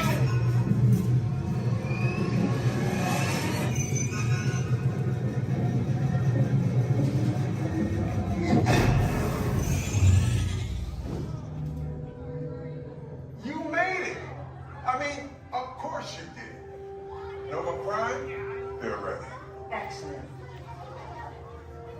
What you see before you is the Cosmic Generator. And in just a few moments, we'll be activating it so you can experience for yourselves what's happening. I'm not sure. Our power's out. And the Cosmic Generator is gone. Cheerio, Monarch. Go to Code Red. Prepare the fleet. And call the Guardians. Now. There is no cause for alarm. Turn off that alarm. I've got an important transmission coming in. Hey, what's up, Nova Corps? Our Cosmic Generator has been stolen. What? How? Why didn't we think of that? That thing's gotta be worth a fortune. I am Groot. Good question. Yeah, who do you think took it? Perhaps that really big man outside your ship. Well, that is a big man. I need to alert Nova Prime. I'm watching Terrans for dogs. That's not creepy at all.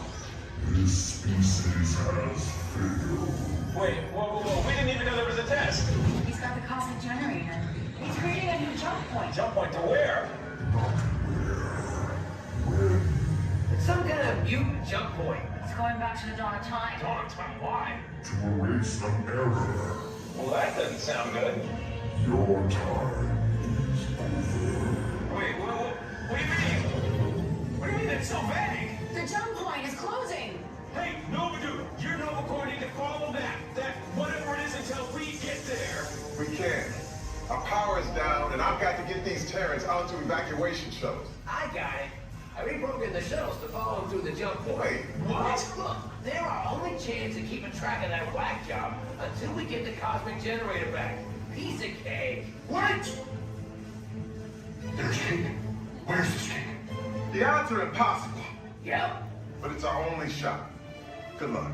Are you sure you can control it? Come on, it's me. I got this. We're all toast. First it was cake, now there's toast. This plan is making me so hungry. Terrence, listen up. You need to make your way to the evacuation shelter now. We'll follow with the fleet when we get our power back. I mean, when we get our power back.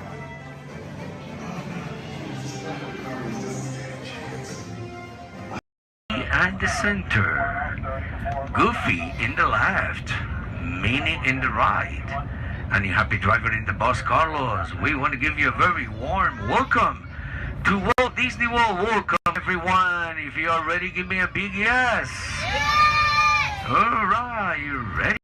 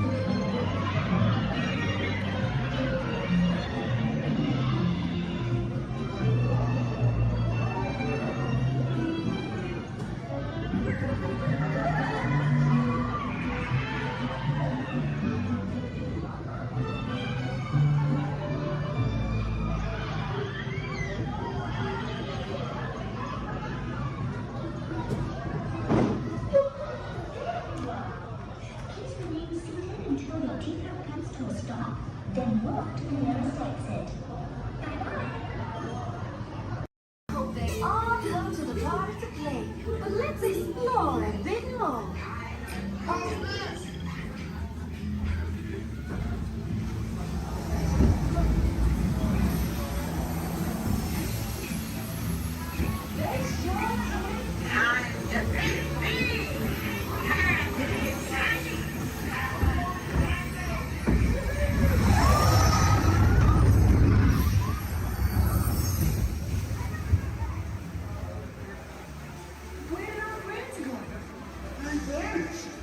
We have to find them.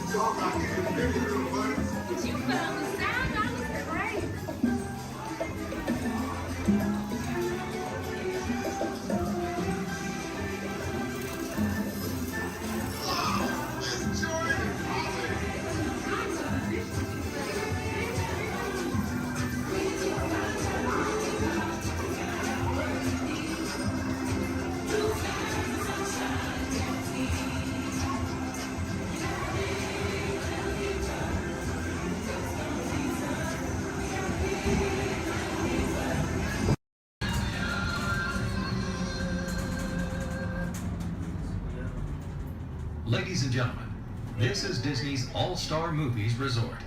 Please collect your belongings, watch your head and step as you disembark, and take small children by the hand. Thanks for riding with us, and welcome home.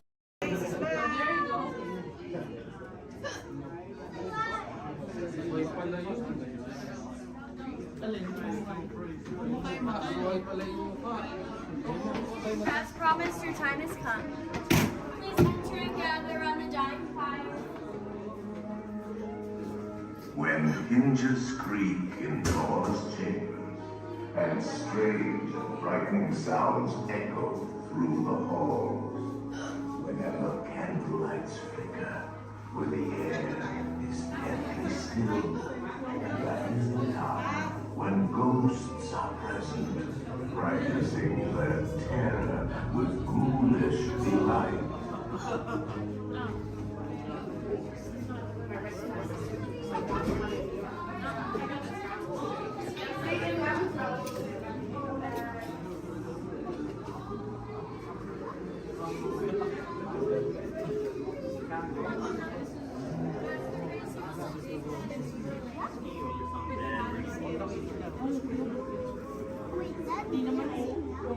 Welcome, foolish mortals, to the Haunted Mansion.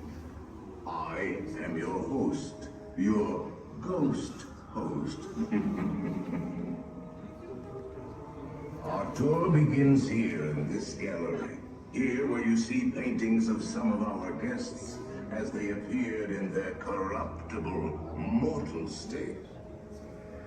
Kindly step all the way in, please, and make room for everyone. There's no turning back now. At this time, I need everybody to drag their bodies away from the walls and gather in the dead center of the room. Your cadaverous pallor betrays an aura of foreboding, almost as though you sense a disquieting metamorphosis. Is this haunted room actually stretching? Or is it your imagination? And consider this dismaying observation. This chamber has no windows and no doors. Which offers you this chilling challenge to find a way out.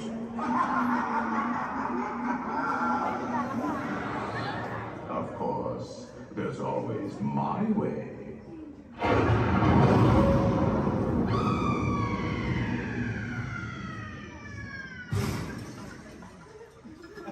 Oh, I didn't mean to frighten you prematurely. The real chills come later.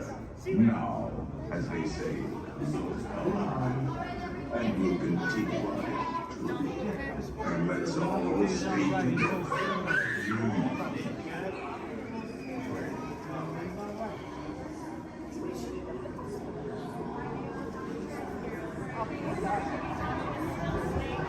didn't say a word about it. I'm just going to go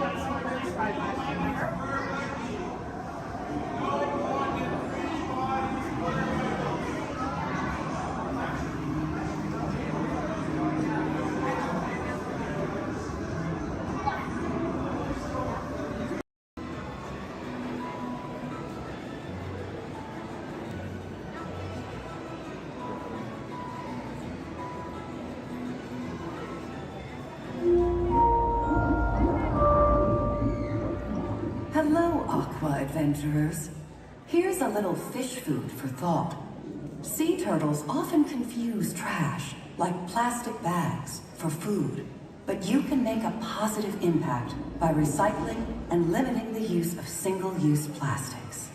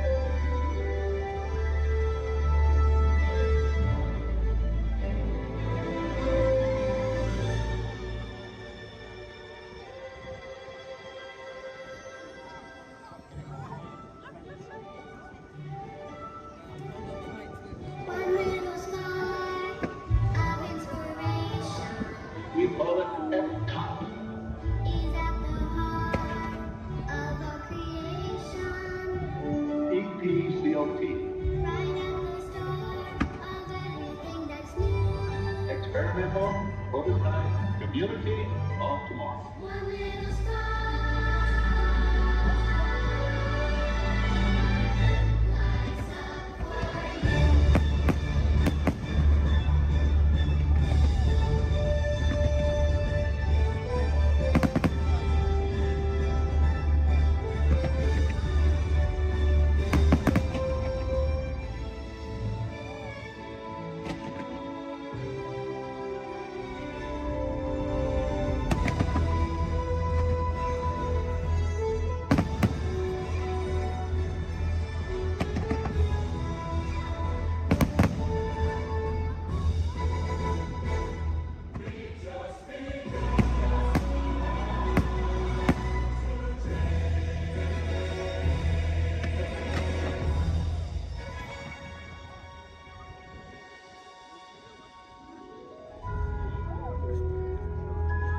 Welcome to the future. Or should I say, your future.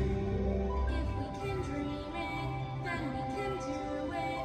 Yes, we can. Yes, we can. Feel the flow. Here we go. Through the universe. Feel it grow. See it grow. It's the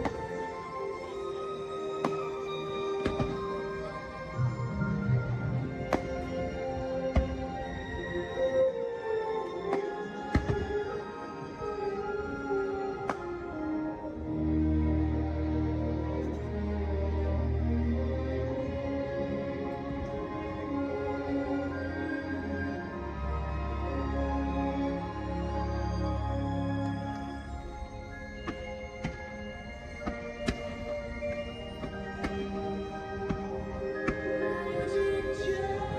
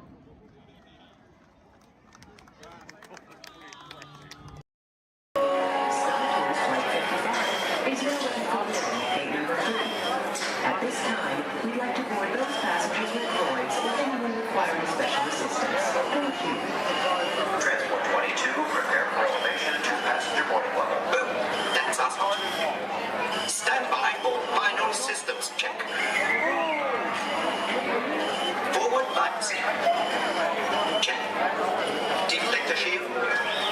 Check. Laser cannons? Check. I said check up. Shut them down before you blow up the whole place. Sometimes, Arthur, I can't understand your logic at all. No, not at all.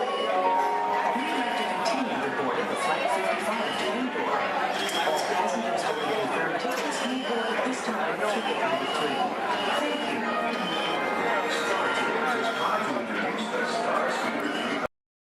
Automated driving technology activated. Welcome to the sim track.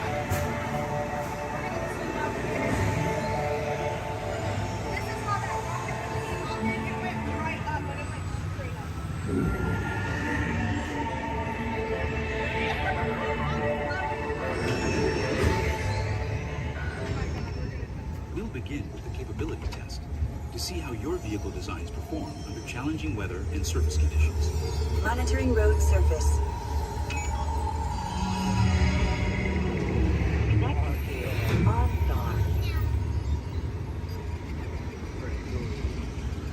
SIM car performance data acquired.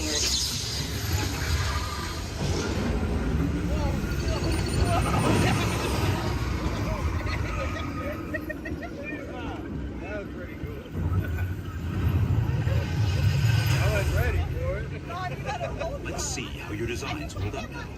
Commencing SIM car off-road and extreme weather sequence.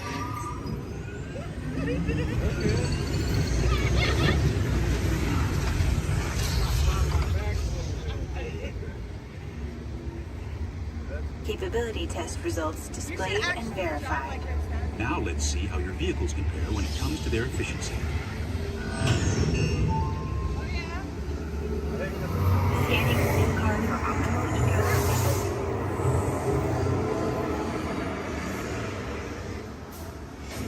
Engaging eco scan for aerodynamic efficiency.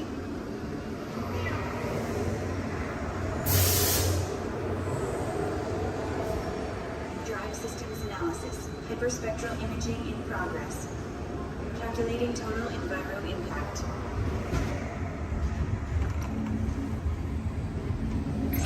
Commencing responsiveness test. Okay, the responsiveness data is now being synchronized. Automated driving technology verified and active.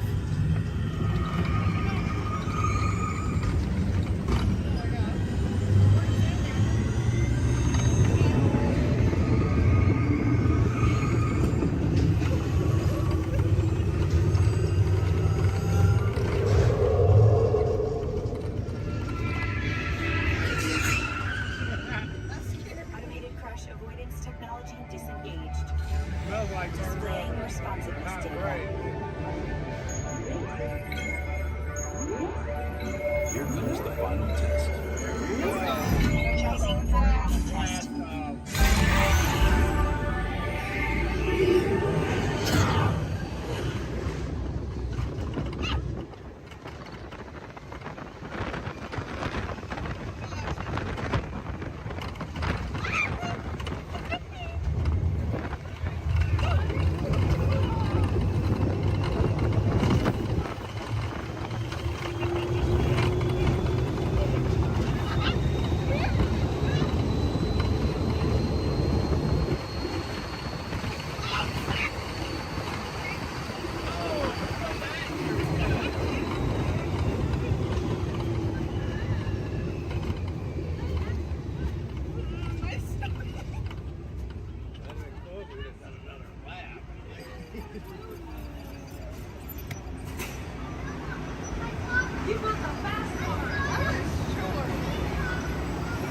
Displaying power test results. SIM track performance testing complete. This concludes your performance testing. You'll be able to see how your Chevrolet custom concept vehicle designs compared with the sim car after you disembark.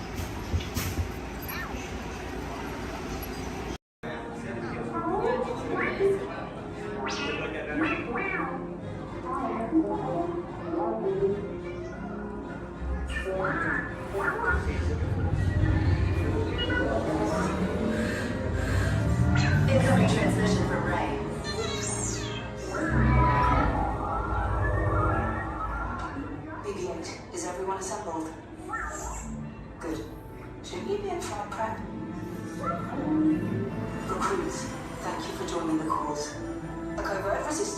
crew led by my friend Finn has infiltrated a First Order Star Destroyer that is now headed to this system. Your outpost on Batu is no longer safe. We have transports waiting to take you to General Organa's secret base on Pucara. I'll regroup with you there. The Resistance desperately needs your help in our fight against Kylo Ren and the First Order. Remember, it is vital that you keep the location of the Pucara base secret. Lieutenant Beck, one of our top commanders, will lead you. Affirmative. Transport is ready. Line up and I shall personally see them delivered. Thank you, Lieutenant. Welcome to the cause. May the Force be with us. Commander Poltam and a squadron of X-Wings shall escort us to the rendezvous point on Pucara. Roger, this is Black Leader. I hear you're a fine-looking group of recruits. Well, no time to waste. Let's get you on your way to the General.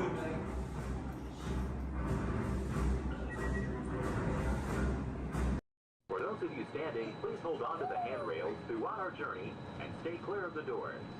For the comfort of others, no smoking, please. Thank you. As we turn south, you can catch a glimpse of the spires of Space Mountain in the Magic Kingdom. Nearby is Disney's 8th-ranked contemporary resort. Oh no. Oh no. Oh no, no, oh no, no, no, no. Look at. Oh no.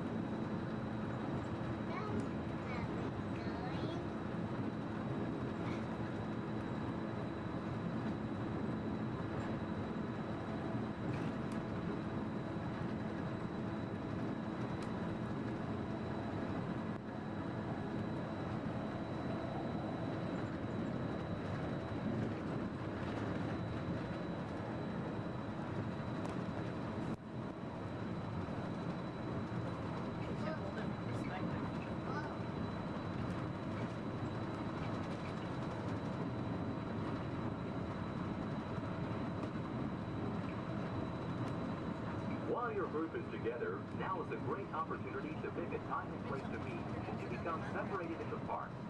If you should need any assistance, please go to Guest Relations, located in Interventions East.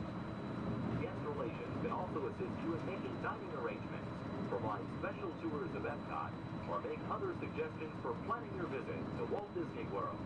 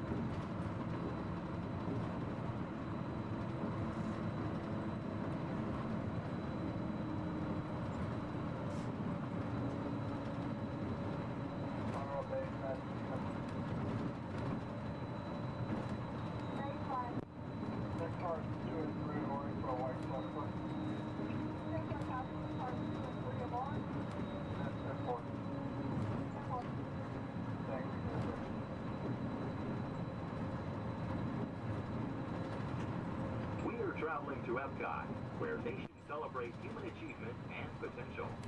Its 300 acres are divided into two worlds, Future World and World Showcase. Future World offers fascinating explorations into realms of energy, transportation, and imagination. You'll also find adventures in communications, sea exploration, food production, and other vital topics. World Showcase is a community of nations, highlighting the accomplishments and cultures of people around the world.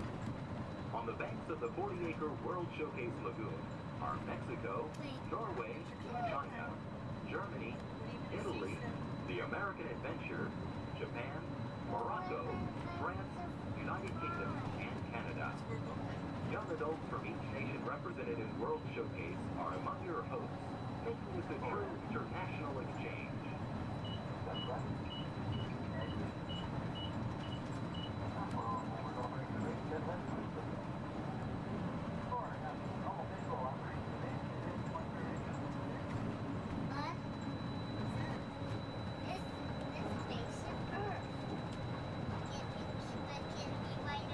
Beyond the trees ahead and to the right-hand side of our forward motion is Spaceship Earth. This 18-story geosphere marks the entrance to Epcot. Inside Spaceship Earth, time machine vehicles take you through the evolution of human communication, from a distant yesterday to the dawn of tomorrow.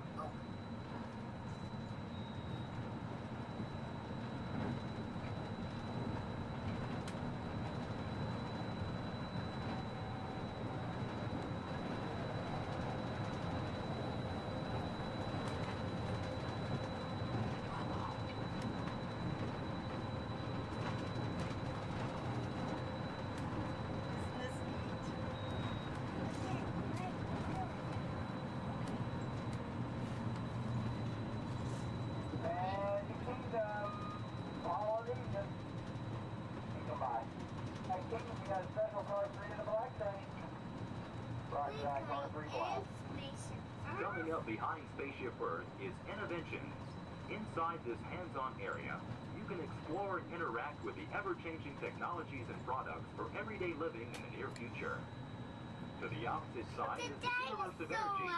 Inside you'll find Ellen's Energy Adventure, hosted by Ellen DeGeneres and Bill Nye the Science Guy.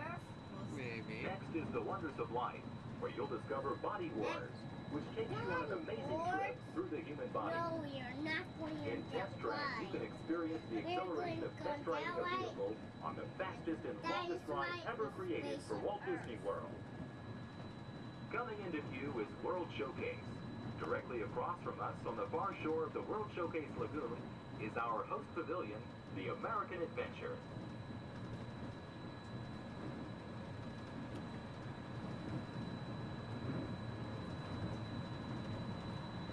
I'm still thirsty. Well, I'm sure we can find something for you to drink.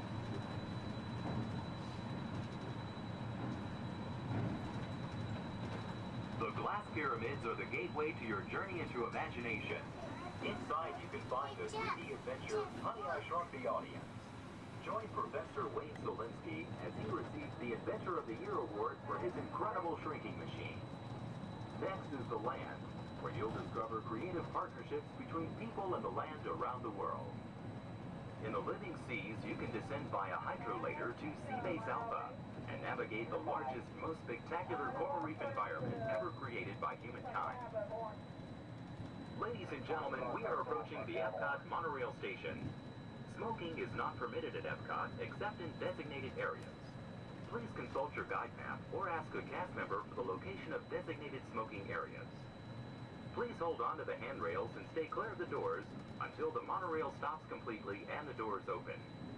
On behalf of the cast of the Walt Disney World Resort, we'd like to welcome you to Epcot.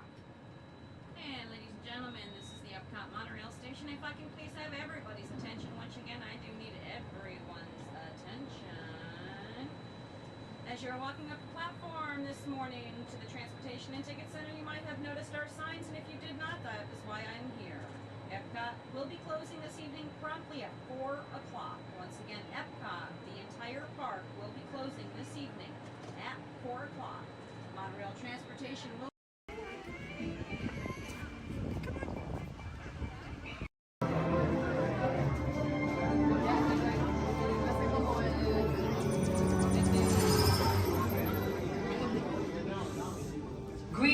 Terrans. I am Nova Prime Irani Real, commander of the Nova Corps. On behalf of all Xandarians, I hope you have enjoyed exploring the wonders of Xandar. As you have seen, your world and ours were born of the same moment, one which you refer to as the Big Bang. As such, we are all galactic neighbors in a vast universe which we and countless others share. For you to travel to Xandar would take 2.5 million years, assuming you had a ship that could fly at the speed of light. So we decided to come to you. But even we could not have reached you so easily were it not for the Cosmic Generator, an advanced piece of Xandarian technology that creates jump points, artificial tunnels that act as shortcuts, linking distant points in space. It is our desire to share this wondrous technology with your people so that together we might explore new worlds and create a brighter tomorrow. And now, as the culmination of the wonders of Xandar, you will be teleported to a Nova ship above your planet for a demonstration of the Cosmic Generator. I trust you will find it an unforgettable experience.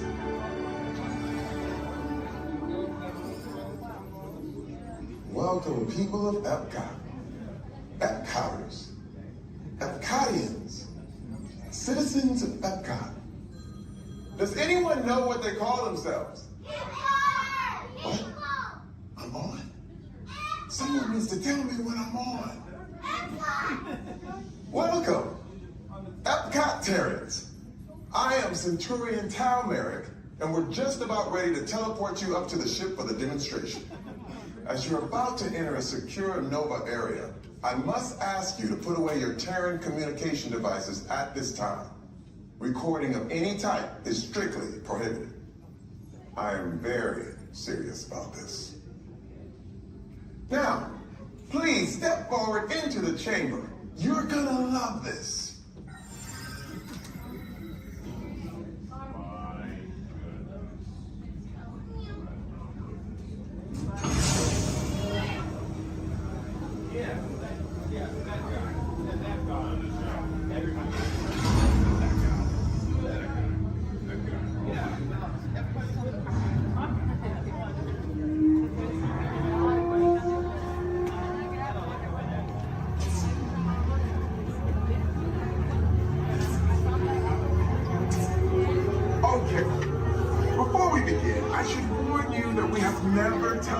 Terrans before, but since your molecular structure is very similar to Xandarian's, it should work. It'll work. So long as you are standing inside the lighted ring.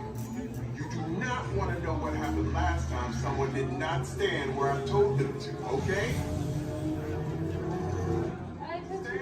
Please make sure you're all the way inside that lighted ring on the floor. We must teleport you till you're all the way inside that lighted ring.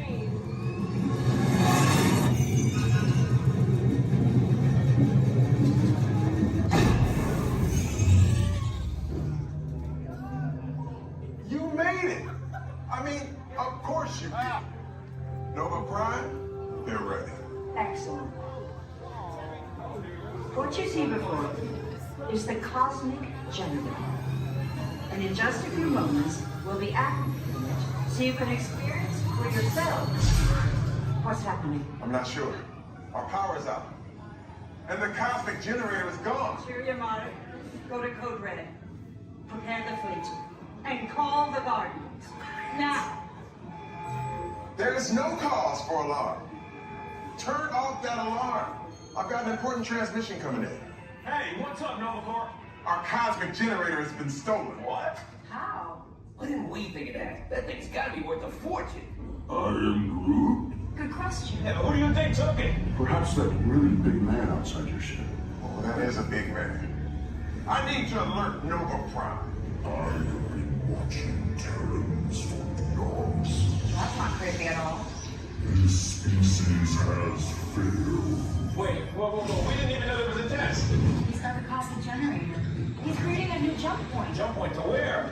Not where. Some kind of mutant jump point. It's going back to the dawn of time. Dawn of time, why? To erase an error. Well, that doesn't sound good. Your time is over. Wait, what do you mean? What do you mean it's so vague? The jump point is closing. Hey, no, dude, you're not recording to follow that whatever it is until we get there. We can't. Our power is down, and I've got to get these Terrans onto evacuation shuttles. I got it. I reprogrammed the shuttles to follow them through the jump point. Wait, what? Look, they're our only chance of keeping track of that whack job until we get the cosmic generator back. Piece of cake. Wait! There's cake. Where's this cake? The odds are impossible, Yeah. but it's our only shot. Good luck. Are you sure you can control it? Come on, it's me. I got this. We're all toast. First it was cake, now there is toast. This plan is making me so hungry. Terrans, listen up. Fire safety planes remain fully seated. No lap sitting and hold on to all loose items.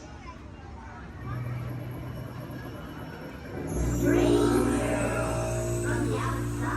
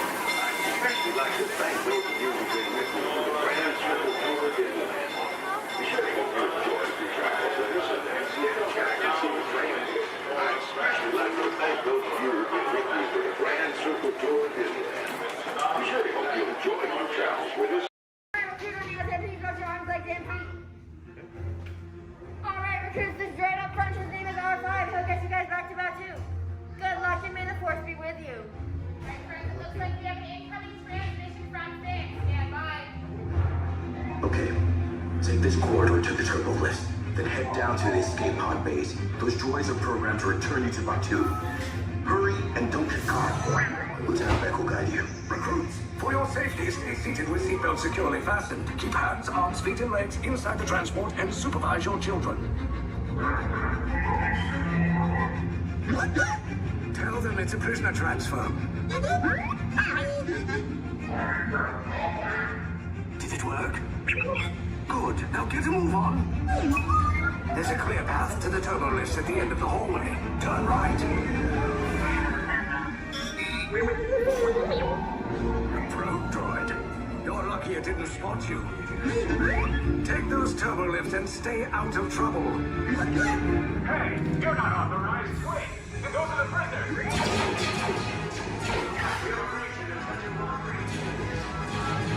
Cover is blown. Fire find an alternate route. Who picked these two droids anyway? Detention will breach. Prisoners not seen and never seen. There they are! Fire!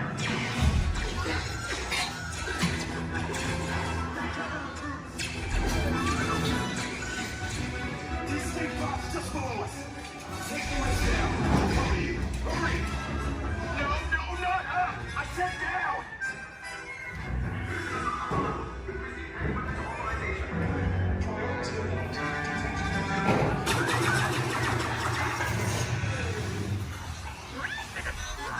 This does not look good. Try to find another way down to the escape pods. The Resistance will attempt to rescue the prisoners. They have neither the resources nor the courage to engage us. You underestimate their conviction. Raise the shields! Shields? I see no evidence. Now! Sound the alarm! All personnel to their stations! Sir, the prisoners have escaped. How brave, but ultimately hopeless. There's nowhere to run.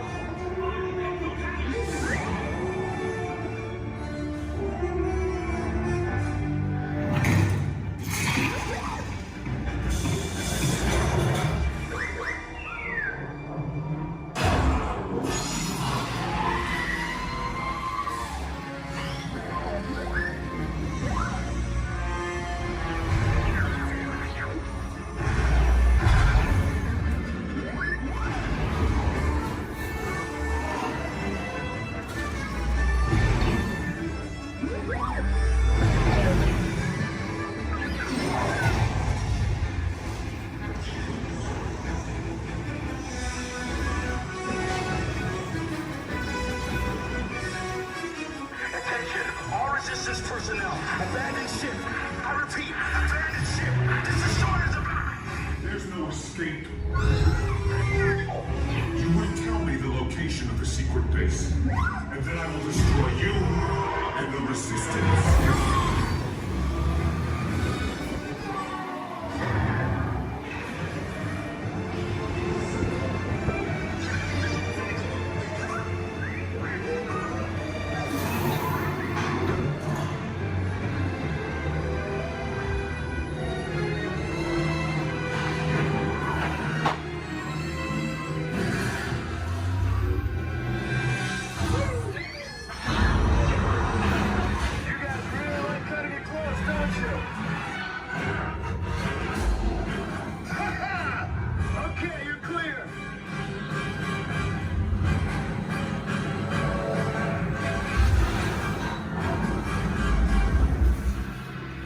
Escape pods came in a little off target.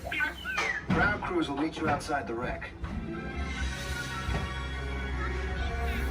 All right, nice job, recruits. Not what you signed on for, but hey, you're Resistance now. I think I have that authority. Right, Beck? Where's the lieutenant? I need eyes on Beck. Line up. Scapper's pod beacon. 4 escape pods down in Sector 4. Verification pending.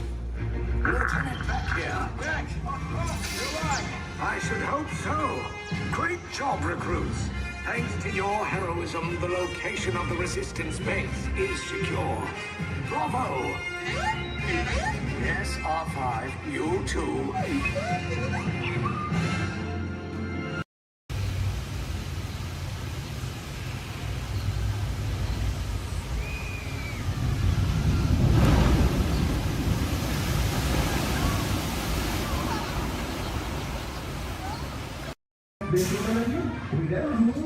Here we go!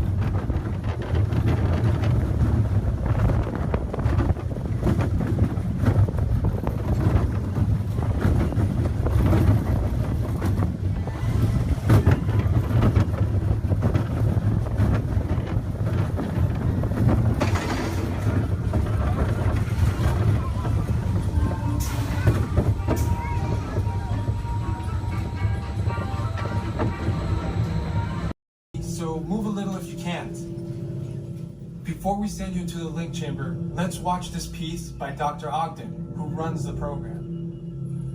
Welcome, everyone. I'm Dr. Jackie Ogden from the Pandora Conservation Initiative. You're about to experience a ceremony that's very special to the Na'vi, flying on the back of an Ikran, or as we call it, a banshee. To the Na'vi, connecting to an Ikran and flying on its back is an incredibly important rite of passage they call Ikni Maya. With permission from the Na'vi and in partnership with Alpha Centauri Expeditions, we can now bring this amazing experience to you. The way you'll be able to fly is by linking to an avatar that's already on the back of an Ikran. Let's see how this works.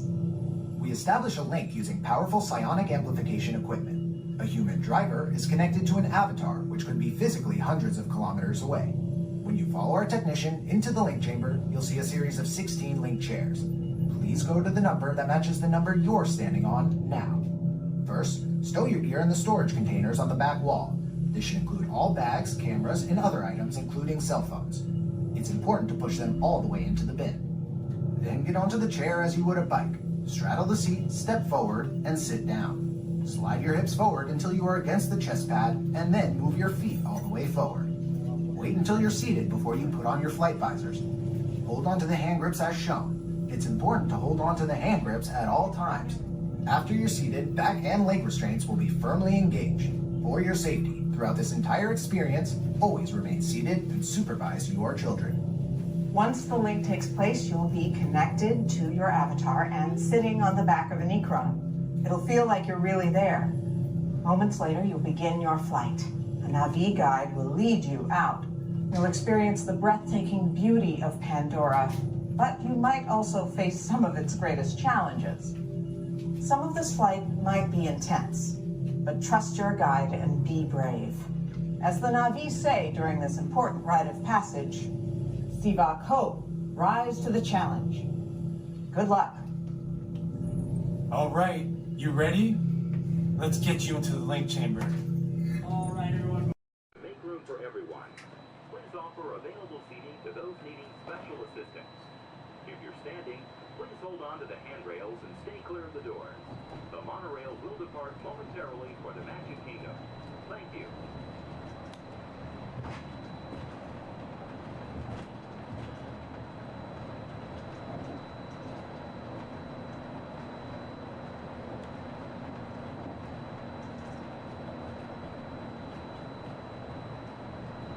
Welcome aboard the Walt Disney World Express Monorail.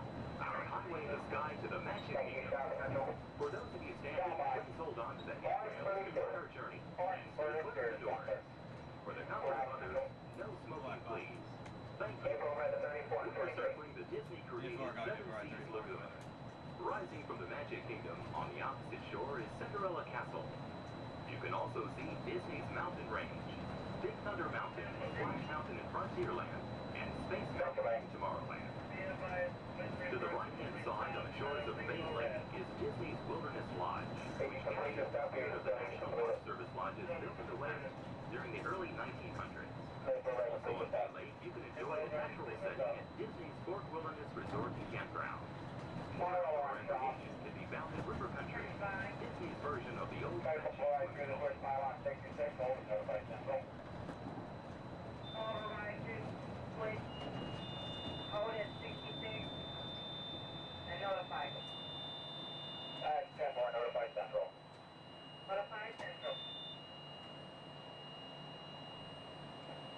Central 3. Sacramento. Pages radio. Southwest.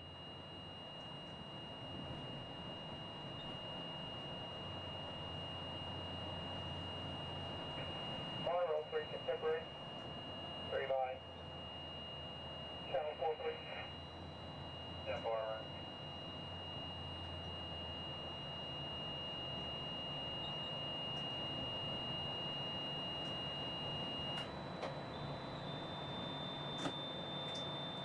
Ladies and gentlemen, welcome aboard Monorail Black. We're going to be holding here just momentarily. At this time, they're bringing out a train off this beam ahead of us.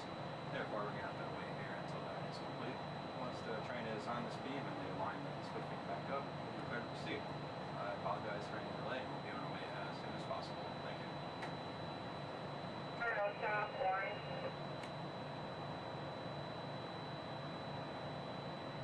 Stop line. Receiving propulsion in upper display group D malfunction by receiving tower.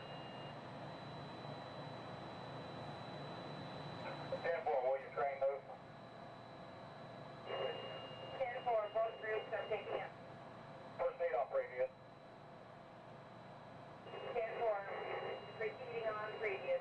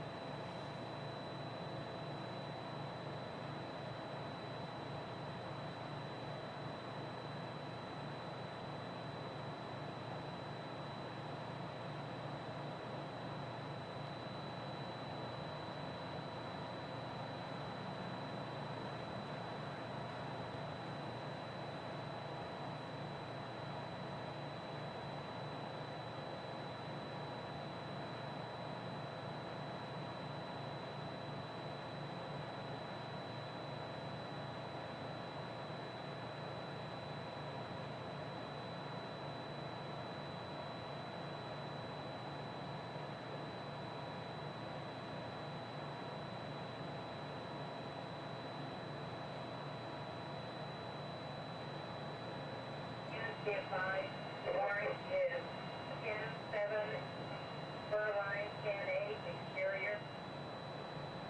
Right, stop. Central, orange. That's right.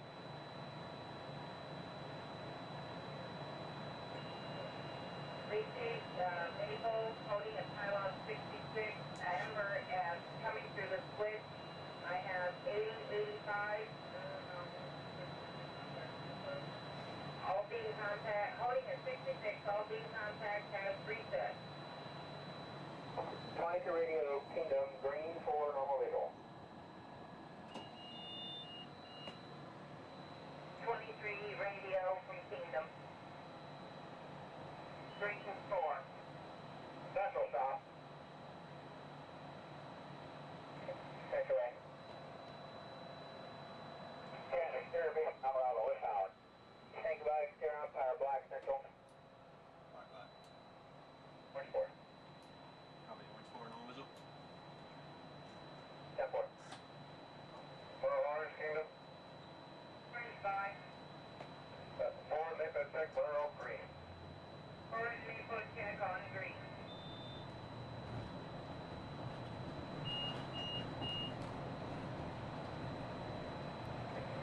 That's 23 hours.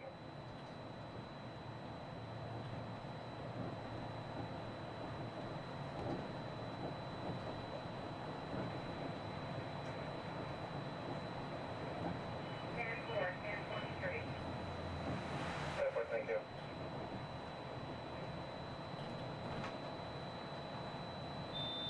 Contemporary Grand Floridian.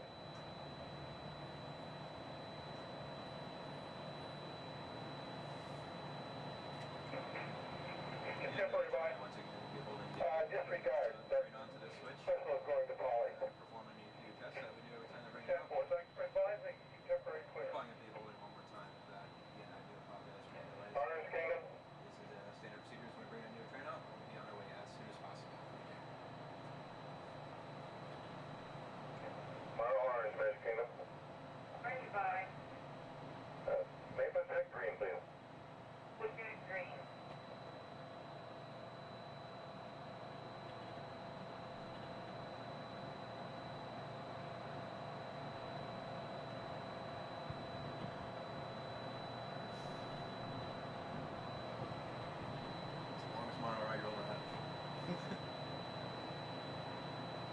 Well, the fun thing is I had the rest of my group on the boat there, and I was telling them I might beat them. That's them on the boat. Yeah. They're gonna be. Hey, Mom, look over by the Contemporary. Central Orange.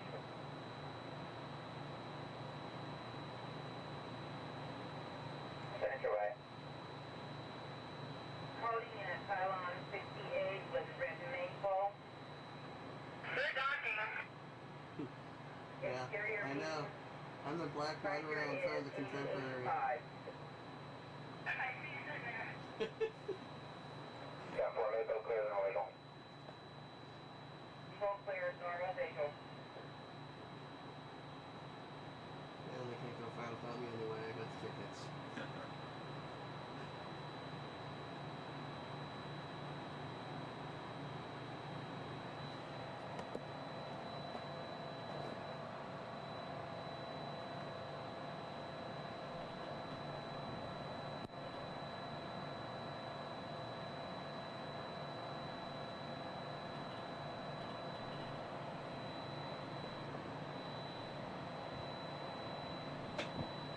We are entering Disney's.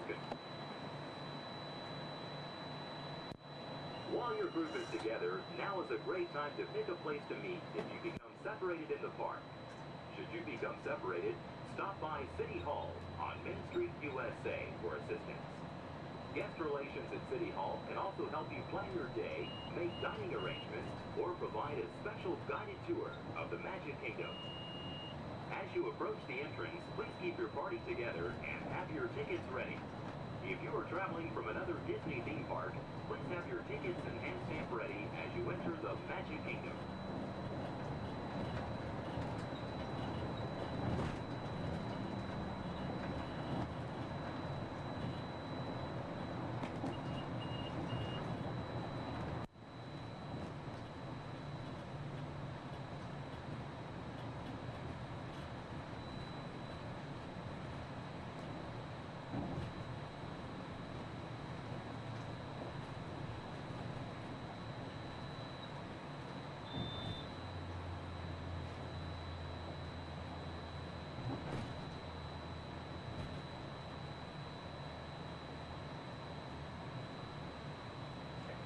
Central Magic Kingdom.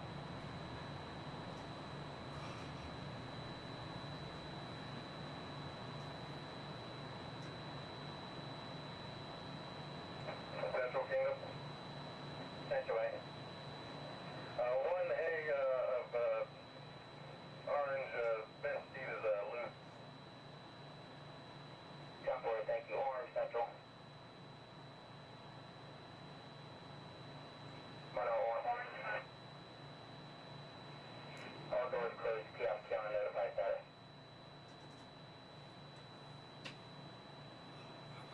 Kiosk counter notified.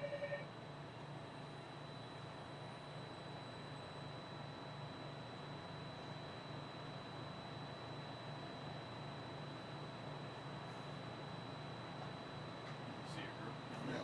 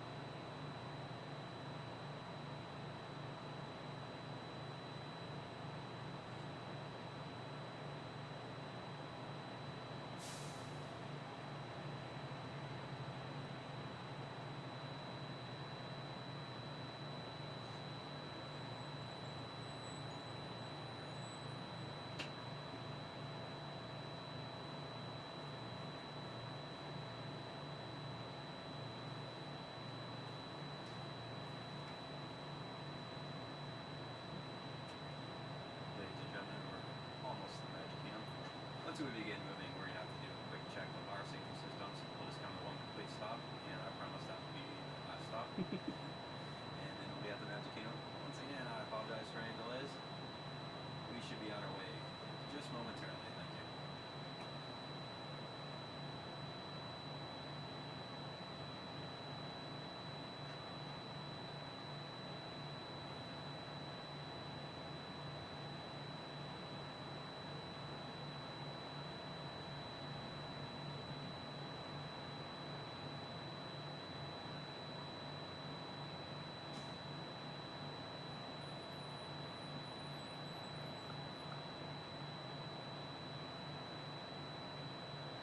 South Central, Monorail Orange, Cab 1 radio check, how do you read? 10-2, Ellie. 10-2 also. Reset complete. Propulsion has cleared up in upper display and monitoring. 10-4, normal visual. 10-4, normal visual.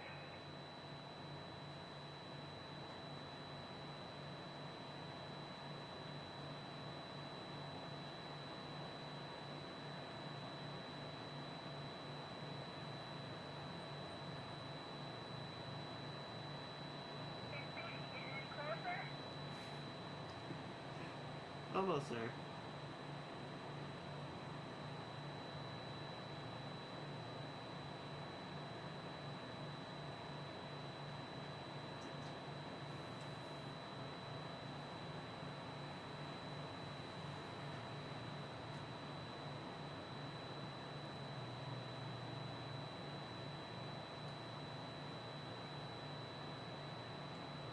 Central 3, hand unit radio check.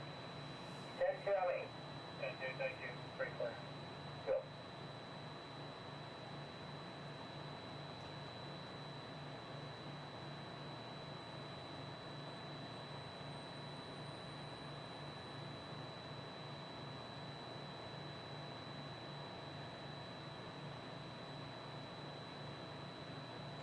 Mile Black, Magic Kingdom.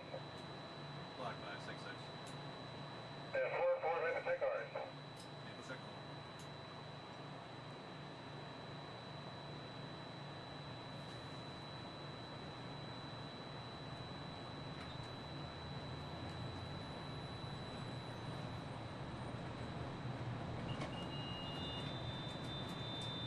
Central Black.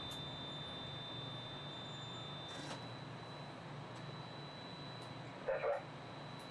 69, remaining. Okay, so clear, no visual. Clear, no visual. Orange Central. Goodbye. Reverse Maple check. Maple check.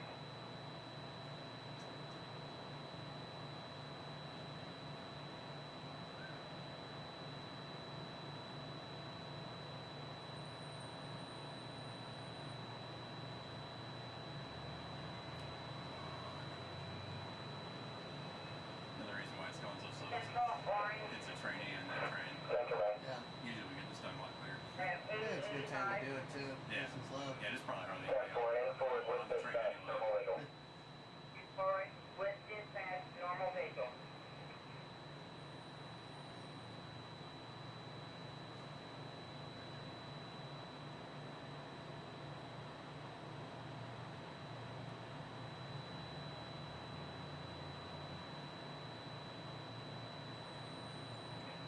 Continuing with Toronto Central, 4 trains, train order black, coral, green, and orange, brakeman OT Central. Goodbye. Black, coral, green, and orange on exterior. 10-4, black, coral, green, orange.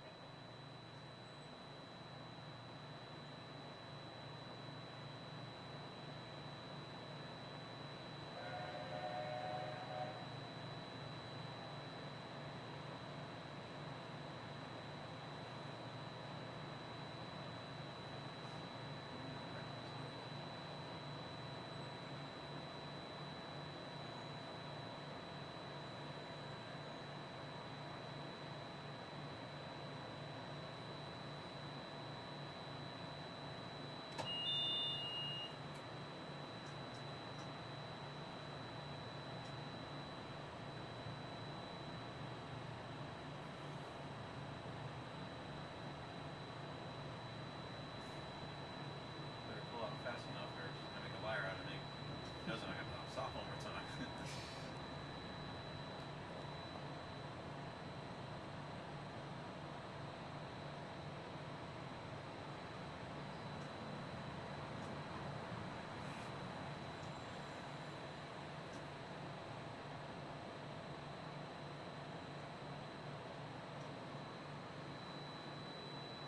I see ya.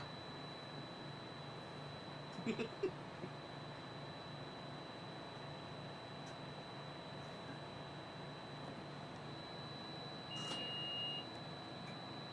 and gentlemen, we are approaching our station at the entrance to Main Street, USA, gateway to the 7 themed lands of the Magic Kingdom.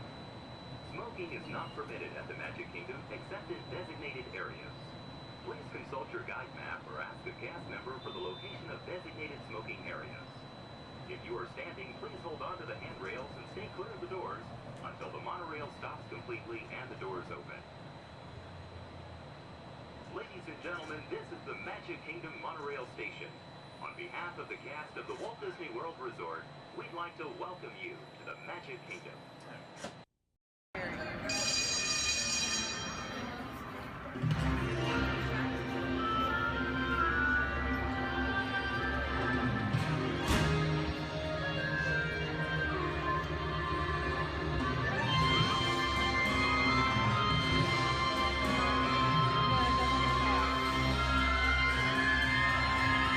Welcome aboard. At this time, I'd like to ask everyone to please remain seated throughout the show. Please keep your arms, hands, legs, and feet inside the vehicle at all times. Don't forget to supervise your children. And for the safety of our cast, please refrain from the use of flash photography and external video lighting. Now that we've taken care of business, let's talk about me. My name is Justin, and I will be your guide for this magical journey into the movies. It's the perfect job for me because I love movies. Is everybody ready? Well, great, because it's showtime. Ready when you are, CB.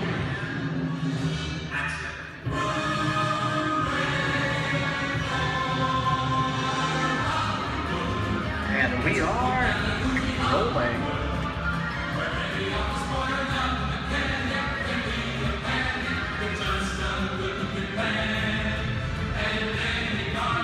Hello everyone and welcome to the Great Movie Ride. Once again, my name is Justin, and I will be taking you from this Hollywood soundstage into some of the greatest movies of all time. On one tour. But just between you and me, this is no ordinary tour, as the Great Movie Ride brings movies to life and puts you right in the middle of the action.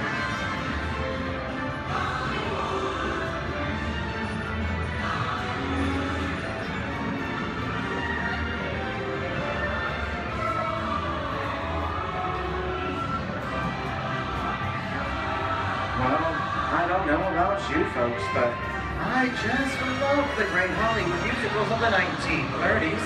This scene is from one of my favorites, the Busby Berkeley classic Footlight Parade, starring James Cagney, Ruby Keeler, and Dick Powell.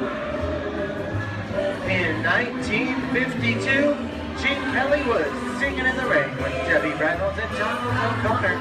Did you know Gene Kelly co-directed to this movie? And can anybody tell me what movie this is? Right, Walt Disney's Academy Award-winning film from 1964, Mary Poppins, starring Julie Andrews and Dick Van Dyke. The London fantasy of Mary Poppins was shot entirely indoors on sound stages at the Walt Disney Studios in Burbank, California. There was no exterior shooting at all.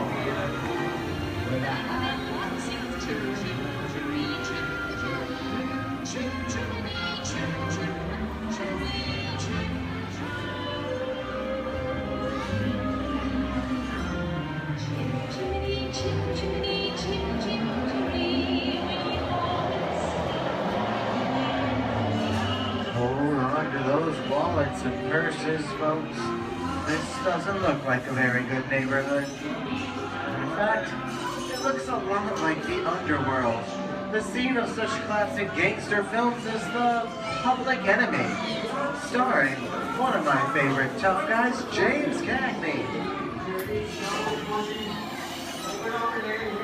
The working title of the film was Beer and Blood, and in the United Kingdom it was known as Enemies of the Public. In one scene, Cagney shoved a grapefruit in Meg Clark's face. She could never look at breakfast the same way again. You kick it with the dog. If you don't, somebody's going to drop by here and kick your teeth out one at a time. With me?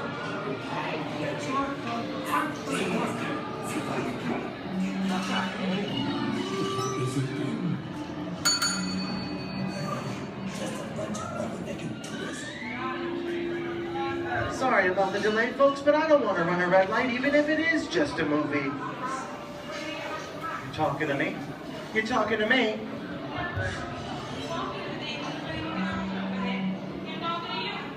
I'm not supposed to leave my vehicle. I said get up! Okay, Muggsy, whatever you say. How'd you know my name anyways? I've seen this movie before. Well, they need some. See, you fancy. Connor's going to get out of here, so do we. I said screw out of here. You're gonna get hurt. I can't just walk out. Here they come, boss! Get out your grinders!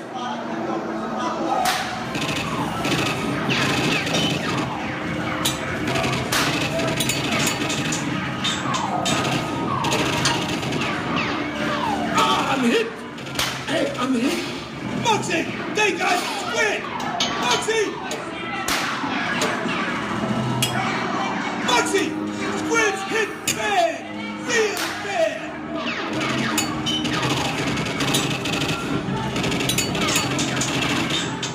Everybody just inside. Remember red lights against the law, and I would never break the law. Hey kid, watch this.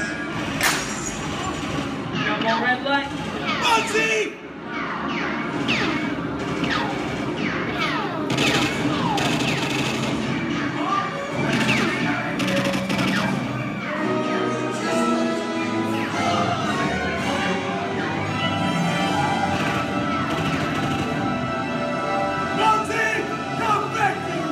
Sorry, boys. I'm making my getaway. I'll see you in church. Wait, what are you looking at? Everybody mind your P's and Q's and maybe I won't get hurt. Who's this? JC? And now, the Old West, and two of Hollywood's legendary stars, Clint Eastwood and John Wayne.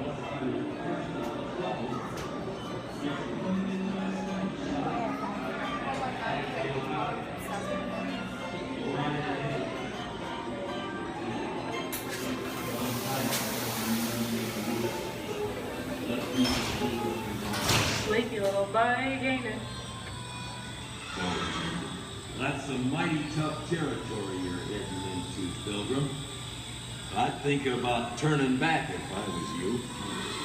That is, if you want my opinion. But I reckon you ought to do Now that we're in the clear, it's been lucky enough for me to collect up all your valuables. We'll start with the jewels.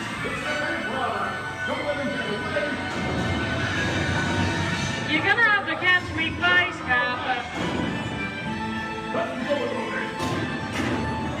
Get yourself up. The church will go easy. This is not so nice. I'm getting out of here. For this. I've been doing. Nobody stay in my neck of the noose. Can't get any worse.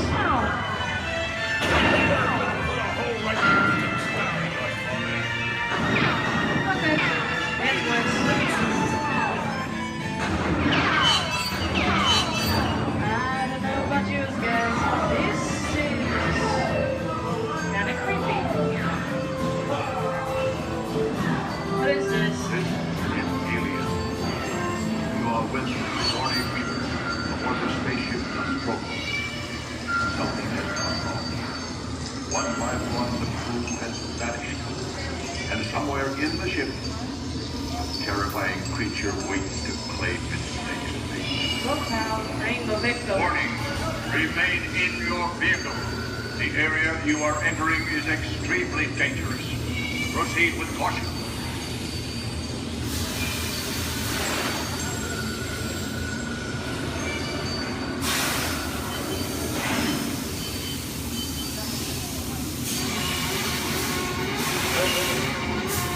The emergency destruction system is now activated. Ship will detonate in 10 minutes. Option to override automatic detonation expires in 5 minutes.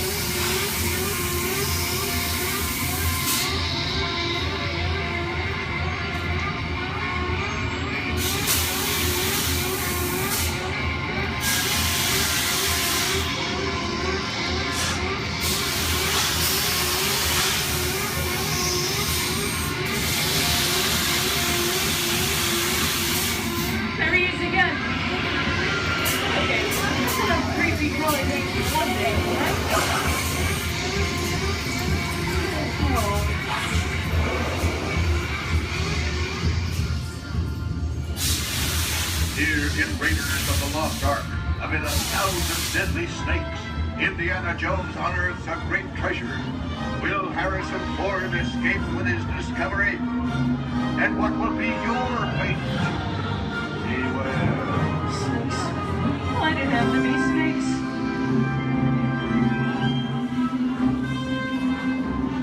Dust of 3,000 years lies undisturbed in this ancient burial chamber. On the chest, the great stone god, priceless jewel. You learned that, you guys. Time for me to get back to work. Don't nobody move while I go get the goods. I don't think they notice a few extra bodies around here. But the jewel is guarded by a curse, and those who dare defy that curse must pay with their lives.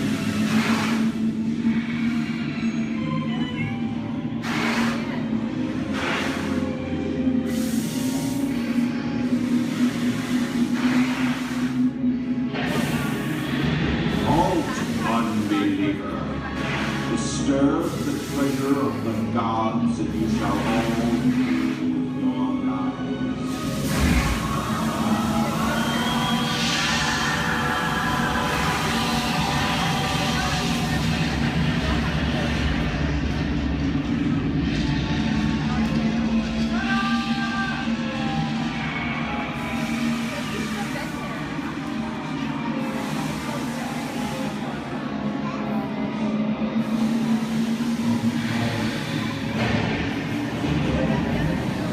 Well, I told you folks I was just going for popcorn.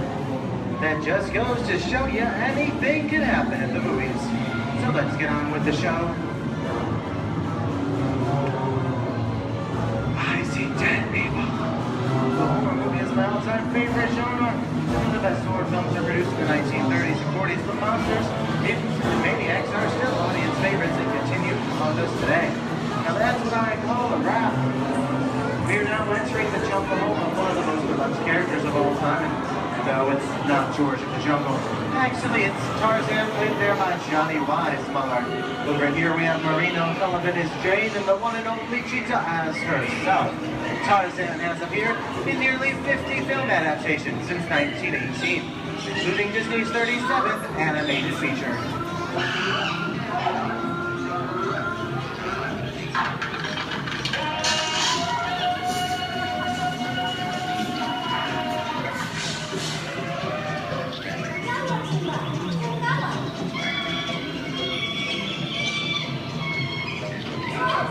I think this is the beginning of a beautiful friendship. Best last line of the movie ever.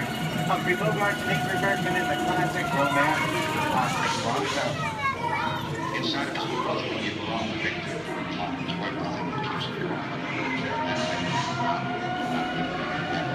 Maybe not today, maybe not tomorrow, but soon, the rest of your life. But always have had. You didn't have it. You lost it until you came to Casablanca. You got it back once.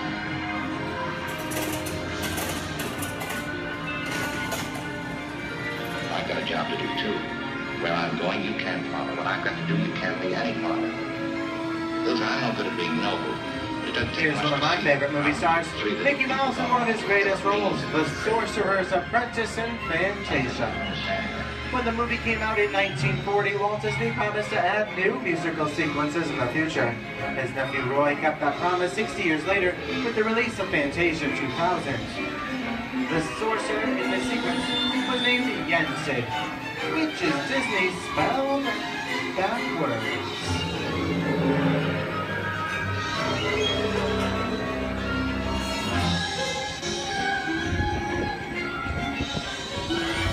I have a feeling we're not in Kansas anymore. How often do you get to say that? I'd say we're definitely somewhere over the rainbow in one of the most beloved movies of all time, The Wizard of Oz.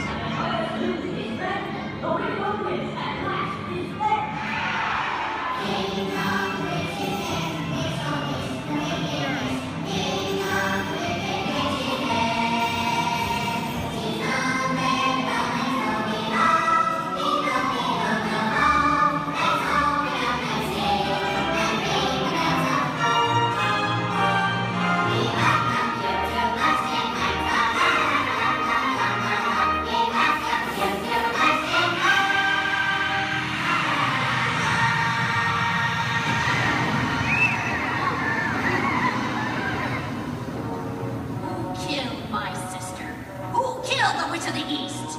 Was it you? No, it was an accident. I didn't mean to kill anybody. Well, my little pretty, I can cause accidents too. Oh, rubbish. You have no power here. Be gone before somebody drops a house on you, too. Very well. I'll bide my time. But just try to stay out of my way. Just try.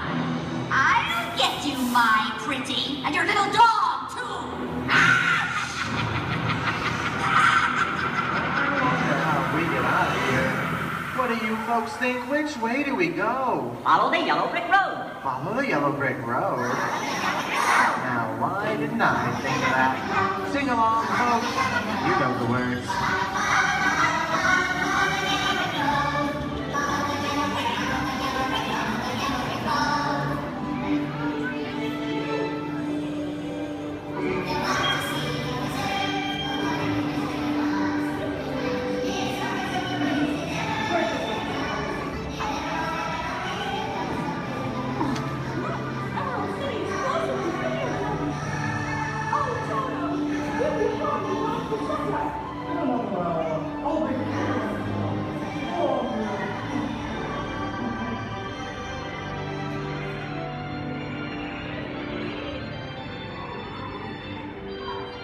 I hope you've enjoyed our tour through these great moments at the movies, but we've only scratched the surface of what Hollywood has to offer. There are thousands of other great movies out there just waiting for you to discover. And here are just a few of my favorites.